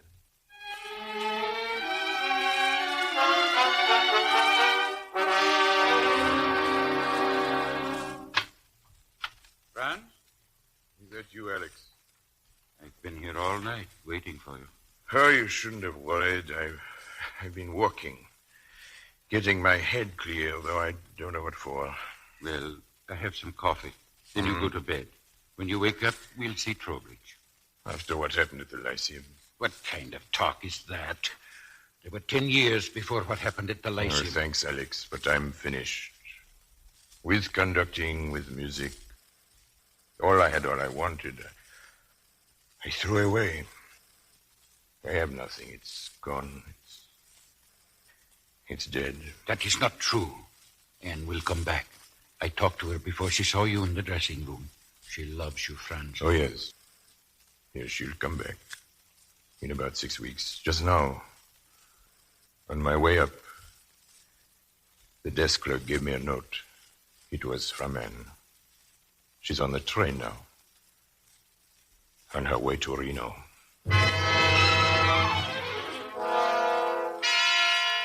In recognition of testimony presented in behalf of the plaintiff, this court hereby decrees that the marriage contract between Anne Thurston Roberti and Franz Roberti is dissolved, and the obligations of both parties terminated. Divorce granted.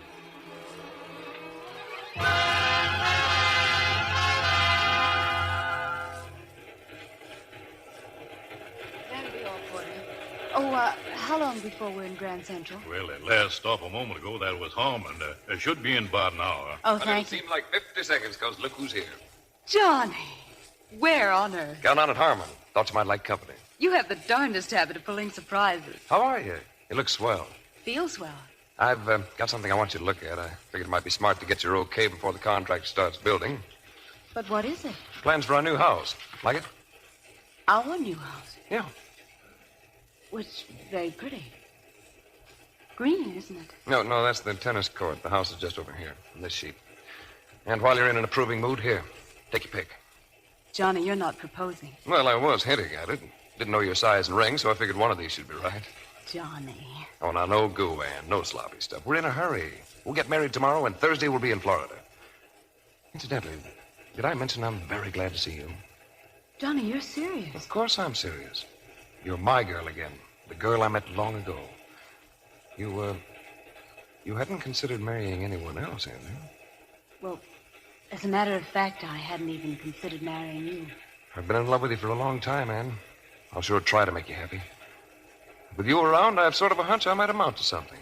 Johnny, well, do you mind if I think it over till tomorrow? It's okay by me, but that contractor's going to be awful.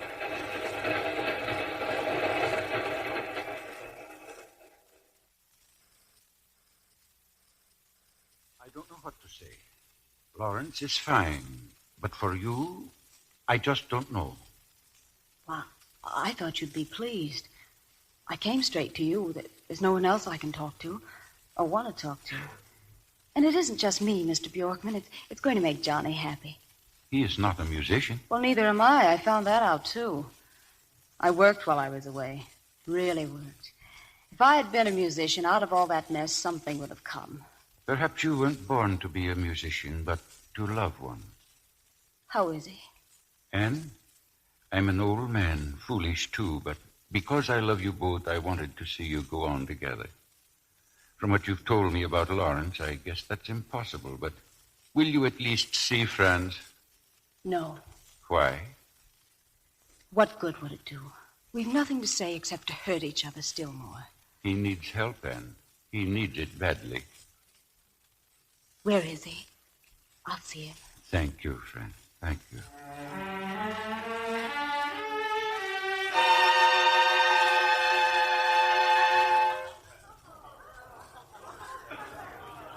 Yes, easy here, Mrs. Roberti. I'm very sorry for you, very sorry. Oh, why did you let him do this, Rico? Why? He's Franz Roberti, a great man. If we're not here, we'll be some other place. They threw him out of the hotel. He ran away from Mr. Bjorkman, from Mr. Lawrence. There's no one to look after him. So I keep him upstairs. There's a room there, a piano, and some whiskey. Take me to him, please.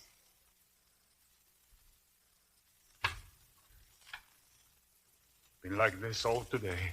His head on the table. He won't talk to me. Mr. Roberti. Mr. Roberti. You see? Please call if you need me.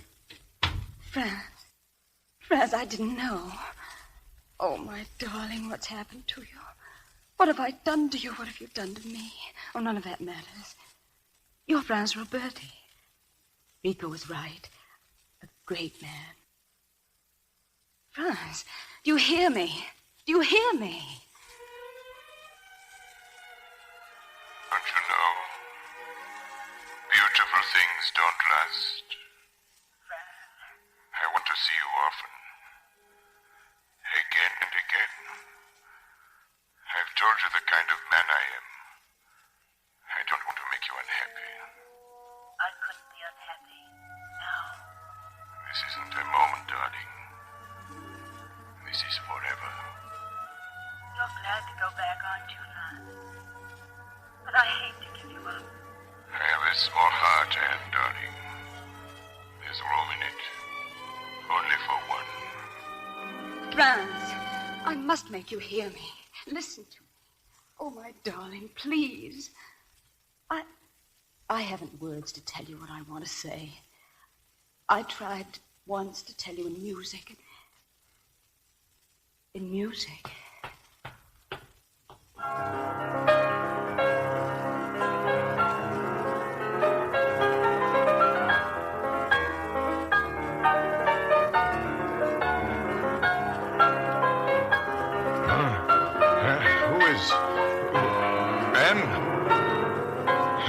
I'm here, darling. I'll never leave you again. Don't look at me. Don't look at me. It's all right, Franz. We're going home. We're going home.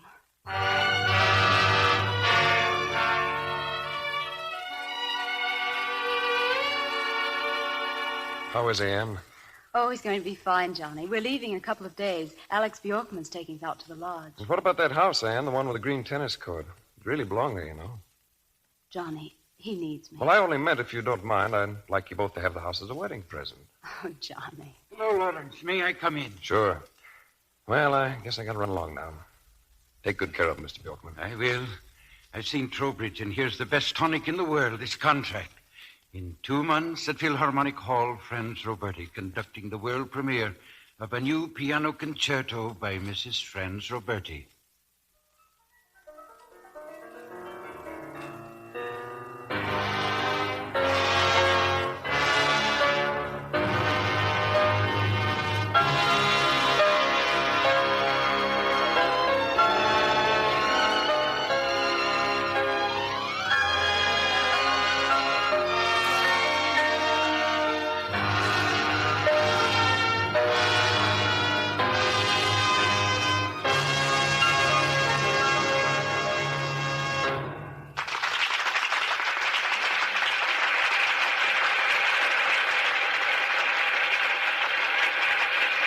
Back to the man. Go on. I've had my bow. That applause is for you. It's you they want. Give me your hand, darling. We'll go together. Always together.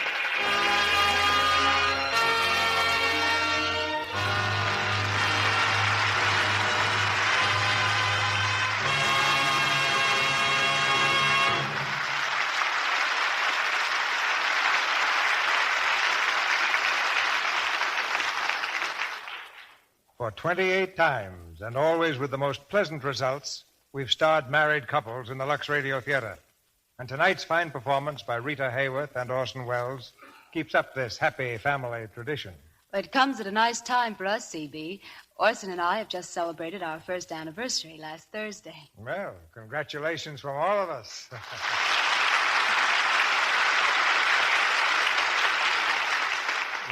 Rita, how has Orson been as a married man? Confidentially, a little difficult? Oh, no. He goes his way, and I go with him. A wife of tact as well as charm. Orson, I understand that you're looking for a picture to produce. Well, it might be a picture. It might be a radio show. Oh? You're thinking of something new for radio? Well, not something new. It's one of the better hour shows. They've been going on for 10 years now. No? Yes. Dramatic? Yes. Oh. Yes. You mean you have your eye on producing the Lux Radio Theater? Well, after all, you've been in the saddle quite a while, C.B. Maybe what's needed is a little change. Well, Orson, do you think you could stand a change at your age? Well, I'm not worried about you, C.B. I hope you put something by for a rainy day. Well, I've got my rubbers and an umbrella. But, Orson, I wonder if you have the head for this work. Not only the head, I've got the hair, too.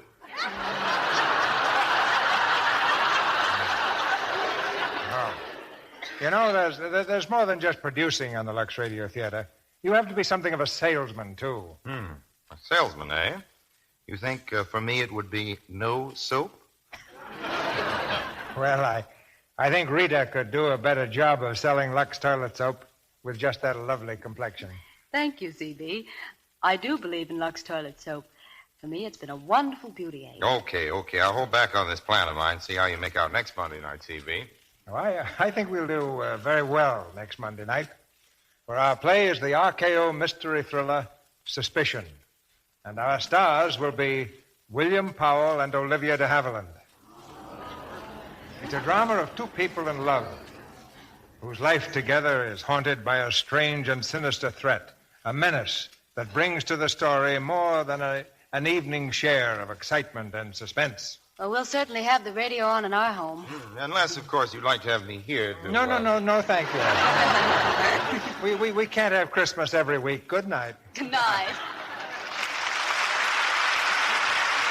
Good night. All's well that ends well.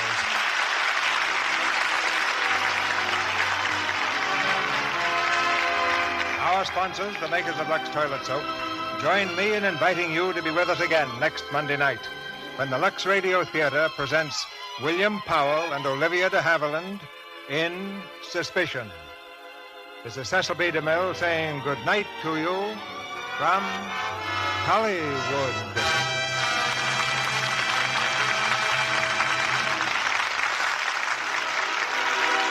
Next month, October 16th, the Lux Radio Theater celebrates its 10th anniversary on the air. We'd like you to share in this celebration by helping us select the play and stars you would like most to hear. Suppose you send your suggestions on a postcard addressed to C.B. DeMille, Post Office Box 9, Hollywood 28, California. Or use the ballot which your Lux Toilet Soap dealer will be glad to give you. Today, with victory in sight, help give America a stable peace by keeping prices down now. You can do it by avoiding needless expenditures, by paying no more than ceiling prices, and by helping to keep wage levels and price levels stable. Break of Hearts was presented through the courtesy of RKO, producers of Step Lively. Miss Hayworth is soon to be seen in the Columbia Technicolor musical, Tonight and Every Night.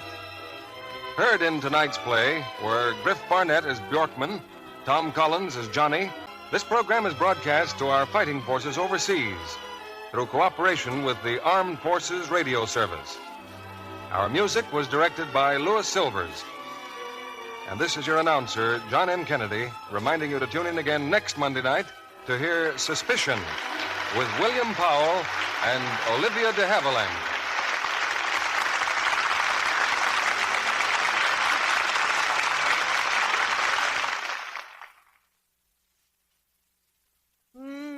Your cooking's so delicious. Won't you kindly tell me why? Oh, the secret's very simple.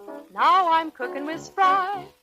Cakes, pies, fried foods, everything tastes better made with new Spry shortening. Yes'm, to be a better cook, just start cooking with Spry. This is CBS, the Columbia Broadcasting System. Lux presents Hollywood.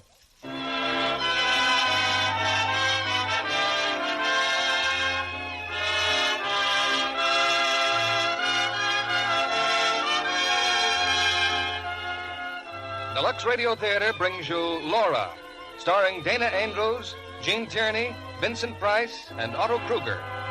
Ladies and gentlemen, your guest producer, Mr. Lionel Barrymore.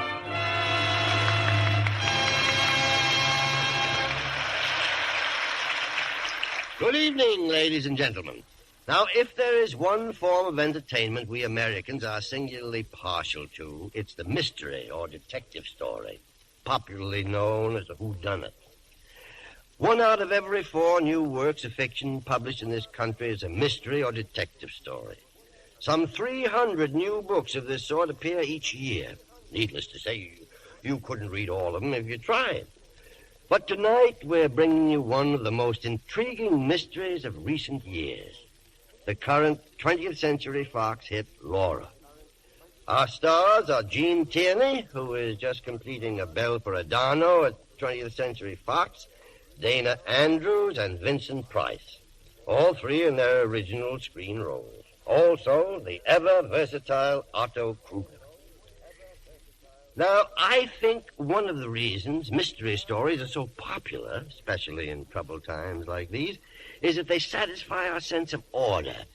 They take a troublesome and seemingly hopeless situation, and they put everything to rights, simply by the use of human intelligence and sensible methods. Of course, you could say the same about lots of things. Lux Flakes, for instance.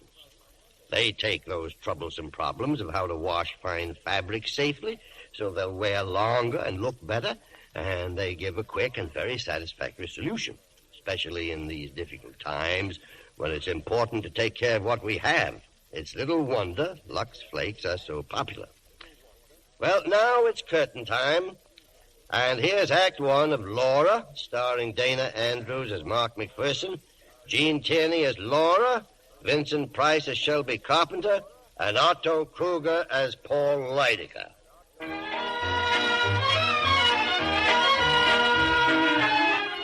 Now, most people who read a newspaper or listen to the radio know the name Paul Lydecker. Mr. Lydecker is a legendary oracle of barbed wire and forget-me-nots, whose enchanted pen and acid tongue have brought fame to hundreds and oblivion to just as many. His New York apartment is a combination art gallery and Roman bath.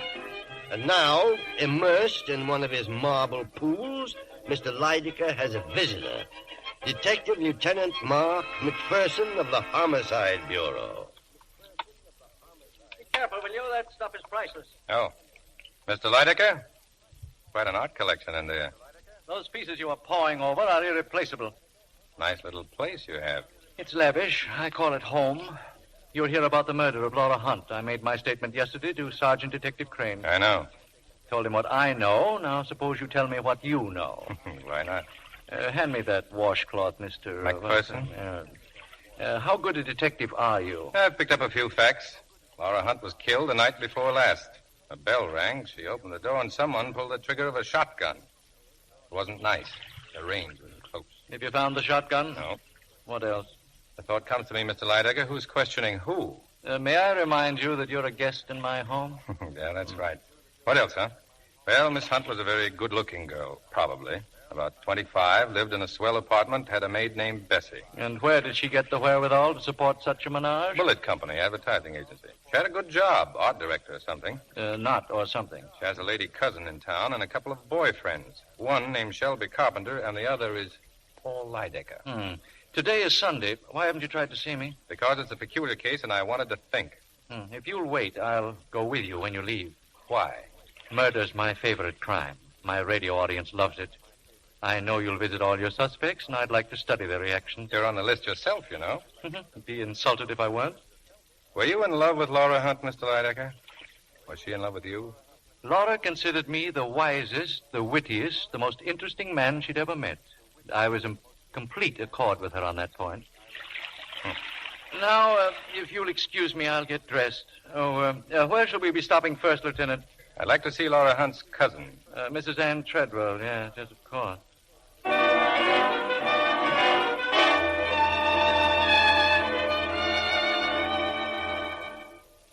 like to ask a few questions, Mrs. Treadwell. I'll do anything I can to help. Oh, good morning, Paul. Good morning, Ann. You, fond of your cousin, Mrs. Treadwell? I adored Laura. Paul can tell you. Yeah, I can tell you considerable. Did you approve of Miss Hunt's coming marriage to Mr. Carpenter? Why shouldn't I approve? I don't know.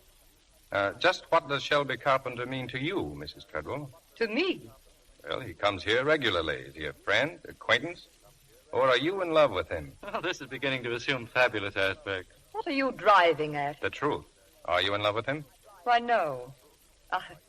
I'm very fond of Shelby, of course. Everybody is. I despise him. You've been withdrawing a lot of cash from your bank, Mrs. Treadwell. $1,500 at a clip, $1,700. I needed that money. The day you took out $1,500, Carpenter deposited $1,350. When you withdrew $17, he deposited $15. Shooting craps, Ann? Oh, must I be insulted like this? Shelby needed some money. I lent it to him. I supposed I could do with it as I pleased. Sure. Now, on Friday night, you were home alone. Why didn't you go to the concert with Mr. Carpenter? Concert? Why, I didn't go because he didn't ask me. Well, hello. Oh, just talking about you, Carpenter. What a coincidence to find you here. This is Lieutenant McPherson. Yes, we've met. I didn't know you were here, Mr. Carpenter. I've been lying down. My hotel room is so hot, and then all the reporters and the telephone. You know how it is, Lieutenant. I've hardly slept a wink since it happened. Is that a sign of guilt or innocence, McPherson? I'm as eager to find the murderer as you are, Lieutenant.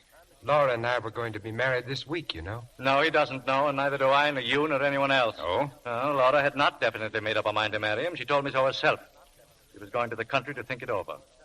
Laura was extremely kind, but she'd never have thrown her life away on a male beauty in distress. I suppose you've heard losers whine before, eh, Lieutenant? Yesterday you said you went to that concert Friday night at the Carpenter.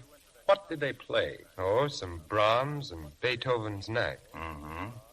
Well, this place Miss Hunt had in the country. Have you got a key to it? No, but I think there's one in her apartment. Well, I'll have a look. And perhaps I could help you? Okay, come along. Goodbye, Mrs. Treadwell.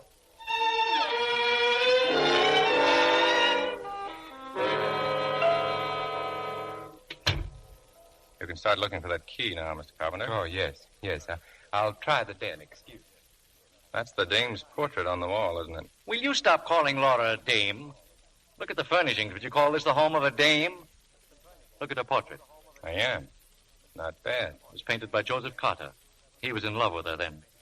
Have you ever been in love, McPherson? A doll in Washington Heights once got a fox fur out of me.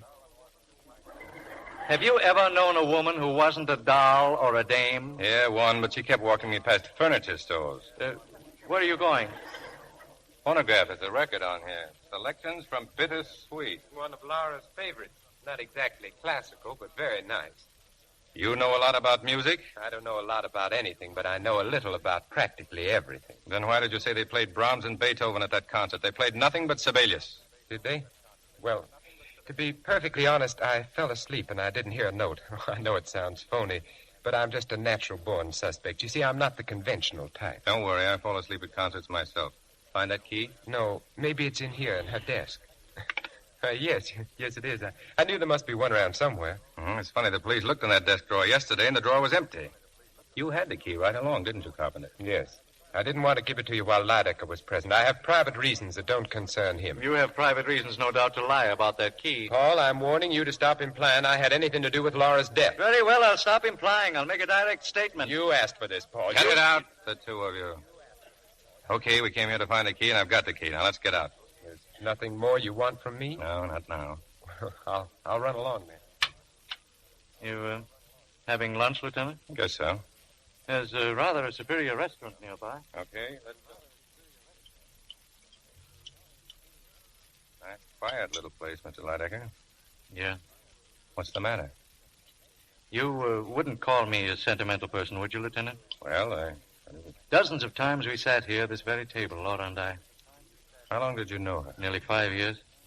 I was just thinking, we're eating lunch, and it was at lunch that I first met Laura. The Algonquin Hotel. I was alone. I looked up and I found her standing in front of me. She had a layout in her hand. Sample Mr. Lydecker, how do you do? I'm Laura Hunt. Well? I'd like to talk something over with you, if I may. I am eating my lunch. Yes, but it's practically impossible to get to see you, and I Either thought... you're from some incredibly remote community where good manners are unknown, or you suffer from a common delusion that being a female exempts you from all the rules of civilized conduct. Possibly. But I wanted to show this to you. It's an ad for the Wallace Flow-Right pen. You're such a famous writer and commentator. It would be tremendously helpful if you'd endorse what we say about the Flow-Right pen. I don't use a pen. I write with a goose quill dipped in poison. And you may tell your employers that they don't know anything about this. It was all my idea. They'd give anything to get your endorsement. And if I were the person getting it, why... You disregard completely something far more important to me than your career. Oh? My food. You mean that, don't you? Well, of course I mean. I never heard of anything so selfish. In my case, self-absorption is completely justified. I have never discovered any subject quite so worthy of my attention. But in your column, on the radio, the things you say, they're filled with such understanding. Such sentiment. Miss Hunt, you are beginning to bore me. You're a poor man, Mr. Lydecker. I feel very sorry for you. Goodbye. Laura Hunt occurred about 2 hours later. Kept after you, did she? No, I went to her because I couldn't stop thinking about her. I was more than slightly annoyed, but she had something, that girl. Something far deeper than good looks. I went to Bulletin Company, proceeded to do something I have carefully avoided since the age of 2. I apologized. Laura looked at me, smiled. Your apology is accepted, Mr. Lydecker. It was very nice of you to go to all this trouble. Goodbye. In a moment, Miss Hunt. For reasons which are too embarrassing to mention, I'd like to endorse the Wallace fluorite pen. Have you an ad? You're a very strange man. Now I'm sure you're sorry for the way you acted. Let's not get psychiatric. But in a word, yes. And you are a very kind person. No, I'm vicious. The real secret of all my charm. But if you think me kind, I'll call for you here at 6. What? We'll have dinner together. I can't make it any later. Will you be ready? Why, yes, I'll be ready. Coffee, Mr. Lydecker? Thanks. I started then to help Laura. I did everything in the world for her. I am a man reputedly of overwhelming ego, but this I admit without reserve. It was Laura's own talent, her own incredible charm that enabled her to rise to the top of her profession. Through me, Laura met everyone, famous and the infamous. And deferring always to my taste and judgment, she captivated them all. She became as well known as my walking stick in white carnation. And like them, she was always with me. When does Carpenter enter the picture? Well, men couldn't keep away from Laura, but she never regarded them seriously, but me. Her own discrimination ruled them out, and I never had to intercede. She met Carpenter one night at a party at Ann Treadwell's. She became attracted to him instantly. I was shocked. As a fellow completely without talent, with as much depth of character as a saucer of stale gin. Shortly before I took Laura home, I overheard her talking with Carpenter on the terrace. And so I spend my time doing what I've always done, nothing. Then tell me, what does it feel like living on the income from an estate? Oh, I once knew what it felt like, but the sheriff interfered with that over 10 years ago. Then why don't you work for a living? Oh, I did ask a friend for a job once. All he did was laugh. He thought I was joking. Weren't you? No, when he saw I was sincere, he just got embarrassed. He said he'd phoned me. That was months ago. Do you really want a job? Yes, I do. Then you've got one. What? Now you think I'm joking. Well, I'm not. You just be at Bulletin Company tomorrow morning. You're going to work, Mr. Carpenter. So in time, they got engaged, huh? They became attached to each other very quickly. I concealed my annoyance with masterly self-control, but here was a situation, however ridiculous, that required my attention. As you will see, it was for Laura's own good. Well, I followed them one night to this very restaurant. They had been working late on some advertising campaign. Tell me the truth, Laura. Really make people brush their teeth more often? The idea's wonderful, Shelby. And so are the layouts. By the way, who's the model you used? You don't remember? Well, you hired her yourself, Diana Redfern. Oh, of course. Laura, you look wonderful. Well, that's a quick switch of subject. Oh, I like this one much better than toothpaste. Good. Could you have dinner with me tomorrow night just like this? Maybe. And what about the night after that? But, Shelby, I can't just... What about 3 weeks from tonight and all the nights in between? Don't you think I have any other engagement? What about 2 months from now and the month after that? And what about next year? Then it's all settled. What about breakfast? What about lunch? Beautiful lunches, day after day. And what about beautiful work, day after day? Why, Miss Hunt, the way you talk, you'd think I was in love with you. Sparkling bit of dialogue, wasn't it, Lieutenant McPherson? If they'd known you were listening, they might have snapped it up a bit. Laura knew that I had overheard them because I told her so the following evening. By then, I had some other information to tell her also. I don't care what you found out about Shelby. It's the snooping about Paul. It's degrading. Of course, but I thought you'd want to know. That sterling character almost went to jail last year for passing rubber checks. And after that, in Virginia, he was suspected of stealing his hostess's jewelry. Those are only insinuations. I know his faults. But a man can change, can't he? Oh, Laura, for heaven's sake, open your eyes. So Carpenter has changed. Yes, he's changed from you to Diana Redfern. Running around with her now. A model from your own office. Paul, how can you be so despicable? You know what you mean to me. How can you try so deliberately to hurt me? Hurt you? Paul, Shelby and I are going to be married next week. Ah. You gave him a cigarette case on his birthday, didn't you? A valuable case? Where did you get it? From the pawn shop where Diana Redfern took it after he gave it to her. I don't believe it. He probably needed money and was too proud to borrow. Perhaps that's why this pawn ticket is in her name. I won't let this go any further. I'm going to telephone him. You won't find him at his hotel. Tonight, Carpenter's deserted both you and Miss Redfern. He's dining with a young and wealthy widow. Someone you know. Your cousin. He's been treating her rather badly these days. I'll phone Ann at once. Really, my dear, you don't think that Ann would give him away, do you? Oh, it's nasty, I know it, but I must make you realize. Now, suppose we visit Cousin Ann, He won't be there. I know he won't.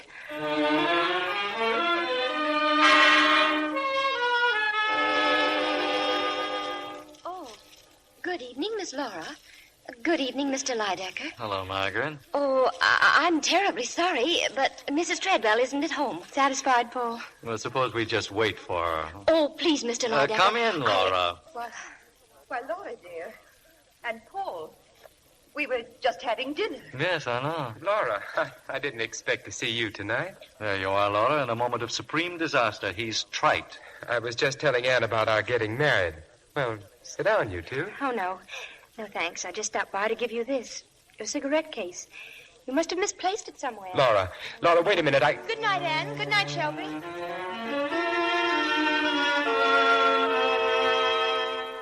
What was this episode of the cigarette case, Mr. Lydecker? Last Wednesday night. On Friday, Laura had lunch with the Redfern girl. I wish I'd been there. And as I said in my statement, Laura and I were to have had dinner that night. At 7 o'clock, my phone rang. I had a sudden sensation of depression, a foreboding of disaster. Hello? Paul, I'm frightfully sorry, but I just can't meet you. Well, there's nothing wrong, Laura. I mean, you're not ill? Oh, no. I've just decided to go to the country for a few days. What, in this storm? Why, it's pouring. It won't last, Paul. It will do me a lot of good to be alone. Oh, you're thinking about Carpenter, huh? Of course. Please, I simply must have time to think this out for myself. When will you be back, dear? I don't know. I'll call before I leave. Maybe you could meet me. Well, of course I will. Thank you, Paul. Goodbye. Goodbye, my dear. That was the last time I ever heard her voice. This Redfern girl, where does she live? In Newark. She's in the phone book. I will never forgive myself for allowing Laura to become involved with Carpenter. That was my fault. I should have stopped it long ago, somehow. And she's dead now. It's too late even to think about it. Well, so long. Yeah, too late even to think about it. Goodbye, Lieutenant.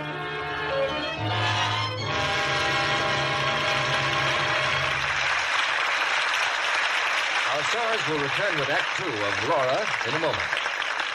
Now, here's what a young girl said to me the other day. Mr. Kennedy, why do you always talk as if only housewives wash dishes?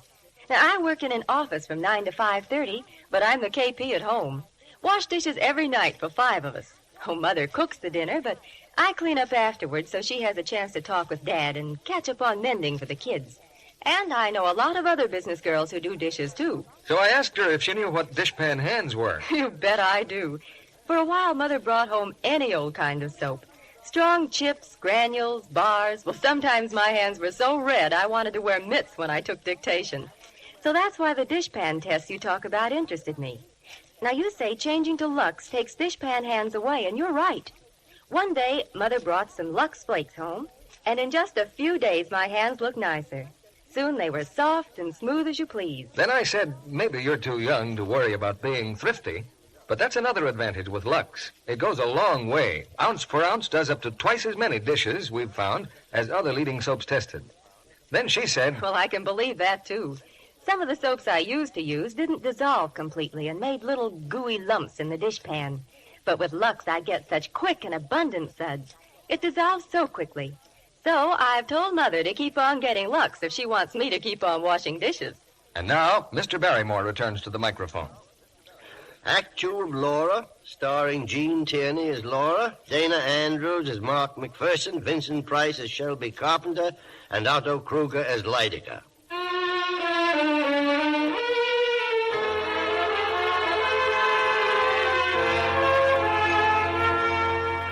It's an hour later. In front of Laura Hunt's apartment, Lieutenant Detective Mark McPherson picks up Sergeant Crane. Together, they make another thorough search of the girl's rooms. 2 things interest McPherson: a pile of Laura's letters and a bottle of Scotch whiskey. If you're thirsty, Lieutenant, I think you can do better than that there. I'm not thirsty. When did you say that maid was due here? Any minute now. Say, where's McCavity? In the basement. I've had the telephone tapped. He's sitting on it. But who's going to use the phone besides us? Nobody I know of. Still a good idea. I'm making a call now myself. Go down in the basement and relieve Mac. I'll wait here for the maid. Carpenter's coming, too. Okay. Hello. Moscone's? This is Lieutenant McPherson, Homicide Bureau. Laura Hunt's been buying liquor from you, hasn't she? Yeah. Did she ever buy a brand of scotch called Black Pony? You sure of that? Okay, thanks. Oh, come on in, Miss Clary. Never mind that Miss Clary stuff.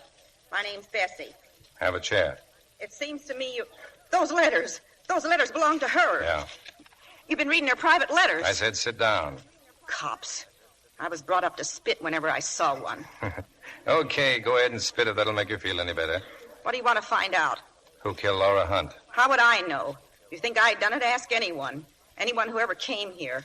Why, I'd have worked for her, scrubbed for her, done anything she would have wanted of me. Pay or no pay. You're loyal, Bessie. It wasn't only on account of the wonderful things she'd done for me. It was because she was so wonderful herself. Miss Hunt was a real lady. Something cops wouldn't know about. How'd this bottle get into her cabinet?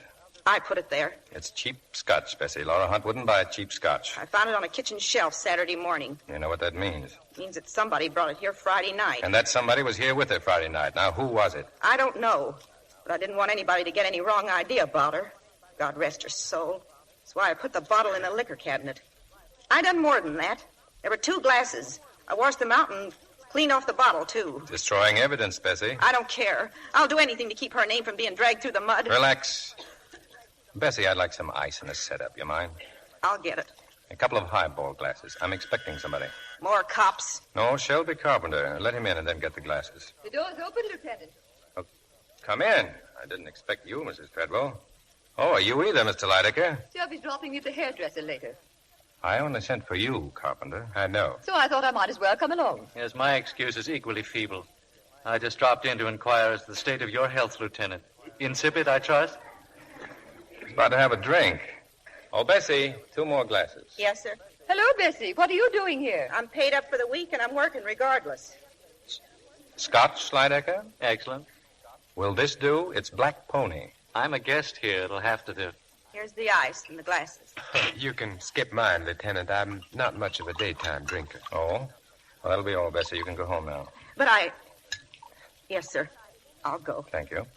I remember when Laura bought these glasses. She loved them. She loved all her things so. What are you going to do, sell them? I suppose so, if I'm appointed administrator. I'll probably call in Corey. Corey, the art dealer? Yes, he can dispose of everything. It'll be less gruesome that way. Not quite everything, Anne. There are 2 or 3 things that belong to me. That vase, for instance, the antique fire screen, and, of course, the clock. That's quite a hunk of clock. You've got one just like it, haven't you? I noticed it in your apartment. They were made 200 years ago by Corbet Fils. 2 clocks exactly the same, created at the order of the Prince of Wales. I lent one to Laura. Oh, really, Paul? Yes, really. But the vase is the gem of my collection, and I intend to have it back. I can take it with me now. Nothing's leaving here, Lydecker. Only you.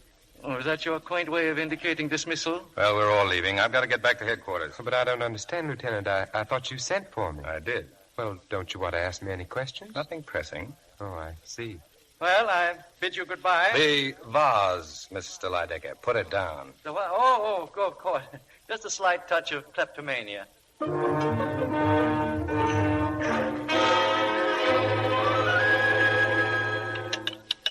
Crane? Yeah? McPherson, I'm back. Upstairs in their apartment. How you doing in the basement? Any calls come in this afternoon? Not a thing. I've just been looking the place over. I've only done it 40 times. Anything interesting? Everything's interesting. Especially that portrait. A really beautiful doll, Lieutenant. Yeah. I've read her letters, smelled her perfume, drank her scotch, gone through her wardrobe. Wait a minute. Yeah? Someone in the hall. Look, it's 7 o'clock. Alford will be along to relieve you. Make sure Alford keeps his ear on that phone. Right. Who is it? Yes. Coming, Lydecker. You just happened to be passing by. And I noticed the lights on. By the way, have you sublet this apartment, McPherson? You're here often enough to pay rent. Any objection? Yes. Especially to your prying into Laura's letters. That bundle in your pocket, for instance. No, these. They're yours. The best of the bunch. That's the trouble with getting murdered, Lydecker. It ruins your privacy. And have detectives who buy portraits of murdered victims a claim to privacy? Lancaster Corey tells me you already put in a bid for Laura's portrait. That's none of your business. McPherson, did it ever strike you that you're acting very strangely? It's a wonder that you don't come here with roses and a box of drugstore candy. Have you been dreaming of Laura as your wife? By your side at the policeman's ball or in the bleachers? Or listening to the heroic saga of how you acquired a silver shin bone in a gun battle with a gangster? Yeah, I see you have. Why don't you go home? I'm busy. Well, perhaps we can come to terms now, huh? You want her portrait? Perfectly understandable. I want my possessions, my vase, my clock, my fire screen. Now, if you Get going. You'd better watch out, Lieutenant. You'll end up in the psychiatric ward. I don't think they've ever had a patient who fell in love with a beautiful girl who died before he met her.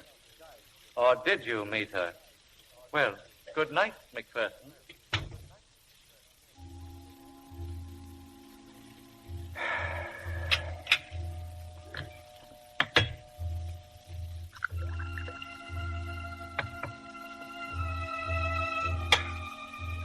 Roses and a box of drugstore candy.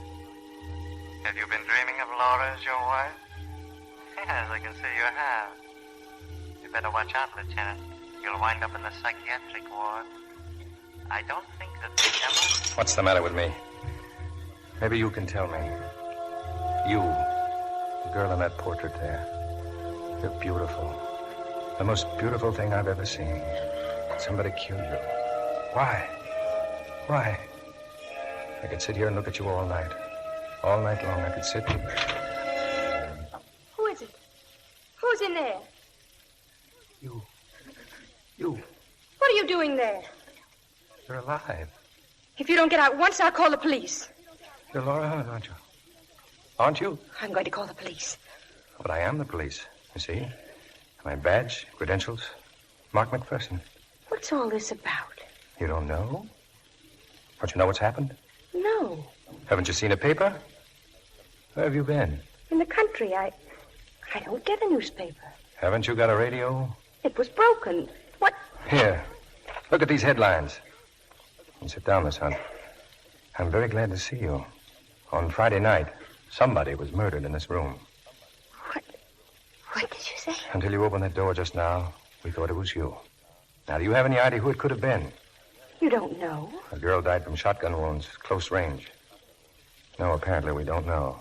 Who had a key to this apartment? Nobody except my maid. And when did you say it happened? Friday night. You'd better take off that coat. It's dripping wet. When did it start raining? Just a few minutes ago. It's teeming outside. It was raining Friday night, too, when that girl... Wait a minute. Raining. Now, come with me, Miss Hunt. Here, into your room. I want you to please look in your closet. I simply don't The closet, Miss Hunt. Here, open it up. Do all these dresses belong to you? Certainly they belong to me. All of them? Every one? Are you out of your mind? Of course they... What's this one? I don't know. You tell me. Why, this dress isn't mine. It's hers. Diana Redfern's. She had it on when she came for lunch on Friday. Well, But this dress wasn't in here when I left. It wasn't. this Redfern girl, is she a girl about your size? Yes, she's a model. She works for us. Yes, and she lives in Newark, but she hasn't been home. Her landlady said she'd gone to Philadelphia. That's right. We have a branch office in Philadelphia. She had an assignment there. But she didn't go. It was postponed. She got relatives in the city? An aunt and uncle. The same name. They live in the village. Thanks. Where are you going? Just to the telephone, Miss Hunt. I think Miss Redfern's aunt and uncle had better go to the morgue right away to make an identification. Oh.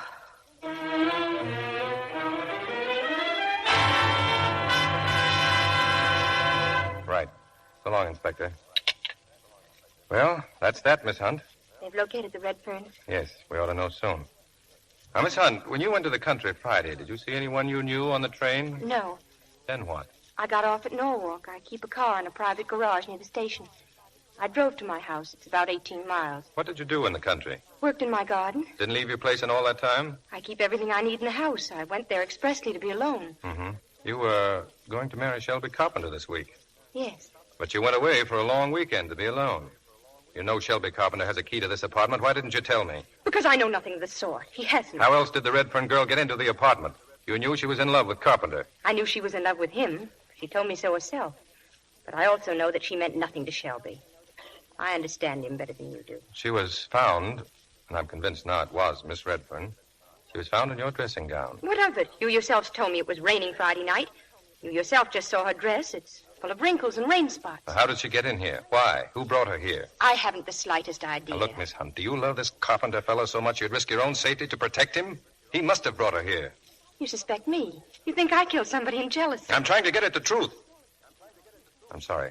Strictly routine. Well, I'll see you in the morning, Miss Hunt. Meanwhile, don't leave this apartment and don't use the telephone. But I've got to use it. I've got to let my friends know I'm alive. I'm sorry, but I must insist. If anything should happen to you now, I wouldn't like it. All right, I promise. There's one more thing. I know that you went away to make up your mind whether you'd marry Shelby Carpenter or not. What did you decide? I decided not to marry him. Well, I'll be seeing you in the morning, Miss Hunt. Good night. Good night.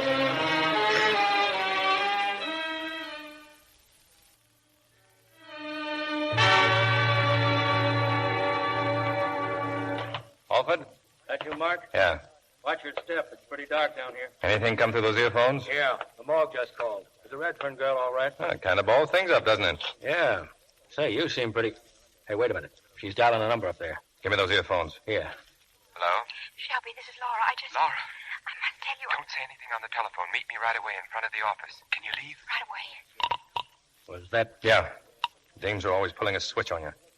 You stay here, Alford. McCavity out front? Yeah. Get headquarters. Tell them to send another man down here right away. McCavity's going to tail the girl. What about you? I think I'll stick by Mr. Carpenter. I'll see you.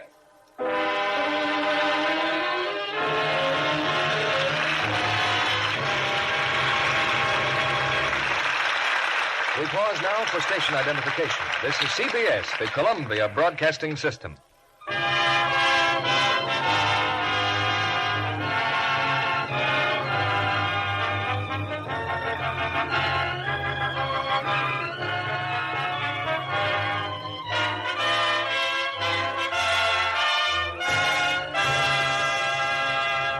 In just a moment, our stars will be back with Act 3 of Laura.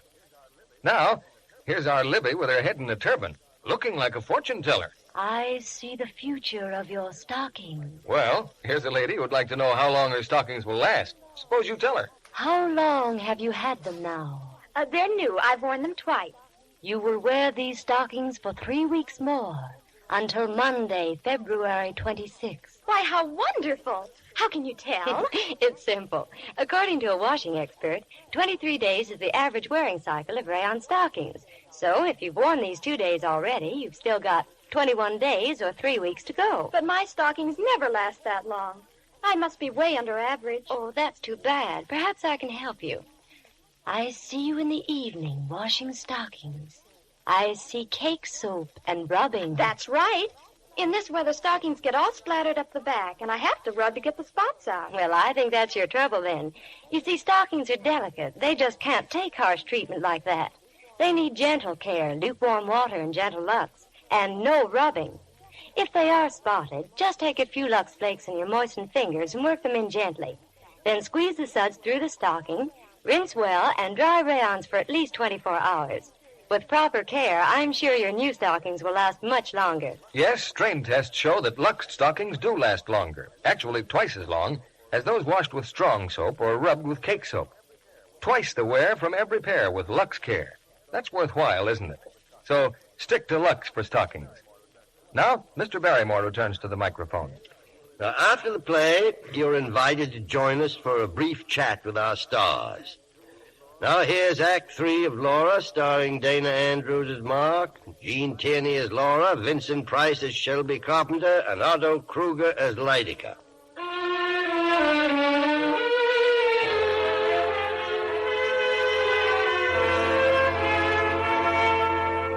For 3 hours, Detective Lieutenant McPherson's been following Shelby Carpenter. Now in the black hours of night, he stops his car near a lonely house 18 miles from Norwalk and makes his way carefully toward the front door. It's not quite shut. He peers through the crack for a moment and then walks in. What are you doing with that shotgun, Carpenter? Well, I must admit this is somewhat embarrassing, Lieutenant. Let me see that gun. Been fired recently. Yes, I killed some rabbits with it. When? Oh, a while back. I don't know exactly. I gave the gun to Laura for protection. You haven't borrowed it lately. You didn't just bring it back. Now, you ought to know. You've been following me. You realize the spot you're in? You brought Diana Redfern to Laura's apartment. You knew all along it was she who was murdered. Didn't you know Laura would come back any day and spill the whole thing? Or did you plan to kill her, too? Oh, you're being fantastic, McPherson. You took a bottle of Black Pony to her house Friday night. I took it there over a week ago. Bessie says Friday night. I can't help what Bessie says. Where's the key to Laura's apartment? I haven't got one. I never had one. Okay, you didn't bring the scotch there Friday night and you never had a key. How did you get in? Well, Come on, talk. Talk? Oh, all right. You see, Laura kept an extra key in her office.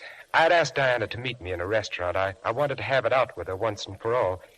You know, she thought she was in love with me. She started to get hysterical. We had to leave. Well, I couldn't very well take her to her room in Newark, could I? Or to my hotel room. So we started to walk. It began to rain suddenly, and we got drenched. I thought of the key, and I stopped by the office to get it. We couldn't find a taxi, and so we walked back to Laura's apartment. Yeah? Diana went to Laura's bedroom. When she came out, she had on a dressing gown. Well, we talked, argued maybe, for a couple of hours, and then the doorbell rang. Why didn't you go to the door? I suppose one of Laura's friends had found me there. What would they think of finding Diana there? I told her to say that Laura had lent her the apartment. Anybody who knew Laura would have believed that. Don't stop.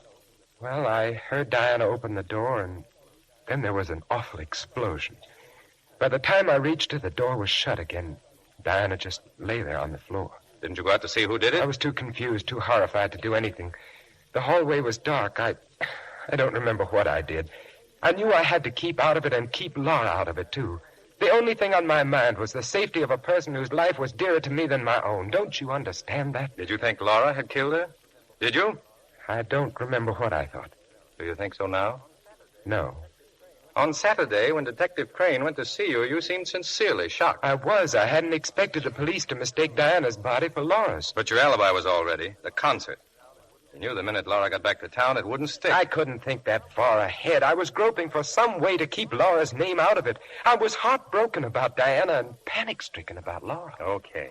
And tonight you met Laura in front of her office. What did you talk about? About what I've just told you. Well, what are you turning on the radio for? To see if it works. Why don't you tell her the truth? She sent you here to get rid of that gun. She doesn't even know I came here. It was my own idea. The radio works fine, doesn't it? Well, why wouldn't it? I hoped it wouldn't. All right, we're driving back to New York. Well, am I under arrest? I don't know. Just don't leave town. It would be a very foolish thing to do.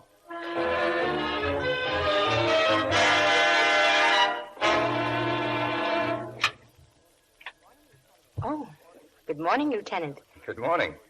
You know, I have a terrific yen to call you Laura. Why don't you forget that lieutenant business and just call me Mark? Because Especially since I brought you all these groceries. Breakfast. You didn't buy any food when you went out last night. So you know. Yeah. I can fix bacon and eggs. Can you make coffee? Oh, I spoke to Bessie. She'll be a little late. When I told her you were alive, she darn near passed out. Yes, she phoned. You might have been a little more delicate about it. Suppose you set the table, but we'll have to wait a little while for the coffee. I've asked Paul Lydecker to stop by. Did you tell him about me, that I'm alive? No. Why not? It's brutal. I'm not doing it for laughs. Why did you break your promise last night? Not to go out? Because I'll never be bound to do anything unless it's of my own free will. The Redfern girl was in love with Carpenter. You admitted that. I also told you he wasn't in love with her. Paul? I don't know. Just sit still in here. Hello, Lieutenant. Laura? Oh, good morning, darling. Hello, dear. Well, excuse me, Lieutenant. I'd like to kiss my fiancée good morning. Oh, so it's on again. Now, do I have to get a police permit? Well, now who? Come in, Lydecker. The door's unlatched. Lydecker, huh? Right on my heels. Well, McPherson, have you thought over the deal I suggested? What about the portrait and the... Why? What? Paul! Laura. Paul! Paul! I'll be all right in a moment. Laura, what? Not now, dear. Don't try to talk now. Come on, I'll take him into the bedroom. Just be quiet, Paul. Yeah. Yeah.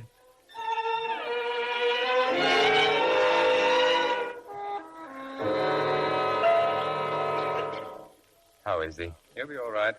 He's lying down. This is going just a little too far, McPherson. Your methods are vicious. Must have been a terrible shock to him, seeing me. Poor darling. Don't tell me you're in love with Lydecker, too. Stop talking that way to Miss Hunt. Laura, why do you cover up for a guy like Carpenter? What story did he tell you when you met him last night? Don't answer him, darling. Shut up. I've got enough on you, Carpenter, to arrest you right now. Break McPherson the handcuffs. Trundle him off to the hoosegow. Paul. I hope you'll forget my wee touch of angina, my dear. It's an old family custom. Did I interrupt a pinch, McPherson? I've changed my mind for the moment. Well, in that case, better order some food and liquor, Laura. People are coming to celebrate your return this afternoon. A cocktail party. Who asked them? I did. In the quiet of your boudoir just now.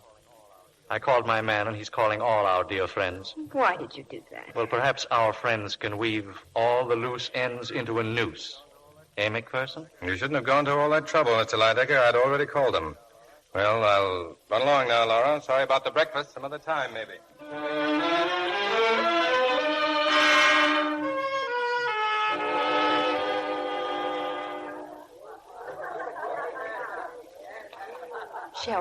Shelby, come here. What's the matter, darling? Your party's a huge success. Shelby, tell me, I must know. Why did you go to the country last night? Laura, Well, you don't know? I was afraid you wouldn't think of hiding that shotgun. what shotgun? The one I gave you. Oh, darling, you don't have to lie to me. Well, what's going on here? Oh, nothing at all, Anne. In case you don't know it, that McPherson man hasn't taken his eyes off you. I know. Maybe it would be better if I, mingled with our guests. Laura, McPherson suspects him. Shelby. He suspects me, too. Oh, don't be absurd. You could never have done a thing like that. Darling. Yes. Are you as interested in Lieutenant McPherson as he is in you? Anne, I only met him last night. Sometimes that's more than long enough. Anyway, he's better for you than Shelby. Anybody is. Shelby's better for me. Why? Because I can afford him. He's no good, but he's what I... Wait a minute. He's coming. Mark. Oh, Mark, is it? I'm sorry to break up your party, Laura. Oh, but you haven't. You've been a model guest so far. I'm not joking. Get on your things. I'm taking you to headquarters. I was going to get a cell and a denim dress. Is this your office? Before they trot out that denim dress, I want to know why you've been holding out on me. Have I been? You told me the radio at your country place was broken. It was. Not last night. I stopped in the village on my way back. I asked the local handyman to fix it. And how did he get in? With a key. The key I always leave under the flower pot on the porch. All right, I'll accept that. Why? Because you're too intelligent to make up a story I could check so easily. The main thing I want to know is why you pulled that switch about Shelby Carpenter. You told me last night you decided not to marry him. But today it was on again. Why? I changed my mind. What went on between you and Carpenter when you met him last night? Or should I guess? He convinced you that if you broke your engagement now, people would think you believed that he killed Diana Redfern. Yes. But now I know the real reason why he wanted to stay engaged. He thinks I did it. And so do you. Are you in love with him? No, I don't know how I ever could have been. Come on, Laura. You're going home. But I thought I was That's what I wanted you to think. You and a few other people. I didn't even book you. And all this was just some sort of a game. I was 99% certain about you, but I just had to make sure of that 1% doubt. Wasn't there an easier way to make sure? You're smiling. You're not sore? No, Mark. I'm not sore. Go back to your party, if there's anything left of it. And you? I'm going to Lydecker's apartment. I'll drop by later on.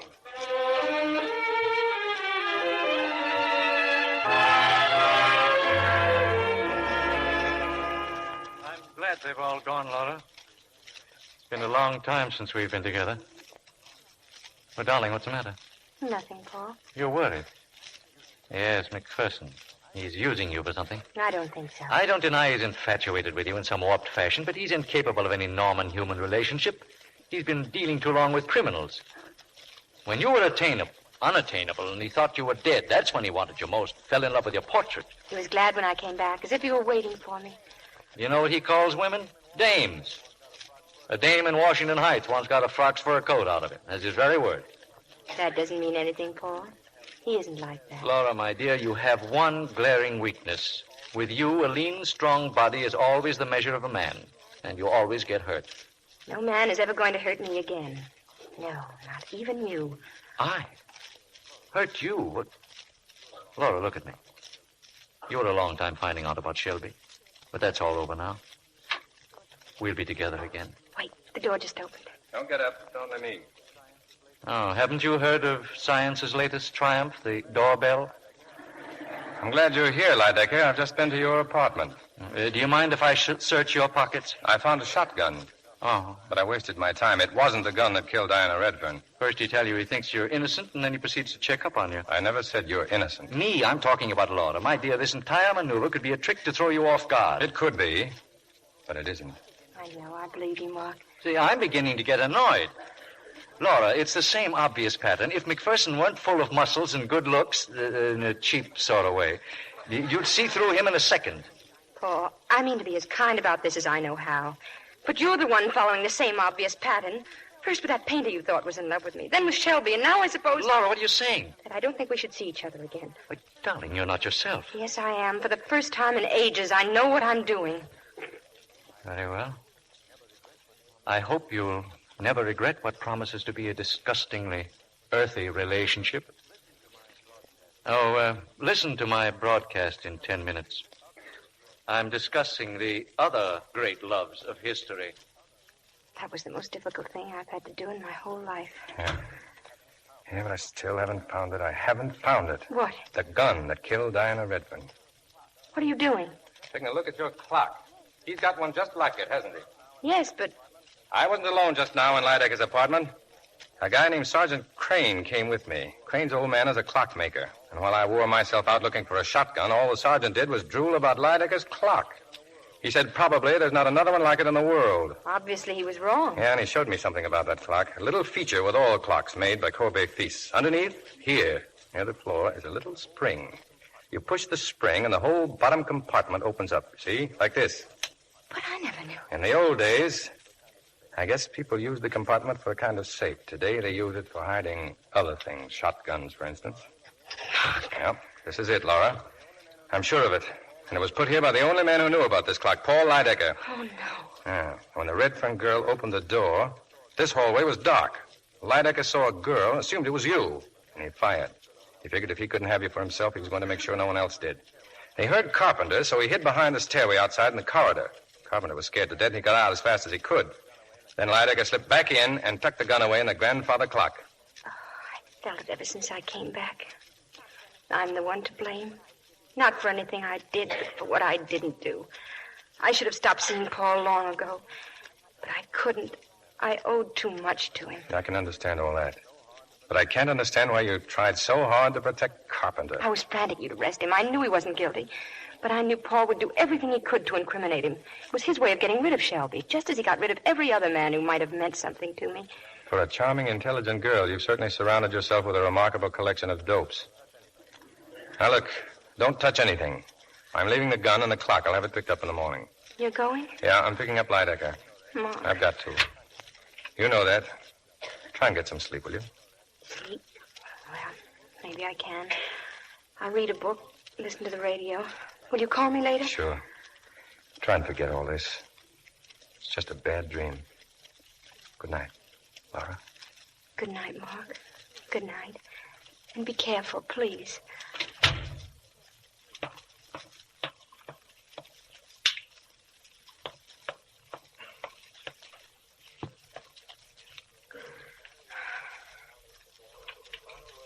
And now, ladies and gentlemen, with his final word for this evening, Mr. Paul Lydecker. As history has proved, love is eternal. The strongest motivation for man's actions throughout centuries. Love is stronger than life. It reaches beyond the dark shadows of death. May I remind you of some favorite lines of mine from Dowson's poem? They are not long, the weeping and the laughter, love and desire and hate. I think they have no portion in us after we pass the gate. They are not long, days of wine and roses. Out of a misty dream, our path emerges for a while, then closes within a dream. That's the way it You've is, heard the isn't voice it, Laura? of Paul Lydecker by electrical transcription. This is the... There's the final irony to all of this, Laura. You know how I despise melodrama, and yet here I am, a gun in my hand, about to kill you. Oh, you've taken one life. Isn't that enough? The best part of myself, that's what you are, Laura. Do you think I'm going to leave you to the vulgar pawings of a second-rate policeman who thinks you're a dame? He'll find you, Paul. You know he will. Will he? Don't you overestimate the man who thought I left a few moments ago. And all I did was wait in the hall, Laura. And then I let myself in again with the key I've always had. I'm not going to lose you, Laura. Open the door. Don't move, Laura. He didn't leave. He's somewhere in this building. Laura, are you all right? He'll find us together, darling. As always we should have been. As always we will be. No, Paul, no. Turn your face, darling. Please, turn your face. Sorry, Vincent, but I had to do it. I better let the boss in before he busts down your door. Laura. It's all right, Mark. Get him through the window, Lieutenant, from the fire escape. I'll call headquarters. Fine detective. A fine detective I am. Laura. Goodbye. Goodbye, my love. Oh, no. It's all right, darling. It's all right. The bad dream is over.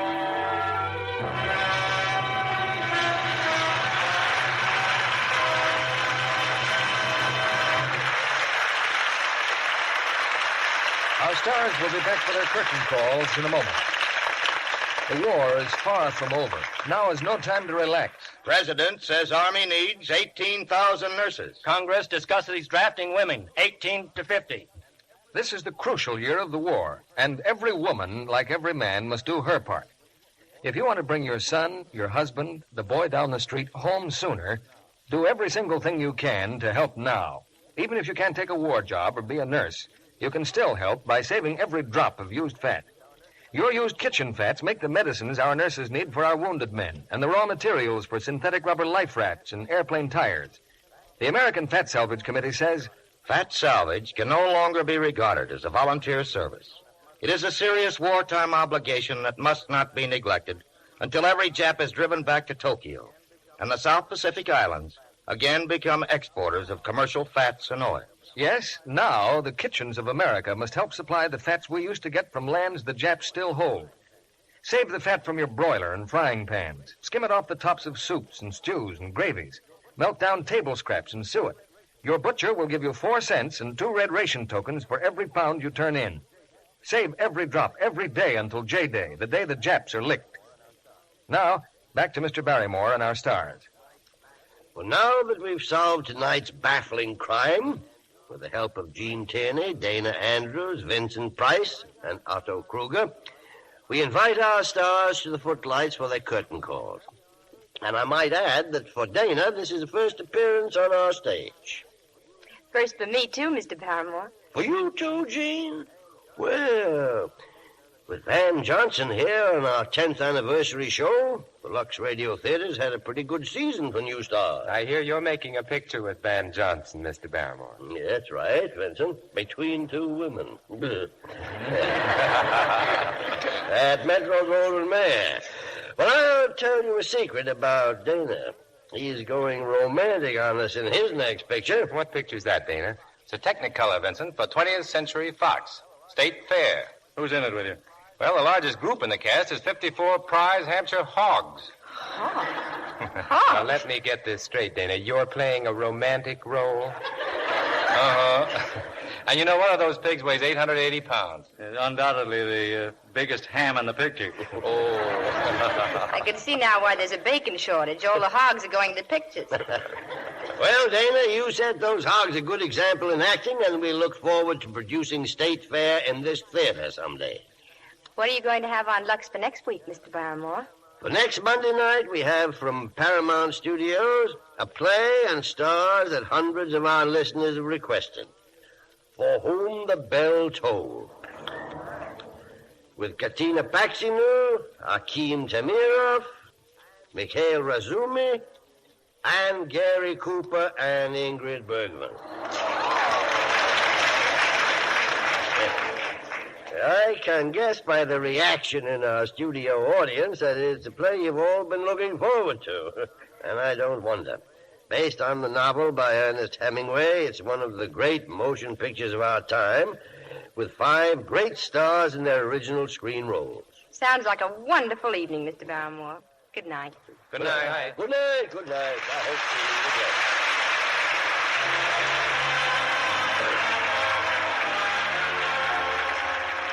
Our sponsors, the makers of Lux Flakes, join me in inviting you to be with us again next Monday night when the Lux Radio Theater presents Ingrid Bergman, Gary Cooper, Katina Paxinu, Akim Tamirov, and Mikhail Razumi in For Whom the Bell Tolled.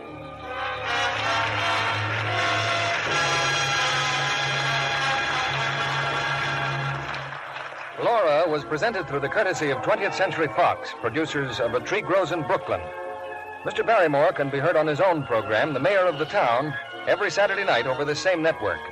Vincent Price is currently working on the 20th Century Fox production, Dragonwick.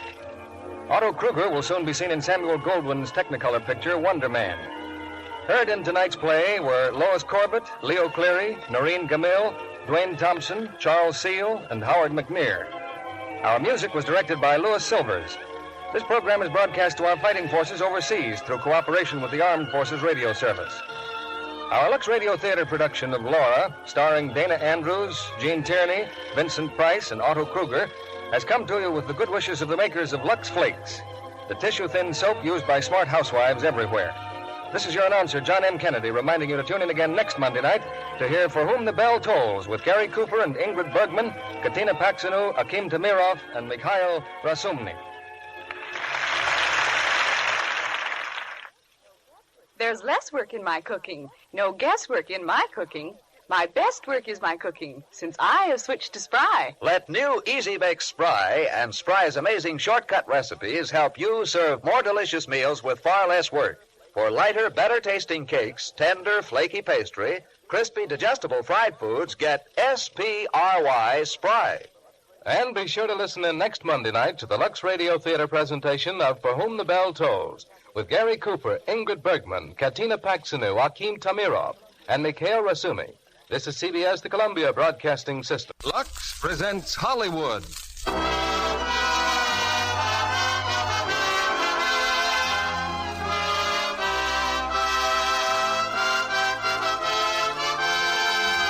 The Lux Radio Theater brings you Sunday Dinner for a Soldier, starring Ann Baxter, John Hodiak, and Charles Winninger. Ladies and gentlemen, your guest producer, Mr. Jesse L. Lasky.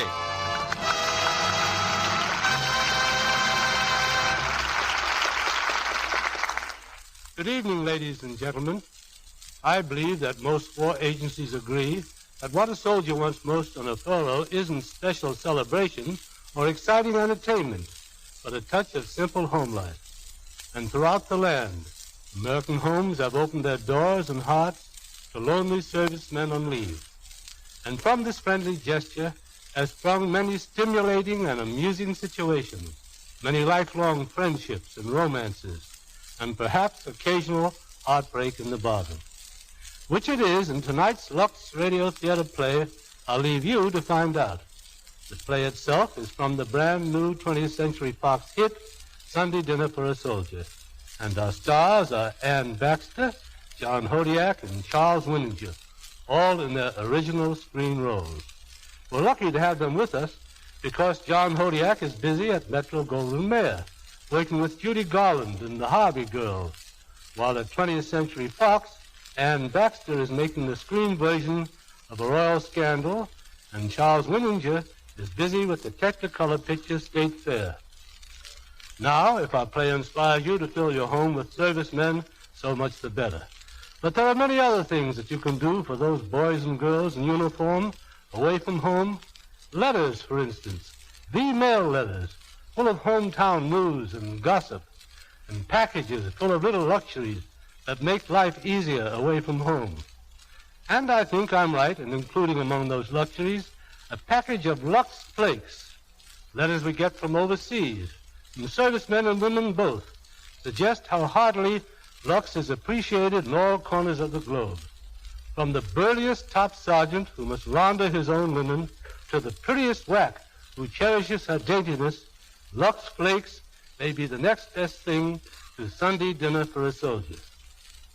Now, on to the first act of tonight's play, starring Ann Baxter as Tessa, John Hodiak as Eric, and Charles Winninger as Grandfather Osborne.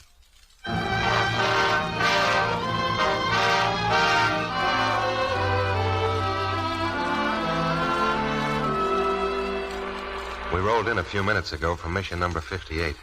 The colonel called us in and told us, "We're leaving England tomorrow, Tessa. We're coming home. We're coming home." I'm here alone on a great stretch of empty beach. I sit and I watch the waves come in. I talk to you, Tessa, just as if you were sitting beside me. So darn good to talk to you. Will you know me, Tessa? Will you know what I look like? How long did we know each other? 9 hours. 9 hours and 20 minutes. Yet I do know you. You and Grand Feathers and the kids. I felt that I knew you from the minute I stumbled in on you. Then there have been your letters, so many wonderful letters.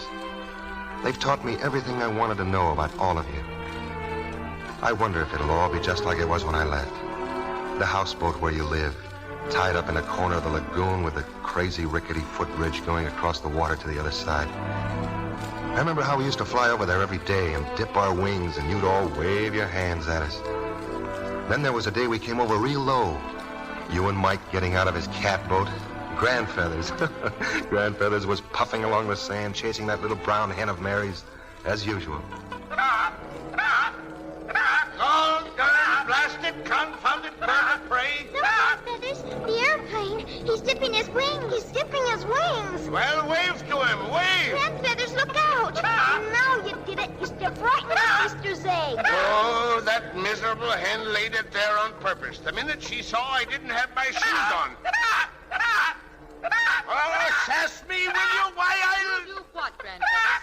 Oh, hello, Tessa. Poor Miss Easter. Come here, honey. Did you catch any crabs, Mike? We sure did. 14. You were going to be all ready when we got back, Grandfeathers. Well, I would have been if that hideous hen hadn't tried to trip me with an egg. Now, the bus is due in 10 minutes. Here, the crabs.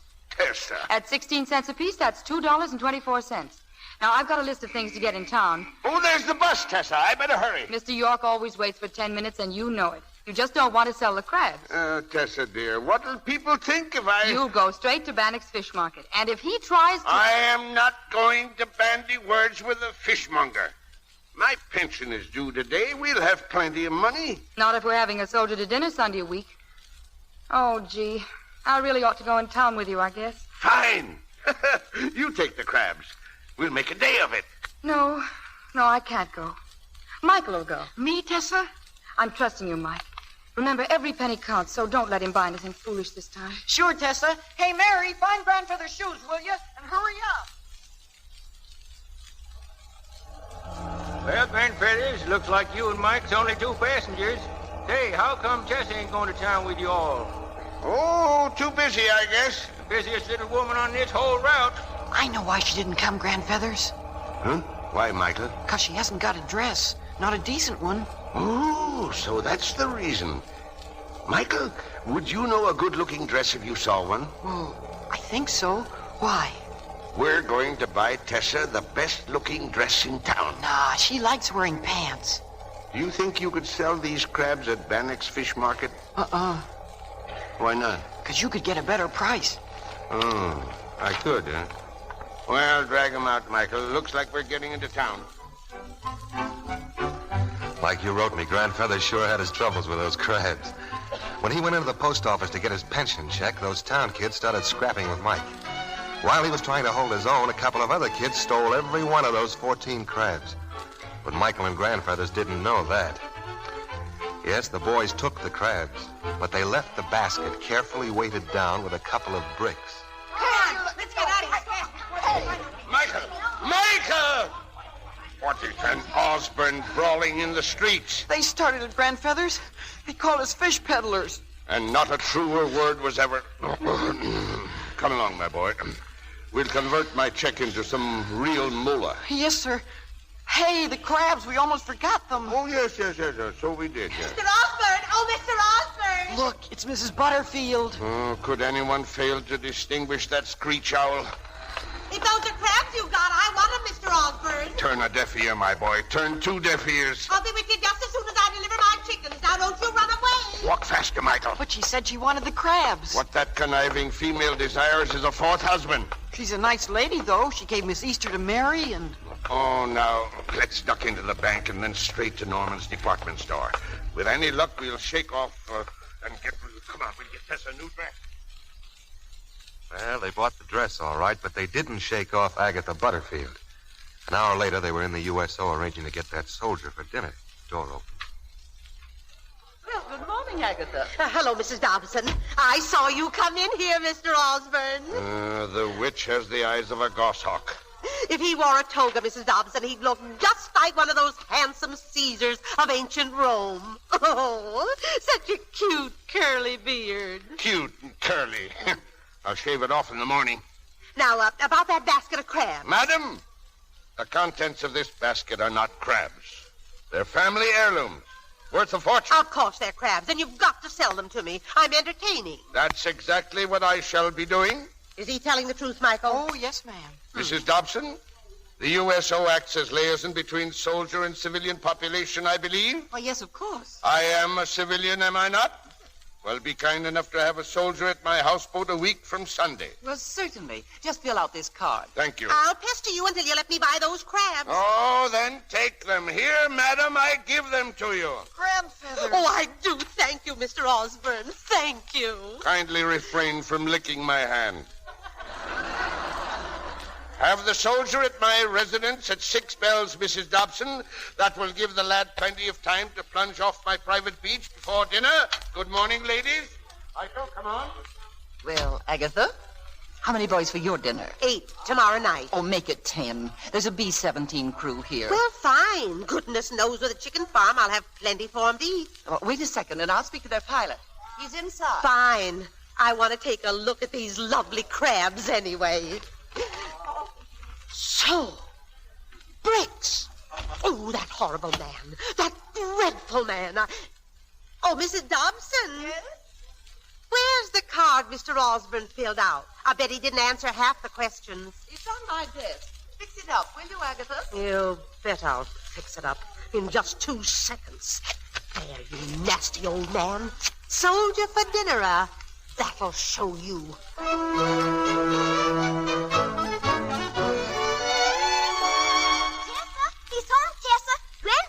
And he's got presents for everybody. Colored pictures and everything. What's in this package, Grandfeathers? A brand new sail for Michael's boat. And in this big box. That's for Tessa. Lordy, just like Christmas. Grandfeathers, you didn't. Open it, child. Open the box and see. It's a dress. I bet it's a dress. Well? Do you like it? But, yes, but... Good. After all, we can't have you running around in pants with a soldier coming to dinner. I don't think he is coming to dinner. Tessa, why not? You said he could come. Run along, you kids. Play outside. Yes, Tessa. Bet you I'll beat you, Mary. Bet you I'll... All right, Grandfeathers. Hand it over. Hmm? Did you say something, Tessa? The money. Oh, yes. Well, it's not as much as you may suppose. Prices are high. Hand it over. Well, here. Where's the rest? There isn't any rest. Well, what happened to all of it? How much did you get for the crabs? Well, as a matter of fact, I gave the crabs away. Gave them away? I showed you my budget. You seem to understand we could make it this month if we were careful. Tessa, you take things so seriously. We'll get along. Oh, I just don't know what to do. Oh, I saw Kenneth Norman in town today. A fine fellow, Kenneth. See him tonight like a good girl. I settled that once and for all. All I did was to send you in town with a basket of crabs, and look what happens. You spent all the money I counted on for the soldiers' dinner. You needed a dress. I'll never wear it. Oh, I should have sent Michael by himself. Michael? Where is he? Isn't he here? He said he'd see me at home. If that young rascal... How could you be so thoughtless? No telling what's happened to him. Why, Tessa, where are you going? I'm going to find Michael. Tessa! Wait a minute!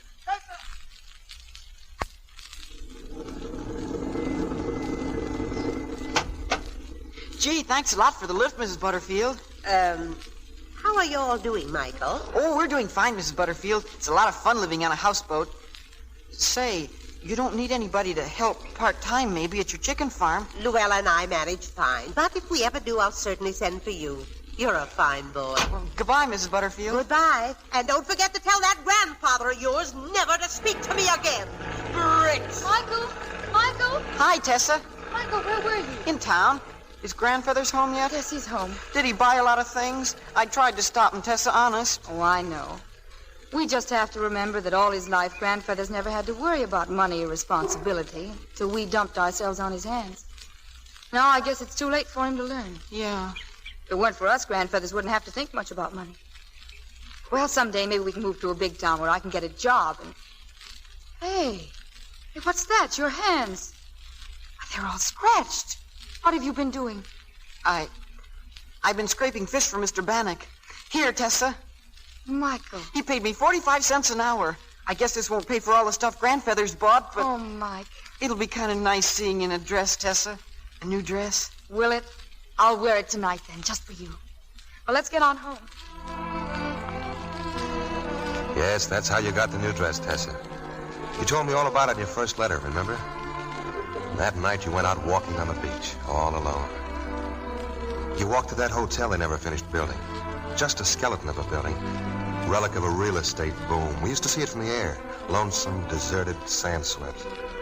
But there was magic for you in that ruined hotel, wasn't there? If you half closed your eyes, you'd see happy people dancing. Beautiful clothes. You'd hear an orchestra playing some swell number. You'd dance in the sand, like in a dream.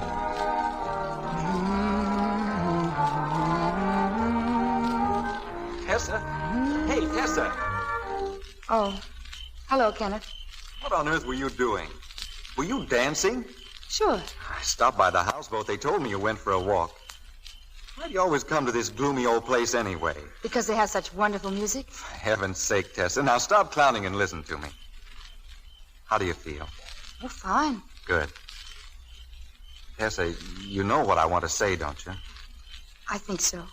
I've wanted to take care of you ever since the first day you came down here. Kenneth, sooner or later I'll have to tell you this. I just don't know. Don't say it, Tessa, not yet. Come on, think of the fun we could have. We'd go to Miami for a honeymoon, and since you seem to like hotels so much, why, we'd stop at the best hotel in Miami. Instead of that bracelet you're wearing, you'd have one with diamonds. My mother gave me this one. Clothes? You'd have the pick of our store. And we could live in one of Dad's houses until after the war. And Michael? And Mary and Jeep? He'd be better off, really. We could send Michael to school in Virginia, the same one I went to. He'd be with boys his own age. You'd get a housekeeper to look after your grandfather and Mary and Jeep. Have the right kind of food, regular hours, everything they need. The way you put it, I'd seem selfish to refuse. Marry me, Tessa. You'll never be sorry. Never. Oh, I'm all mixed up, Kenneth. I want to talk to Grandfeathers. Sure, and I know what he'll say. He told me this afternoon. What? That you have a life of your own to live. Tessa, you do like me, don't you? Oh, yes. A lot, an awful lot. And I think we'd better start walking back. Yeah. Yeah, sure.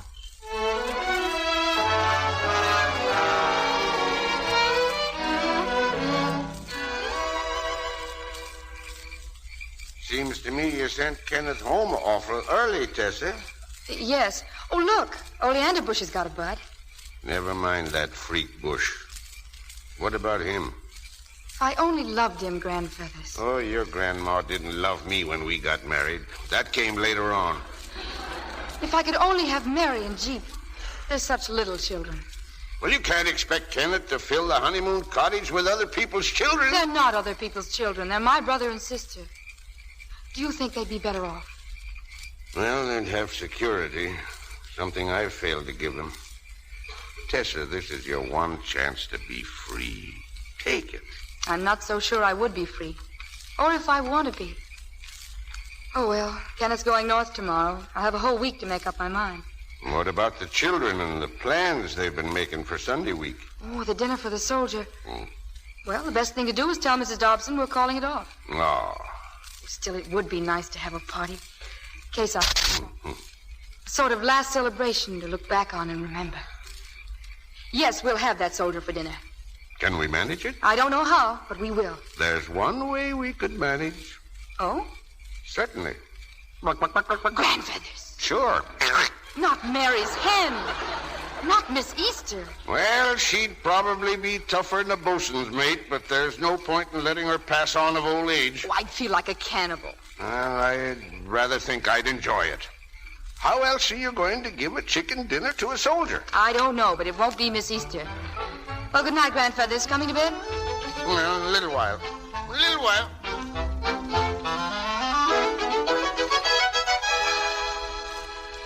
You, Tessa? Mary, aren't you asleep yet? Tessa, can I sleep with you tonight? Sure. Come on over in my bed. Your legs don't hurt again, do they, dear? They're getting better every day. Oh, that's fine. I've got something to tell you, Mary. We're really going to have that soldier for dinner. Aren't you glad? Oh, yes. Tessa. Yes? I've been remembering Mother and Daddy. We must always remember them. I've known for a long time, Tessa. They didn't just go away. They were hurt in the automobile. They died. Why does everything have to die, Tessa? Because dying is a part of living, dear. For all we know, it may be the best part. It's like the books Grandfeathers brought you today. You can't tell what's inside till you open them. Oh, they're full of colored pictures. Pink castles made out of coral, and starfish, and wavy green grass at the bottom of the sea. Yes, beautiful things. Things you could never imagine just from looking at the outside. That's all we see, Mary. Just the outside of death. The cover. But where did they go, Mother and Daddy? Sometimes I think they're right here with us. When Michael gave me the money he earned this afternoon, I saw Mother's goodness looking out of his eyes. And when Jeep toots his whistle and laughs, it's like Daddy teasing and having fun. And right now with us, it's like when Mother and I used to talk. Only it's as if I were Mother and you were me. I want to be like you, Tessa. You know so much and make everything right. Do I, darling? Thank you. Good night, Tessa. Good night, dear.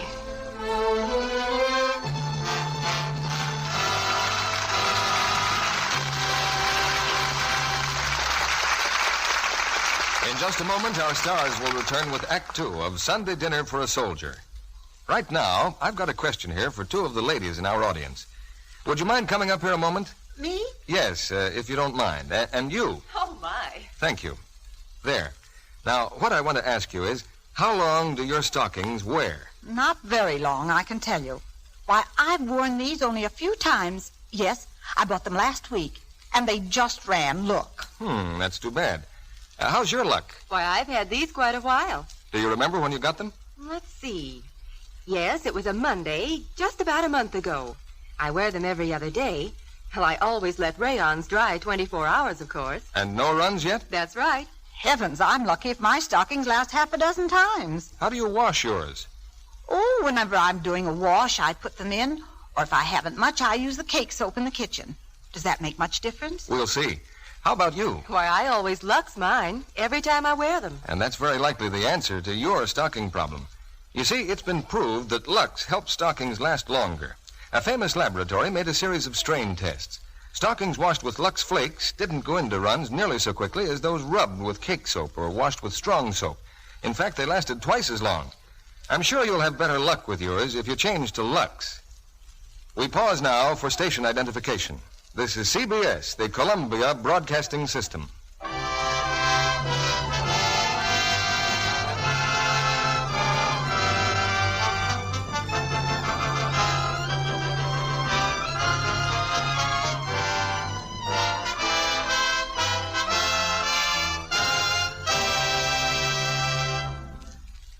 Act 2 of Sunday Dinner for a Soldier, starring Ann Baxter as Tessa, John Hodiak as Eric, and Charles Winninger as Grandfeathers.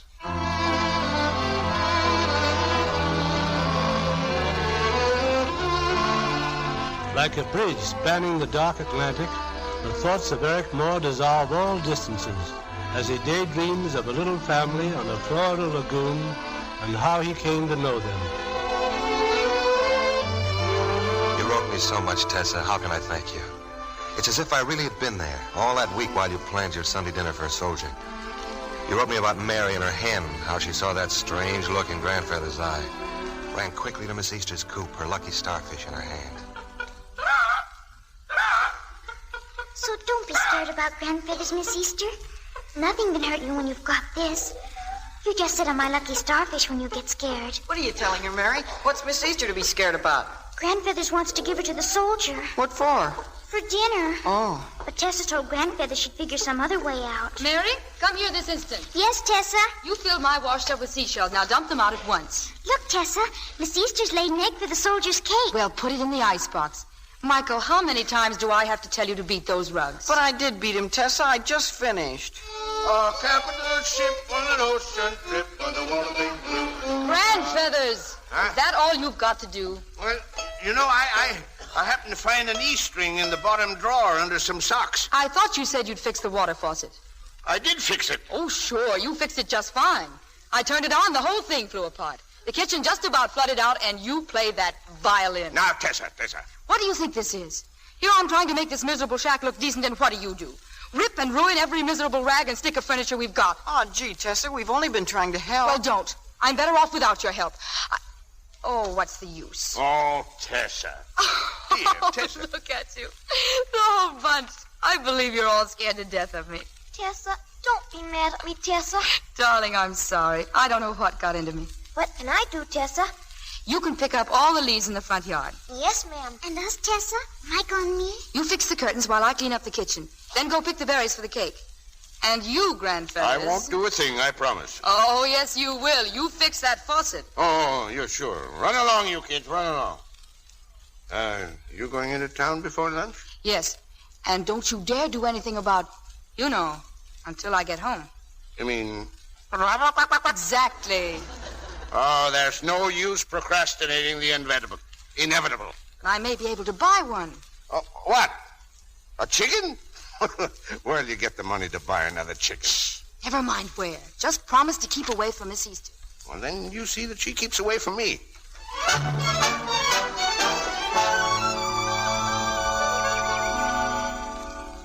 Gosh, I wish Tessa would come home. Now sit still, Jeep. I've been sitting still.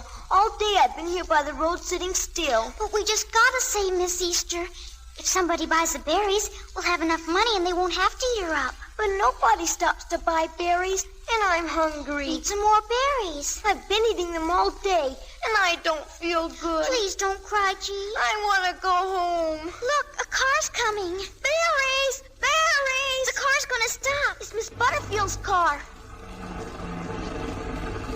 Hello, Mary. Jeep. Hello. Would you like to buy some berries? Heavens, no. Gives me the hives. Itch all over just looking at them. Say, what's the matter with him? He's hungry. What, the poor little fellow. He hasn't had anything to eat all day. That man, that dreadful man, sending helpless babies to earn the very bread he puts in his mealy old mouth. It's Miss Easter he wants to put in his mealy old mouth. I love her so much. We just can't eat her tomorrow. Well, I should hope not. Luella. Yes, ma'am? Hand me that big fryer. It's on the back seat. You mean this here one for the Normans? Yeah, that's it. Here you are, you poor babies. Tessa says we aren't allowed to accept presents. Then I'll swap the chicken for the berries. Luella likes them. Oh, no, Miss Butterfield. I don't relish no berries. You like them, Luella. Here. Oh, that's plenty, Mary. Thank you. Now what's the matter with him? Jeep? Oh, he always stands on his head and blows his whistle. That's when he's happy. He feels good now because we've got a chicken for the soldier tomorrow. For who tomorrow? The soldier. We're going to have one for dinner tomorrow. Are you sure? Oh, yes. Grandfather signed a card for one at the USO. We've been getting ready all week. Well, goodbye. Goodbye. And thanks. Thanks again and again, Mrs. Butterfield. You're welcome. Oh, Luella, this is terrible. Giving away Miss Norman's fryer. Not that. I'm thinking of that card I tore up at the USO, you know. Yes, ma'am. What can I do? Miss Butterfield, you eating those berries. Those children are expecting a soldier tomorrow. Yeah, but they gives you the highs. You'll be itching for a month. What did you say? They've simply got to get a soldier. Oh, Lordy. I'll have to tell Mrs. Dobson exactly what happened to get her to find them another one. Hand me some more berries, Luella. Yes.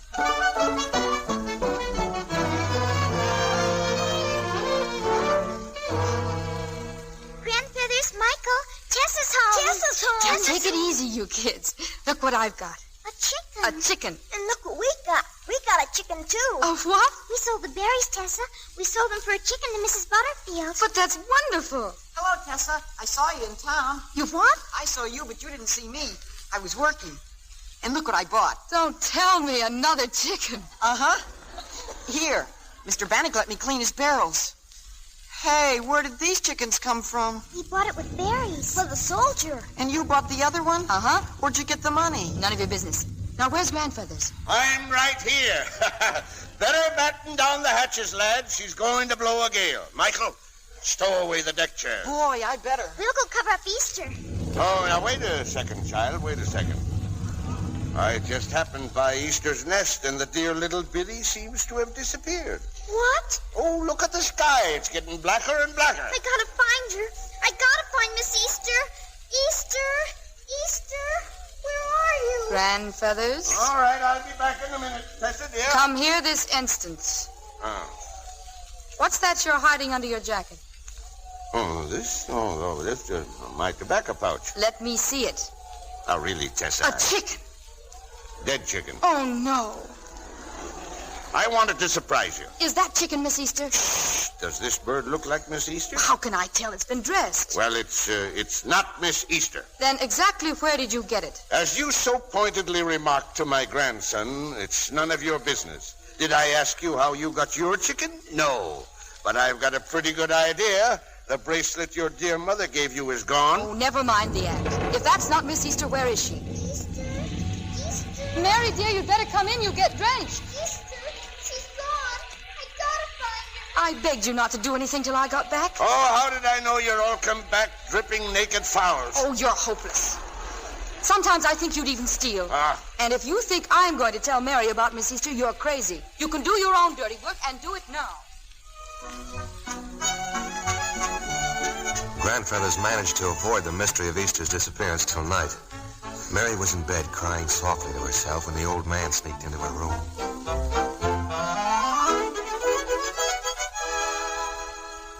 Like for me to tell you a story, Mary?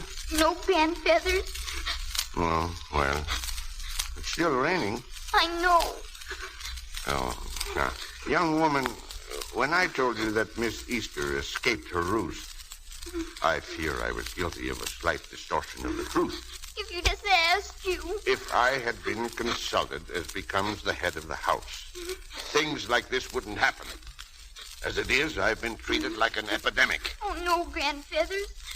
I guess maybe Miss Easter didn't mind too much, seeing it was for a soldier. But I won't be able to eat any dinner tomorrow. Now, here, now, shh. Now, hold on a minute. That isn't Miss Easter in the icebox. Oh, Grandfeathers, please don't tell any more fibs. I am relating the plain unvarnished. This afternoon, finding myself alone, Miss Easter and I visited Mrs. Butterfield's chicken farm. I deposited Miss Easter among her other live chickens, and in exchange, I succeeded in making my way safely home with one of her dressed fowls. Honest? Honest. And now, since we find our galley overflowing with hens, I see no reason why I shouldn't return the purloined bird to Madame Butterfly and carry Miss Easter home again. When? When will you do it? Tonight. Now. And don't you dare tell Tessa I'm a chicken thief. This is our secret. Understand? Oh, yes. Shh. Oh, thank you, Grandfeathers.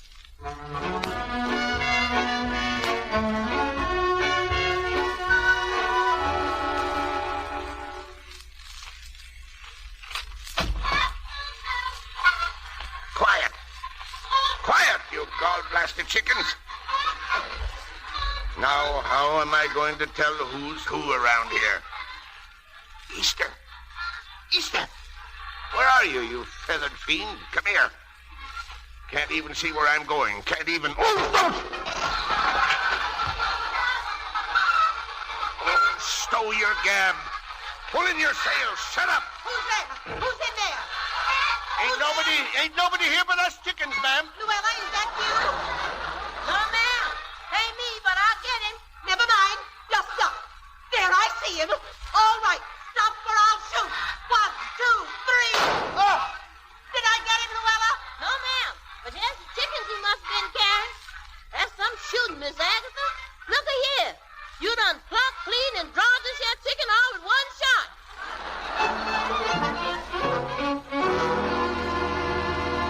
Hello? Hello? That you, Mrs. Dobson? Yes? Agatha Butterfield. Oh, I've been waiting for you to call me. Sorry, I got delayed. Chicken thief. Chicken thief? And I know who it is, all right. I found his cane. Well, who? Well, never mind. Now, what about that soldier? Did you find one for the Osborns? Oh, I'm afraid it's just no use, Agatha. A lot of the boys have been shipped out, and the rest seem to have passes. But I'll try again in the morning. Oh, please. We've got to get a soldier for those poor children. We've got to.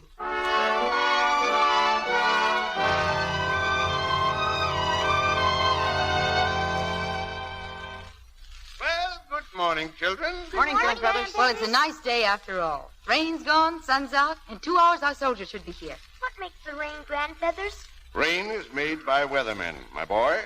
Weatherman predicting sunshine. The strangest thing. One of the chickens is gone from the icebox. Gone? It can't be. Well, come and look. You count them. Well, Mary? Miss Easter's still missing, Grandfeathers. No, don't you worry.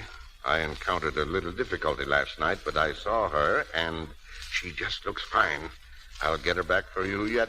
Hey, Mary! Mike! Here comes a bus! I heard it! Excuse me, Grandfeathers. Our soldier, maybe he's here. Did you see him, Jeep? Did you see him? Hey, come back, you kids. Breakfast is ready. Let him go, let him go. I want to talk to you, Tessa. Have you made up your mind about Kenneth Norman? He'll be home tomorrow. Yes. You going to marry him? It is the best thing for everyone, isn't it? Oh, I'm sure of it. Means breaking up the family. Old families must be broken up so new ones can be built. Kenneth's got good character, fine family, money. Everything's going to be fine, Tessa. At least everything's going to be fine today. This must be a celebration the children will never forget.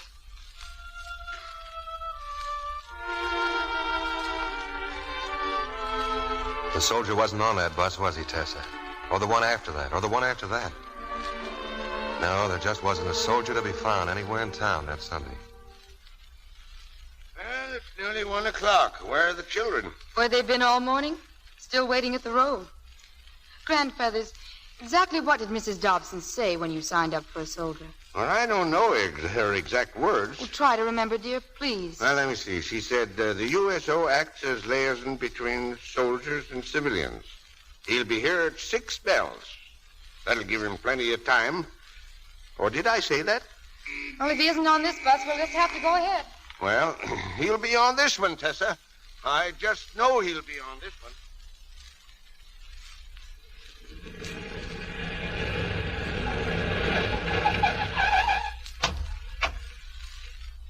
He didn't come again, Mr. York? Nope, not this trip, kids. Gosh, I looked all over town for a soldier. Bowling alleys, churches, everywhere. I was going to take him out in my boat. Maybe there won't be any wind left by the time he comes. Look, I don't know how to say this, but I just can't see you kids waiting around all day for somebody who's not coming. Not coming? I seen Mrs. Dobson. She said for me to tell you they just can't find you a soldier anywhere. Grandfeathers said we'd have a soldier. I know, but there's been some kind of a mix-up somewhere. Look, he's coming. There on the beach. That's him. A soldier. It's our soldier. Soldier. Soldier. Well, it's a miracle. A dud-blasted, genuine miracle. Yes, there was a soldier on the beach. Just walking along, killing the time of day. And all of a sudden, 3 kids rushed toward him across the sand. Believe me, Tessa, he just didn't know what to make of it. Soldier! Soldier! Oh, gosh, where have you been? Well, hello. We knew you'd come. We knew it, but what happened? Happened? Nothing happened. We can swim from my boat when we go out sailing. Oh, we can? Who's we? Just you and me. I'm Michael. I'm Mary, and this one's Jeep. Well. We live over there on a houseboat. Oh, now I know. You wave at the planes, don't you? Was it you who dipped your wings over time? Well, not exactly. I'm a waist gunner myself, but I have an in with a pilot. I can stand on my head and whistle. You know why I stand on my head? Sure, because it makes you feel good. I'll go tell Grandfeathers and Tessa you're here. Yeah. Hey, no, wait a minute. I'll be right back. I scrubbed all my shells to show you, and we're having fried chicken for dinner. 3 fried chicken. Now look, you kids, I'd like to oblige you, but this has gone far enough. Whoever you were expecting, well, I'm not it. Oh, but you are. Of course you are. Hurry, hurry.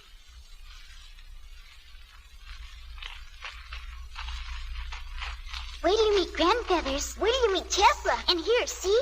That's a oleander bush. It's a freak. Unique. It's a unique freak. He means it doesn't know how to make flowers. Here we are, Grandfeathers, and he's here. Well, hello, soldier. How do you do? My name is Moore, sir. Eric Moore. Osborne, Sergeant, Chief Petty Officer Lycurgus Osborne, retired. Well, I don't know what this is all about, but... Tessa, this is Sergeant Eric Moore. She's my granddaughter. Hello. Hello. Thank you for coming. Thank you very much for coming. I'm sorry, but I think there's been a mistake of some kind. This is one day you won't have to think.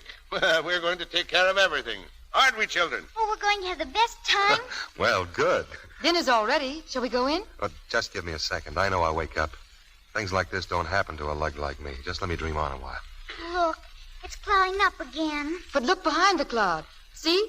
The sun's out full. Yes, and look, the oleander bush has a blossom.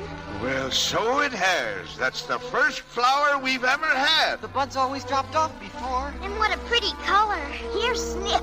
It stinks real pretty. Gee, please. It smells. It smells. It must have known this is a very special day. Yes, Tessa. A very special day. Well, come on, let's get aboard. Let's have our dinner. Come on.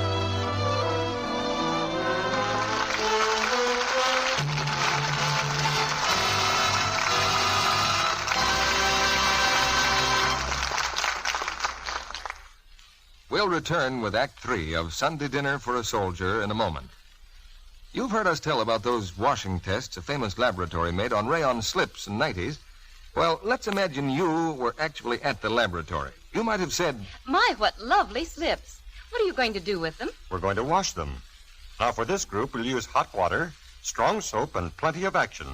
The way women sometimes treat their underthings. And the others? These we'll wash the Lux way, with lukewarm water and gentle Lux flakes. As you see, the slips are just alike, so we'll wash each one the same number of times and see what happens. So the laboratory washed each group of slips repeatedly. And then... Why, just look at those slips. It's hard to believe they started out the same. Yet the only difference was the way we washed them. Those badly faded ones must be those you did by the wash day method. Goodness, how those straps frayed. I'll never do my slips that way. The Lux ones look lovely. And the record shows they stayed lovely 3 times as long. Yes, and they still look nice as new. The color's bright, straps firm. And that's how Gentle Lux will leave your underthings, too. They'll stay new-looking 3 times longer with Gentle Lux care. Undies lead a long life when they lead a Lux life. Now, Mr. Lasky returns to the microphone. After the play, we'll bring our stars to the footlights for a brief chat. And I think you'll want to listen in. Now, here's Act 3 of Sunday Dinner for a Soldier, starring Anne Baxter as Tessa, Jan Hodiak as Eric, and Charles Winninger as Grandfeathers.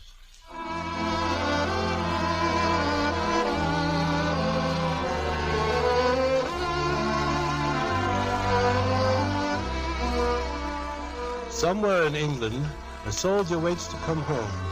And as he waits, he puts together each fragment of remembrance and lives again the most important day in all his life. The day he found the Osborne family, or rather, the day they found him.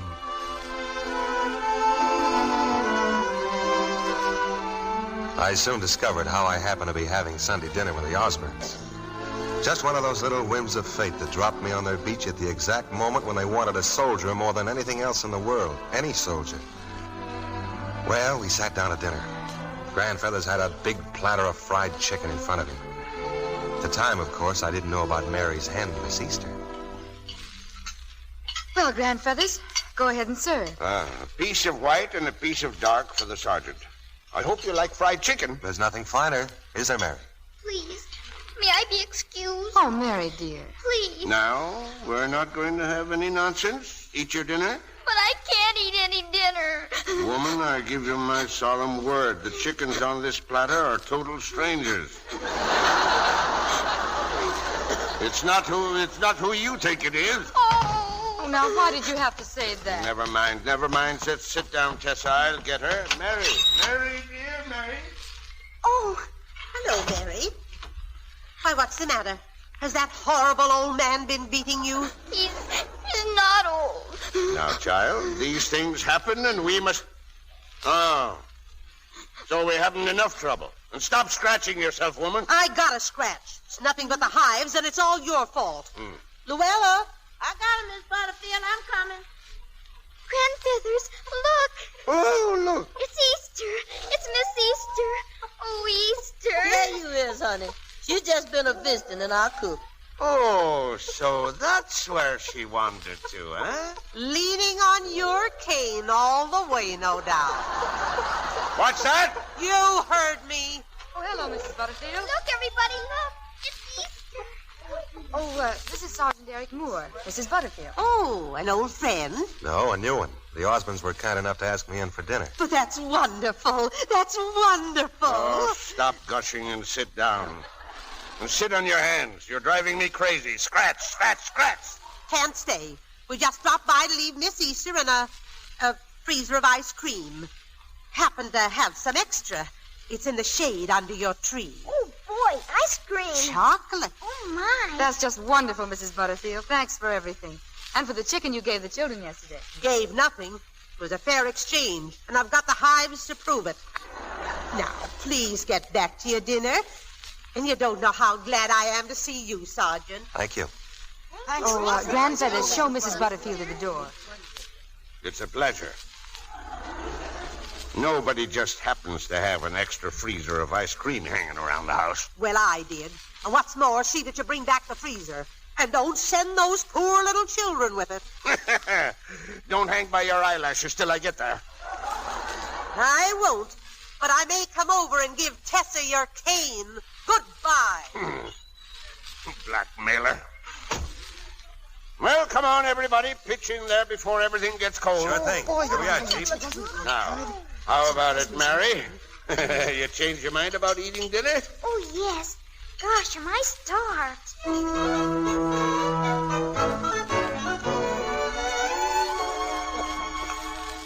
Yes, man. Those are the most wonderful seashells I've ever seen. Well, I knew you'd be interested. I knew you'd want to see them. Now I have something for you. See? The wishbone. Uh-huh. Let's make a wish. Ready? Okay, pull. Well, what do you know? Mary gets her wish. Do you know what it was? Huh? That you'd come home safe and sound. Well, when I do, I want you to be all strong again. But I'm not sick anymore. And I'm not scared either. Oh, everybody gets scared once in a while. Even soldiers? I should say so. Eric. Hmm? Here. Well, what's this? So you won't be afraid. It's my lucky starfish. And it works. It works all the time. Didn't Easter come back home? Thank you, Mary. I'll keep it with me always, and I'll never be scared again. Say, where are all the others? Well, Grandfather's in snoozing in the hammock. And Mike's tying up his boat. Did you have a good sail? Oh, wonderful. And Jeep's taking his nap, because he's gotta. And Tessa? Oh, Tessa's in the kitchen washing dishes. I think I'd like a drink of water. Oh, I'll get one for you. Oh, don't bother. I'm pretty sure I can get one in the kitchen. How am I doing? Oh, fine. Is that the way you do dishes in the Army? Sure. You've washed those same cups 4 times now. Well, I warned you before. I'm dreaming. You know, I can't get over those kids. Did you know Jeep gave me his whistle? He wants me to have it when I'm fighting Germans. He made the presentation speech standing on his head. He spends most of his time that way. Like my sister. She used to walk backwards when she got excited about something. Your sister? Uh-huh. I haven't seen or heard from her in years. Somebody told me she was in Mexico getting a divorce from her third husband. She seems out to set some kind of a record. Funny how you can drift apart. What happened, Eric? Well, when our folks split up, my mother took Alice, and I went with my old man. He died when I was 13. My mother married again. I tried living with him, but it didn't work out, so I ran away. Where's your mother now? When I enlisted, she was in Chicago. I had to write for my birth certificate.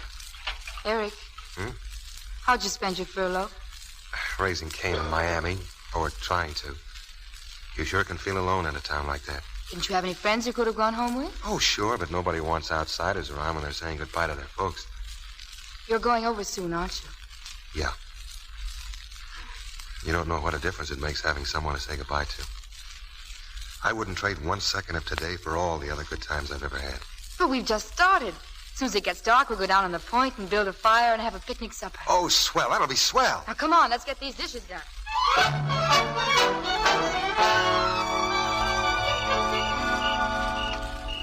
We're going to need more wood. Not half enough wood here for a campfire. I'll get it, Grandfeathers. I'll help, Eric. Me too, me too. Oh, sit down, you kids.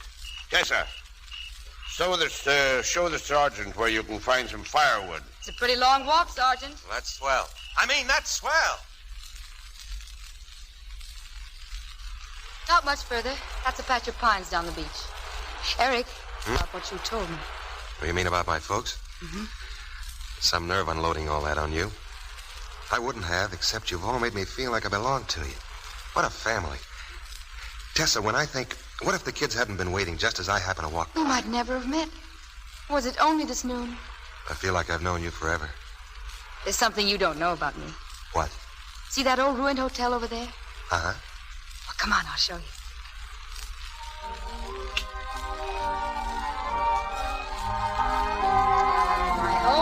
special private hotel. What do you think of it? Very snazzy indeed. I come here all the time. Dance here. You like the music? Boy, what a band. Well, what are we waiting for? Some people would say we were trying to dance on sand. Some people would be crazy. Oh, I knew you wouldn't think it was silly, pretending. I'm going to do a lot of pretending from now on. Like what? Oh, like as if your family's mine. Oh, you don't know what you're letting yourself in for. Oh, yes, I do. And stay just as you are till I get back, will you? You mind if we become just a little less poor? What are you talking about? You're the richest people I know. You've got the kind of wealth nobody can take away. What did you say? I said you had the kind of wealth nobody could take away. Nobody but ourselves. Oh, Eric, you've made me understand something. I have? You've made me see what's really important. What makes me, me. Why, without the family, I wouldn't be myself. I'd be somebody entirely different. I don't know what, if anything, I'd be building, but it wouldn't be any more important or beautiful than what grandfathers and the children and I have built together, good and bad. I certainly would be someone different, someone I might not like at all. Oh, Eric, thank you. You're certainly welcome, but... You don't know what I'm talking about, do you? Well, it's this. Your coming to dinner today has determined my whole life. I know now how I want to live it. How do you? Well, I can't tell you now, Eric. But I'll explain it all to you in the letters I'm going to write to you. Hey, Tessa, Eric. Oh, gosh, firewood. What is it, Michael? Mr. York is here. He's going to take us all into town to the arcade. Come on, hurry up. Grandfather says we're going to the arcade and have our picnic.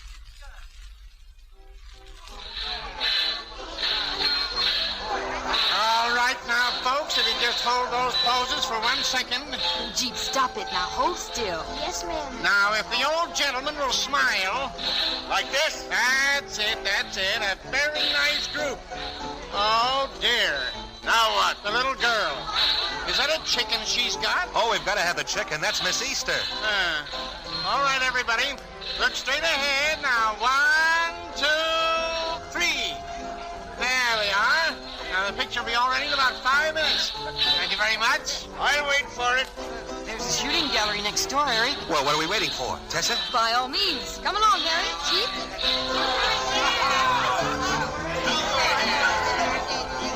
Wonderful, Mike. All right, Tessa, you're next. No, not me. I don't even know how. Here, I'll show you how. Excuse me, I'll have to put my arm around you like this, the other arm around you like that. No, don't look at me. Look down the barrel through the sight. When you're on the target like this, you... I hit it! Tessa's got a jab. She got a jab. Of course, she's wonderful. Another load, Bud? Oh, yeah, wait, I've got to give you a bill. Oh, what's that, Eric? In your wallet? Identification bracelet. Why don't you wear it? Oh, I broke the clasp. Besides, it's too small. Oh, would you keep it for me? Well, sure. Thank you. Well, here it is. Here's our picture. And we're giving it to Eric. Oh, gosh, thanks. Wait a second, what's that? What's what? Don't you hear him? I think they're rounding us up. And look, army trucks. Look at all the army trucks. 194th Army Command, report to the field at once. All right, you guys in the truck, come on the Sergeant. Yes, sir. All passengers and fellows cancel. Back to the field. There's a truck out there. Okay. All passengers and fellows cancel. Report to Crosby. Oh, no, not yet. Yes, now. Short and snappy, Sergeant Moore. Those are orders? Yes, sir. Well, so long, Chief. So long, Eric. Goodbye, Mary. And remember... I'll remember, Eric. So long, Mike. Goodbye, Eric. Grandfeathers? Good luck, son. Thanks. Thanks for everything. Tessa? Goodbye, Eric. And write. Write to me. I'll let you know the address. I will. Tessa, do you mind if I... Oh, no, Eric. I was hoping you would. Wait, in front of everybody? In front of the whole cockeyed world. Oh, my. All right, break it up, Sausage. You're blocking the traffic. Eric, you think this means... Yes, I think so. If it does, I'll have the pilot dip his wings again. Let's go, Sergeant. Eric, here. You forgot your packages. Cake and fried chicken. Oh, gee, thanks. Well, goodbye. All right, Sergeant. In the truck. Everybody, make it snappy. Come on. Hey, you guys. What is it? Pass this around. What is it? Hey, strawberry shortcake. Strawberry shortcake. Here, help yourself. My girl made it. And here, fried chicken. Fried chicken. Holy cats. Yeah, my girl made that, too. Hey, more. She got a sister? Go on, help yourselves. Make yourselves right at home. Hey, look. Here's a picture. The whole family. Boy, what a family. You're a pretty lucky guy, Moore. And don't I know it. Say, Charlie. Yeah? Who do I see about my allotment check? I don't know. See the captain. See Adams. Okay. As soon as I get back, I want to see about an allotment for my family. My family.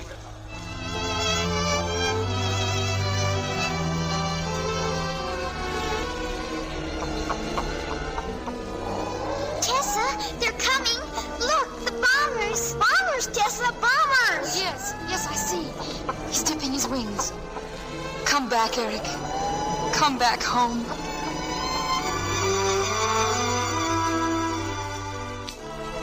I'm coming back, Tessa. I'm coming back. Back to my family.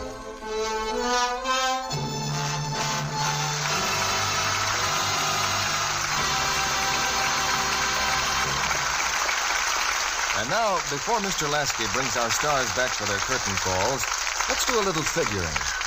How many dishes do you use a day? Count up the plates, cups, saucers, and glassware. And don't forget the platters, serving dishes, and the silverware. Well, if you're an average family of 4, that's over 100 a day.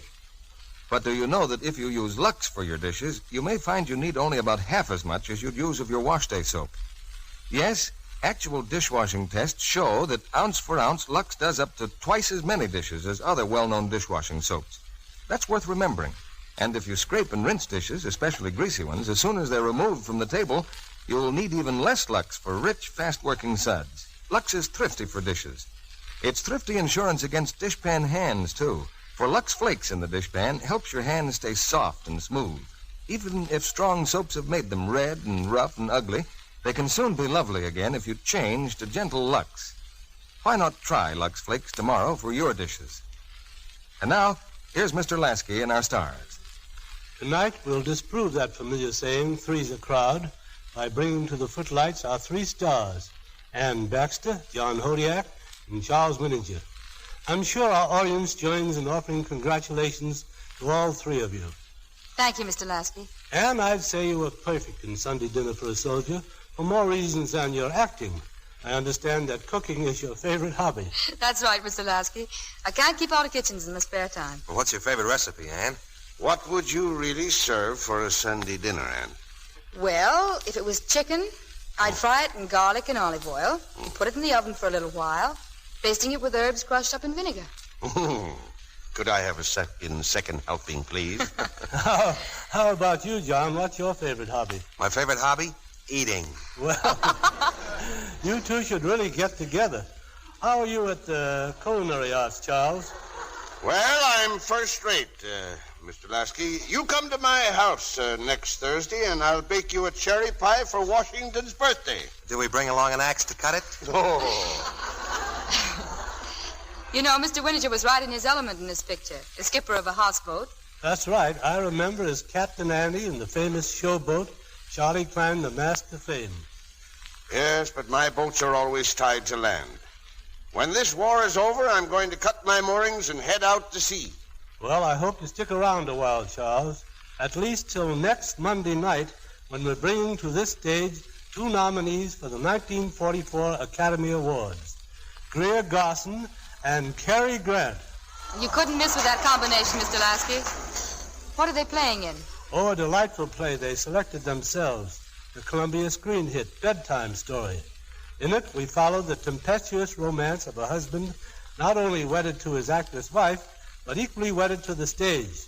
2 loves that clash with amazing results. We'll all be looking forward to it, Mr. Lasky.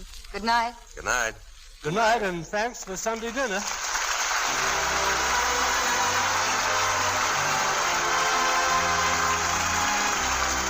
Our sponsors, the makers of Lux Flakes, join me in inviting you to be with us again next Monday night when the Lux Radio Theater presents Cary Grant and Greer Garson in Bedtime Story.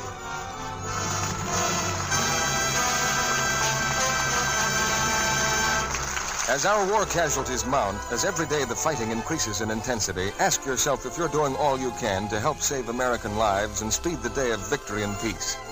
And one important contribution you can make is to preserve waste kitchen fats and greases used in the manufacture of essential war materials.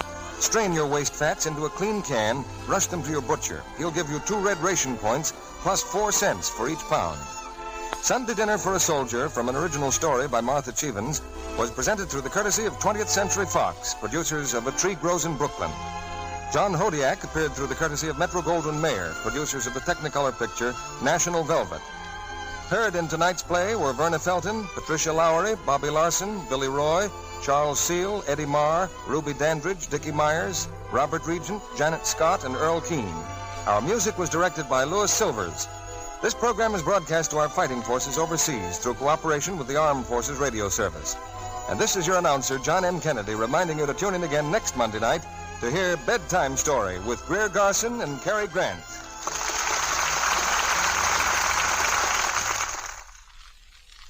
Flowers, flowers, a blaze of glorious color all summer long.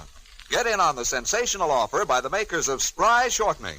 8 packets of choice seeds for thousands of gorgeous flowers. Send 15 cents with name and address to Aunt Jenny, Box 1200, Chicago, Illinois. Be sure to listen in next Monday night to the Lux Radio Theater presentation of Bedtime Story with Greer Garson and Cary Grant. This is CBS, the Columbia Broadcasting System.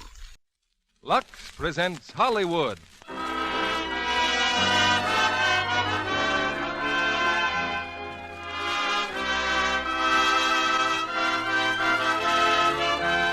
The Lux Radio Theater brings you Disputed Passage, starring Alan Ladd, Akim Tamirov, and Ann Richards. Ladies and gentlemen, your guest producer, Mr. Brian Ahern.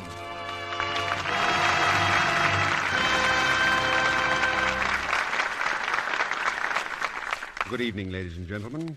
One of the world's outstanding men of medicine, Sir William Osler, said at the peak of his career, "Nothing in life is more wonderful than faith, the one great moving force which we can neither weigh in the balance nor test in the crucible." Sir William was a man of fact and research, a tireless searcher after scientific truth. Yet he never ceased to admit the existence of forces greater than his scalpel could reveal.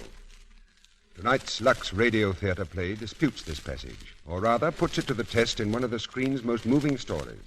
From Lloyd Douglas' great book, Disputed Passage. It comes to us from Paramount Studios, producers of the current Technicolor hit Bring on the Girls. Among our stars tonight is Alan Ladd, a gentleman who got his acting start in radio and who has since gone places, not only in pictures, but on the stage of the Lux Radio Theater. You heard him a year ago in Casablanca. Before that, he appeared for us in China, and last spring in Coney Island. I think you'll agree that's covering a lot of ground. Alan is busy at Paramount now in a picture called Salty O'Rourke, in which he goes back to the type of role that made him famous, the gun-toting, swashbuckling man of action. Co-starred with Alan on our stage tonight is the versatile character actor Akim Tamirov, playing his original screen role as Dr. Forster. Also a newcomer to this stage, but for many years Australia's top film favorite, Miss Ann Richards, as charming to look at as she is to listen to. Disputed Passage takes its title from lines by a favorite American poet, Walt Whitman, who argued that wisdom could best be acquired through challenge and dispute, instead of blind agreement or acceptance. I think that goes for little things as well as big. Certainly we would rather you put Lux Flakes to the test yourself than blindly accept whatever we may say about them. And I think it's because so many people have put Lux Flakes to the test that today they are serving in so many homes, lightening household chores and helping families to take better care of things they wear, so they'll last longer and look better, too. Well, now the clock points to curtain time, and here's the first act of Disputed Passage, starring Alan Ladd as John Bevan, Akim Tamirov as Dr. Forster, and Ann Richards as Audrey.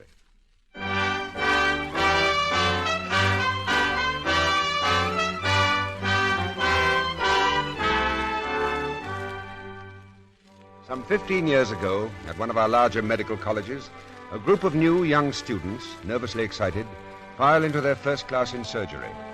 They know the significance of the moment. It marks more than the start of their careers.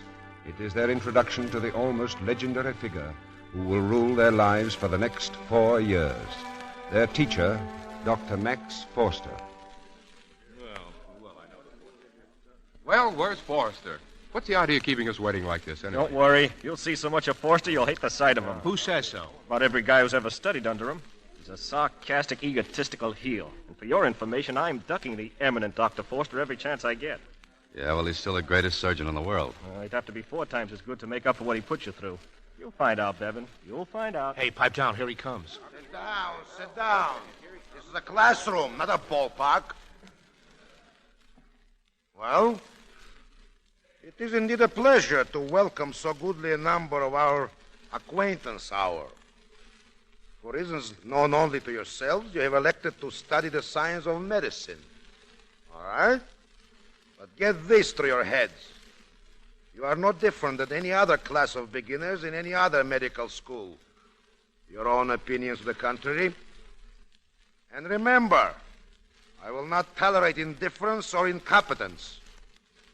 At least 60% of you will prove so completely stupid that you will be asked to leave for the protection of the general public. Only 10% of you, by the time the diplomas are passed around, will there be a meager evidence of superiority. And it is to that 10% I now speak. From this small group will come the pure scientist in whose life there is room for nothing but science. Someone, someday, will tell us what we want to know about cancer. Someone will give us the cure for infantile paralysis. If I may venture a prediction, the men who are to achieve these feats are already born. Perhaps they are experienced scientists on the eve of their discoveries. It also may be that they are students in some medical school. These men may be here in this room. All right, now, as I call your names, you will rise. Ralph Anderson. Here, sir. Well. Gentlemen, Mr. Anderson obviously is a candidate for specialization in surgery. Thank you, sir. Yes, since nature has seen fit to endow him with hands suitable only for stump pulling, he will no doubt elect to pursue a career requiring the greatest delicacy and skill. Sit down, Mr. Anderson. W. Bain. Yes, sir. I see the W does not stand for William. My name is Winifred, Dr. Forster. Winifred, is it indeed? And so you have decided to overcome the handicap of your sex and go out to do a man's work. Well, very well. No doubt you see yourself as some ministering angel in white, restoring joy and health to those fortunate enough to feel your cool hands upon their fevered brows.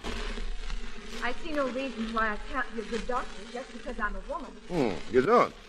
Well, perhaps you suffer from faulty vision, Miss Blaine. Sit down. John Wesley Bevan. Kindly stand up. Stand up, John Wesley. Let the congregation see you. Yes, sir. The records here indicate that you came from a righteous little college engaged in the manufacture and disbursement of preachers. That's right, sir. Mm-hmm. Well, you will be interested to know we have a standing reward here for any dissection that proves the existence of a soul. How much is the prize, sir? I shall be glad to sign the check, Brother Bevan, and let you fill in the figures. As a son of faith, you doubtless believe in the hereafter. Well, it's a theory, sir, that science hasn't yet disproved. You will understand one thing right now. Science concerns itself with facts, not metaphysics.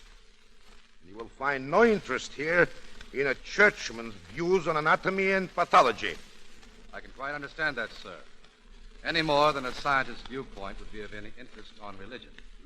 I trust, Brother Bevan, you will not be long in learning that rhetoric belongs in the pulpit, not the laboratory. I had always supposed that, sir, until now. Now, quiet! If there's any more of this moronic laughter, I'll dismiss the class.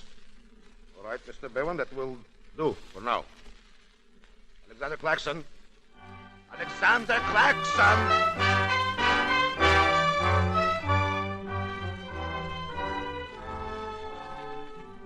Look out. Don't let that door slam. Oh, for Pete's sake, Johnny, get your nose out of that microscope. Oh. Hi, Andy. I've been looking all over for you. Well, I told you I'd be in the lab. In case you hadn't heard, Christmas vacation started today. Yeah. And you said you'd come home with me. Well, Andy, I just can't go. Oh, will you cut it out? Now, come on, I'll help you pack. Oh, I can't leave. I've been waiting 5 days to find out how a piece of live tissue reacts to contact with a Yttrium, a dose of X-ray. You have? Well, I'll show you how live tissue reacts when it comes in contact with roast turkey. I'll take a rain check on that. What are you trying to do? Please, Forster. You couldn't impress that egomaniac if you won the Nobel Prize.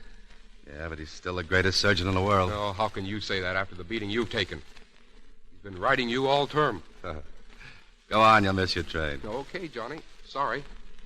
I hope you and Forster have a dandy time together. You can eat each other for Christmas dinner. So long. So long, Andy. Where's Johnny? Inside the microscope. Where are you going? Oh, stick around. You might find out what happens when a person blows up spontaneously. Forster, huh? You too. Well. Oh, I'm so mad I Talk can to the research man. I'm a social butterfly. So long. Hey, not going home? Home? Of course not. Dr. Forster doesn't believe in holidays. He just slapped 4 of my anatomy drawings back in my face. I've got to do them over. Well, what of it? They're not right. Look, Bub, I'm 23 years old. Maybe not good-looking, but not too bad. And I haven't had a date or put on an evening dress or even danced in 4 months. Nothing that I could remotely enjoy. And now, well, why couldn't he wait till after the holidays for his stupid old drawings? Hey, wait a second. You don't have to cry about it. Oh, who's crying? Why, he couldn't make me cry if... Oh, it's no use. Got a spare shoulder I could borrow. Oh, sure. Now, look, Winnie, it's just that... Your unselfish devotion to scientific labors, both of you, is most commendable. May I suggest that a bench in the park might offer better facilities for your present type of research? Get out of here. Okay, I'll get out. You bet your boots I'll get out. Hey, what are you doing? You've got eyes, Brother Bevan. And so far as I'm concerned, Lincoln just signed that proclamation. This slave's going out and celebrate her freedom. Come on, let you and I get stiff. Winnie, I can't go. Do I have to draw you a diagram? You and I are going on a party. Do me a favor. Find someone else, will you? You don't want to go? You don't know how I want to go. But these experiments cost money, and if I leave them now, You mean this is more important to you than... Sister, in about 42 minutes, something's going to happen in that test tube that I've been waiting a good many days to see. I get it. Or do I? Well, one of us is going to miss an awful lot in life, Johnny. And I'll give anybody 10 to 1 it won't be me. How about a date for next Christmas? Swell. Oh. Do you realize there are 3 more Christmases before we get out of this reform school? Yeah, that's the trouble. There's not enough time. In 4 years, how can you learn what it's taken? Talking like he talks. Like Foster. Oh, am I? I didn't mean to. I'm just scared, Winnie. Scared that they'll hand me that diploma. I won't be ready to take it. It'll be here before we know it.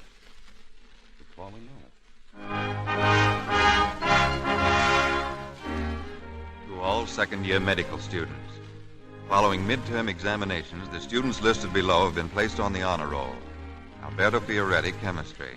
Watson Shelby, materia medica. John Wesley Bevan, surgery and medicine. Joseph Morgenstern. From Dr. Max Foster to all third-year medical students, from January 4th to 17th, all laboratory sessions will be in charge of John Wesley Bevan. Anyone failing to attend these sessions will be held accountable to the dean of the university. Well, how do you like that, Bevan? Well, why not? Well, why not? Because Forster hates Bevan, that's why not. Well, he's top man in the class. Forster had to choose him. Whether they hate each other or not, Bevan's no different now than Forster. He had a heart when he came here 3 years ago. It's gone now. Yeah, all work and no feelings. Forster's made a convert, all right. A pure scientist. Commencement exercises, College of Surgery and Medicine, will be held June 3rd on Hadley campus. Principal speaker, Dr. William Cunningham, Carlisle General Hospital, Shanghai. Gabriel Award for Best Scholastic Record, John Wesley Bevan. Valedictorian, Thomas Layton.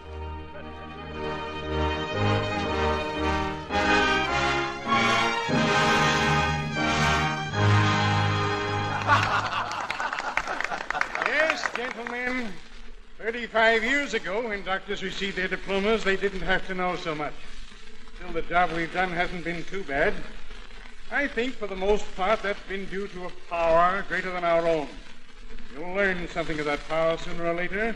It has nothing to do with science. It has everything to do with humanity. In your years here, you've worshipped at one shrine, science. And that is as it should be. But you'll find an even holier shrine. How do you feel, Dr. Anderson? Never felt better, Dr. Bevan. How do you feel? Fine, Doctor. Then pipe down. I want to hear Cunningham. Why? He's not a doctor. He's a missionary. And a pretty dull one at that. Cure the ills of a body and leave the soul in torment. You cannot cure the ills of a body and leave a soul in torment. That is all 35 years have taught me. And for what it's worth, I pass it on to you. Thank you, gentlemen, and good night. Thank you, Dr. Cunningham. Now there remains the awarding of one special award. Dr. Max Forster. I'm sure you will realize that the warm atmosphere of brotherly love engendered here by Dr. Cunningham has nothing to take. I'm asking John Wesley Bevan to hold forth in the laboratory for the coming year as my assistant. Do you accept the appointment, Dr. Bevan? Yes, sir. Like you, I recognize the ship is more important than the crew. Thank you, sir.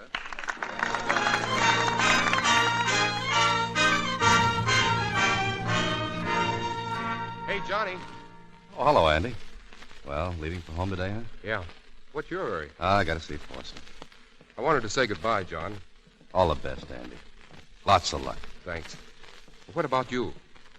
Oh, you know about me. I've started already teaching summer classes. Yeah, that's what I really wanted to talk to you about.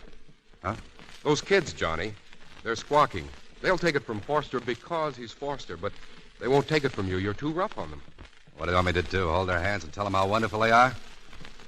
Nobody ever held mine or yours either. But look, Johnny, these kids aren't scientific experiments. They're human beings who've come here to study. All right, then let them study and stop their grousing. There isn't time for both. Okay. Well, I'll drop you a line, Johnny. What's that? It's in Forster's office. Come on, Andy. Sounds to me like somebody's getting murdered. Yes, I'm all right now. Where's Anderson? Taking your sparring partner to his car. I must have hit Carpenter harder than I meant to. All right, what happened? Carpenter? You know, Carpenter? Yeah, sure. You bounced him out of school last year, didn't you? Certainly I threw him out. What good was he? A football player who broods a year about his failure and then comes back to beat me up. A man 30 years his senior. Didn't do a bad job, did he? Evan, I don't like this joke. Gonna press charges? No. Maybe I should to protect society. If I kept Carpenter from being a doctor, that was one crime against society I was able to prevent. No. I want this thing kept quiet, Evan. Yes, it would never do to let on that the great Dr. Forster got his ears beaten off. What do you mean by that? You might give other students some ideas. You nauseated? A little. Want to throw up or lie down? No. Well, I'll just sit down. Fortunate you arrived when you did. He would have killed me. You had a good licking coming to you for a long time, if you don't mind my saying so. Then why did you stop Carpenter? It so happens there are a lot of things you know that I don't. I've got to get them out of you. That's the most cold-blooded remark I've ever heard. Knowing how you despise sentimentality, I'm flattered. Yes, of course. Fortunately, I now have a use for you also. There's a case coming here tomorrow. Repair job. Some patient of Brother Cunningham's come from China with him. What sort of a case? Well, some time ago, the patient suffered a bullet wound in the right arm. Penetrated the medial aspect with seemingly no impairment of function. Understand? Medial nerve? Yes. A few months ago, a pain developed. Not in the hand, but in the arm. An operation was performed, but no relief. What happened? Adhesions liberated without uniting the nerve? Probably. Anyway, another operation is necessary. The hand is now so sensitive that the pain is almost unendurable. Sounds as if the nerve fibers have grown up, producing an aroma. Good. Very good. That's very good. You'll operate at 10 o'clock. Me? Why not? Afraid you cannot do it? No, I was only surprised you'd be willing to step aside. Oh, my fingers. Now, look, when I fell. Oh, I see. Why didn't you say something? It doesn't matter, just a sprain. But I cannot operate. Here, I'll tape it up. Better have an x-ray. No, it said it was just a sprain. And as for Cunningham's patient, get it through that thick skull of yours that I'm interested in only one thing, good surgery. Who performs it doesn't matter. Now, tape up his fingers.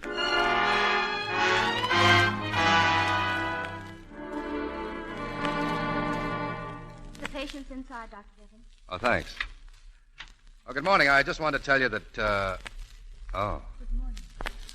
Oh, Beg your pardon. I wasn't expecting to see a girl. Where is Dr. Foster? Dr. Cunningham told me he was to operate. Well, he hurt his fingers yesterday, and I'm afraid that he... Oh, I see. It is you who will operate? Well, with your permission, of course. Dr. Forster didn't tell me that, I think that... bullet would I... Anesthetic, doctor. There's no need to talk to the patient and go on business. You are in good hands, Miss Hilton. I have explained to Dr. Cunningham about my automobile accident. Oh, I am sorry. Please do not think me difficult. It is quite all right. Then we'll proceed. Nurse? Yes, Dr. Foster. Call surgery. Dr. Bevan will operate at 10 o'clock. The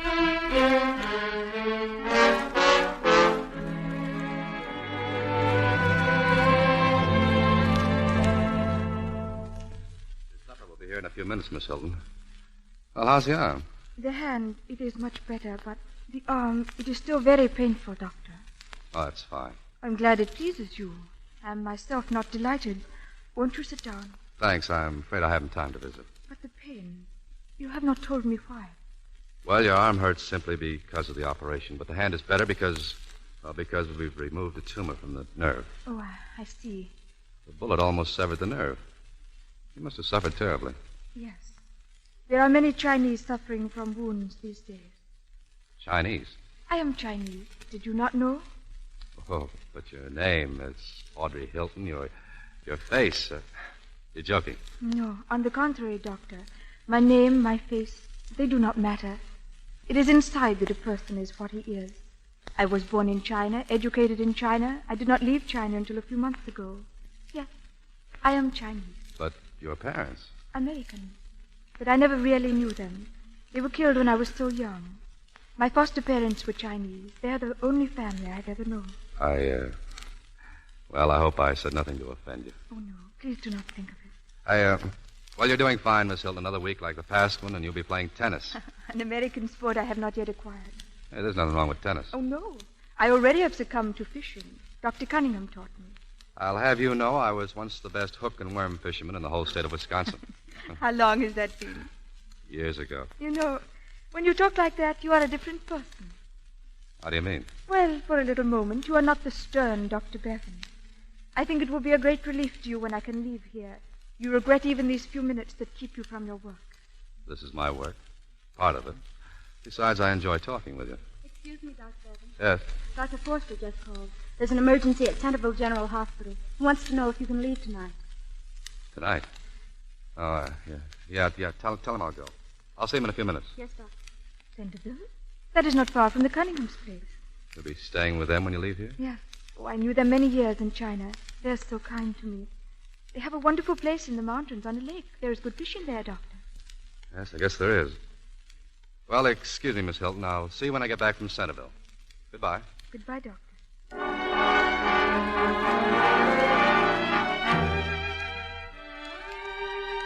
Centerville General Hospital. One moment, please. Centerville General Hospital. Dr. Spencer, hold the wire, please. Oh, Dr. Bevan. Yes? Dr. Foster's been calling you, sir. Shall I try to get him? Oh, please. Can I take it here in the lobby? Yes, Doctor. Hello, Bevan. Hello, Centerville General. I heard you were in Centerville. Dr. Cunningham. Leaving? Well, just about.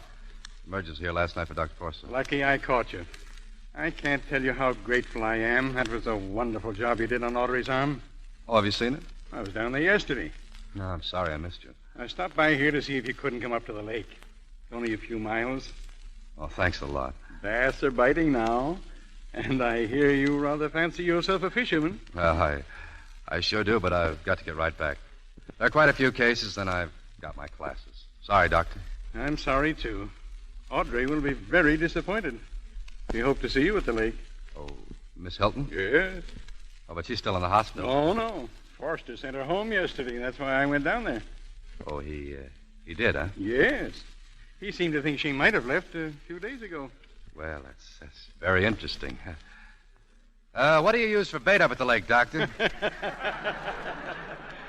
Well, to tell you the truth... Dr. Bevan, Yes? I have Dr. Foster on the phone. Yeah, and you can have him. What did you say? Oh, tell Dr. Forster you're very sorry, but I just left town. You left town? Yeah, and you can tell Dr. Forster that I've gone fishing.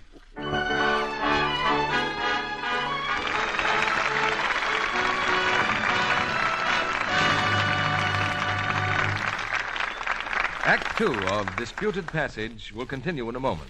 Now, here's Libby Collins. One of my friends said the other day, Libby, what makes a man fall in love with a woman and then stay in love? A lot of girls are asking that question these days. The answer isn't easy because love is made up of a lot of little things. But of one thing I'm sure. One great compelling quality is daintiness. Think about that for a minute. Isn't it true that girls who who are always dainty are usually the ones who have good times? Daintiness attracts a man and holds him. Daintiness is such an easy thing to acquire, too, and easy to keep. Lux Flakes do such a wonderful job of whisking away the day's perspiration from undies. Leave them sweet and fresh, so there's no danger then of offending. And Lux is so safe for your pretty things. It's mild and gentle, won't harm the nicest colors or fabrics. Just as safe as water alone. Why, do you know a famous laboratory made actual color measurements? They found that undies washed the Lux way stayed color fresh 3 times longer. Those washed with a strong soap, too hot water, and handled roughly looked drab and old very soon. You wouldn't think girls would abuse undies that way these days, would you? Well, if you want to keep your undies lovely longer, start luxing them tonight, and do it every night. Then you'll know they'll always be fresh and dainty, and keep their lovely new look longer. Now, Brian Ahern returns to the microphone. Act 2 of Disputed Passage, starring Alan Ladd as John, Hakim Tamirov as Dr. Forster, and Ann Richards as Audrey.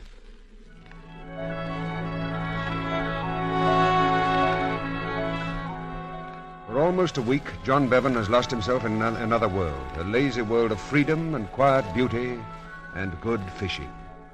As he walks with Dr. Cunningham back to the lodge, to the old doctor's other guest, Audrey Hilton. I still can't get over the job you did on her arm. Remarkable work, John. Oh, forget it. It was an interesting case. By the way, how did she get that bullet in her arm in the first place? She hasn't told you? No. Her home was in the interior of China when the Japs came through in 1935. Well, I guess Audrey was lucky at that. She's alive. She's told you nothing of her background? You mean about China? Huh. She's no more Chinese than my Aunt Minnie. Well, Audrey thinks of herself as Chinese, and, well, that makes her Chinese. She's an American. Would she marry a Chinese? Well, you can't tell, but I don't think so. You've known her long? Since she was a child. Every year or so, I'd visit her home, her foster parents' home. At times, I think they loved Audrey even more than their own children. But they're all gone now, the old people and their children. Massacred. You can't blame her for wanting to return. She wants to help. Return? Yes. She didn't come to the States just for an operation. She's raising funds for China. Oh, I see. Well, here we are. Let me have those fish of yours. My turn to clean them.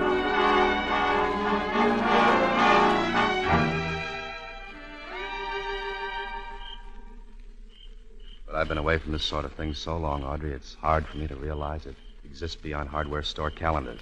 What exists? Oh, things like this. A lake in the moonlight, great tall pines, bass jumping. The works. John, that telegram this afternoon. I threw it away.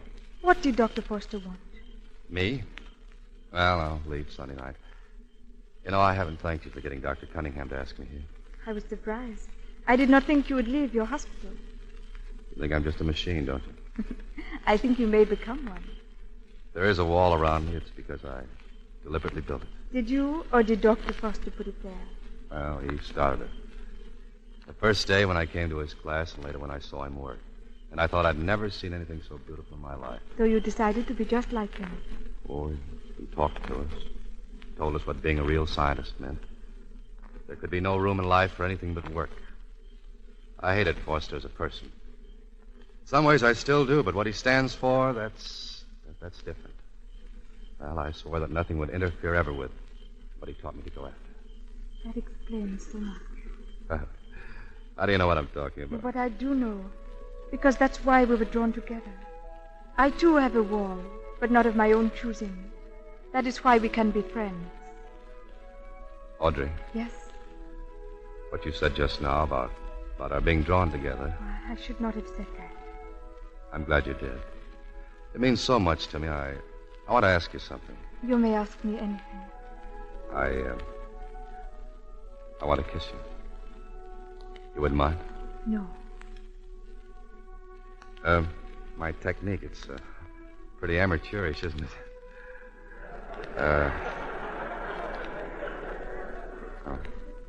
Audrey, what's wrong? Nothing. Of course there is. I act like a kid. Oh, you will soon forget. Yeah, but I don't want to forget. Oh, yet you will. You will forget because you are seeking to avoid life. I shall remember because I am lonely and seeking to enter into it. And you think that by accepting the unworthy friendship of a miserable doctor, you might feel less lonely? I am sure of it. Provided the honorable friend of Lin Yang would not find her a nuisance. Yeah? Who's Lin Yang? That is my Chinese name. Sometimes I get so hungry to hear the sound of it. Lin Yang. Please. You will go back to your world and I to mine, but we shall be friends forever.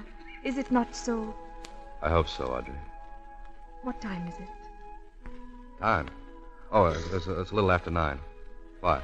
Because we must go back now. I am leaving tonight. What are you talking about? It is so. I am going to New York and to Washington. You know, every now and then I begin to think I understand you, and then up comes something like this. Why didn't you tell me you were leaving? Please, don't be upset. I have my work to do also. In my little way, I do what I can for the Chinese people. Oh, I see.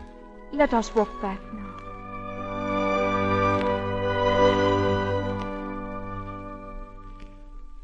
I'm sorry I'm late. I stopped in town to call Dr. Forster. Did you get off all right? Mm-hmm. I was gone to bed. Thought I'd have a last pipe out here on the porch. Sit down. No, thanks. I'll be going back myself in the morning, Doctor. Not very flattering, my boy.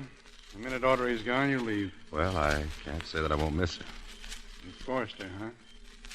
Yes, I'm afraid I let him down running off here like I did. That's nonsense. You should have known Max when he was young, when I knew him. We lived together in Vienna. We had a lot of fun. A lot of fun. Fun? Him? Yeah, he was the happy-go-luckiest fellow you ever met. Until she died. Elsa. Elsa? Yeah, they were engaged. He went completely to pieces when she died. Nothing but a bad appendix. The doctors didn't know then what they know today. It was a bad diagnosis. She was dead in 2 days. That's why Max came to America. Forster in love. You know, I didn't think he could be so human. You don't suppose people are born that way, do you? I never knew a man to shut himself off from life without a reason. It's against nature. But Max has never changed. No, and I'm afraid he never will. Never.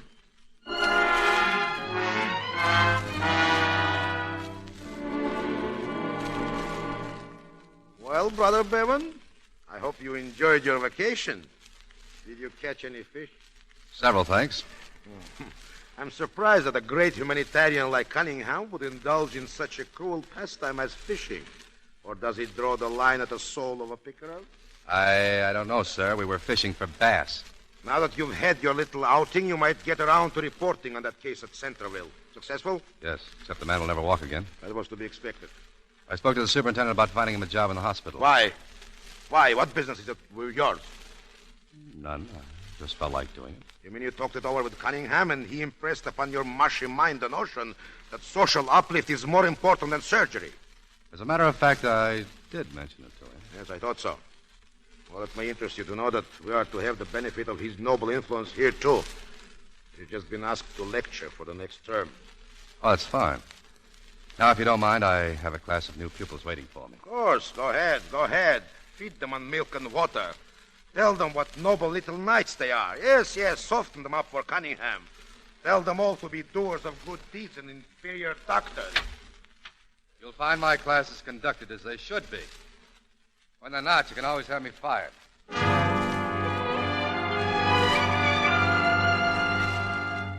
Hello?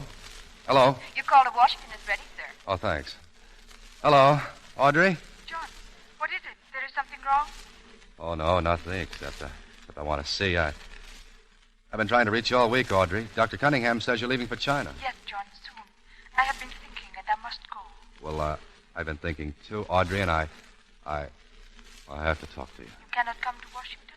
Well, the hospital's pretty full. I don't know when Well, would you like me to come to you?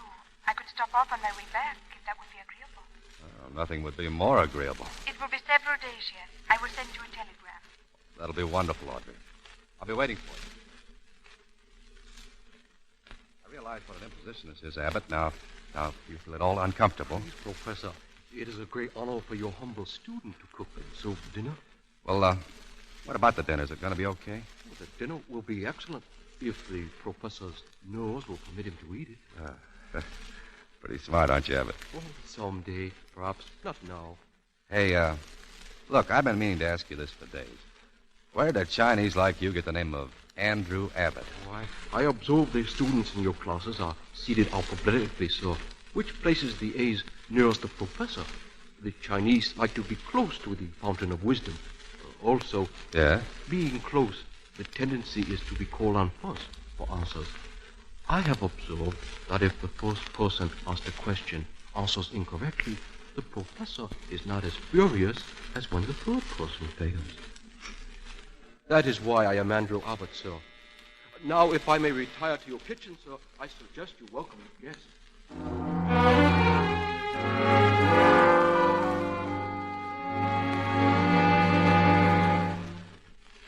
But you should not have served a Chinese dinner, John. You see, now I am homesick. You liked it? Oh, it was perfect. But you did not tell me you had a Chinese cook. I've been talking with him. He has the accent of a cultured gentleman. He's one of my students. He volunteered to help me out. How is he called? Andrew Abbott. But if you hadn't liked his cooking, I was going to change his name to Zabisco. I fear I do not understand. Just a private joke between Abbott and me. You surprised me, too, Audrey. Did I? That's the clothes you're wearing. This is how I dressed in China. And since you are the person with whom I am most comfortable, I wanted to dress in the clothes in which I am most myself. Thank you. Forgive me if I stare, but you're beautiful. You don't know what it means to me to have you here. I had 2 reasons for coming. I wanted to see you and where you live. It's not very much, is it? Oh, very neat, very masculine. John, at dinner you started to tell me about Dr. Foster. Oh, yes. Well, it wasn't until Dr. Cunningham told me about Foster, about what happened to him after his fiancée died, that I realized what a fool I'd been. There's really no conflict between science and life. It was Foster's bitterness that deceived me. He was just trying to alibi his own frustrations. Thanks to you, I see that now. I'm glad you feel more kindly toward the world. I'm not thinking of the world. I'm thinking of us. You have been thinking of others, too. Dr. Cunningham wrote me that what you did for that man in Centerville, the one who cannot walk. Oh, Audrey, don't you see, dear? This is all you're doing. 6 months ago, I wouldn't have bothered my head about that man once the operation was finished. But you would if you had known. Yes, if I'd known you, been in love. No, do not say that. I must say. I tried hard not to fall in love with you, Audrey. I fought against it at the start, and then quite suddenly, I knew that was my salvation. I love you. I want you here always. I want to marry you. That cannot be, and you must realize that. Our lives are so completely foreign, so different. It can't matter if we love each other. No, please. I must have a chance to think. What is there to think about? Remember, I once told you I, too, had a wall that kept me from you. What is it? A promise. A solemn promise that is not yet fulfilled. What is it? If you could only tell me, maybe I could... No, I cannot tell you. It is my own problem, and I have to work it out myself. In China? I thought so when I came here tonight, but perhaps not. I think I shall return again to Washington. But how long will it... Oh, I'm sorry. Excuse me, wait, please. Hello? Yes, this is Bevan. I see. Blood count? Why did you wait? All right, get him into surgery. Call Jackson. I'll be right over. Well, you see, dear, that's what your life would be. I've got to leave Audrey Hospital. Will you wait for me? No, but I should like to stay here until it is time to go. You'll go back to Washington? Yes. But one promise I will give you. If ever I do come back here, it will be to stay. Goodbye, darling. For a little while. For a little while, yes. I, too, hope so.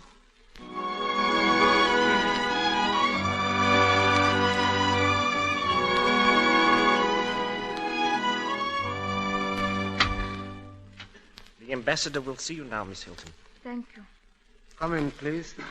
Oh, it is so good of you to see me, Your Excellency. I'm happy to express my gratitude to the daughter of Sen Ling for her great accomplishment. Excellency, it has been successful? Yes. The money China so desperately needs is being loaned to us.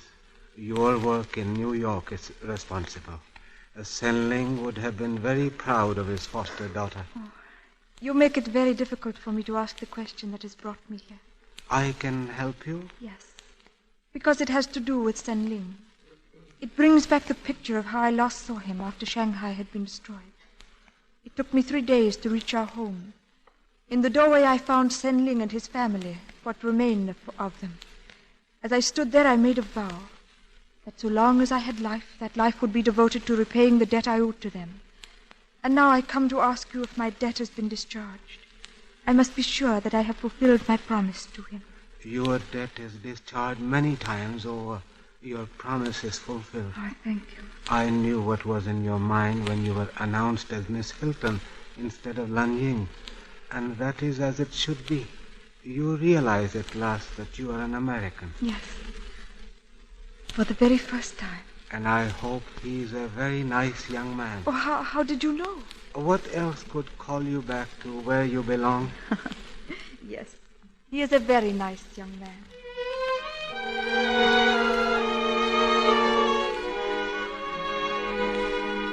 Hello, Max. Oh, come in, Cunningham, come in. Seen Bevan today? This morning? No, that boy's very fond of you. Bevan? Bevan is fond of no one. He doesn't know what emotion is. And besides, I suppose you leave Bevan alone. We're getting along very well. Actually, you're very fond of him, too. Yes, promise. Great promise. If nothing happens to hold him back. Nothing will hold him back. That's what I wanted to make sure of. It'd be a bitter blow if you turned against him. What are you trying to say? He's going to be married. He what? He called me a little while ago. Wants us to have dinner with him tomorrow night. Audrey Hilton will be back from Washington. So that's it. That's it. I knew he'd been seeing the girl, but I had no idea he'd be such a stupid, now, just a minute. No, I know. You think he's wonderful. Of course I do. Yes, of course you do. What difference does it make if the world loses a potentially great scientist so long as he's happy? Bevan needs at least 5 more years of training. What makes you think he won't get it? With a wife?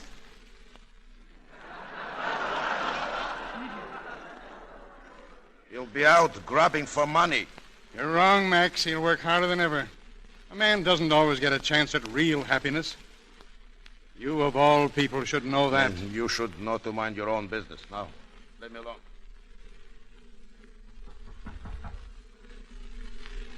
Come in. Oh, it is good to see you, Dr. Foster. Forgive me for coming to your hotel, but I wanted to see you alone. I thought John would be with you. When I called the station, he said... Yes, he was detained for a little while at the hospital. Miss Hilton, I came in hope that I may be frank with you. If you will grant me the same privilege, Doctor. Yes, agreed. I understand you plan to marry John Bevan. Yes. Mm-hmm. You realize, I suppose, that you are ruining a brilliant career, possibly one of the greatest. I know your theories, and so does John. We do not believe them. Oh, I wish you could trust me. I will not hurt him or his career. You have already hurt him. But that is not true. How could I? In the only way that it matters, his work. It has fallen off miserably since you first came There is here. no reason for that. There is every reason. No man can concentrate when his mind is beset with doubts, anxieties. Doubts? But what doubts has he now? Now think, Miss Hilton.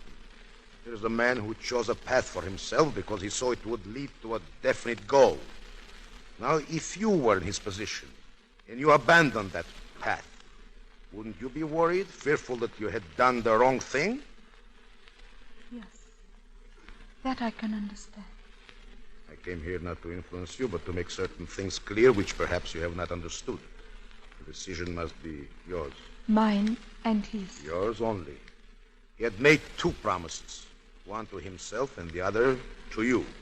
And he will break the first before he breaks the second, for he thinks then he hurts only himself. But you and I, Miss Hilton, realizing what he could make of himself... If you don't mind, Doctor, I think you have told me enough. You are an intelligent woman, Miss Hilton. I beg you to think it over. Good day.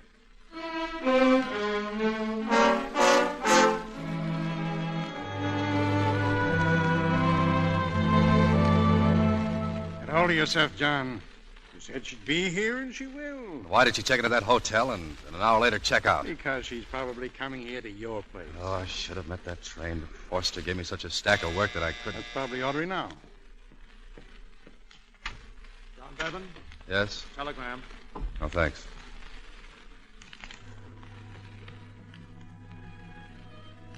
Bad news? We must follow our separate paths. You to your goal and I to mine. Goodbye. It's signed Lanying.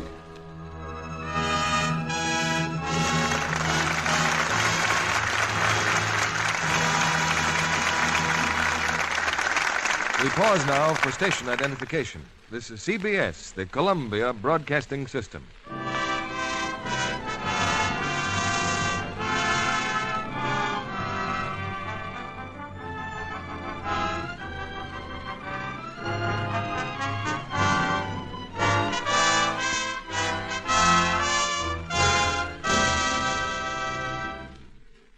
In just a moment, our stars will return in Act 3 of Disputed Passage.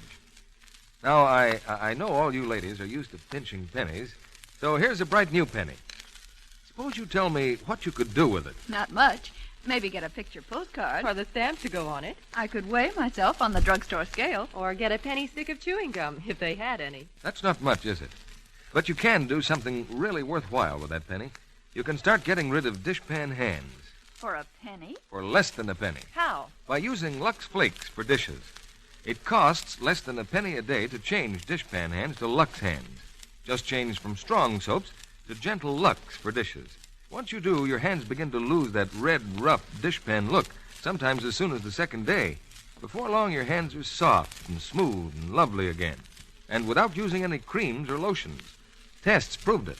I knew Lux was kind of hands, but I had no idea that it would cost so little to use it for dishes. Yes, Lux is really thrifty because it goes further. Ounce for ounce, Lux does up to twice as many dishes as any of 10 other leading soaps tested. Lux is a really inexpensive way to save your hands. So spend that penny to start changing dishpan hands to Lux hands. You can do it for less than a penny a day. Now, Brian Ahern returns to the microphone. If you're as curious as I am to know a little more about tonight's stars, join us after the final curtain for a brief chat. And now, the third act of Disputed Passage, starring Alan Ladd as John, Akim Tamirov as Dr. Forster, and Ann Richards as Audrey.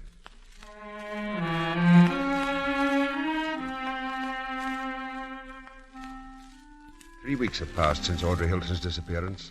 Defeated and hurt, John Bevan has plunged into his work with even greater intensity than ever before.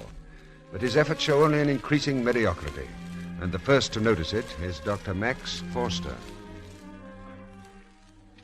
You sent for me? 2 hours ago. What in thunder's the matter with you, Bevan? All right, what is it you want? I want you to get hold of yourself. For all the use you are to me, you might as well be in Timbuktu. Moping around like a sick calf. I'm getting fed up. All right, tell me what you want and I'll do it. That's what I'm here for, but I don't have to listen to you. Oh, you don't? Hearing straight, plain facts is a little too strong for you, is it? And I thought you had backbone. Well, I was wrong. Oh, but that's impossible. You couldn't make a mistake. I made one in you, and I admit it. The cold-blooded Dr. Bevan, a true scientist. Look at yourself, a sniveling pup, afraid to face life. By heaven, that girl had more stuff in her than you. Girl? What girl? What girl? What girl do you suppose? You might as well have married her. Look at me. Did you talk to Audrey? Take your hands off me. Tell me while you got a chance. Did you get her to go away? Yes. Yes, I talked to her. And she had more sense than you. She saw how stupid the whole thing was. You swine, you cold-blooded little hypocrite. Talk about backbone. You think you're fooling me? You'd have been married now if you'd had the chance, but she died, didn't she? Bevan. And just because you couldn't be happy, you don't want to see anyone else happy. That's why you sit on your little tin throne and try to play God. I did what was best for you. You were throwing away your life. That's a lie. With her, I'll be everything I ever wanted to be, including a better man than you. Because I'll know something you never know. I'll know what's inside of people besides blood and bones and nerves. I'll know the thing inside that really matters. Come back here. I'm not through with you. Well, that's too bad, Dr. Forster, because I'm through with you. I've been your stooge long enough. I've done your dirty work, taken your abuse, but now I'm free. And I'm clearing out. And where do you think you're going? To find her. Save yourself the trouble, Brother Bevan. The Hilton girl has gone back to China. All right, then I'll go to China.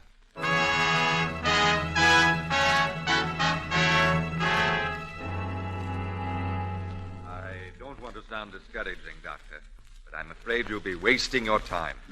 I came to China to find her, and I'm not giving up now. These are war times, Doctor. All means of communication with the interior are destroyed. If you do get there, Miss Hilton may be 1,000 miles away.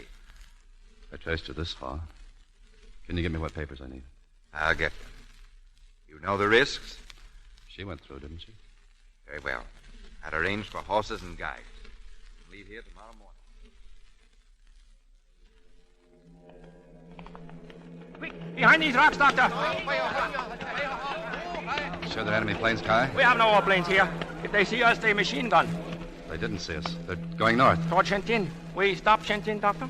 Yeah, just long enough to feed the horses. Our troops keep ammunition near Shentin. It is good we do not stay there. That is where Japanese planes go.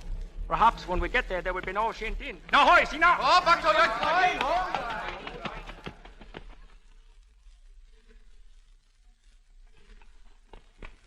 Obama's came, Doctor. This was village we call Shentin. It's a slaughterhouse. Like a nightmare. Perhaps we do better not to stop? We've got to rest the horses. Tell your men. Wait, this place here, what is it? I do not know. Monsieur. Yes? You will pardon my amazement, monsieur, but I did not expect to see a white man. Oh, can I get food for these horses? And for yourself, monsieur. The hospital here is at your disposal. Hospital? Where's the doctor? Well, permit me, such as I am. My name is Lafayette. Your arm? The air raid. But I was fortunate. Only a fractured arm. Well, if you'd care for me to look at it, I'm also a doctor. A doctor? Oh, but this is God's mercy. Come in, monsieur. I beg you to come in. I have 40 wounded inside.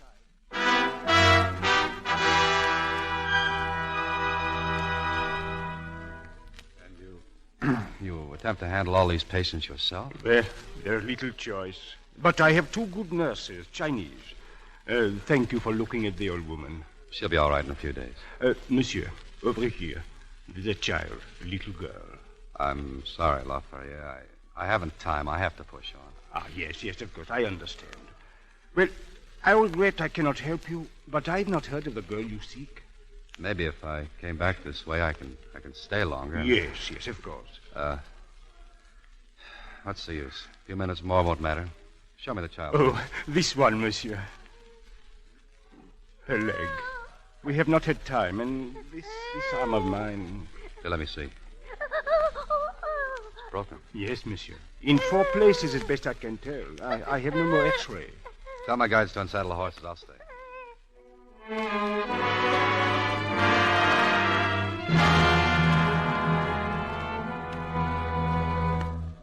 Where's Ether, Doctor? Hurry, will you? That boy was hemorrhaging. You can take off your gown, Doctor. What do you mean? The boy died an hour ago. Oh. Come inside. You must lie down. You have not been here. Poor heavens. I don't make them... What to do? Reassure them. What words could... monsieur, I am much interested in your technique. In all my experience, I have seen but one other man who uses instruments as you do. Oh? Yes. At the Sorbonne in Paris. I once studied there. The great Forster. A few weeks ago, I was the assistant of the great Forster. Monsieur, you are joking. No. Nobody jokes about Forster. Listen. Planes? Yes, Doctor. Planes and bombs. They wouldn't bomb here again. I'm afraid they will. They are trying to destroy an ammunition dump. They missed it yesterday. We've got to remove our patients, Doctor. There is a bomb shelter in the rear. Hurry, please.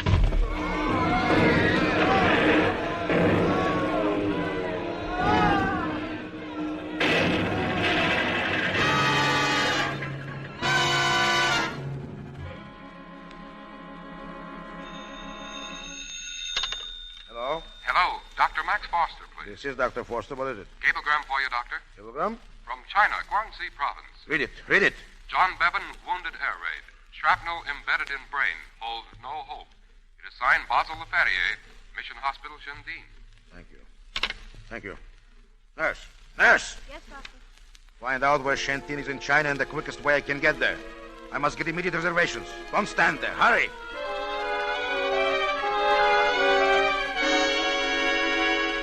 It is incredible you got here at all, Dr. Foster. But you cannot expect to do the impossible, even under the best conditions. The one is dying, but he's still alive. We must do what must be done. Operate here? Of course. Well, There's a Chinese doctor with him now, Dr. Chong. He can help you more than I. My arm. Oh, yes. But you'll stand by. I may need you for a transfusion. Now, get your surgery ready. Lafayette. Yes? The girl, Miss Hilton. Did Bevan ever find her? No. In his delirium before the coma, he asked for her so many times. We are trying to locate her. You know where she is? On the rumors. A village 100 miles up the river. There is talk of a white girl who drives an ambulance. A white girl with a Chinese name. Send for her. We have already. Perhaps she is the one he saw. Now, we're waiting. We're wasting time. Start anesthetic. I'll be right in.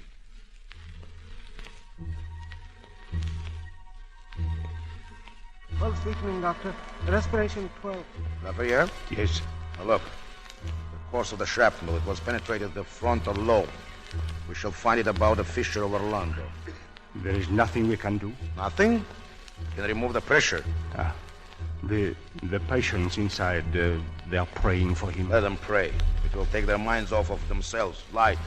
Now, where's more light? If you were Bevan, Doctor, would you want prayers or my skill? I would rather not answer that. Well, retractors.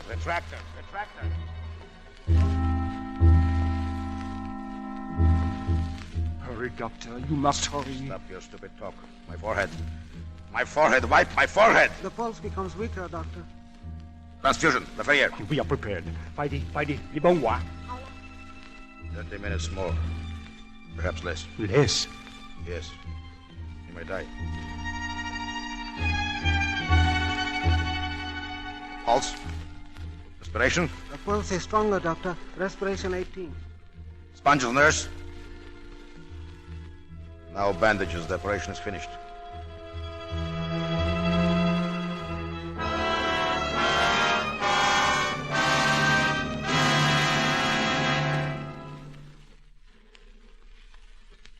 He should have started to rally hours ago. The pressure was lifted. There is still hope, Doctor. He holds his own. I tell you, I cannot understand it. You must not harass yourself.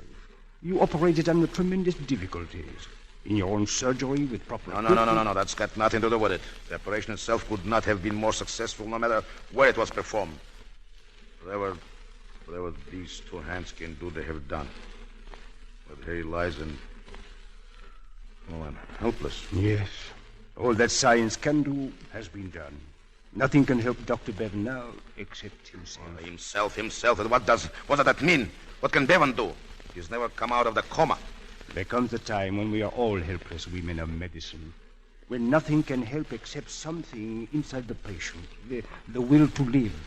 If there were some way to strike a spark with him... Save your breath, please. I have no time to listen to talk of mystic powers. Oh, no. I speak of nothing strange, monsieur. I speak only of his soul. Doctor, do you hear? The planes again. Planes? You cannot move him. Get me mattresses quick. Furniture, anything. Anything that might protect him. Wait. It comes from the west. The Japanese never come from the west. John, look. It is a Chinese plane. It is landing. A woman gets out. A woman. What woman? He's coming to us, gentlemen. It is Audrey Hilton.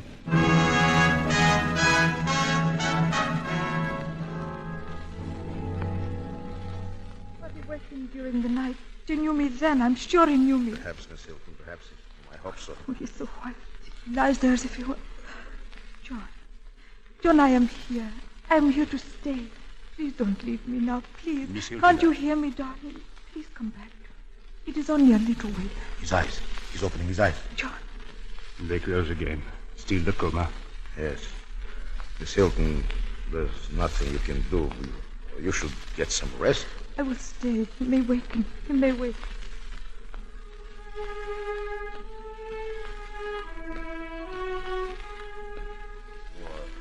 I must have dozed off. How's he? He has not moved. What's this? This is a blanket. The dawn was cold. She put it about you. Audrey? Audrey.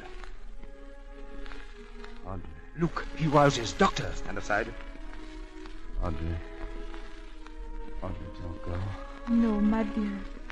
I will stay always. God in his infinite mercy. Master. Is that you? Yes, John. Don't try to talk. Die. Water. No. It's too soon. Not yet. I'm tired. So tired. Water. I sleep. Sleep, my darling. The sun will be here when you wake. The sun and I. The sun. And you. Doctor. All I could do, I did. It was not enough. What are you saying? Look at him. The shock was too much for any human. But he's breathing. It is regular. Sometimes I think that perhaps... Here. He's sleeping. Look, his face, the color returns. He will recover. Thank God. Oh, thank God. Audrey. Come here, Audrey. You saved his life. No, not I. Nor science. No, it was something beyond us. Audrey, I don't know if you can forgive me, either of you. But what I did to you both, I thought it was for the best. I wanted him to be as great as I knew he could be. Please try to believe it. I believe. I thought I had given him the greatest strength any man could know, science. But I have seen something even greater. Surely there is a God in the heavens, for I have seen... Yes, I have seen his miracle.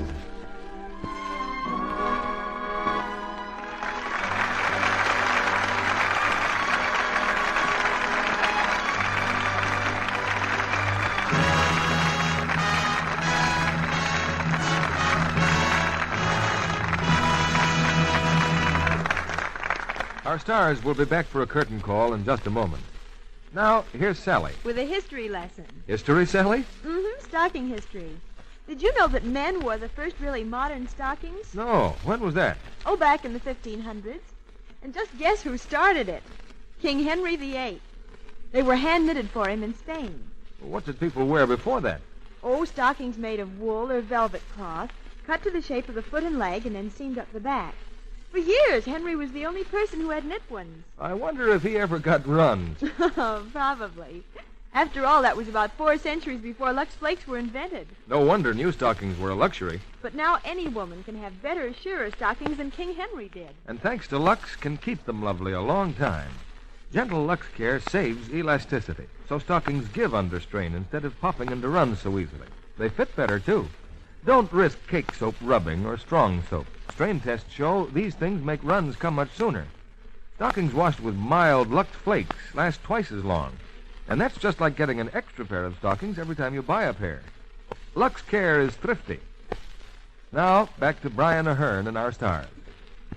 I'm sure we're all grateful to Alan Ladd, Hakim Tamirov, and Ann Richards for their excellent presentation of tonight's play. And I must confess that after so many appearances on Lux myself, it was sort of fun for me to sit on the sidelines for a change and watch. Well, you deserve it, Brian. After your long trek overseas, we've heard a lot about your good work at the battlefront. Well, entertaining those boys is really a privilege. But it's nice to be home again and to welcome a new star to our stage in such a pleasant form as Miss Ann Richards. Thank you, Mr. Ahern. Gave me a charming leading lady, Brian. I can readily see why she's Australia's favorite screen star. I think she'll be one of America's favorite screen stars, too. When you see her in the picture she's just finished for Hal Wallace. Yes, in love letters, and his letter perfect. Well, what have you been doing at Paramount, Hakim? Me? Oh, I was watching Alan Ladd. Watching Alan? What, with Ann Richards on the lot? Well, she's been watching Alan, too. Yes, that's right. What's the matter? Afraid he'd walk off with the props? No, but you see, we're both interested in horses.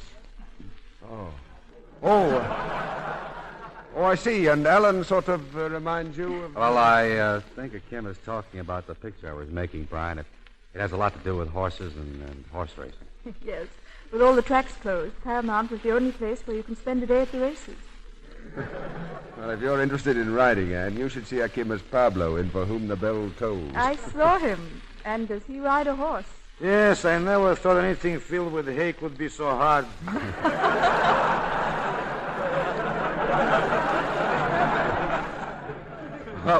Well, you stayed on all right, Hakim. Yeah, sure. I got my pants caught in the saddle. Well, while you're caught in the saddle, Hakim, let me remind you of our show for next week, which also has to do with saddles. It's the brand new RKO screen thriller, Tall in the Saddle, starring John Wayne and Ella Raines in their original screen roles. Together they bring you an action-packed adventure story woven around a mysterious murder and complicated by two women fighting for a man's love. It's a story of suspense and drama in the best Western style. Sounds like great entertainment, John. Good night. Good night. Good night, and I hope we meet again.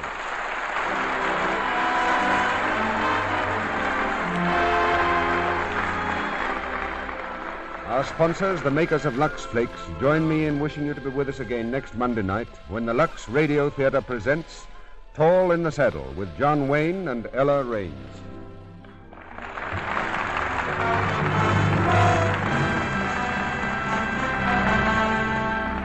One of the timeliest jobs that you can do for America at war is also one of the easiest. It's saving those waste fats and greases from your kitchen. Little as they mean to you, they're vitally important in the manufacture of essential war materials, which is why your butcher is prepared to give you 2 red ration points plus 4 cents for each pound. Strain waste kitchen fats into a clean can, rush them to your butcher. Heard in tonight's play were Truda Marson, Norman Field, Jay Novello, Cleet Lee, Ralph Lewis, Eddie Marr, Robert Regent, Charles Seal, Lal Chand Mehra, Leon Ledoux, Barbara Jean Wong, and Paul Theodore. Our music was directed by Louis Silvers. This program is broadcast to our fighting forces overseas through cooperation with the Armed Forces Radio Service. And this is your announcer, John N. Kennedy, reminding you to tune in again next Monday night to hear Tall in the Saddle with John Wayne and Ella Raines. Lux presents Hollywood.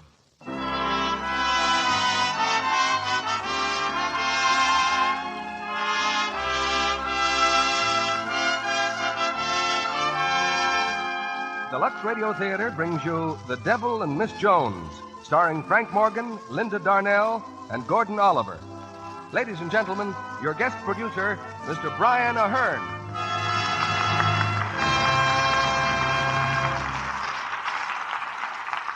Good evening, ladies and gentlemen. An unnamed philosopher once made this simple observation, that when you look through your window, you see the crowds in the street, the world on parade. When you look in your mirror, you see only yourself.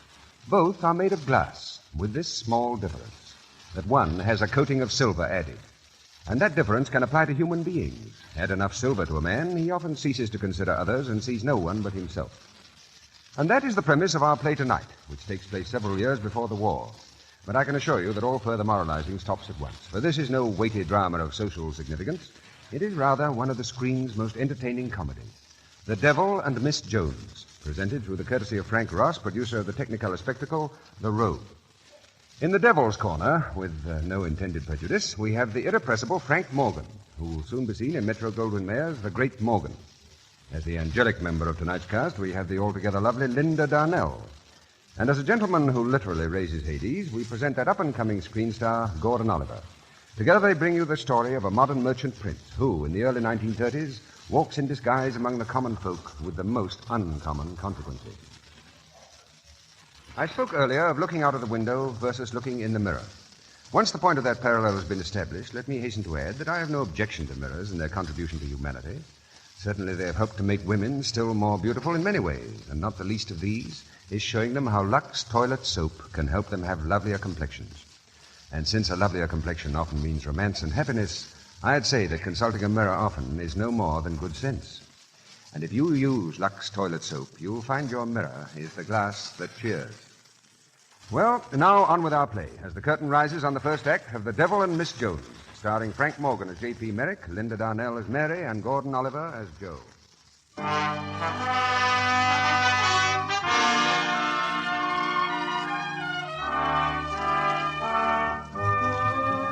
J.P. Merrick is one of the richest men in the world. Now, this is nice work if you can get it, and J.P. has had it for 50 years. He is the controlling voice of 30 great corporations. His fingers wiggle in 100 financial pies all over the country. But now, one of those pies is turning slightly moldy. The morning paper carries the screaming headlines, "Richest man in world hanged in effigy outside his own store on 38th Street." In Mr. Merrick's living room, his 4 financial advisors have come to give their advice. They're all great brains, but they are shaking in their boots. As Mr. Merrick enters, the quartet jumps nervously to its feet. Morning, J.P. How are you, J.P.? Morning, J.P. Good morning. I suppose you gentlemen have seen the newspaper? Yes, we have, J.P. Richest man in the world hanged in effigy outside his own store on 38th Street. Picture on page 6. I thought I sold everything below 38th Street years ago. Oh, well, that store's right on 38th Street, J.P., so we kept it. It's the Neely department store. Look at this picture. That dummy doesn't look like me. Maybe it's supposed to be one of you. I don't think so, sir. There's a sign on the dummy with your name on it. Where? Here, see? M-E-R-R. And that's all you can see. Those people there are in the way. Yeah. What are those things on my head? Why, I believe they're supposed to be horns, J.P. Horns? And that thing's the tail?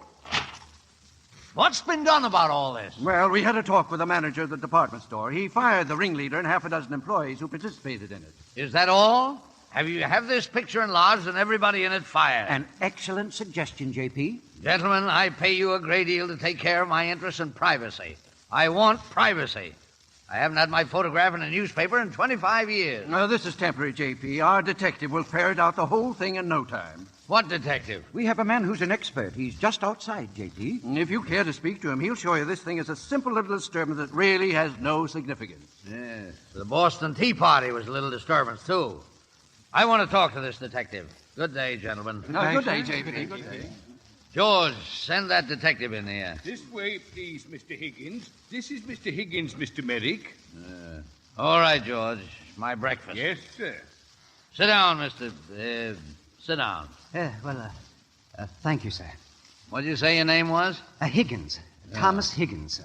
Well, what progress have you made, Mr. Higgins? Well, I've gotten a job in the store, sir. Nobody in the whole store knows I'm a detective, except the personnel head. And he gave me a card. Here it is, sir. Yeah. To whom it may concern. Thomas Higgins is employed in a confidential capacity and is accountable only to me. Signed Arthur W. Davis, personnel head. You see, sir, I'm a salesman in the children's shoe department. And that's the hotbed. That whole 5th floor. Your breakfast, Mr. Merrick. Will you have the graham crackers individually, or shall I crumple them in the milk, sir? Individual? Yes, sir. No. You can crumple them for a change. Yes, sir. Tell me, Higgins, how soon could you find out who these employees are, the troublemakers? Well, not more than 2 or 3 weeks, sir. Why not 2 or 3 days? Well, I've got to worm my way into their confidence, sir. Become one of them. How do I know what they'll do in the next 2 or 3 weeks? I'm not going to hang from every lamppost in the city while you worm your way into their confidence. Is there anybody you suspect? Well, I haven't really started, sir. I thought I'd begin the day after tomorrow. What's that? Well, my wife's having a baby in Philadelphia. That's where I live. I thought I'd go home tomorrow. Mr. Higgins, I don't think you ought to be separated from your wife while you're having a baby. I'll get someone else for this assignment. Well, that's very considerate of Mr. Merrick, but It's nothing at all. I'll just keep this card for the next fellow. Good day. Well, I'm very grateful for your kindness, Mr. Merrick. Yeah, it is perfectly all right. You just go back to Poughkeepsie and forget all about it. Poughkeepsie? Oh, yes. Yes. Well, good day, sir. Baby. Mr. Merrick, sir, it's time for your pepsin. Dr. Schindler made it up into chewing gum. He thought you'd like the change. Yeah. Look at this picture, George. They've even got a tail on me. They're on the dummy. And look at the faithful employees who are hanging me. Morons, sheep. No wonder you can convince them of anything. Oh, I'd like to hear one of those troublemakers talking. I'd show them. I'd tell them.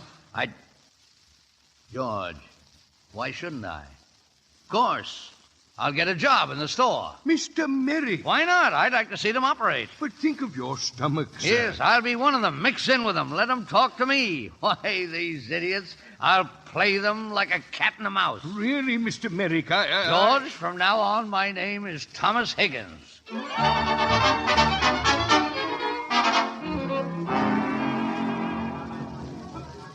Good morning, sir, and what can I do for you? Oh, are you, the section manager? I am, sir, section manager of the shoe department. At your service, sir. Well, I'm working here. I'm the new salesman. If there's any... Oh, you are? Yes, Well, let's see your slip. They gave you a slip, didn't they? Oh, yes, right here. So you're Higgins? Uh-huh. Yes, sir. Yes, sir. Or preferably, yes, Mr. Hooper. Hooper. Higgins, I've already had a report on you. In the intelligence test you took this morning, your rating was 66. That's 1 point over the lowest passing grade. 66? There must be some mistake. I answered all the questions. You might have answered some of them wrong. That's possible, isn't it? I said that's possible, isn't it? Yes, it is, sir. We don't make mistakes, Higgins. Neely's is always right. This is the lowest intelligence rating in my department. I hope you have other qualities to compensate for it, for your own sake. Miss Jones, Did you call me, Mr. Hooper? you heard me, didn't you? Well, I'm sorry, sir. I was just going to wait on a customer. Never mind. Miss Jones, I'm assigning Higgins to slippers. Show him his duties. Welcome to the shoe department, Mr. Higgins. You come right along with me. Well, thank you. I'll have my eye on you, Higgins. Just remember that. Yeah, you will, eh? Now, this will be your counter, Mr. Higgins. Bedroom, lounging, and house slippers. You know, this is really much the best job. No bending down for try-ons, no running back and forth for different models. I wish I had this counter.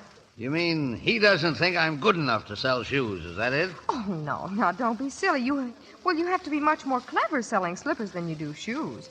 Don't forget, people can always do without slippers. They have to be convinced. How could he tell I'm not as good a salesman as the next one? Now, don't be so touchy. Look, you can sell shoes when you're relieved for lunch, and you show him then what a good salesman you are.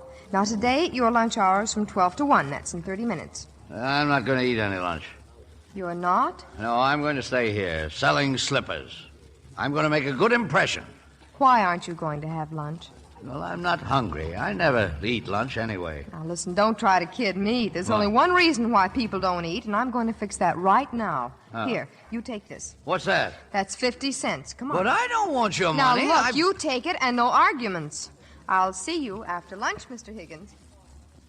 Would you mind attending to business, please? I'm trying to buy some slippers. Listen, who do you think you're talking... Oh, Yes, madam. And what can I do for you, madam?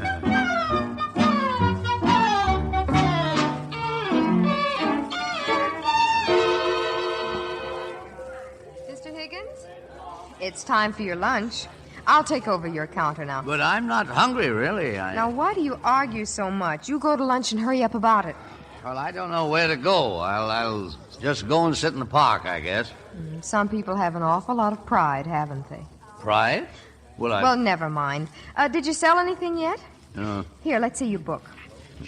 Oh, 1 pair men's house slippers, $1.98. Well, that's fine. Did you have any trouble selling them? Oh, no, not at all. Oh, that's wonderful. You see, my feet started to hurt.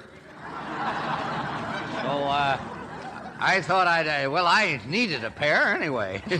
Mr. Higgins, you sold them to yourself. Well, isn't that allowed? Well, of course, but...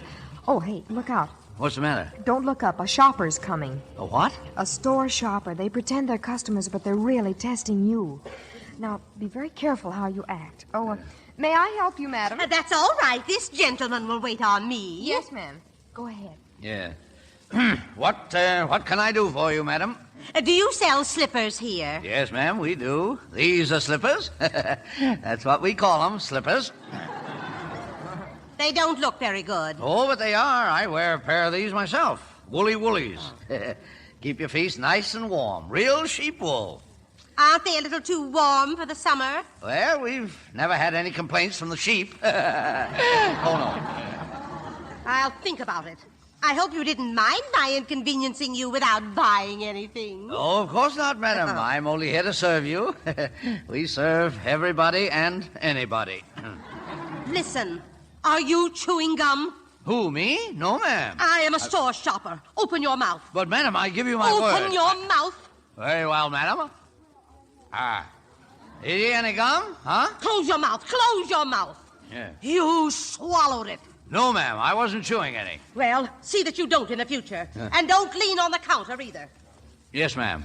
Oh, nice work, Pop. You didn't do bad at all. Thank you. Say, is swallowing gum bad for your stomach?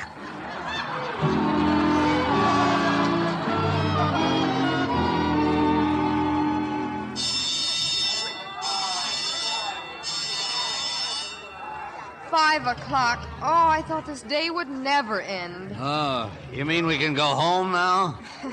We are as free as the birds until 8:20 a.m. tomorrow. Employees! Listen, employees, here I am over here. Oh, it's Joe again. Gather around, everybody. All the employees of the Neely store. Oh, Joe, don't, please. Come on, everybody. Well, who's that fella? Oh, it's Joe. He used to work here. Now he gets thrown out of the store every afternoon. Joe, listen to me. Folks, I have a message for you. They fired some of us for asking for our rights, but we haven't given up. We're still at it. Attaboy, Joe. Stop this! Stop this at once! I'll call the detectives. Go on, call the detectives, Mr. Hooper. Who cares? Don't be afraid, employees. Come to our meetings. If enough of us stick together, they won't be able to stop us. Nobody listen to him. Nobody listen to him. Detectives, get rid of this man. Get him out of here. I repeat, folks, come to the meeting tonight. We've got to fight together. Okay, buddy, come on outside. Let go of me. Outside. Folks, they're throwing me out again, but they can't stop us. Come to the meeting. Grab him around the neck, Eddie. I got him. Don't be afraid. Right is on our side. Shut up. They can't stop us. Go They can't. on, get out Don't of here. forget, Come to the meeting. Oh, Joe, why does he always do that? Come now, clear the floor, please. Clear the floor. Is that Joe person a good friend of yours, Miss Jones? Joe? Oh, Yes. Joe's the greatest guy in the world. Fellow employees, gather near the loudspeakers, please. Who's that? That's Mr. Allison, the general manager. He talks to us every day over the public address system. Fellow employees, there was a disturbance on the 5th floor a moment ago. Nothing short of trespassing. A criminal offense. There are still some troublemakers employed in this store we have not as yet ferreted out. But we shall. And if employees are found cooperating with these traitors in our one big happy family, I can tell you now, they will not only be discharged, but blackballed from ever working in any department store in this city. Now, may I wish you all a very good evening. Good night, fellow employees. Why, the big Tell me, Mr. Higgins, are you doing anything tonight? Me? Oh, no, not especially. You come with me. We're going to that meeting.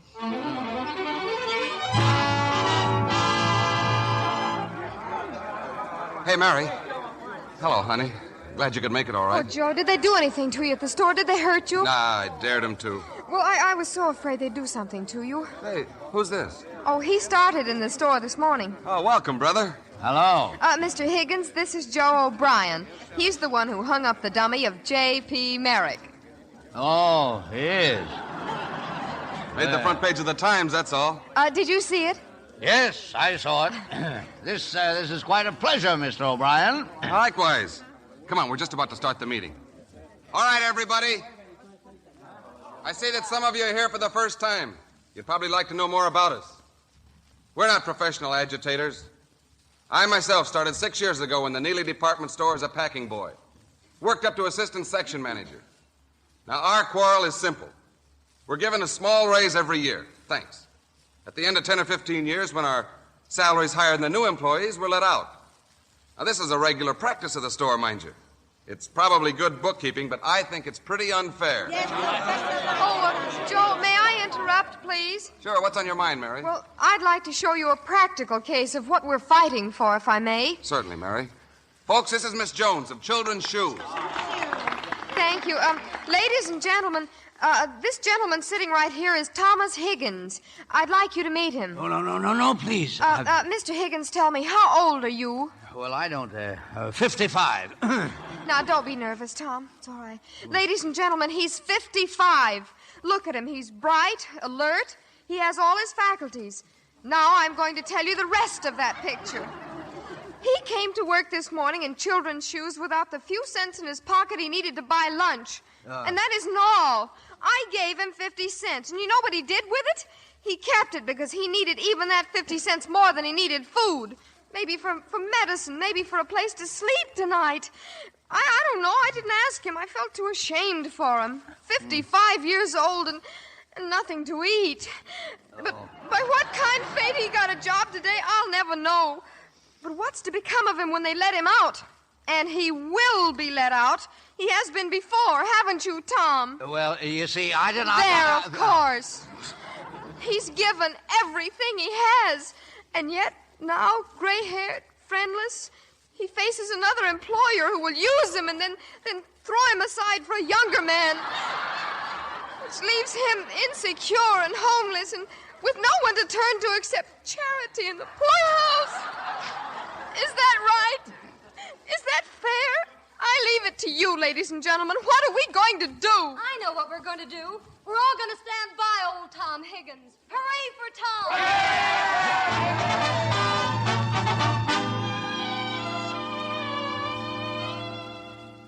And then they all stood up and cheered for me. What do you think of that, George? Very interesting, Mr. Merrick. Yeah. Now, if you just put your feet in this hot water, sir, I am sure they'll feel a little better. Yeah. Oh, yeah. Oh, gosh, that's... Yes, those idiots making me one of them. I'll show them who hangs who. I'll hang every troublemaker in the place. Have you got those notes I telephoned to you? Yes, sir. Yeah. Here they are. 1, intelligence tests out. Yeah. May I ask why, sir? No, you may not. Yes, sir. 2, pay back 50 cents to Miss Jones. 3, do something about section manager. Yeah, and add another one. Store shoppers out. Yes, sir. Store shoppers out. You know, George, I didn't do so well selling things today. Really, sir? Well, it's just a matter of luck, that's all. Oh, yes, sir, yes, of course. But I'll fix that. What I want you to do is to find a little girl somewhere, bring her to the shoe department tomorrow at exactly 10 after 12.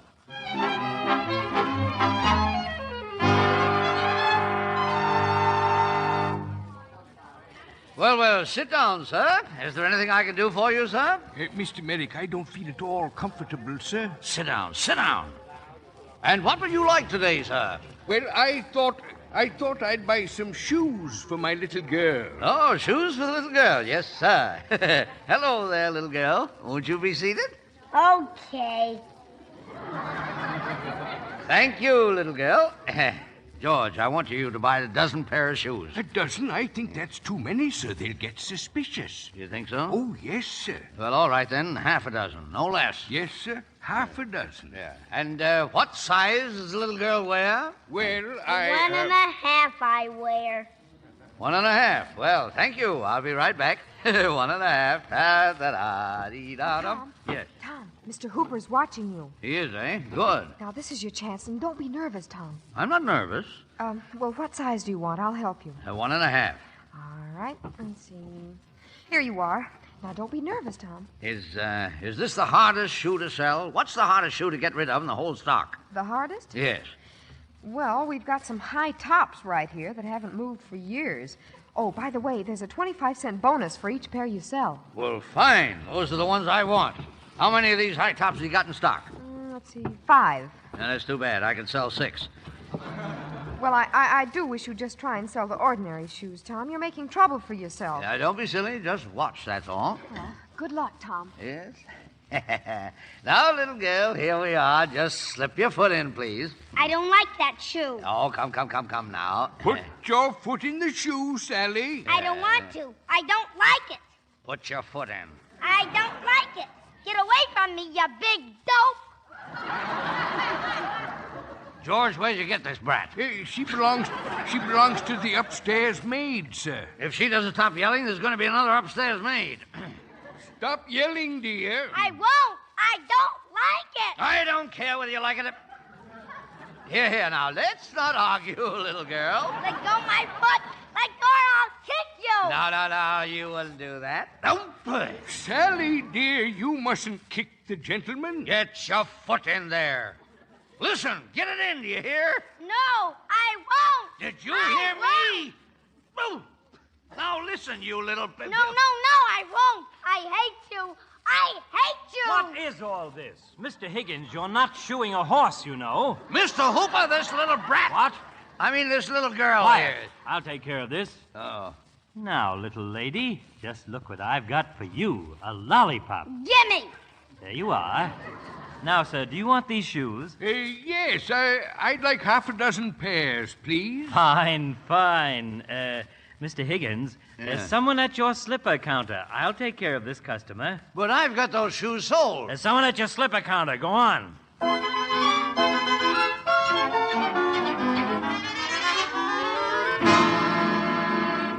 Don't you lose confidence in yourself, Tom. You could have sold them just as well. Mr. Hooper only butted in because he wanted to get the bonus. I don't remember when I've disliked anyone as heartily as I do him. And I've disliked quite a few people in my time. To their misfortune. Well, you just forget all about it now. I'm an elephant, Miss Jones, a veritable elephant. I never forget a good deed done me or an ill one. Well, you mustn't say anything to Mr. Hooper about it. He can tie the can to you, you know. What can? Well, tie the can to you. Get you fired. Now, promise me you won't say anything to him. Promise. No, all right. I won't say anything. Tom, do you know what would be very clever? What? If you'd go over right now and thank him for helping you out. Thank him? Well, you want to keep this job, don't you? You're in no position to be independent. Now, go on over. Go on. Oh, very well. Be nice now. Yeah. Oh, Mr. Hooper. Yes? Mr. Hooper. Well? I wanted to say about that sale. Oh, yes. You've got quite a way with children, Higgins. Well, They certainly take to you like a duck to water. Yes, well. Hot water. Well, I probably couldn't have handled it as well as you. As well as me. You couldn't handle it at all. I made that sale. Oh, I don't know. I have a hunch those shoes are coming back. My sales never come back. Is that so? Mm-hmm. You want to bet? Certainly. How much? Well, make it easy on yourself. How much can you afford? Well, I can manage to scrape a little something together. Would $10 be too much? Make it 20. I'll be lucky if I get the 10. I'll say so. And if you want to bet any more, brother, I'll even give you odds.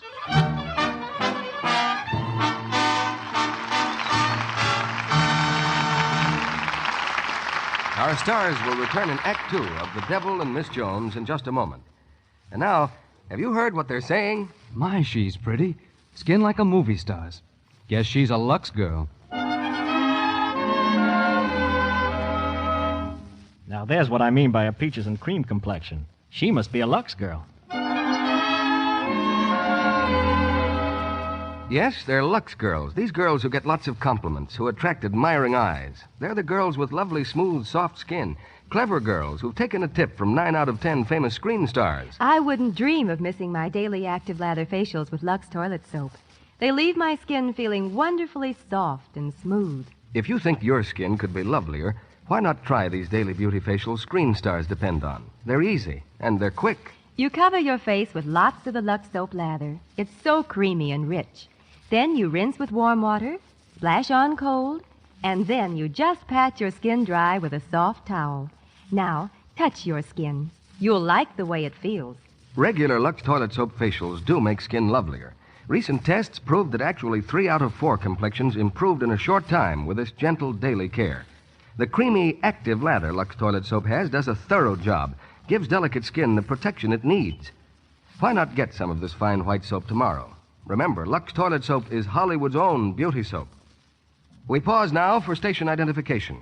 This is CBS, the Columbia Broadcasting System.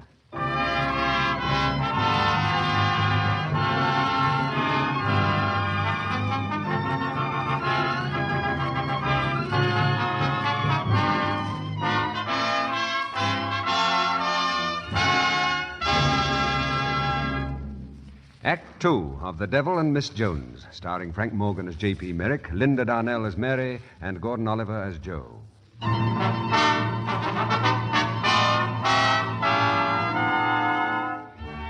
It's almost a week since J.P. Merrick went to work as a shoe salesman in his own store. He's finding out a great many things, principally that selling shoes is hard on the feet. Once again, in his living room, he immerses those tired members in a pan of hot water. It's very interesting, George, my little experiment. I'm glad you're enjoying yourself, sir. I watch the little ants scurrying around, and I know each and every one's going to get his just desserts. Oh, I'm sure they are. That Joe, Mary's fella. Bad, an evil influence on the girl. Kind of Svengali, corrupting her whole viewpoint. I'm going to break that up tomorrow. Tomorrow? Tomorrow's Sunday, sir. Well, that's right. They've invited me to go along on a sort of a picnic or something. Coney Island. A picnic? You, sir? Coney Island? A beach picnic. I'm supposed to bring something. I said I'd bring a bottle of wine, but they don't think I will because I haven't the money. Well, get along to the wine cellar, George. Yes, sir. Say, George, what's the best bottle in the whole place? I'd say the Romani Conti, 1903. It's good, eh? Oh, rather, sir. There were only 24 bottles in the world originally. You bought 12, and the royal family had the other 12. Well, that's it. You go down and get it. But take the label off the bottle. I don't want them to be suspicious. Label off the bottle? Yes, sir.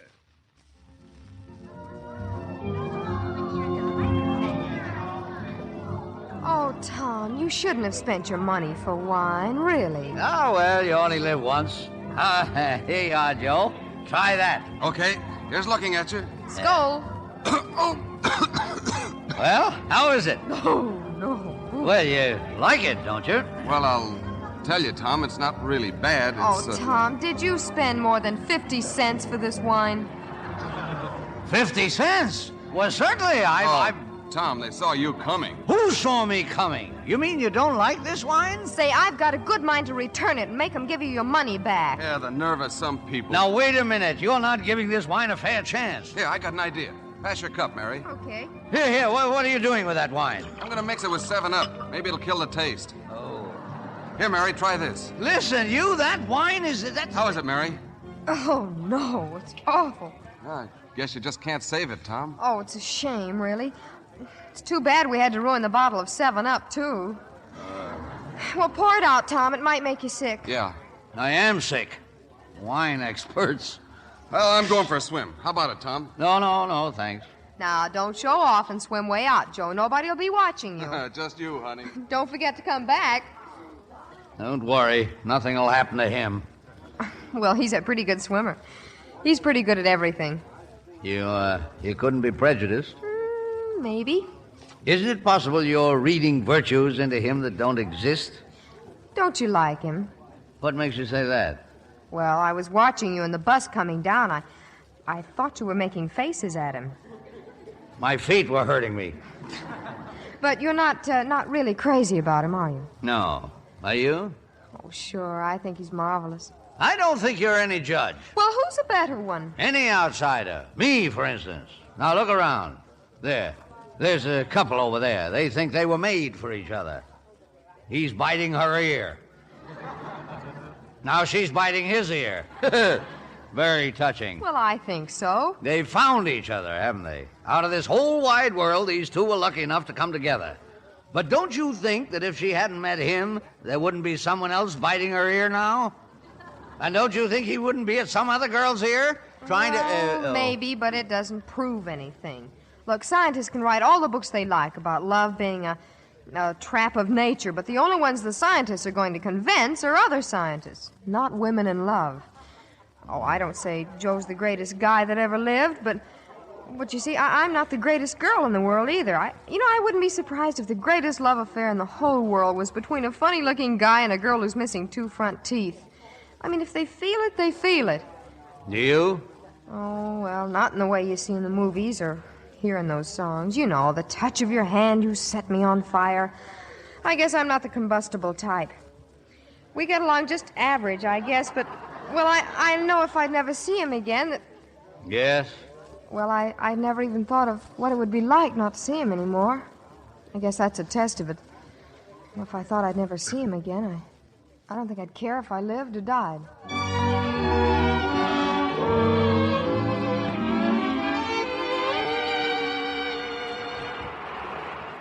Hey, Mary. Hmm? Want another swim? Mm-mm. It's getting pretty late. Maybe we better wake Tom up and go home. Oh, let's let him sleep a little longer. He must be awfully tired. Say, have you watched what he's been eating? He acts like a guy that's just discovered his stomach. I didn't think a goat could put that stuff away. Oh, Joe, I feel sorry for him. Do you know he's never been married? So? So it's a shame. Oh, he must be very lonely. You know, if you haven't got someone that really cares for you, you're all alone. You're one person against the world unless you have someone. Then it's only half as hard. At least you're 2 against the world. So you both starve together instead of starving alone. Oh, now, Joe, don't let yourself get depressed. Oh, it's all over, Mary. We've lost. What do you mean we've lost? 400 names out of 2,500 employees, and how can you blame them? Blacklists, door detectives. I don't see how we got the 400. Well, maybe if you gave it more time, Joe. Time? We've had a year already. Oh, it's no go, Mary. I know it. Let the poor suckers who are working at least keep their jobs. Oh, Joe, if you could only reach all of them. Yeah, if, sure. Mary, I want to talk to you. I meant to do it when I brought you home, but I guess now's as good a time as any. I can't get a job in New York, Mary. I can't see you anymore for a while. What do you mean? I can't take up your time anymore. Is that what you call our relationship, taking up my time? Well, I haven't got the right to take up your time, is what I'm trying to tell you. Well, I think you might ask my opinion about that. What are your plans, Joe? What do you want to do? Go out of town? I'll go with you. That's not such a terrible thing to ask. Oh, Mary, But I'd love to if you want me. Oh, Joe, I wish you'd marry me just like it is. I'm not afraid. No, women are never afraid. How long do you think you'd be in love with me, living off your salary? Well, that's nothing to be ashamed of if you can't help it. Not to you, but it is to me. I can't be in love under those conditions. And I couldn't go away obligating you to wait for me. Well, that's very considerate of you, at least. Maybe I hope you'll wait for me. You're young and attractive. You got a whole life ahead of you. Go out and meet people. Have a good time. Who knows? You might get interested in somebody wonderful. Yeah, that's just what someone was telling me recently. That's what nature does, let you get interested in other people. Well, then I don't promise to wait for you, if that'll make you happy. But you're nothing but a coward. What? Sure, for all your courage, you can't even face life. You're afraid to get married because you might not be able to get a job. It's not me I'm worrying about. I'm not going to get locked up in a hall bedroom watching you iron my shirts, and nobody's going to make me. Oh, nobody's going to make you do anything. Go on, go out of town. Go any place you like. Oh, Mary, now Right now you can go on home. Go on, unless you're afraid of the dark.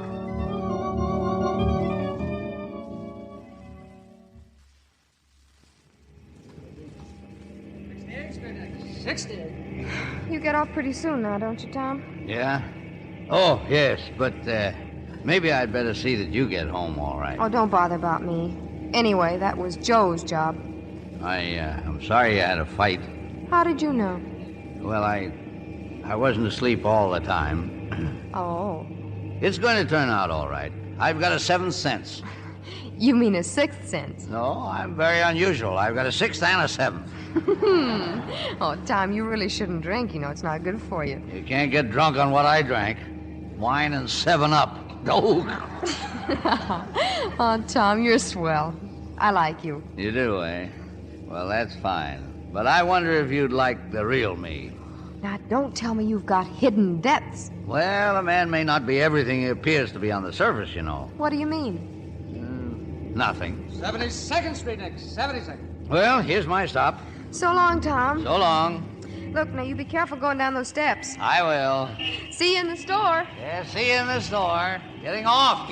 Step lively, please. Take your time, son. Okay, Tom, you dropped something. Bye, Mary. Listen, you dropped some papers out of your pocket. They're here on the seat. What? Some papers, cards and things. What? Come on, step lively. I'll keep them for you, Tom. Keep what? The cards.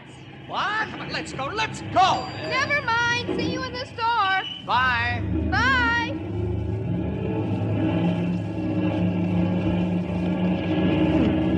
To whom it may concern, Thomas Higgins is employed in a confidential capacity.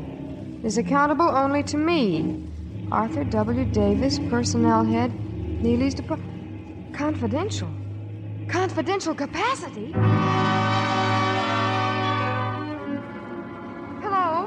Hello, is this you, Joe? This is Mary.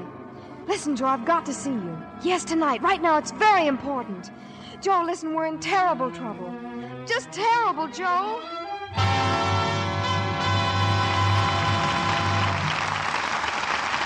In just a moment, Brian Ahern and our stars will return with Act 3 of The Devil and Miss Jones.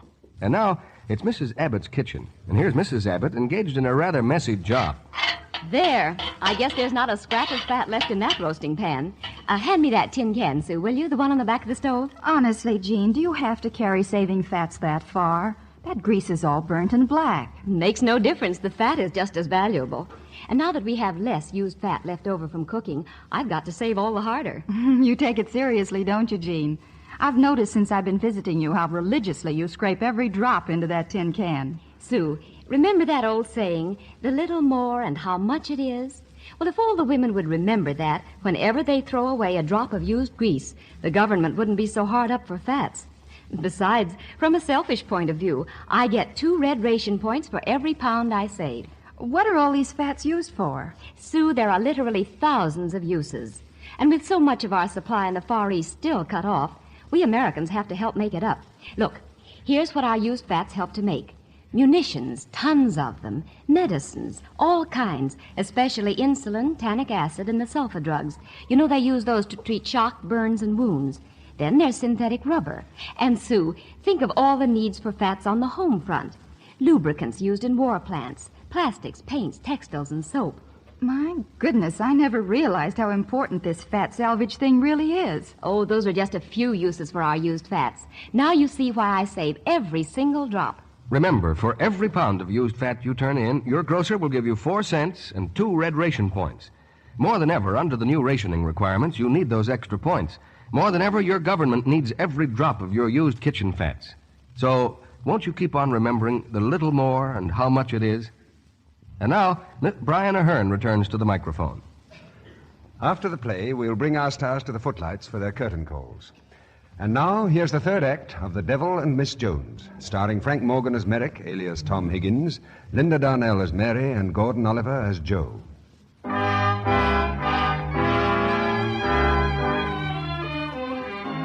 Mary has discovered that Thomas Higgins is a spy for the Neely department store. Her argument with Joe is forgotten now, and in her mind is a single thought, to protect her friends. It's late at night when Joe arrives at her apartment. Well, what's it all about? Joe, do you remember that list of names? The 400 employees? Sure. Well, where is it? Have you got it? No, I gave it to Higgins. You gave it... Oh, when? Down at the beach. I had it there checking it off. When I went in for a swim, I stuck it under Higgins' towel. Oh, Joe... What's the matter? You can get it from him tomorrow. Tomorrow's too late. Higgins is a spy for the store. Higgins is... You're crazy. I am not. Look at this card. Thomas Higgins is employed in a confidential capacity and is accountable only to me, Arthur W. Davis, personnel head. Let me see that. There's no mistake. And he's got all those names. Where does he live? I'll get that list back tonight. Oh, I don't know. He got off the bus at 72nd Street. Oh, that's no help. Listen, tomorrow you get him in the stockroom. I'll get that list. Now, how are you going to get in the store? Don't worry how I get in the store. You get him in the stockroom, see, and I'll join you. I'll get that list if I have to hit him over the head.